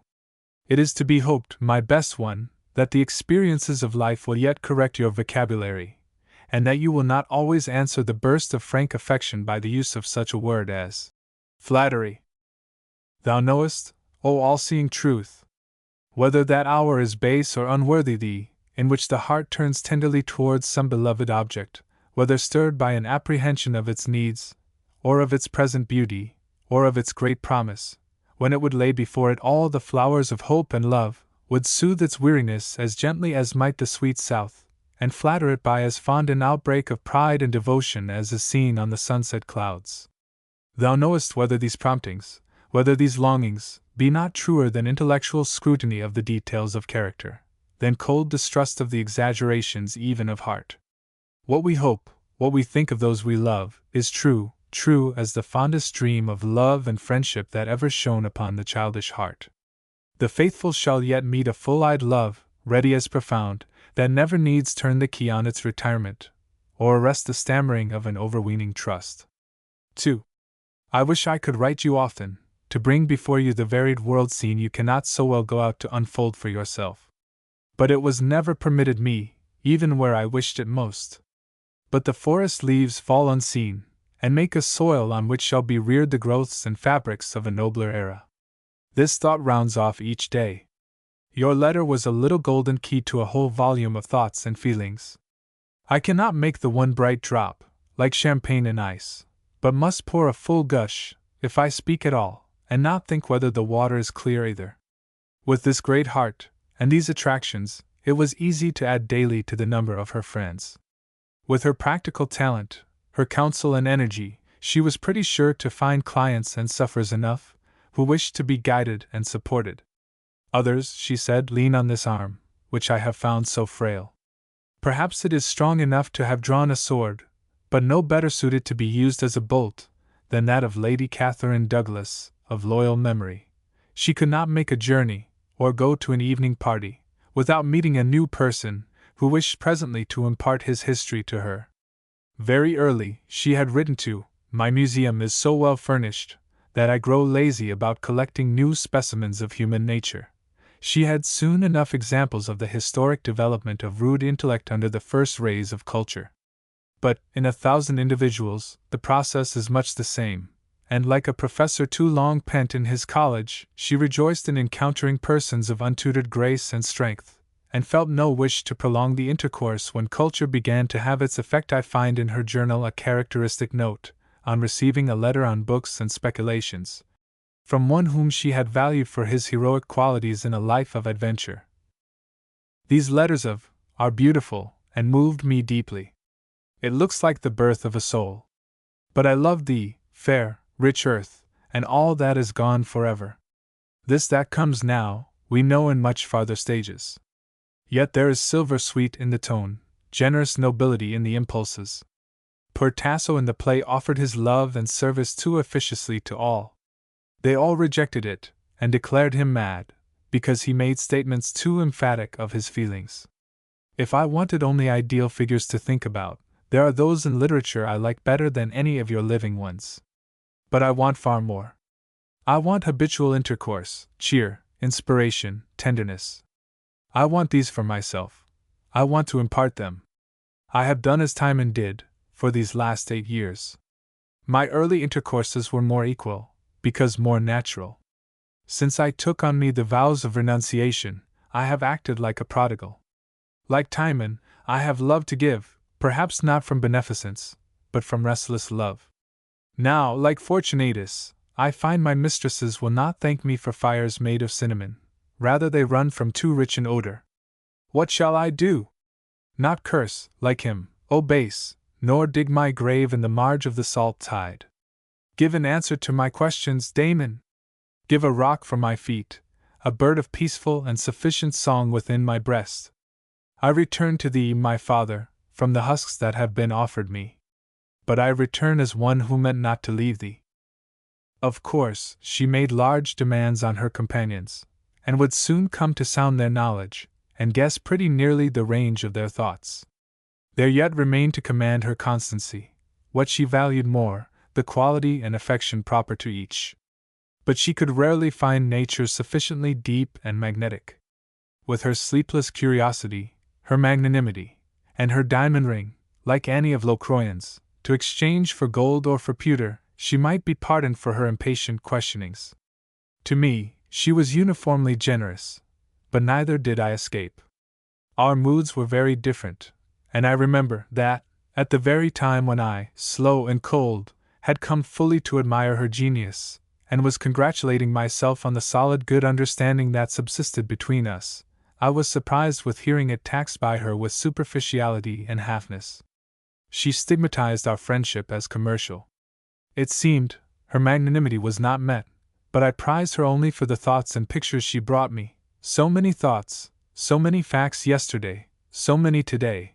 When there was an end of things to tell, the game was up, that I did not know, as a friend should know, to prize a silence as much as a discourse, and hence a forlorn feeling was inevitable, a poor counting of thoughts, and a taking the census of virtues.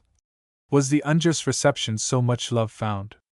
On one occasion, her grief broke into words like these: the religious nature remained unknown to you, because it could not proclaim itself, but claimed to be divined.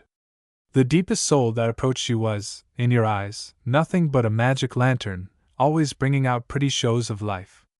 But as I did not understand the discontent then, of course, I cannot now.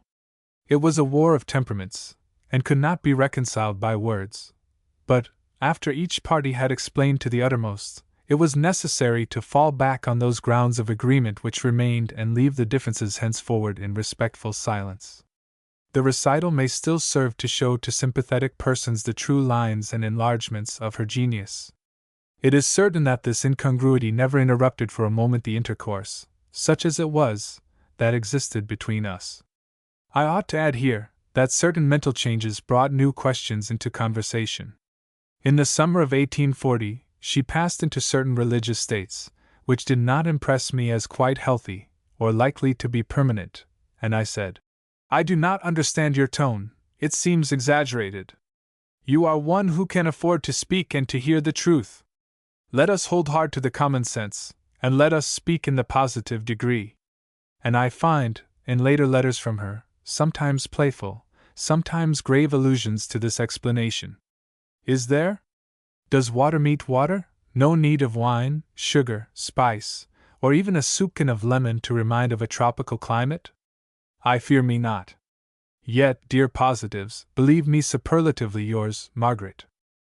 The following letter seems to refer, under an Eastern guise, and with something of Eastern exaggeration of compliment too, to some such native sterilities in her correspondent. To R.W.E. 23 February, 1840. I am like some poor traveler of the desert, who saw, at early morning, a distant palm, and toiled all day to reach it. All day he toiled. The unfeeling sun shot pains into his temples, the burning air, filled with sand, checked his breath, he had no water, and no fountain sprung along his path. But his eye was bright with courage, for he said, "When I reach the lonely palm, I will lie beneath its shade. I will refresh myself with its fruit. Allah has reared it to such a height, that it may encourage the wandering, and bless and sustain the faint and weary." But when he reached it, alas! It had grown too high to shade the weary man at its foot. On it he saw no clustering dates, and its one draught of wine was far beyond his reach. He saw at once that it was so. A child, a bird, a monkey might have climbed to reach it. A rude hand might have felled the whole tree, but the full-grown man, the weary man, the gentle-hearted, religious man, was no nearer to its nourishment for being close to the root. Yet he had not force to drag himself further, and leave at once the aim of so many fond hopes, so many beautiful thoughts. So he lay down amid the inhospitable sands. The night dews pierced his exhausted frame, the hyena laughed, the lion roared in the distance, the stars smiled upon him satirically from their passionless peace, and he knew they were like the sun, as unfeeling, only more distant. He could not sleep for famine. With the dawn he arose. The palm stood as tall, as inaccessible, as ever. Its leaves did not so much as rustle in answer to his farewell sigh. On and on he went, and came, at last, to a living spring. The spring was encircled by tender verdure, wild fruits ripened near, and the clear waters sparkled up to tempt his lip. The pilgrim rested, and refreshed himself, and looked back with less pain to the unsympathizing palm, which yet towered in the distance. But the wanderer had a mission to perform, which must have forced him to leave at last both palm and fountain. So on and on he went, saying to the palm, "Thou art for another," and to the gentle waters, "I will return." Not far distant was he when the sirocco came, and choked with sand the fountain, and uprooted the fruit trees. When years have passed, the waters will have forced themselves up again to light, and a new oasis will await a new wanderer. Thou, Sorab, wilt, ere that time, have left thy bones at Mecca. Yet the remembrance of the fountain cheers thee as a blessing, that of the palm haunts thee as a pang. So talks the soft spring gale of the Shah Nami. Genuine Sanskrit I cannot write. My Persian and Arabic you love not. Why do I write thus to one who must ever regard the deepest tones of my nature as those of childish fancy or worldly discontent? Problems of life. Already, too, at this time, each of the main problems of human life had been closely scanned and interrogated by her, and some of them had been much earlier settled. A worshipper of beauty, why could not she also have been beautiful? Of the most radiant sociality, why should not she have been so placed, and so decorated, as to have led the fairest and highest? In her journal is a bitter sentence, whose meaning I cannot mistake, of a disposition that requires the most refined, the most exalted tenderness, without charms to inspire it. Poor Mignon! Fear not the transition through death. No penal fires can have in store worse torments than thou art familiar with already. In the month of May, she writes, when all things are blossoming, it seems so strange not to blossom too, that the quick thought within cannot remold its tenement. Man is the slowest aloes, and I am such a shabby plant, of such coarse tissue. I hate not to be beautiful, when all around is so. Again, after recording a visit to a family, whose taste and culture, united to the most liberal use of wealth, made the most agreeable of homes, she writes, looking out on the wide view, I felt the blessings of my comparative freedom. I stand in no false relations. Who else is so happy? Here are these fair, unknowing children envying the depth of my mental life. They feel withdrawn by sweet duties from reality. Spirit! I accept, teach me to prize and use whatsoever is given me. At present, she writes elsewhere, it skills not. I am able to take this superior view of life, and my place in it.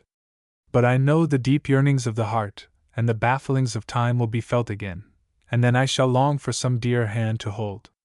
But I shall never forget that my curse is nothing, compared with that of those who have entered into those relations, but not made them real, who only seem husbands, wives, and friends. I remain fixed to be, without churlishness or coldness, as much alone as possible. It is best for me.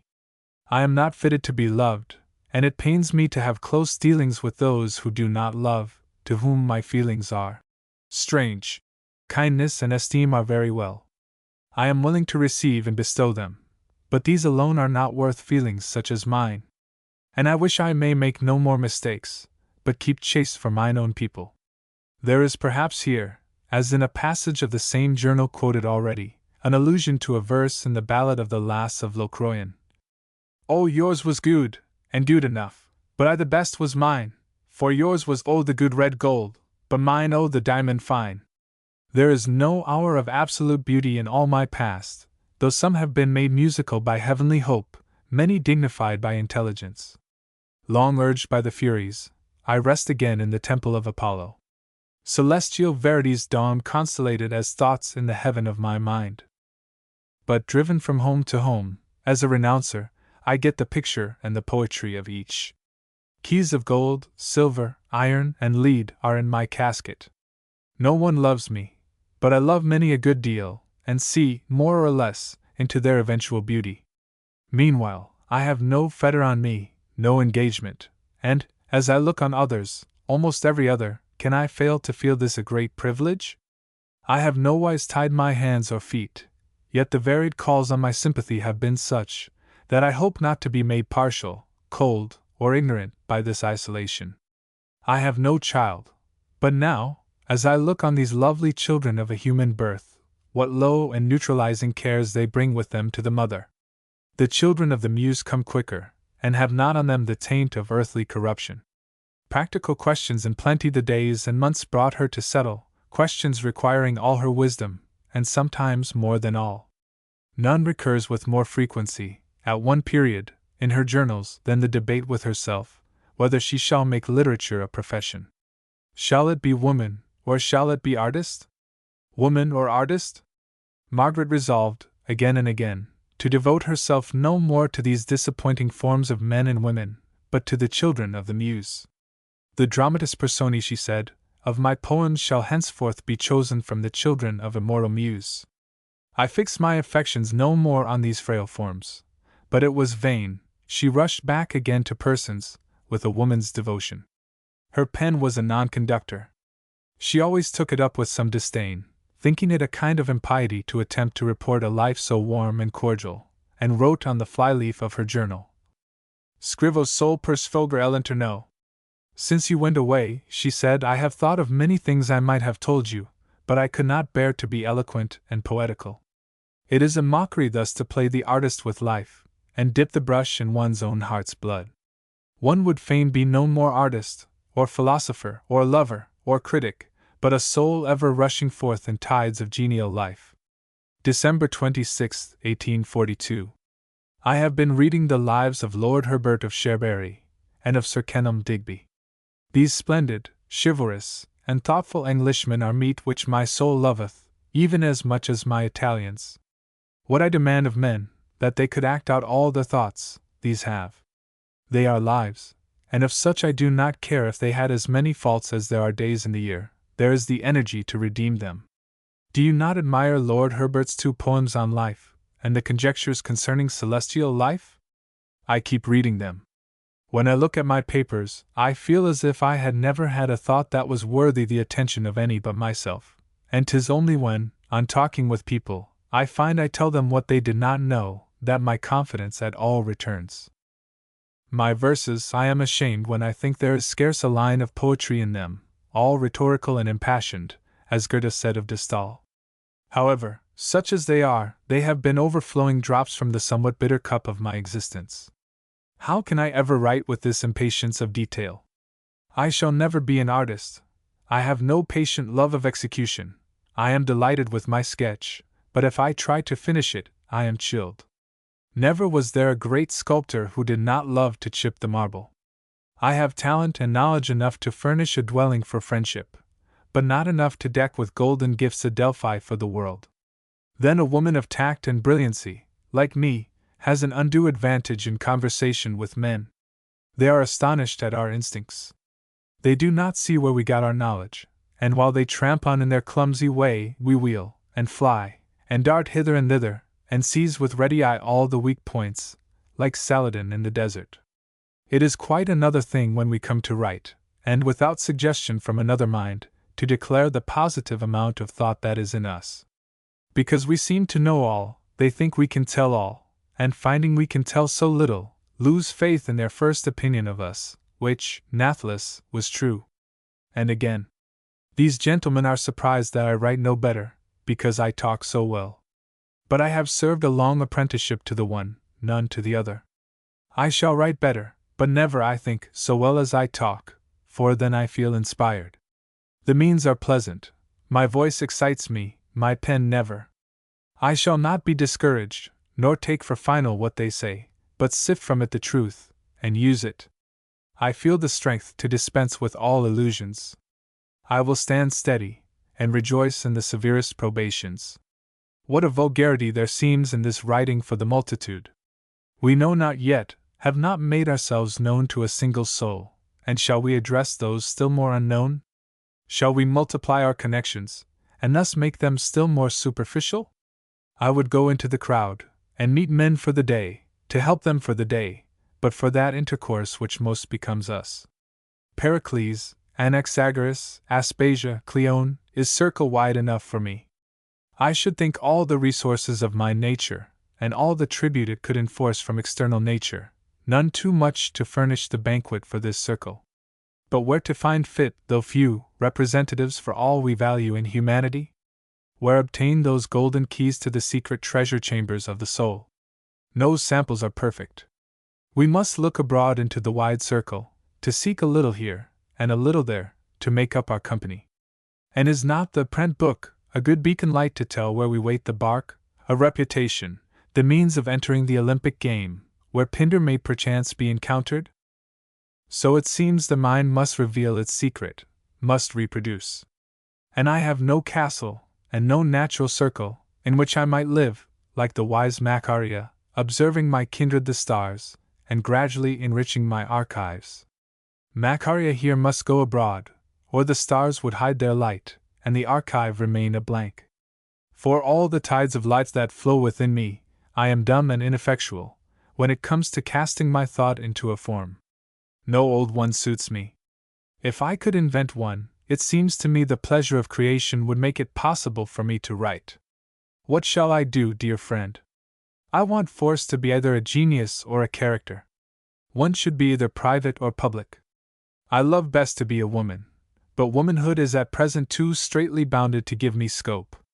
At hours I live truly as a woman, at others I should stifle, as, on the other hand, I should palsy, when I would play the artist. Heroism. These practical problems Margaret had to entertain, and to solve the best way she could. She says truly, there was none to take up her burden whilst she slept. But she was formed for action, and addressed herself quite simply to her part.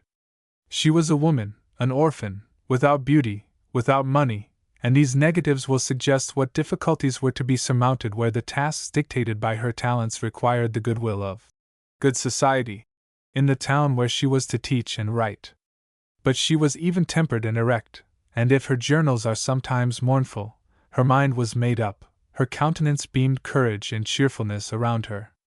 Of personal influence, speaking strictly, an efflux, that is, purely of mind and character, excluding all effects of power, wealth, fashion, beauty, or literary fame, she had an extraordinary degree, I think more than any person I have known.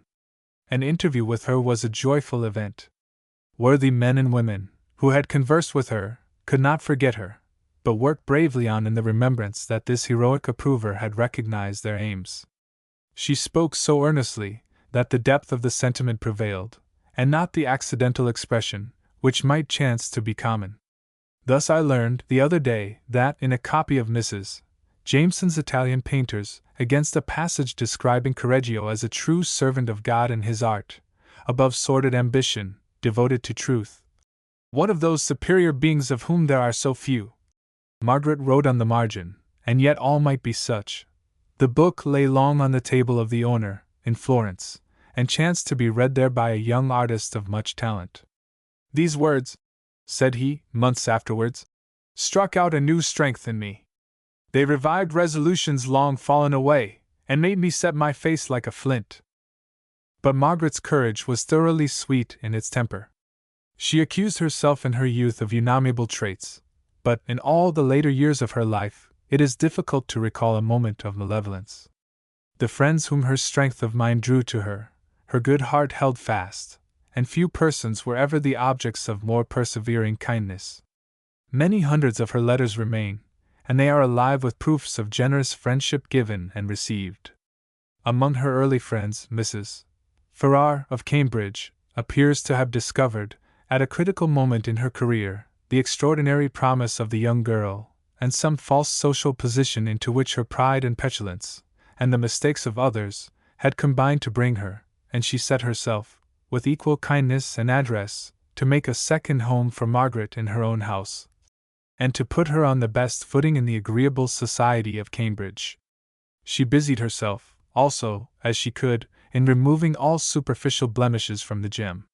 In a well-chosen traveling party, made up by Mrs. Farrar, and which turned out to be the beginning of much happiness by the friendships then formed, Margaret visited, in the summer of 1835, Newport, New York, and Trenton Falls, and in the autumn, made the acquaintance, at Mrs. F.'s house, of Miss Martineau, whose friendship, at that moment, was an important stimulus to her mind. Mrs. Farrar performed for her, thenceforward, all the offices of an almost maternal friendship. She admired her genius, and wished that all should admire it. She counseled and encouraged her, brought to her side the else unsupplyable aid of a matron and a lady, sheltered her in sickness, forwarded her plans with tenderness and constancy, to the last. I read all this in the tone of uniform gratitude and love with which this lady is mentioned in Margaret's letters. Friendships like this praised both parties, and the security with which people of a noble disposition approached Margaret indicated the quality of her own infinite tenderness. A very intelligent woman applied to her what Stilling said of Goethe.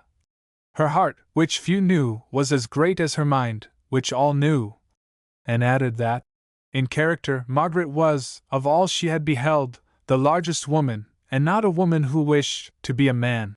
Another lady added, she never disappointed you. To any one whose confidence she had once drawn out, she was thereafter faithful. She could talk of persons, and never gossip, for she had a fine instinct that kept her from any reality, and from any effect of treachery. I was still more struck with the remark that followed. Her life, since she went abroad, is wholly unknown to me, but I have an unshaken trust that what Margaret did she can defend. She was a right brave and heroic woman. She shrunk from no duty, because of feeble nerves. Although, after her father died, the disappointment of not going to Europe with Miss Martineau and Mrs. Farrar was extreme, and her mother and sister wished her to take her portion of the estate and go, and on her refusal, entreated the interference of friends to overcome her objections. Margaret would not hear of it, and devoted herself to the education of her brothers and sisters, and then to the making a home for the family.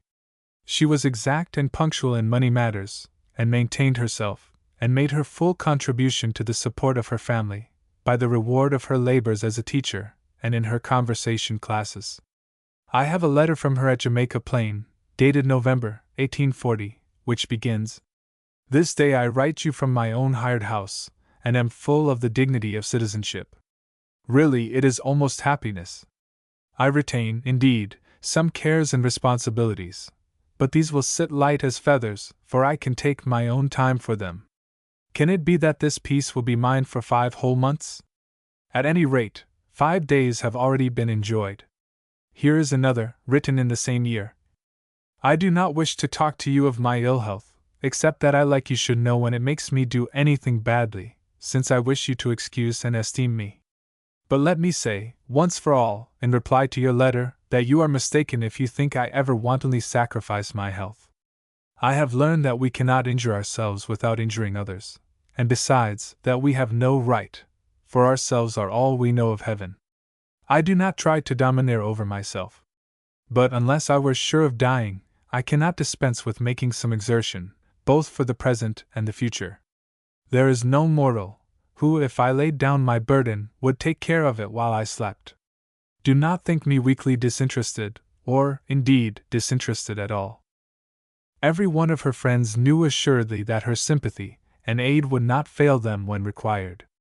She went, from the most joyful of all bridals, to attend a near relative during a formidable surgical operation. She was here to help others. As one of her friends writes, she helped whoever knew her. She adopted the interests of humble persons, within her circle, with heart-cheering warmth, and her ardor in the cause of suffering and degraded women, at Sing Sing, was as irresistible as her love of books. She had, many years afterwards, scope for the exercise of all her love and devotion, in Italy, but she came to it as if it had been her habit and her natural sphere.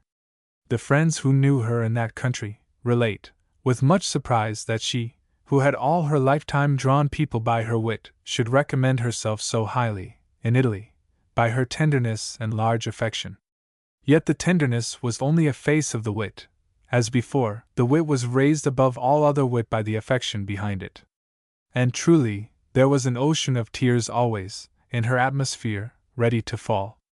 There was, at New York, a poor adventurer, half patriot, half author, a miserable man, always in such depths of distress, with such squadrons of enemies, that no charity could relieve, and no intervention save him. He believed Europe banded for his destruction, and America corrupted to connive at it. Margaret listened to these woes with such patience and mercy, that she drew $500, which had been invested for her in a safe place, and put them in those hapless hands, where, of course, the money was only the prey of new rapacity, to be bewailed by new reproaches. When one of her friends had occasion to allude to this, long afterwards, she replied, "In answer to what you say of, I wish, indeed, the little effort I made for him had been wiselier applied. Yet these are not the things one regrets. It will not do to calculate too closely with the affectionate human impulse. We must consent to make many mistakes, or we should move too slow to help our brothers much. I am sure you do not regret what you spent on me, Annie, and other worthless people. As things look then, it would have been wrong not to have risked the loss. Truth." But Margaret crowned all her talents and virtues with a love of truth, and the power to speak it. In great and in small matters she was a woman of her word, and gave those who conversed with her the unspeakable comfort that flows from plain dealing. Her nature was frank and transparent, and she had a right to say, as she says in her journal, "I have the satisfaction of knowing that, in my counsels, I have given myself no air of being better than I am." And again, "In the chamber of death, I prayed in very early years, 'Give me truth, cheat me by no illusion.' Oh, the granting of this prayer is sometimes terrible to me. I walk over the burning plowshares, and they sear my feet. Yet nothing but truth will do.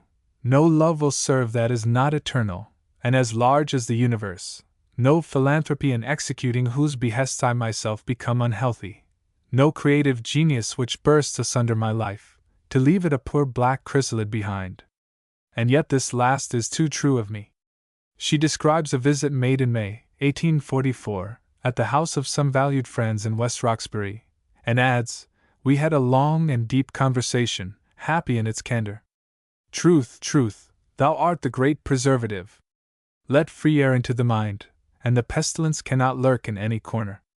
And she uses the following language in an earnest letter to another friend: "My own entire sincerity, in every passage of life, gives me a right to expect that I shall be met by no unmeaning phrases or attentions. Reading today a few lines of, I thought with refreshment of such lives as T.S., and V.S., and W.S., so private and so true, where each line written is really the record of a thought or a feeling. I hate poems which are a melancholy monument of culture for the sake of being cultivated, not of growing. Even in trifles, one might find with her the advantage and the electricity of a little honesty. I have had from an eyewitness a note of a little scene that passed in Boston, at the Academy of Music. A party had gone early, and taken an excellent place to hear one of Beethoven's symphonies. Just behind them were soon seated a young lady and two gentlemen, who made an incessant buzzing, in spite of bitter looks cast on them by the whole neighborhood, and destroyed all the musical comfort. After all was over, Margaret leaned across one seat, and catching the eye of this girl, who was pretty and well-dressed, said, in her blandest, gentlest voice, "May I speak with you one moment?" "Certainly," said the young lady, with a fluttered, pleased look, bending forward. "I only wished to say," said Margaret, "that I trust that, in the whole course of your life, you will not suffer so great a degree of annoyance as you have inflicted on a large party of lovers of music this evening." This was said with the sweetest air, as if to a little child, and it was as good as a play to see the change of countenance which the young lady exhibited, who had no replication to make to so Christian a blessing. On graver occasions, the same habit was only more stimulated, and I cannot remember certain passages which called it into play, without new regrets at the costly loss which our community sustains in the loss of this brave and eloquent soul. People do not speak the truth, not for the want of not knowing and preferring it, but because they have not the organ to speak it adequately. It requires a clear sight, and still more, a high spirit, to deal with falsehood in the decisive way. I have known several honest persons who valued truth as much as Peter and John, but when they tried to speak it, they grew red and black in the face instead of Ananias, until, after a few attempts, they decided that aggressive truth was not their vocation, and confined themselves thenceforward to silent honesty, except on rare occasions, when either an extreme outrage, or a happier inspiration, loosened their tongue.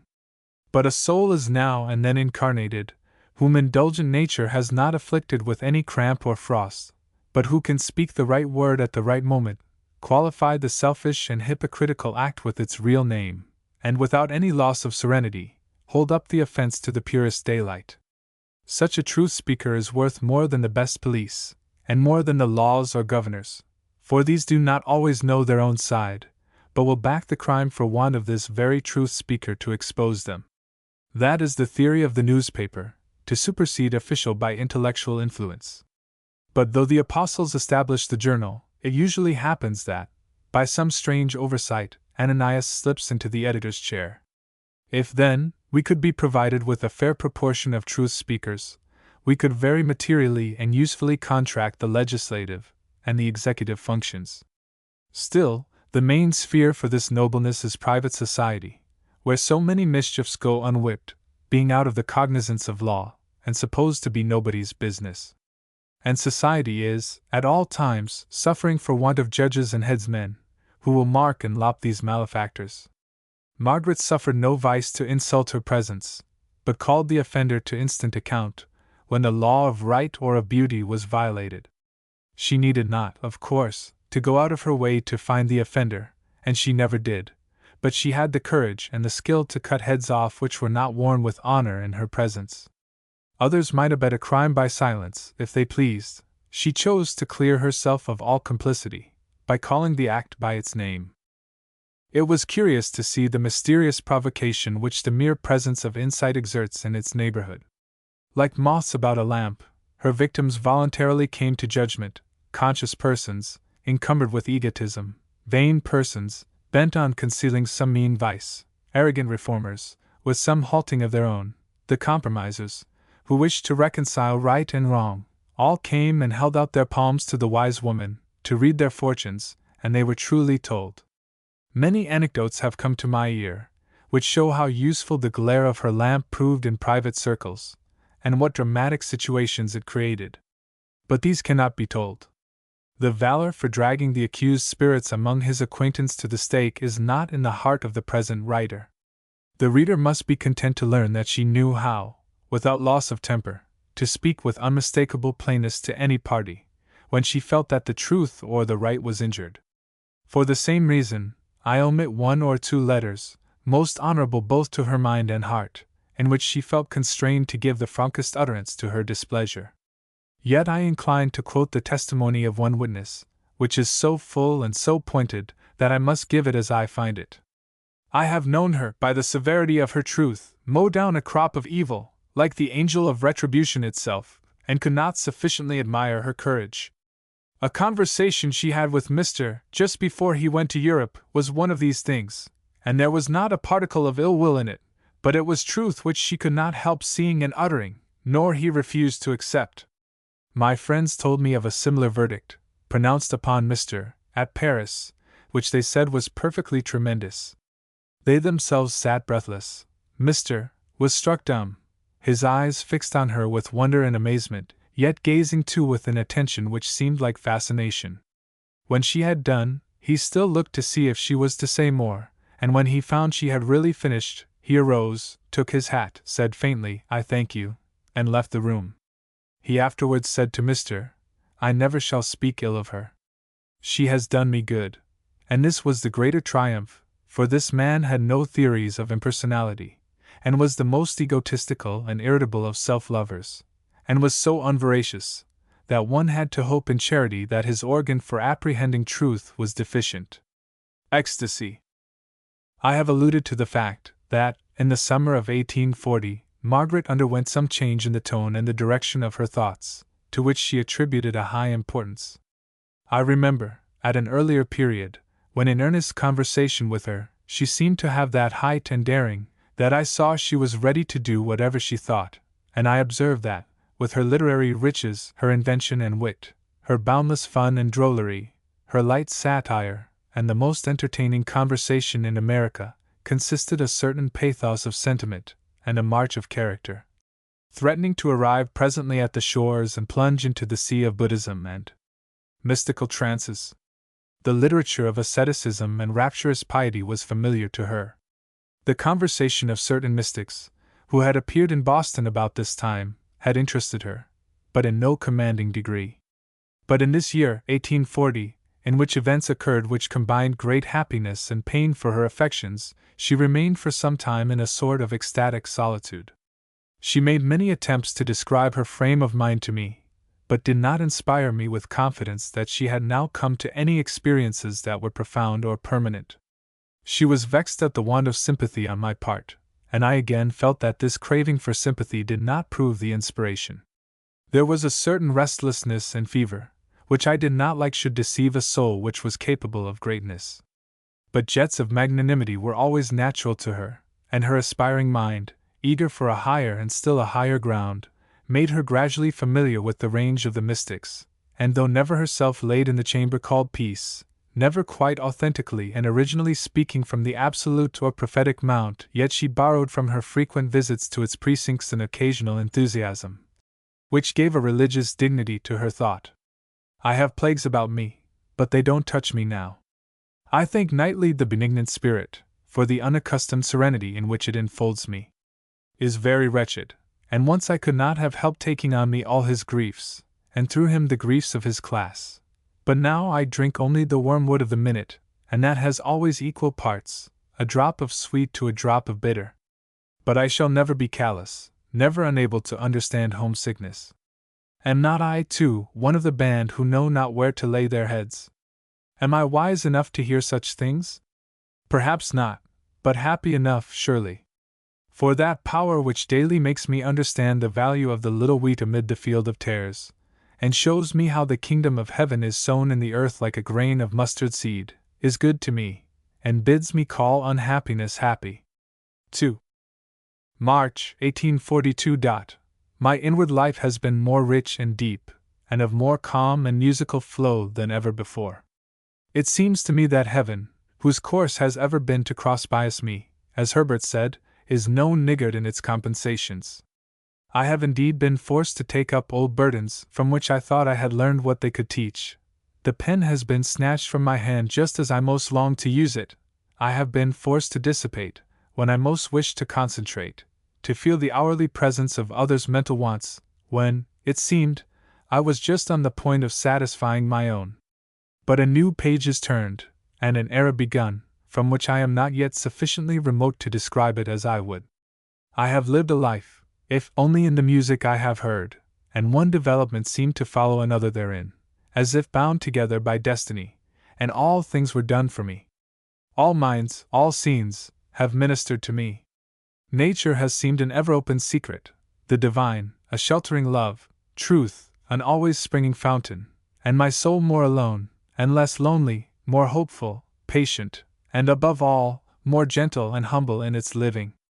New minds have come to reveal themselves to me, though I do not wish it, for I feel myself inadequate to the ties already formed.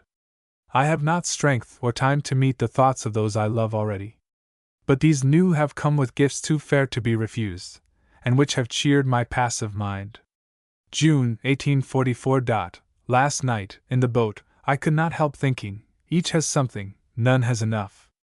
I fear to want them all, and through ages, if not forever, promises and beckons the life of reception, of renunciation.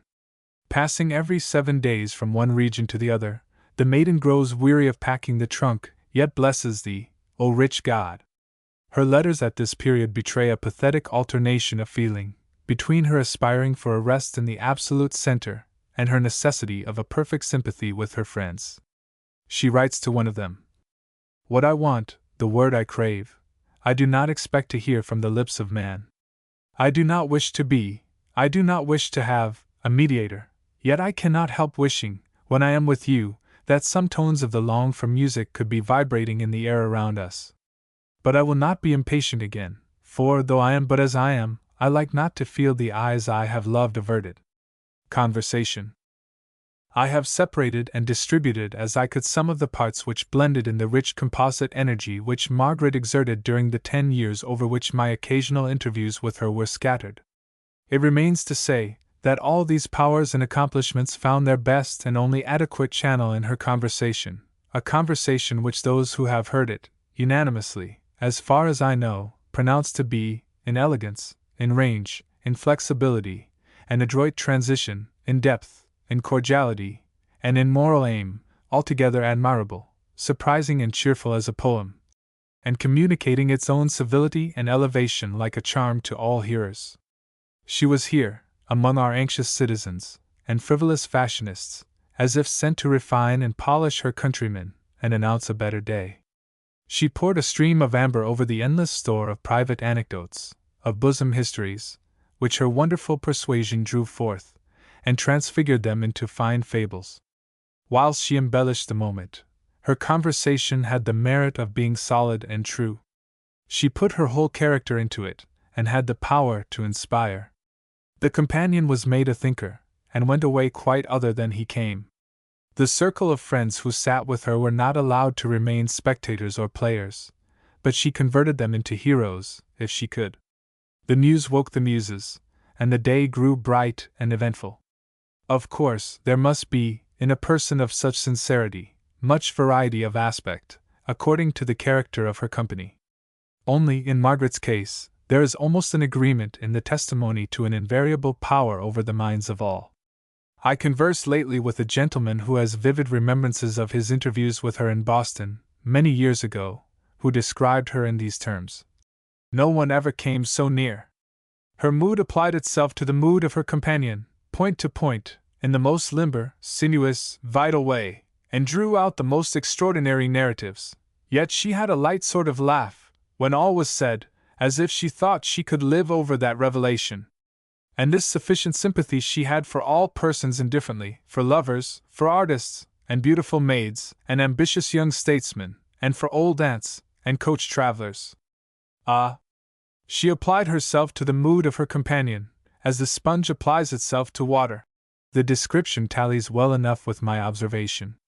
I remember she found, one day, at my house, her old friend Mr. sitting with me. She looked at him attentively, and hardly seemed to know him. In the afternoon, he invited her to go with him to Cambridge. The next day she said to me, "You fancy that you know? It is too absurd, you have never seen him." When I found him here, sitting like a statue, I was alarmed, and thought him ill. You sit with courteous, confiding smile, and suppose him to be a mere man of talent. He is so with you. But the moment I was alone with him, he was another creature. His manner, so glassy and elaborate before, was full of soul, and the tones of his voice entirely different. And I have no doubt that she saw expressions, heard tones, and received thoughts from her companions, which no one else ever saw or heard from the same parties, and that her praise of her friends, which seemed exaggerated, was her exact impression. We were all obliged to recall Margaret's testimony, when we found we were sad blockheads to other people. I find among her letters many proofs of this power of disposing equally the hardest and the most sensitive people to open their hearts, on very short acquaintance. Any casual rencontre, in a walk, in a steamboat, at a concert, became the prelude to unwonted confidences. 1843. I believe I told you about one new man, a Philistine, at Brook Farm. He reproved me, as such people are wont, for my little faith. At the end of the first meeting in the hall, he seemed to me perfectly hampered in his old ways and techniques, and I thought he would not open his mind to the views of others for years, if ever. After I wrote, we had a second meeting, by request, on personal relations, at the end of which, he came to me, and expressed delight, and a feeling of new light and life, in terms whose modesty might have done honor to the wisest. This afternoon we met Mr. in his wood, and he sat down and told us the story of his life, his courtship, and painted the portraits of his father and mother with most amusing naivete. he says. How do you think I offered myself? I never had told Miss that I loved her, never told her she was handsome, and I went to her and said, Miss, I've come to offer myself, but first I'll give you my character. I'm very poor, you'll have to work, I'm very cross and irascible, you'll have everything to bear, and I've liked many other pretty girls.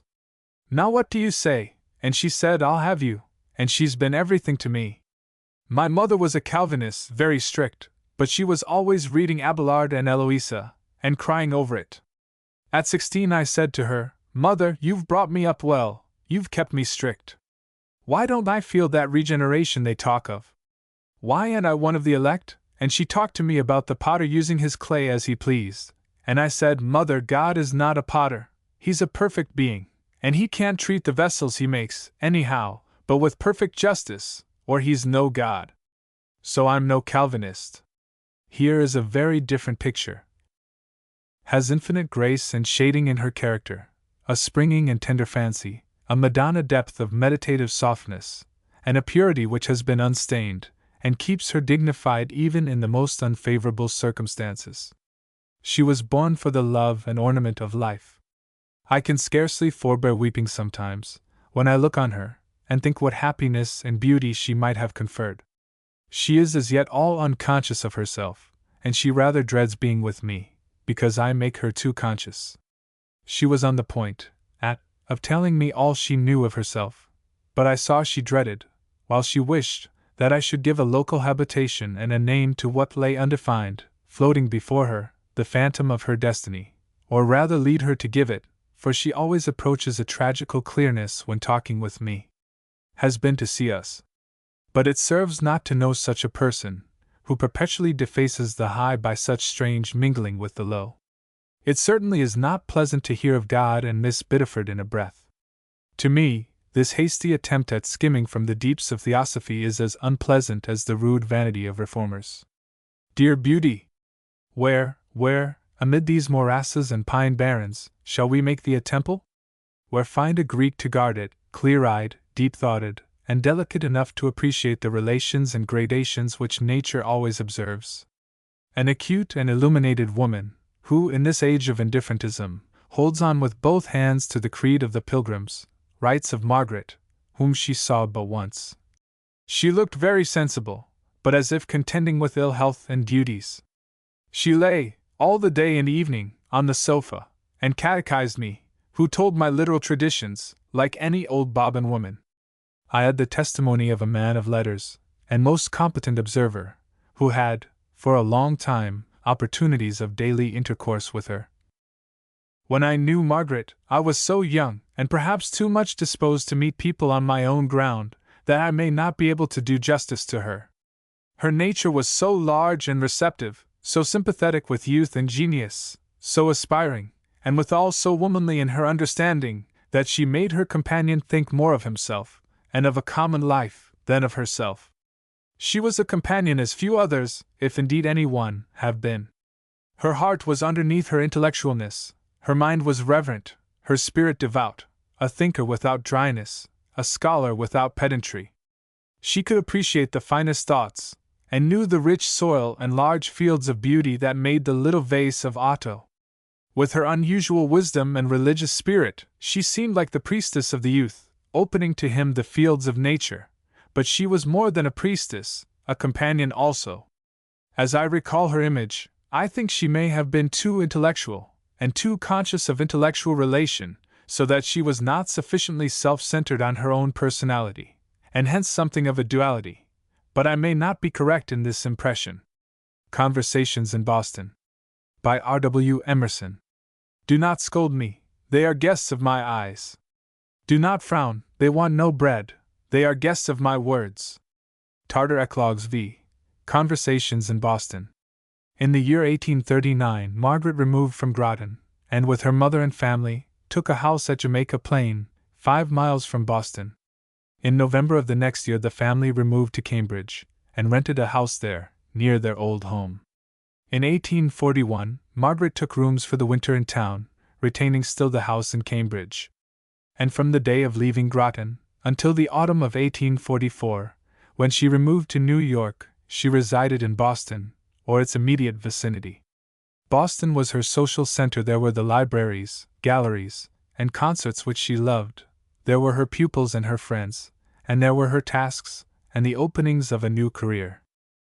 I have vaguely designated some of the friends with whom she was on terms of intimacy at the time when I was first acquainted with her. But the range of her talents required an equal compass in her society, and she gradually added a multitude of names to the list. She knew already all the active minds at Cambridge, and has left a record of one good interview she had with Alston. She now became intimate with Dr. Channing, and interested him to that point in some of her studies, that, at his request, she undertook to render some selections of German philosophy into English for him. But I believe this attempt was soon abandoned. She found a valuable friend in the late Miss Mary Roch, of New Bedford, a woman of great strength of mind, connected with the Quakers not less by temperament than by birth, and possessing the best lights of that once spiritual sect. At Newport, Margaret had made the acquaintance of an elegant scholar, in Mr. Calvert, of Maryland. In Providence she had won, as by conquest, such a homage of attachment, from young and old, that her arrival there, one day, on her return from a visit to Bristol, was a kind of ovation. In Boston, she knew people of every class, merchants, politicians, scholars, artists, women, the migratory genius, and the rooted capitalist, and amongst all, many excellent people, who were every day passing, by new opportunities, conversations, and kind offices, into the sacred circle of friends. The late Miss Susan Burley had many points of attraction for her, not only in her elegant studies, but also in the deep interest which that lady took in securing the highest culture for women. She was very well read, and avoiding abstractions, knew how to help herself with examples and facts. A friendship that proved of great importance to the next years was that established with Mr. George Ripley, an accurate scholar, a man of character, and of eminent powers of conversation, and already then deeply engaged in plans of an expansive practical bearing, of which the first fruit was the little community which nourished for a few years at Brook Farm. Margaret presently became connected with him in literary labors, and, as long as she remained in this vicinity, kept up her habits of intimacy with the colonists of Brook Farm. At West Roxbury, too, she knew and prized the heroic heart, the learning and wit of Theodore Parker, whose literary aid was, subsequently, of the first importance to her. She had an acquaintance, for many years, subject, no doubt, to alternations of sun and shade, with Mr. Alcott. There was much antagonism in their habitual views, but each learned to respect the genius of the other. She had more sympathy with Mr. Alcott's English friend, Charles Lane, an ingenious mystic, and bold experimenter in practical reforms, whose dexterity and temper in debate she frankly admired, whilst his asceticism engaged her reverence. Neither could some marked difference of temperament remove her from the beneficent influences of Miss Elizabeth Peabody, who, by her constitutional hospitality to excellence, whether mental or moral, has made her modest abode for so many years the inevitable resort of studious feet, and a private theatre for the exposition of every question of letters, of philosophy, of ethics, and of art. The events in Margaret's life, up to the year 1840, were few, and not of that dramatic interest which readers love. Of the few events of her bright and blameless years, how many are private, and must remain so? In reciting the story of an affectionate and passionate woman, the voice lowers itself to a whisper, and becomes inaudible. A woman in our society finds her safety and happiness in exclusions and privacies. She congratulates herself when she is not called to the market, to the courts, to the polls, to the stage, or to the orchestra. Only the most extraordinary genius can make the career of an artist secure and agreeable to her. Prescriptions almost invincible the female lecturer or professor of any science must encounter, and except on points where the charities which are left to women as their legitimate province interpose against the ferocity of laws, with us a female politician is unknown. Perhaps this fact, which so dangerously narrows the career of a woman, accuses the tardiness of our civility, and many signs show that a revolution is already on foot. Margaret had no love of notoriety, or taste for eccentricity, to goad her, and no weak fear of either. Willingly she was confined to the usual circles and methods of female talent. She had no false shame. Any task that called out her powers was good and desirable. She wished to live by her strength. She could converse, and teach, and write. She took private classes of pupils at her own house. She organized, with great success, a school for young ladies at Providence, and gave 4 hours a day to it, during 2 years. She translated Eckermann's Conversations with Goethe, and published in 1839. In 1841, she translated the letters of Gunderode and Betting, and published them as far as the sale warranted the work. In 1843, she made a tour to Lake Superior and to Michigan, and published an agreeable narrative of it, called Summer on the Lakes. Apparently a more pretending, but really also a private and friendly service, she edited the Dial, a quarterly journal, for 2 years from its first publication in 1840. She was eagerly solicited to undertake the charge of this work, which, when it began, concentrated a good deal of hope and affection.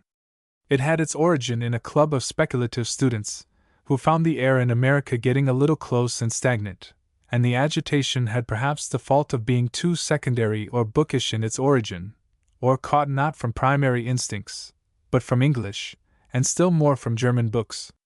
The journal was commenced with much hope, and liberal promises of many cooperators. But the workmen of sufficient culture for a poetical and philosophical magazine were too few, and, as the pages were filled by unpaid contributors, each of whom had, according to the usage and necessity of this country, some paying employment, the journal did not get his best work, but his second best. Its scattered writers had not digested their theories into a distinct dogma, still less into a practical measure which the public could grasp, and the magazine was so eclectic and miscellaneous, that each of its readers and writers valued only a small portion of it. For these reasons it never had a large circulation, and it was discontinued after 4 years. But the Dial betrayed, through all its juvenility, timidity, and conventional rubbish, some sparks of the true love and hope, and of the piety to spiritual law, which had moved its friends and founders, and it was received by its early subscribers with almost a religious welcome. Many years after it was brought to a close, Margaret was surprised in England by very warm testimony to its merits, and in 1848 the writer of these pages found it holding the same affectionate place in many a private bookshelf in England and Scotland, which it had secured at home. Good or bad, it cost a good deal of precious labor from those who served it, and from Margaret most of all. As editor, she received a compensation for the first years, which was intended to be $200 per annum, but which, I fear, never reached even that amount. But it made no difference to her exertion. She put so much heart into it that she bravely undertook to open, in the Dial, the subjects which most attracted her, and she treated, in turn, Goethe and Beethoven, the Rhine and the Romaic ballads, the poems of John Sterling, and several pieces of sentiment, with a spirit which spared no labor, and when the hard conditions of journalism held her to an inevitable day, she submitted to jeopardizing a long-cherished subject, by treating it in the crude and forced article for the month. I remember, after she had been compelled by ill health to relinquish the journal into my hands, my grateful wonder at the facility with which she assumed the preparation of laborious articles that might have daunted the most practiced scribe. But in book or journal she found a very imperfect expression of herself, and it was the more vexatious, because she was accustomed to the clearest and fullest. When, therefore, she had to choose an employment that should pay money, she consulted her own genius, as well as the wishes of a multitude of friends, in opening a class for conversation. In the autumn of 1839, she addressed the following letter, intended for circulation, to Mrs. George Ripley, in which her general design was stated. My dear friend, the advantages of a weekly meeting, for conversation, might be great enough to repay the trouble of attendance, if they consisted only in supplying a point of union to well-educated and thinking women, in a city which, with great pretensions to mental refinement, boasts, at present, nothing of the kind, and where I have heard many, of mature age, wish for some such means of stimulus and cheer, and those younger, for a place where they could state their doubts and difficulties, with the hope of gaining aid from the experience or aspirations of others. And if my office were only to suggest topics, which would lead to conversation of a better order than is usual at social meetings, and to turn back the current when digressing into personalities or commonplaces, so that what is valuable in the experience of each might be brought to bear upon all, I should think the object not unworthy of the effort. But my ambition goes much further. It is to pass in review the departments of thought and knowledge, and endeavor to place them in due relation to one another in our minds. To systematize thought, and give a precision and clearness in which our sex are so deficient, chiefly, I think, because they have so few inducements to test and classify what they receive. To ascertain what pursuits are best suited to us, in our time and state of society, and how we may make best use of our means for building up the life of thought upon the life of action. Could a circle be assembled in earnest, desirous to answer the questions, what were we born to do? And how shall we do it? Which so few ever propose to themselves till their best years are gone by, I should think the undertaking a noble one, and if my resources should prove sufficient to make me its moving spring, I should be willing to give to it a large portion of those coming years, which will, as I hope, be my best. I look upon it with no blind enthusiasm, nor unlimited faith, but with a confidence that I have attained a distinct perception of means, which, if there are persons competent to direct them, can supply a great want, and promote really high objects.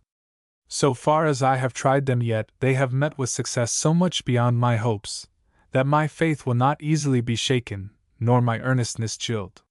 Should I, however, be disappointed in Boston, I could hardly hope that such a plan could be brought to bear on general society, in any other city of the United States. But I do not fear, if a good beginning can be made. I am confident that 20 persons cannot be brought together from better motives than vanity or pedantry, to talk upon such subjects as we propose, without finding in themselves great deficiencies, which they will be very desirous to supply. Should the enterprise fail, it will be either from incompetence in me, or that sort of vanity in them which wears the garb of modesty. On the first of these points, I need not speak. I cannot be supposed to have felt so much the wants of others, without feeling my own still more deeply. And from the depth of this feeling, and the earnestness it gave, such power as I have yet exerted has come. Of course, those who are inclined to meet me, feel a confidence in me, and should they be disappointed, I shall regret it not solely or most on my own account. I have not given my gauge without measuring my capacity to sustain defeat. For the other, I know it is very hard to lay aside the shelter of vague generalities, the art of coterie criticism, and the delicate disdains of good society, and fearlessly meet the light, even though it flow from the sun of truth. Yet, as, without such generous courage, nothing of value can be learned or done, I hope to see many capable of it, willing that others should think their sayings crude, shallow, or tasteless, if, by such unpleasant means, they may attain real health and vigor, which need no aid from rouge or candlelight, to brave the light of the world. Since I saw you, I have been told of persons who are desirous to join the class. If only they need not talk. I am so sure that the success of the whole depends on conversation being general, that I do not wish any one to come, who does not intend, if possible, to take an active part. No one will be forced, but those who do not talk will not derive the same advantages with those who openly state their impressions, and can consent to have it known that they learn by blundering, as is the destiny of man here below. And general silence, or side talks, would paralyze me. I should feel coarse and misplaced, were I to harangue overmuch. In former instances, I have been able to make it easy and even pleasant, to 25 out of 30, to bear their part, to question, to define, to state, and examine opinions. If I could not do as much now, I should consider myself as unsuccessful, and should withdraw. But I shall expect communication to be effected by degrees, and to do a great deal myself at the first meetings.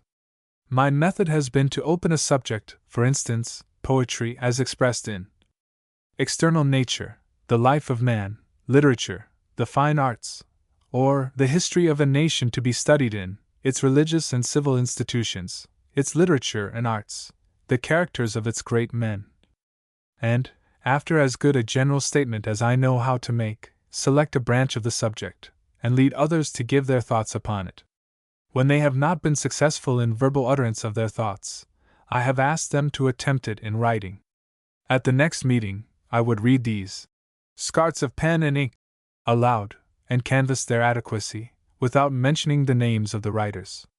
I found this less necessary, as I proceeded, and my companions attained greater command both of thought and language, but for a time it was useful, and may be now. Great advantage in point of discipline may be derived from even this limited use of the pen. I do not wish, at present, to pledge myself to any course of subjects. Generally, I may say, they will be such as literature and the arts present in endless profusion. Should a class be brought together, I should wish, first, to ascertain our common ground, and in the course of a few meetings, should see whether it be practicable to follow out the design in my mind, which, as yet, would look too grand on paper. Let us see whether there will be any organ, before noting down the music to which it may give breath. Accordingly, a class of ladies assembled at Miss Peabody's rooms, in West Street, on the November 6, 1839. 25 were present, and the circle comprised some of the most agreeable and intelligent women to be found in Boston and its neighborhood. The following brief report of this first day's meeting remains. Miss Fuller enlarged, in her introductory conversation, on the topics which she touched in her letter to Mrs. Ripley.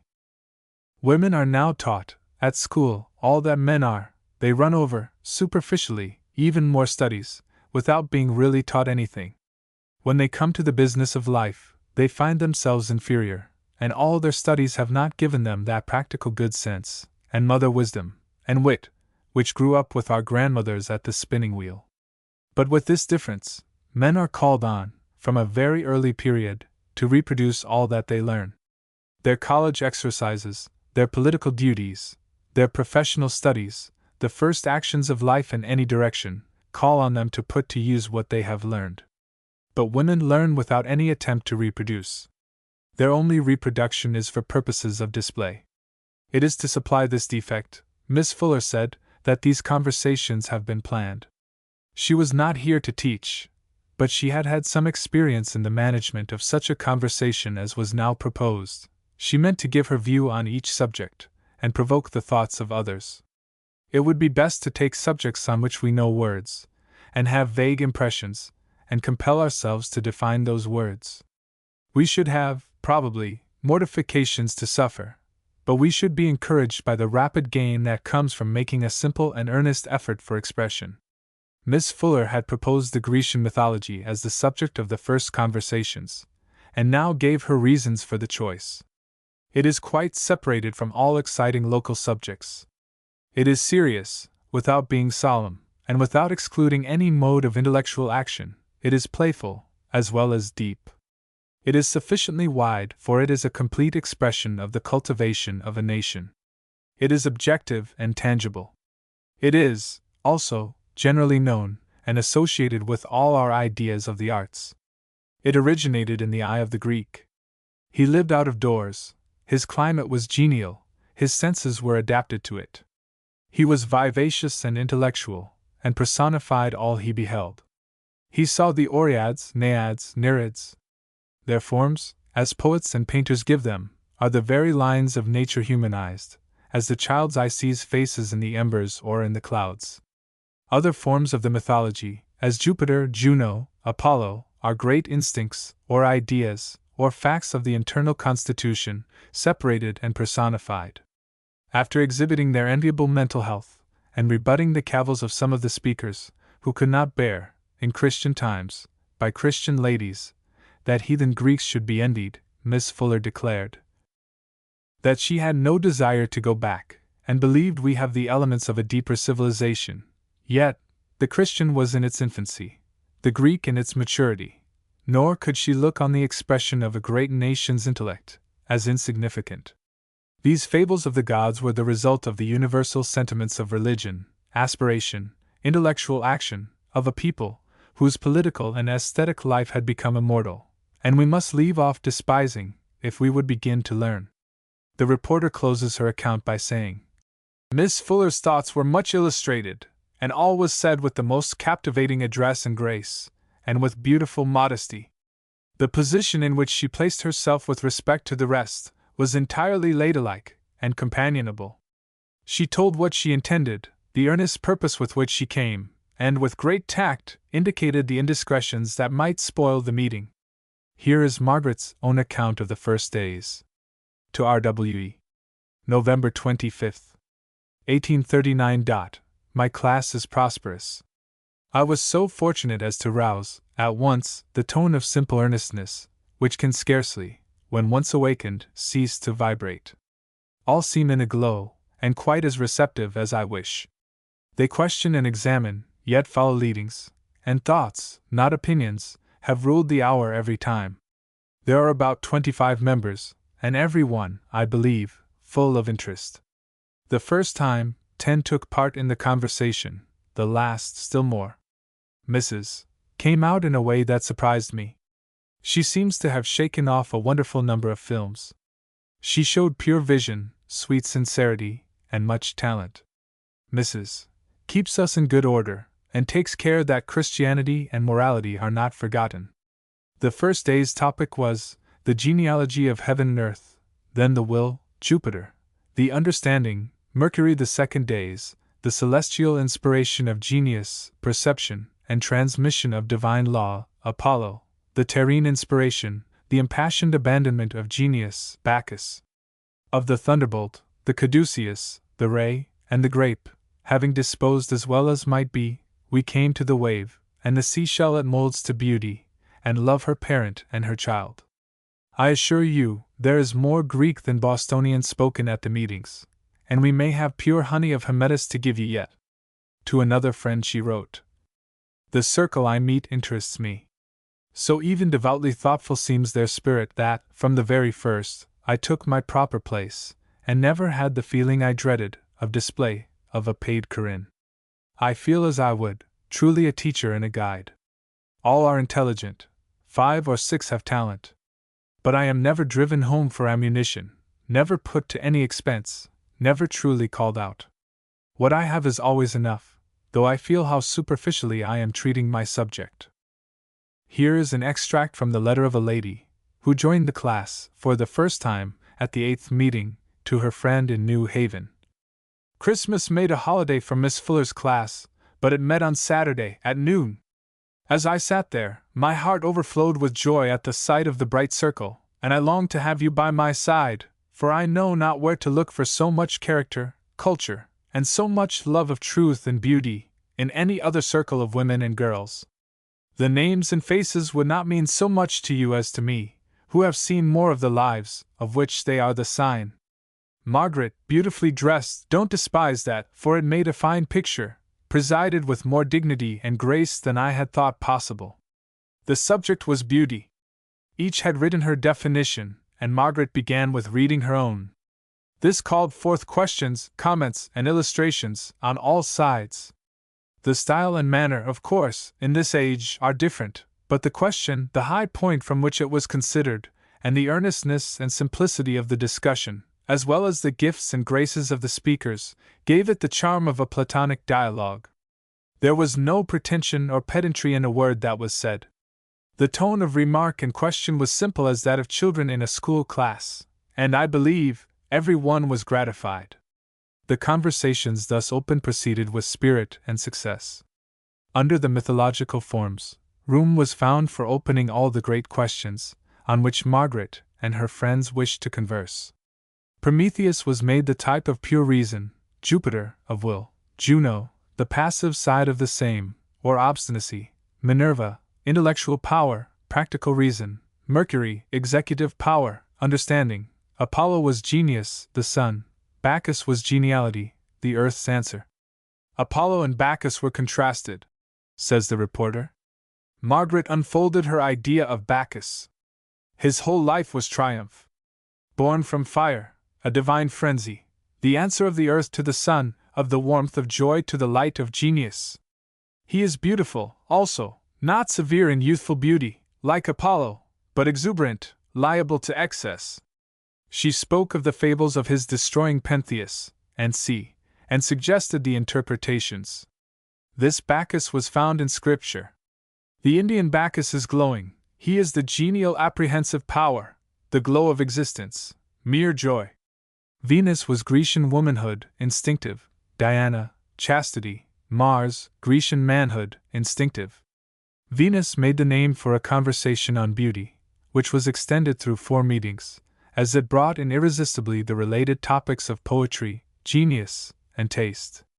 Neptune was circumstance, Pluto, the abyss, the undeveloped, Pan, the glow and sportiveness and music of nature, Ceres, the productive power of nature, Proserpine, the phenomenon. Under the head of Venus, in the 5th conversation, the story of Cupid and Psyche was told with fitting beauty, by Margaret, and many fine conjectural interpretations suggested from all parts of the room. The 9th conversation turned on the distinctive qualities of poetry, discriminating it from the other fine arts. Rhythm and imagery, it was agreed, were distinctive. An episode to dancing, which the conversation took, led Miss Fuller to give the thought that lies at the bottom of different dances. Of her lively description the following record is preserved. Gavottes, shawl dances, and all of that kind, are intended merely to exhibit the figure in as many attitudes as possible. They have no character, and say nothing except, "Look! How graceful I am!" The minuet is conjugal, but the wedlock is chivalric. Even so would Amadis win slow, stately, calm, through the mazes of life, with Oriana, when he had made obeisances enough to win her for a partner. English, German, Swiss, French, and Spanish dances all express the same things, though in very different ways. Love and its life are still the theme. In the English country dance, the pair who have chosen one another submit decorously to the restraints of courtship and frequent separations, cross hands, forego round, down outside, in the most earnest, lively, complacent fashion. If they join hands to go down the middle, and exhibit their union to all spectators, they part almost as soon as meet, and disdain not to give hands right and left to the most indifferent persons, like marriage in its daily routine. In the Swiss, the man pursues, stamping with energy, marking the time by exulting flings, or snapping of the fingers, in delighted confidence of succeeding at last. But the maiden coyly, demurely, foots it round, yet never gets out of the way, intending to be won. The German asks his Mädchen if she will, with him, for an hour forget the cares and commonplaces of life in a tumult of rapturous sympathy, and she smiles with Saxon modesty her jow. He sustains her in his arms, the music begins. At first, in willing mazes they calmly imitate the planetary orbs, but the melodies flow quicker, their accordant hearts beat higher, and they whirl at last into giddy raptures, and dizzy evolutions, which steal from life its free will and self-collection, till nothing is left but mere sensation. The French couple are somewhat engaged with one another, but almost equally so with the world around them. They think it well to vary existence with plenty of coquetry and display. First, the graceful reverence to one another, then to their neighbors. Exhibit your grace in the chasse, made apparently solely for the purpose of dechasseing, then civil intimacy between the ladies, in la chaîne, then a decorous promenade of partners, then right and left with all the world, and balance, and see. The quadrille also offers opportunity for talk. Looks and sympathetic motions are not enough for our Parisian friends, unless eked out by words. The impassioned bolero and fandango are the dances for me. They are not merely loving, but living, they express the sweet southern ecstasy at the mere gift of existence. These persons are together, they live, they are beautiful. How can they say this in sufficiently plain terms? I love, I live, I am beautiful. I put on my festal dress to do honor to my happiness. I shake my castanets, that my hands, too, may be busy. I felice, felicissima. This first series of conversations extended to 13, the class meeting once a week at noon, and remaining together for 2 hours. The class were happy, and the interest increased. A new series of 13 more weeks followed, and the general subject of the new course was the fine arts. A few fragmentary notes only of these hours have been shown me, but all those who bore any part in them testified to their entire success. A very competent witness has given me some interesting particulars. Margaret used to come to the conversations very well dressed, and altogether looked sumptuously. She began them with an exordium, in which she gave her leading views, and those exordiums were excellent, from the elevation of the tone, the ease and flow of discourse, and from the tact with which they were kept aloof from any excess, and from the gracefulness with which they were brought down, at last, to a possible level for others to follow. She made a pause, and invited the others to come in. Of course, it was not easy for every one to venture her remark, after an eloquent discourse, and in the presence of 20 superior women, who were all inspired. But whatever was said, Margaret knew how to seize the good meaning of it with hospitality, and to make the speaker feel glad, and not sorry, that she had spoken. She showed herself thereby fit to preside at such meetings, and imparted to the susceptible a wonderful reliance on her genius. In her writing she was prone to spin her sentences without a sure guidance, and beyond the sympathy of her reader. But in discourse she was quick, conscious of power, in perfect tune with her company, and would pause and turn the stream with grace and adroitness, and with so much spirit that her face beamed, and the young people came away delighted, among other things, with her beautiful looks. When she was intellectually excited, or in high animal spirits, as often happened, all deformity of features was dissolved in the power of the expression. So I interpret this repeated story of sumptuousness of dress, that this appearance, like her reported beauty, was simply an effect of a general impression of magnificence made by her genius, and mistakenly attributed to some external elegance. For I have been told by her most intimate friend, who knew every particular of her conduct at that time, that there was nothing of special expense or splendor in her toilette. The effect of the winter's work was happiest. Margaret was made intimately known to many excellent persons. In this company of matrons and maids, many tender spirits had been set in ferment. A new day had dawned for them, new thoughts had opened, the secret of life was shown, or, at least, that life had a secret. They could not forget what they had heard, and what they had been surprised into saying. A true refinement had begun to work in many who had been slaves to trifles. They went home thoughtful and happy, since the steady elevation of Margaret's aim had infused a certain unexpected greatness of tone into the conversation. It was, I believe, only an expression of the feeling of the class, the remark made, perhaps at the next year's course, by a lady of eminent powers, previously by no means partial to Margaret, and who expressed her frank admiration on leaving the house. I never heard, read of, or imagined a conversation at all equal to this we have now heard. The strongest wishes were expressed, on all sides, that the conversation should be renewed at the beginning of the following winter. Margaret willingly consented, but, as I have already intimated, in the summer and autumn of 1840, she had retreated to some interior shrine, and believed that she came into life and society with some advantage from this devotion. Of this feeling the new discussion bore evident traces. Most of the last year's class returned, and new members gave in their names. The first meeting was holden on the 22nd of November, 1840. By all accounts it was the best of all her days. I have again the notes, taken at the time, of the excellent lady at whose house it was held, to furnish the following sketch of the first and the following meetings. I preface these notes by an extract from a letter of Margaret to W.H.C. Sunday, Nov. 8th, 1840. On Wednesday I opened with my class. It was a noble meeting. I told them the great changes in my mind, and that I could not be sure they would be satisfied with me now, as they were when I was in deliberate possession of myself. I tried to convey the truth, and though I did not arrive at any full expression of it, they all, with glistening eyes, seemed melted into one love. Our relation is now perfectly true, and I do not think they will ever interrupt me. Sat beside me, all glowing, and the moment I had finished, she began to speak. She told me afterwards she was all kindled, and none there could be strangers to her more. I was really delighted by the enthusiasm of Mrs. I did not expect it. All her best self seemed called up, and she feels that these meetings will be her highest pleasure. 2. Was most beautiful. I went home with Mrs. F. and had a long attack of nervous headache. She attended anxiously on me, and asked if it would be so all winter. I said if it were I did not care, and truly I feel just now such a separation from pain and illness, such a consciousness of true life, while suffering most, that pain has no effect but to steal some of my time.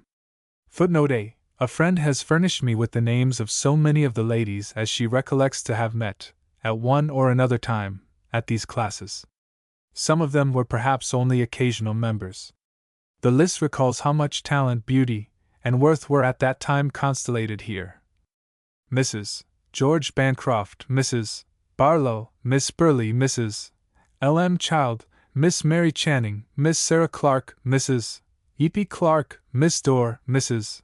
Edwards, Mrs. R.W. Emerson, Mrs. Farrar, Miss S.J. Gardiner, Mrs. R.W. Hooper, Mrs. S. Hooper, Miss Halliburton, Miss Howes, Miss E. Hoare, Miss Marianne Jackson, Mrs. T. Lee, Miss Littlehale, Mrs. E. G. Loring, Mrs. Mack, Mrs. Horace Mann, Mrs. Newcomb, Mrs. Theodore Parker, Miss E. P. Peabody, Miss S. Peabody, Mrs. S. Putnam, Mrs. Phillips, Mrs. Josiah Quincy, Miss B. Randall, Mrs. Samuel Ripley, Mrs. George Ripley, Mrs. George Russell, Miss Ida Russell, Mrs. Frank Shaw, Miss Anna B. Shaw, Miss Caroline Sturgis, Miss Tuckerman, Miss Maria White, Mrs. S. G. Ward, Miss Mary Ward, Mrs. W. Whiting. Conversations on the Fine Arts. Miss Fuller's fifth conversation was pretty much a monologue of her own. The company collected proved much larger than any of us had anticipated, a chosen company, several persons from homes out of town, at considerable inconvenience, and in one or two instances, fresh from extreme experiences of joy and grief, which Margaret felt a very grateful tribute to her. She knew no one came for experiment, but all in earnest love and trust, and was moved by it quite to the heart, which threw an indescribable charm of softness over her brilliancy. It is sometimes said that women never are so lovely and enchanting in the company of their own sex merely, but it requires the other to draw them out. Certain it is that Margaret never appears, when I see her, either so brilliant and deep in thought, or so desirous to please, or so modest, or so heart-touching, as in this very party. Well, she began to say how gratifying it was to her to see so many come, because all knew why they came, that it was to learn from each other and ourselves the highest ends of life, where there could be no excitements and gratifications of personal ambition, and see, she spoke of herself, and said she felt she had undergone changes in her own mind since the last winter, as doubtless we all felt we had done. That she was conscious of looking at all things less objectively, more from the law with which she identified herself. This, she stated, was the natural progress of our individual being, when we did not hinder its development, to advance from objects to law, from the circumference of being, where we found ourselves at our birth, to the center. This advance was enacted poesy. We could not, in our individual lives, amid the disturbing influences of other wills, which had as much right to their own action as we to ours, enact poetry entirely. The discordant, the inferior, the prose, would intrude, but we should always keep in mind that poetry of life was not something aside, a path that might or might not be trod, it was the only path of the true soul, and prose you may call the deviation. We might not always be poetic in life, but we might and should be poetic in our thought and intention. The fine arts were one compensation for the necessary prose of life. The man who could not write his thought of beauty in his life, the materials of whose life would not work up into poetry, wrote it in stone, drew it on canvas, breathed it in music, or built it in lofty rhyme. In this statement, however, she guarded her meaning, and said that to seek beauty was to miss it often. We should only seek to live as harmoniously with the great laws as our social and other duties permitted, and solace ourselves with poetry and the fine arts. I find a further record by the same friendly scribe, which seems a second and enlarged account of the introductory conversation, or else a sketch of the course of thought which ran through several meetings, and which very naturally repeated occasionally the same thoughts. I give it as I find it. She then recurred to the last year's conversations, and first, the Grecian mythologies, which she looked at as symbolical of a deeper intellectual and aesthetic life than we were wont to esteem it, when looking at it from a narrow religious point of view. We had merely skimmed along the deeper study. She spoke of the conversations on the different part played by inspiration and will in the works of man, and stated the different views of inspiration, how some had felt it was merely perception, others apprehended it as influx upon the soul from the soul side of its being. Then she spoke of the conversation upon poesy as the ground of all the fine arts, and also of the true art of life, it being not merely truth, not merely good, but the beauty which integrates both. On this poesy she dwelt long, aiming to show how life, perfect life, could be the only perfect manifestation of it. Then she spoke of the individual as surrounded, however, by prose, so we may here call the manifestation of the temporary, in opposition to the eternal, always trenching on it, and circumscribing and darkening. She spoke of the acceptance of this limitation, but it should be called by the right name, and always measured, and we should inwardly cling to the truth that poesy was the natural life of the soul, and never yield inwardly to the common notion that poesy was a luxury, out of the common track, but maintain in word and life that prose carried the soul out of its track, and then, perhaps, it would not injure us to walk in these bypaths, when forced thither. She admitted that prose was the necessary human condition, and quickened our life indirectly by necessitating a conscious demand on the source of life. In reply to a remark I made, she very strongly stated the difference between a poetic and a dilettante life, and sympathized with the sensible people who were tired of hearing all the young ladies of Boston sighing like furnace after being beautiful.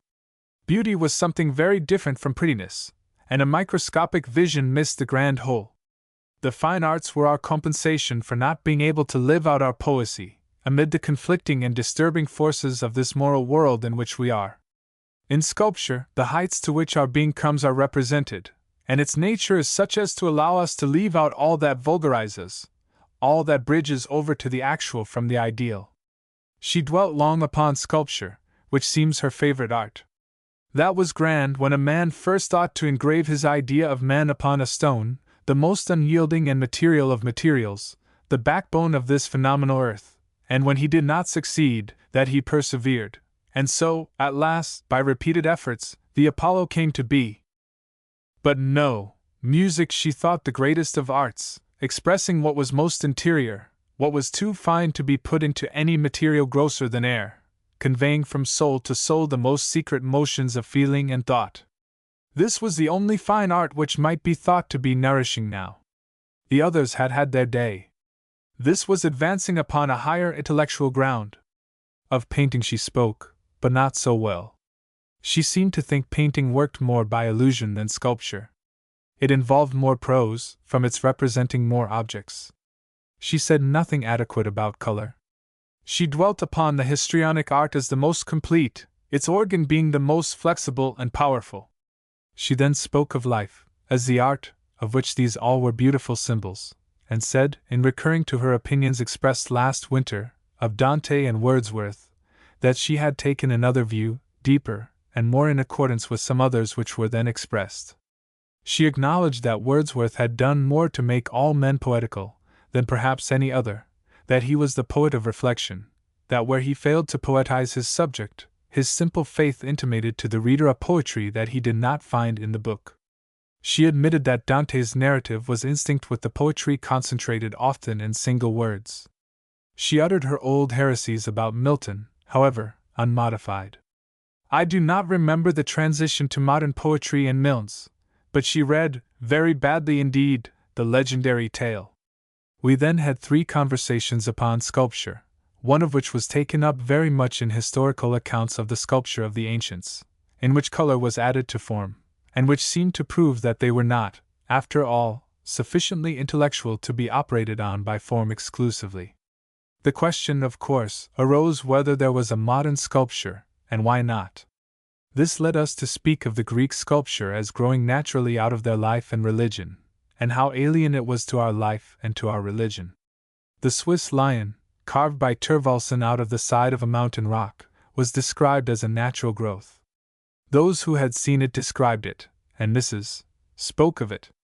She was also led to the story of her acquaintance with Thorvaldsen, and drew tears from many eyes with her natural eloquence. Mrs. C. asked if sculpture could express as well as painting the idea of immortality. Margaret thought the Greek art expressed immortality as much as Christian art, but did not throw it into the future, by preeminence. They expressed it in the present, by casting out of the mortal body every expression of infirmity and decay. The idealization of the human form makes a god. The fact that man can conceive and express this perfection of being is as good a witness to immortality as the look of aspiration in the countenance of a Magdalene. It is quite beyond the power of my memory to recall all the bright utterances of Margaret in these conversations on sculpture. It was a favorite subject with her. Then came 2 or 3 conversations on painting, in which it seemed to be conceded that color expressed passion, whilst sculpture more severely expressed thought, yet painting did not exclude the expression of thought, or sculpture that of feeling, witness Niobe, but it must be in universal feeling, like the maternal sentiment. March 22, 1841. The question of the day was, what is life? Let us define, each in turn, our idea of living. Margaret did not believe we had, any of us, a distinct idea of life. Is thought so great a question ought to be given for a written definition? No, said Margaret, that is of no use. When we go away to think of anything, we never do think. We all talk of life. We all have some thought now. Let us tell it. See, what is life? C replied, it is to laugh, or cry, according to our organization. Good, said Margaret, but not grave enough. Come, what is life? I know what I think. I want you to find out what you think. Miss P replied, life is division from one's principle of life in order to a conscious reorganization. We are cut up by time and circumstance, in order to feel our reproduction of the eternal law. Mrs. E. We live by the will of God, and the object of life is to submit, and went on into Calvinism. Then came up all the antagonisms of fate and freedom. Mrs. H. said God created us in order to have a perfect sympathy from us as free beings. Mrs. A.B. said she thought the object of life was to attain absolute freedom. At this Margaret immediately and visibly kindled. C.S. said God creates from the fullness of life, and cannot but create. He created us to overflow, without being exhausted, because what He created necessitated new creation. It is not to make us happy, but creation is His happiness and ours. Margaret was then pressed to say what she considered life to be. Her answer was so full, clear, and concise at once, that it cannot but be marred by being drawn through the scattering medium of my memory. But here are some fragments of her satisfying statement. She began with God as spirit, life, so full as to create and love eternally, yet capable of pause. Love and creativeness are dynamic forces, out of which we, individually, as creatures, go forth bearing His image, that is, having within our being the same dynamic forces, by which we also add constantly to the total sum of existence, and shaking off ignorance, and its effects, and by becoming more ourselves, i.e., more divine, destroying sin in its principle, we attain to absolute freedom, we return to God, conscious like Himself, and, as His friends, giving, as well as receiving, felicity forevermore. In short, we become gods, and able to give the life which we now feel ourselves able only to receive. On Saturday morning, Mrs. Ellie and Mrs. E.H. were present, and begged Margaret to repeat the statement concerning life, with which she closed the last conversation. Margaret said she had forgotten every word she said. She must have been inspired by a good genius, to have so satisfied everybody. But the good genius had left her. She would try, however, to say what she thought, and trusted it would resemble what she had said already. She then went into the matter, and true enough, she did not use a single word she used before. The fame of these conversations spread wide through all families and social circles of the ladies attending, and the golden report they gave led to a proposal that Margaret should undertake an evening class of 4 or 5 lessons, to which gentlemen should also be admitted. This was put in effect in the course of the winter, and I had myself the pleasure of assisting at one, the second, of these soirees. The subject was mythology, and several gentlemen took part in it. Margaret spoke well, she could not otherwise, but I remember that she seemed encumbered, or interrupted by the headiness or incapacity of the men, whom she had not had the advantage of training, and who fancied, no doubt, that, on such a question, they, too, must assert and dogmatize. But how well or ill they fared may still be known, since the same true hand which reported for the ladies' class drew up, at the time, the following note of the evenings of mythology. My distance from town, and engagements prevented me from attending again. I was told that on the preceding and following evenings the success was more decisive. Margaret's plan, in these conversations, was a very noble one, and had it been seconded, as she expected, they would have been splendid. She thought that, by admitting gentlemen, who had access, by their classical education, to the whole historical part of the mythology, her own comparative deficiency, as she felt it, in this part of learning, would be made up, and that taking her stand on the works of art, which were the final development in Greece of these multifarious fables, the whole subject might be swept from zenith to nadir. But all that depended on others entirely failed. Mr. W. contributed some isolated facts, told the etymology of names, and cited a few fables not so commonly known as most, but, even in the point of erudition, which Margaret did not profess on the subject, she proved the best informed of the party, while no one brought an idea, except herself. Her general idea was that, upon the earth-worship and Sabaeanism of earlier ages, the Grecian genius acted to humanize and idealize, but still, with some regard to the original principle. What was a seed, or a root, merely, in the Egyptian mind, became a flower in Greece. Isis and Osiris, for instance, are reproduced in Ceres and Proserpine, with some loss of generality, but with great gain of beauty. Hermes, in Mercury, with only more grace of form, though with great loss of grandeur. But the loss of grandeur was also an advance in philosophy, in this instance. The brain in the hand being the natural consequence of the application of idea to practice, the Hermes of the Egyptians. I do not feel that the class, by their apprehension of Margaret, do any justice to the scope and depth of her views. They come, myself among the number, I confess, to be entertained, but she has a higher purpose. She, amid all her infirmities, studies and thinks with the seriousness of one upon oath, and there has not been a single conversation this winter, in either class, that had not in it the spirit which giveth life. Just in proportion to the importance of the subject, does she tax her mind, and say what is most important, while, of necessity, nothing is reported from the conversations but her brilliant sallies, her occasional paradoxes of form, and sometimes, her impatient reacting upon dullness and frivolity. In particular points I know some excel her, in particular departments I sympathize more with some other persons, but take her as a whole, she has the most to bestow on others by conversation of any person I have ever known. I cannot conceive of any species of vanity living in her presence. She distances all who talk with her. Mr. E. only serve to display her powers.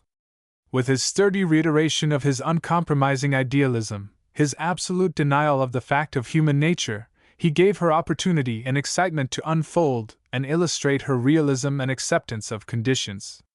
What is so noble is, that her realism is transparent with idea, her human nature is the germ of a divine life. She proceeds in her search after the unity of things, the divine harmony, not by exclusion, as mystery does, but by comprehension, and so, no poorest, saddest spirit, but she will lead to hope and faith. I have thought, sometimes, that her acceptance of evil was too great, that her theory of the good to be adduced proved too much. But in a conversation I had with her yesterday, I understood her better than I had done. It might never be sin to us, at the moment, she said, it must be an excess, on which conscience puts the restraint. The classes thus formed were renewed in November of each year, until Margaret's removal to New York, in 1844. But the notes of my principal reporter fail me at this point. Afterwards, I have only a few sketches from a younger hand. In November 1841, the class numbered from 25 to 30 members. The general subject is stated as ethics, and the influences on woman seem to have been discussed under the topics of the family, the school, the church, society, and literature. In November 1842, Margaret writes that the meetings have been unusually spirited, and congratulates herself on the part taken in them by Miss Burley, as a presence so positive as to be of great value to me. The general subject I do not find. But particular topics were such as these. Is the ideal first or last, divination or experience? Persons who never awake to life in this world. Mistakes, faith, creeds, woman, demonology, influence. Catholicism, Roman. The ideal. In the winter of 1843-4, the general subject was education. Culture, ignorance, vanity, prudence, patience, and health appear to have been the titles of conversations, in which wide digressions, and much autobiographic illustration, with episodes on war, Bonaparte, Goethe, and Spinoza, were mingled. But the brief narrative may wind up with a note from Margaret on the last day. April 28, 1844. It was the last day with my class. How noble has been my experience of such relations now for 6 years, and with so many and so various minds. Life is worth living, is it not? We had a most animated meeting. On bidding me goodbye, they all, and always, show so much goodwill and love, that I feel I must really have become a friend to them. I was then loaded with beautiful gifts, accompanied with those little delicate poetic traits, of which I should delight to tell you, if we were near. Last came a beautiful bouquet, passion flower, heliotrope, and sober blooms. Then I went to take my repose on C.'s sofa, and we had a most serene afternoon together.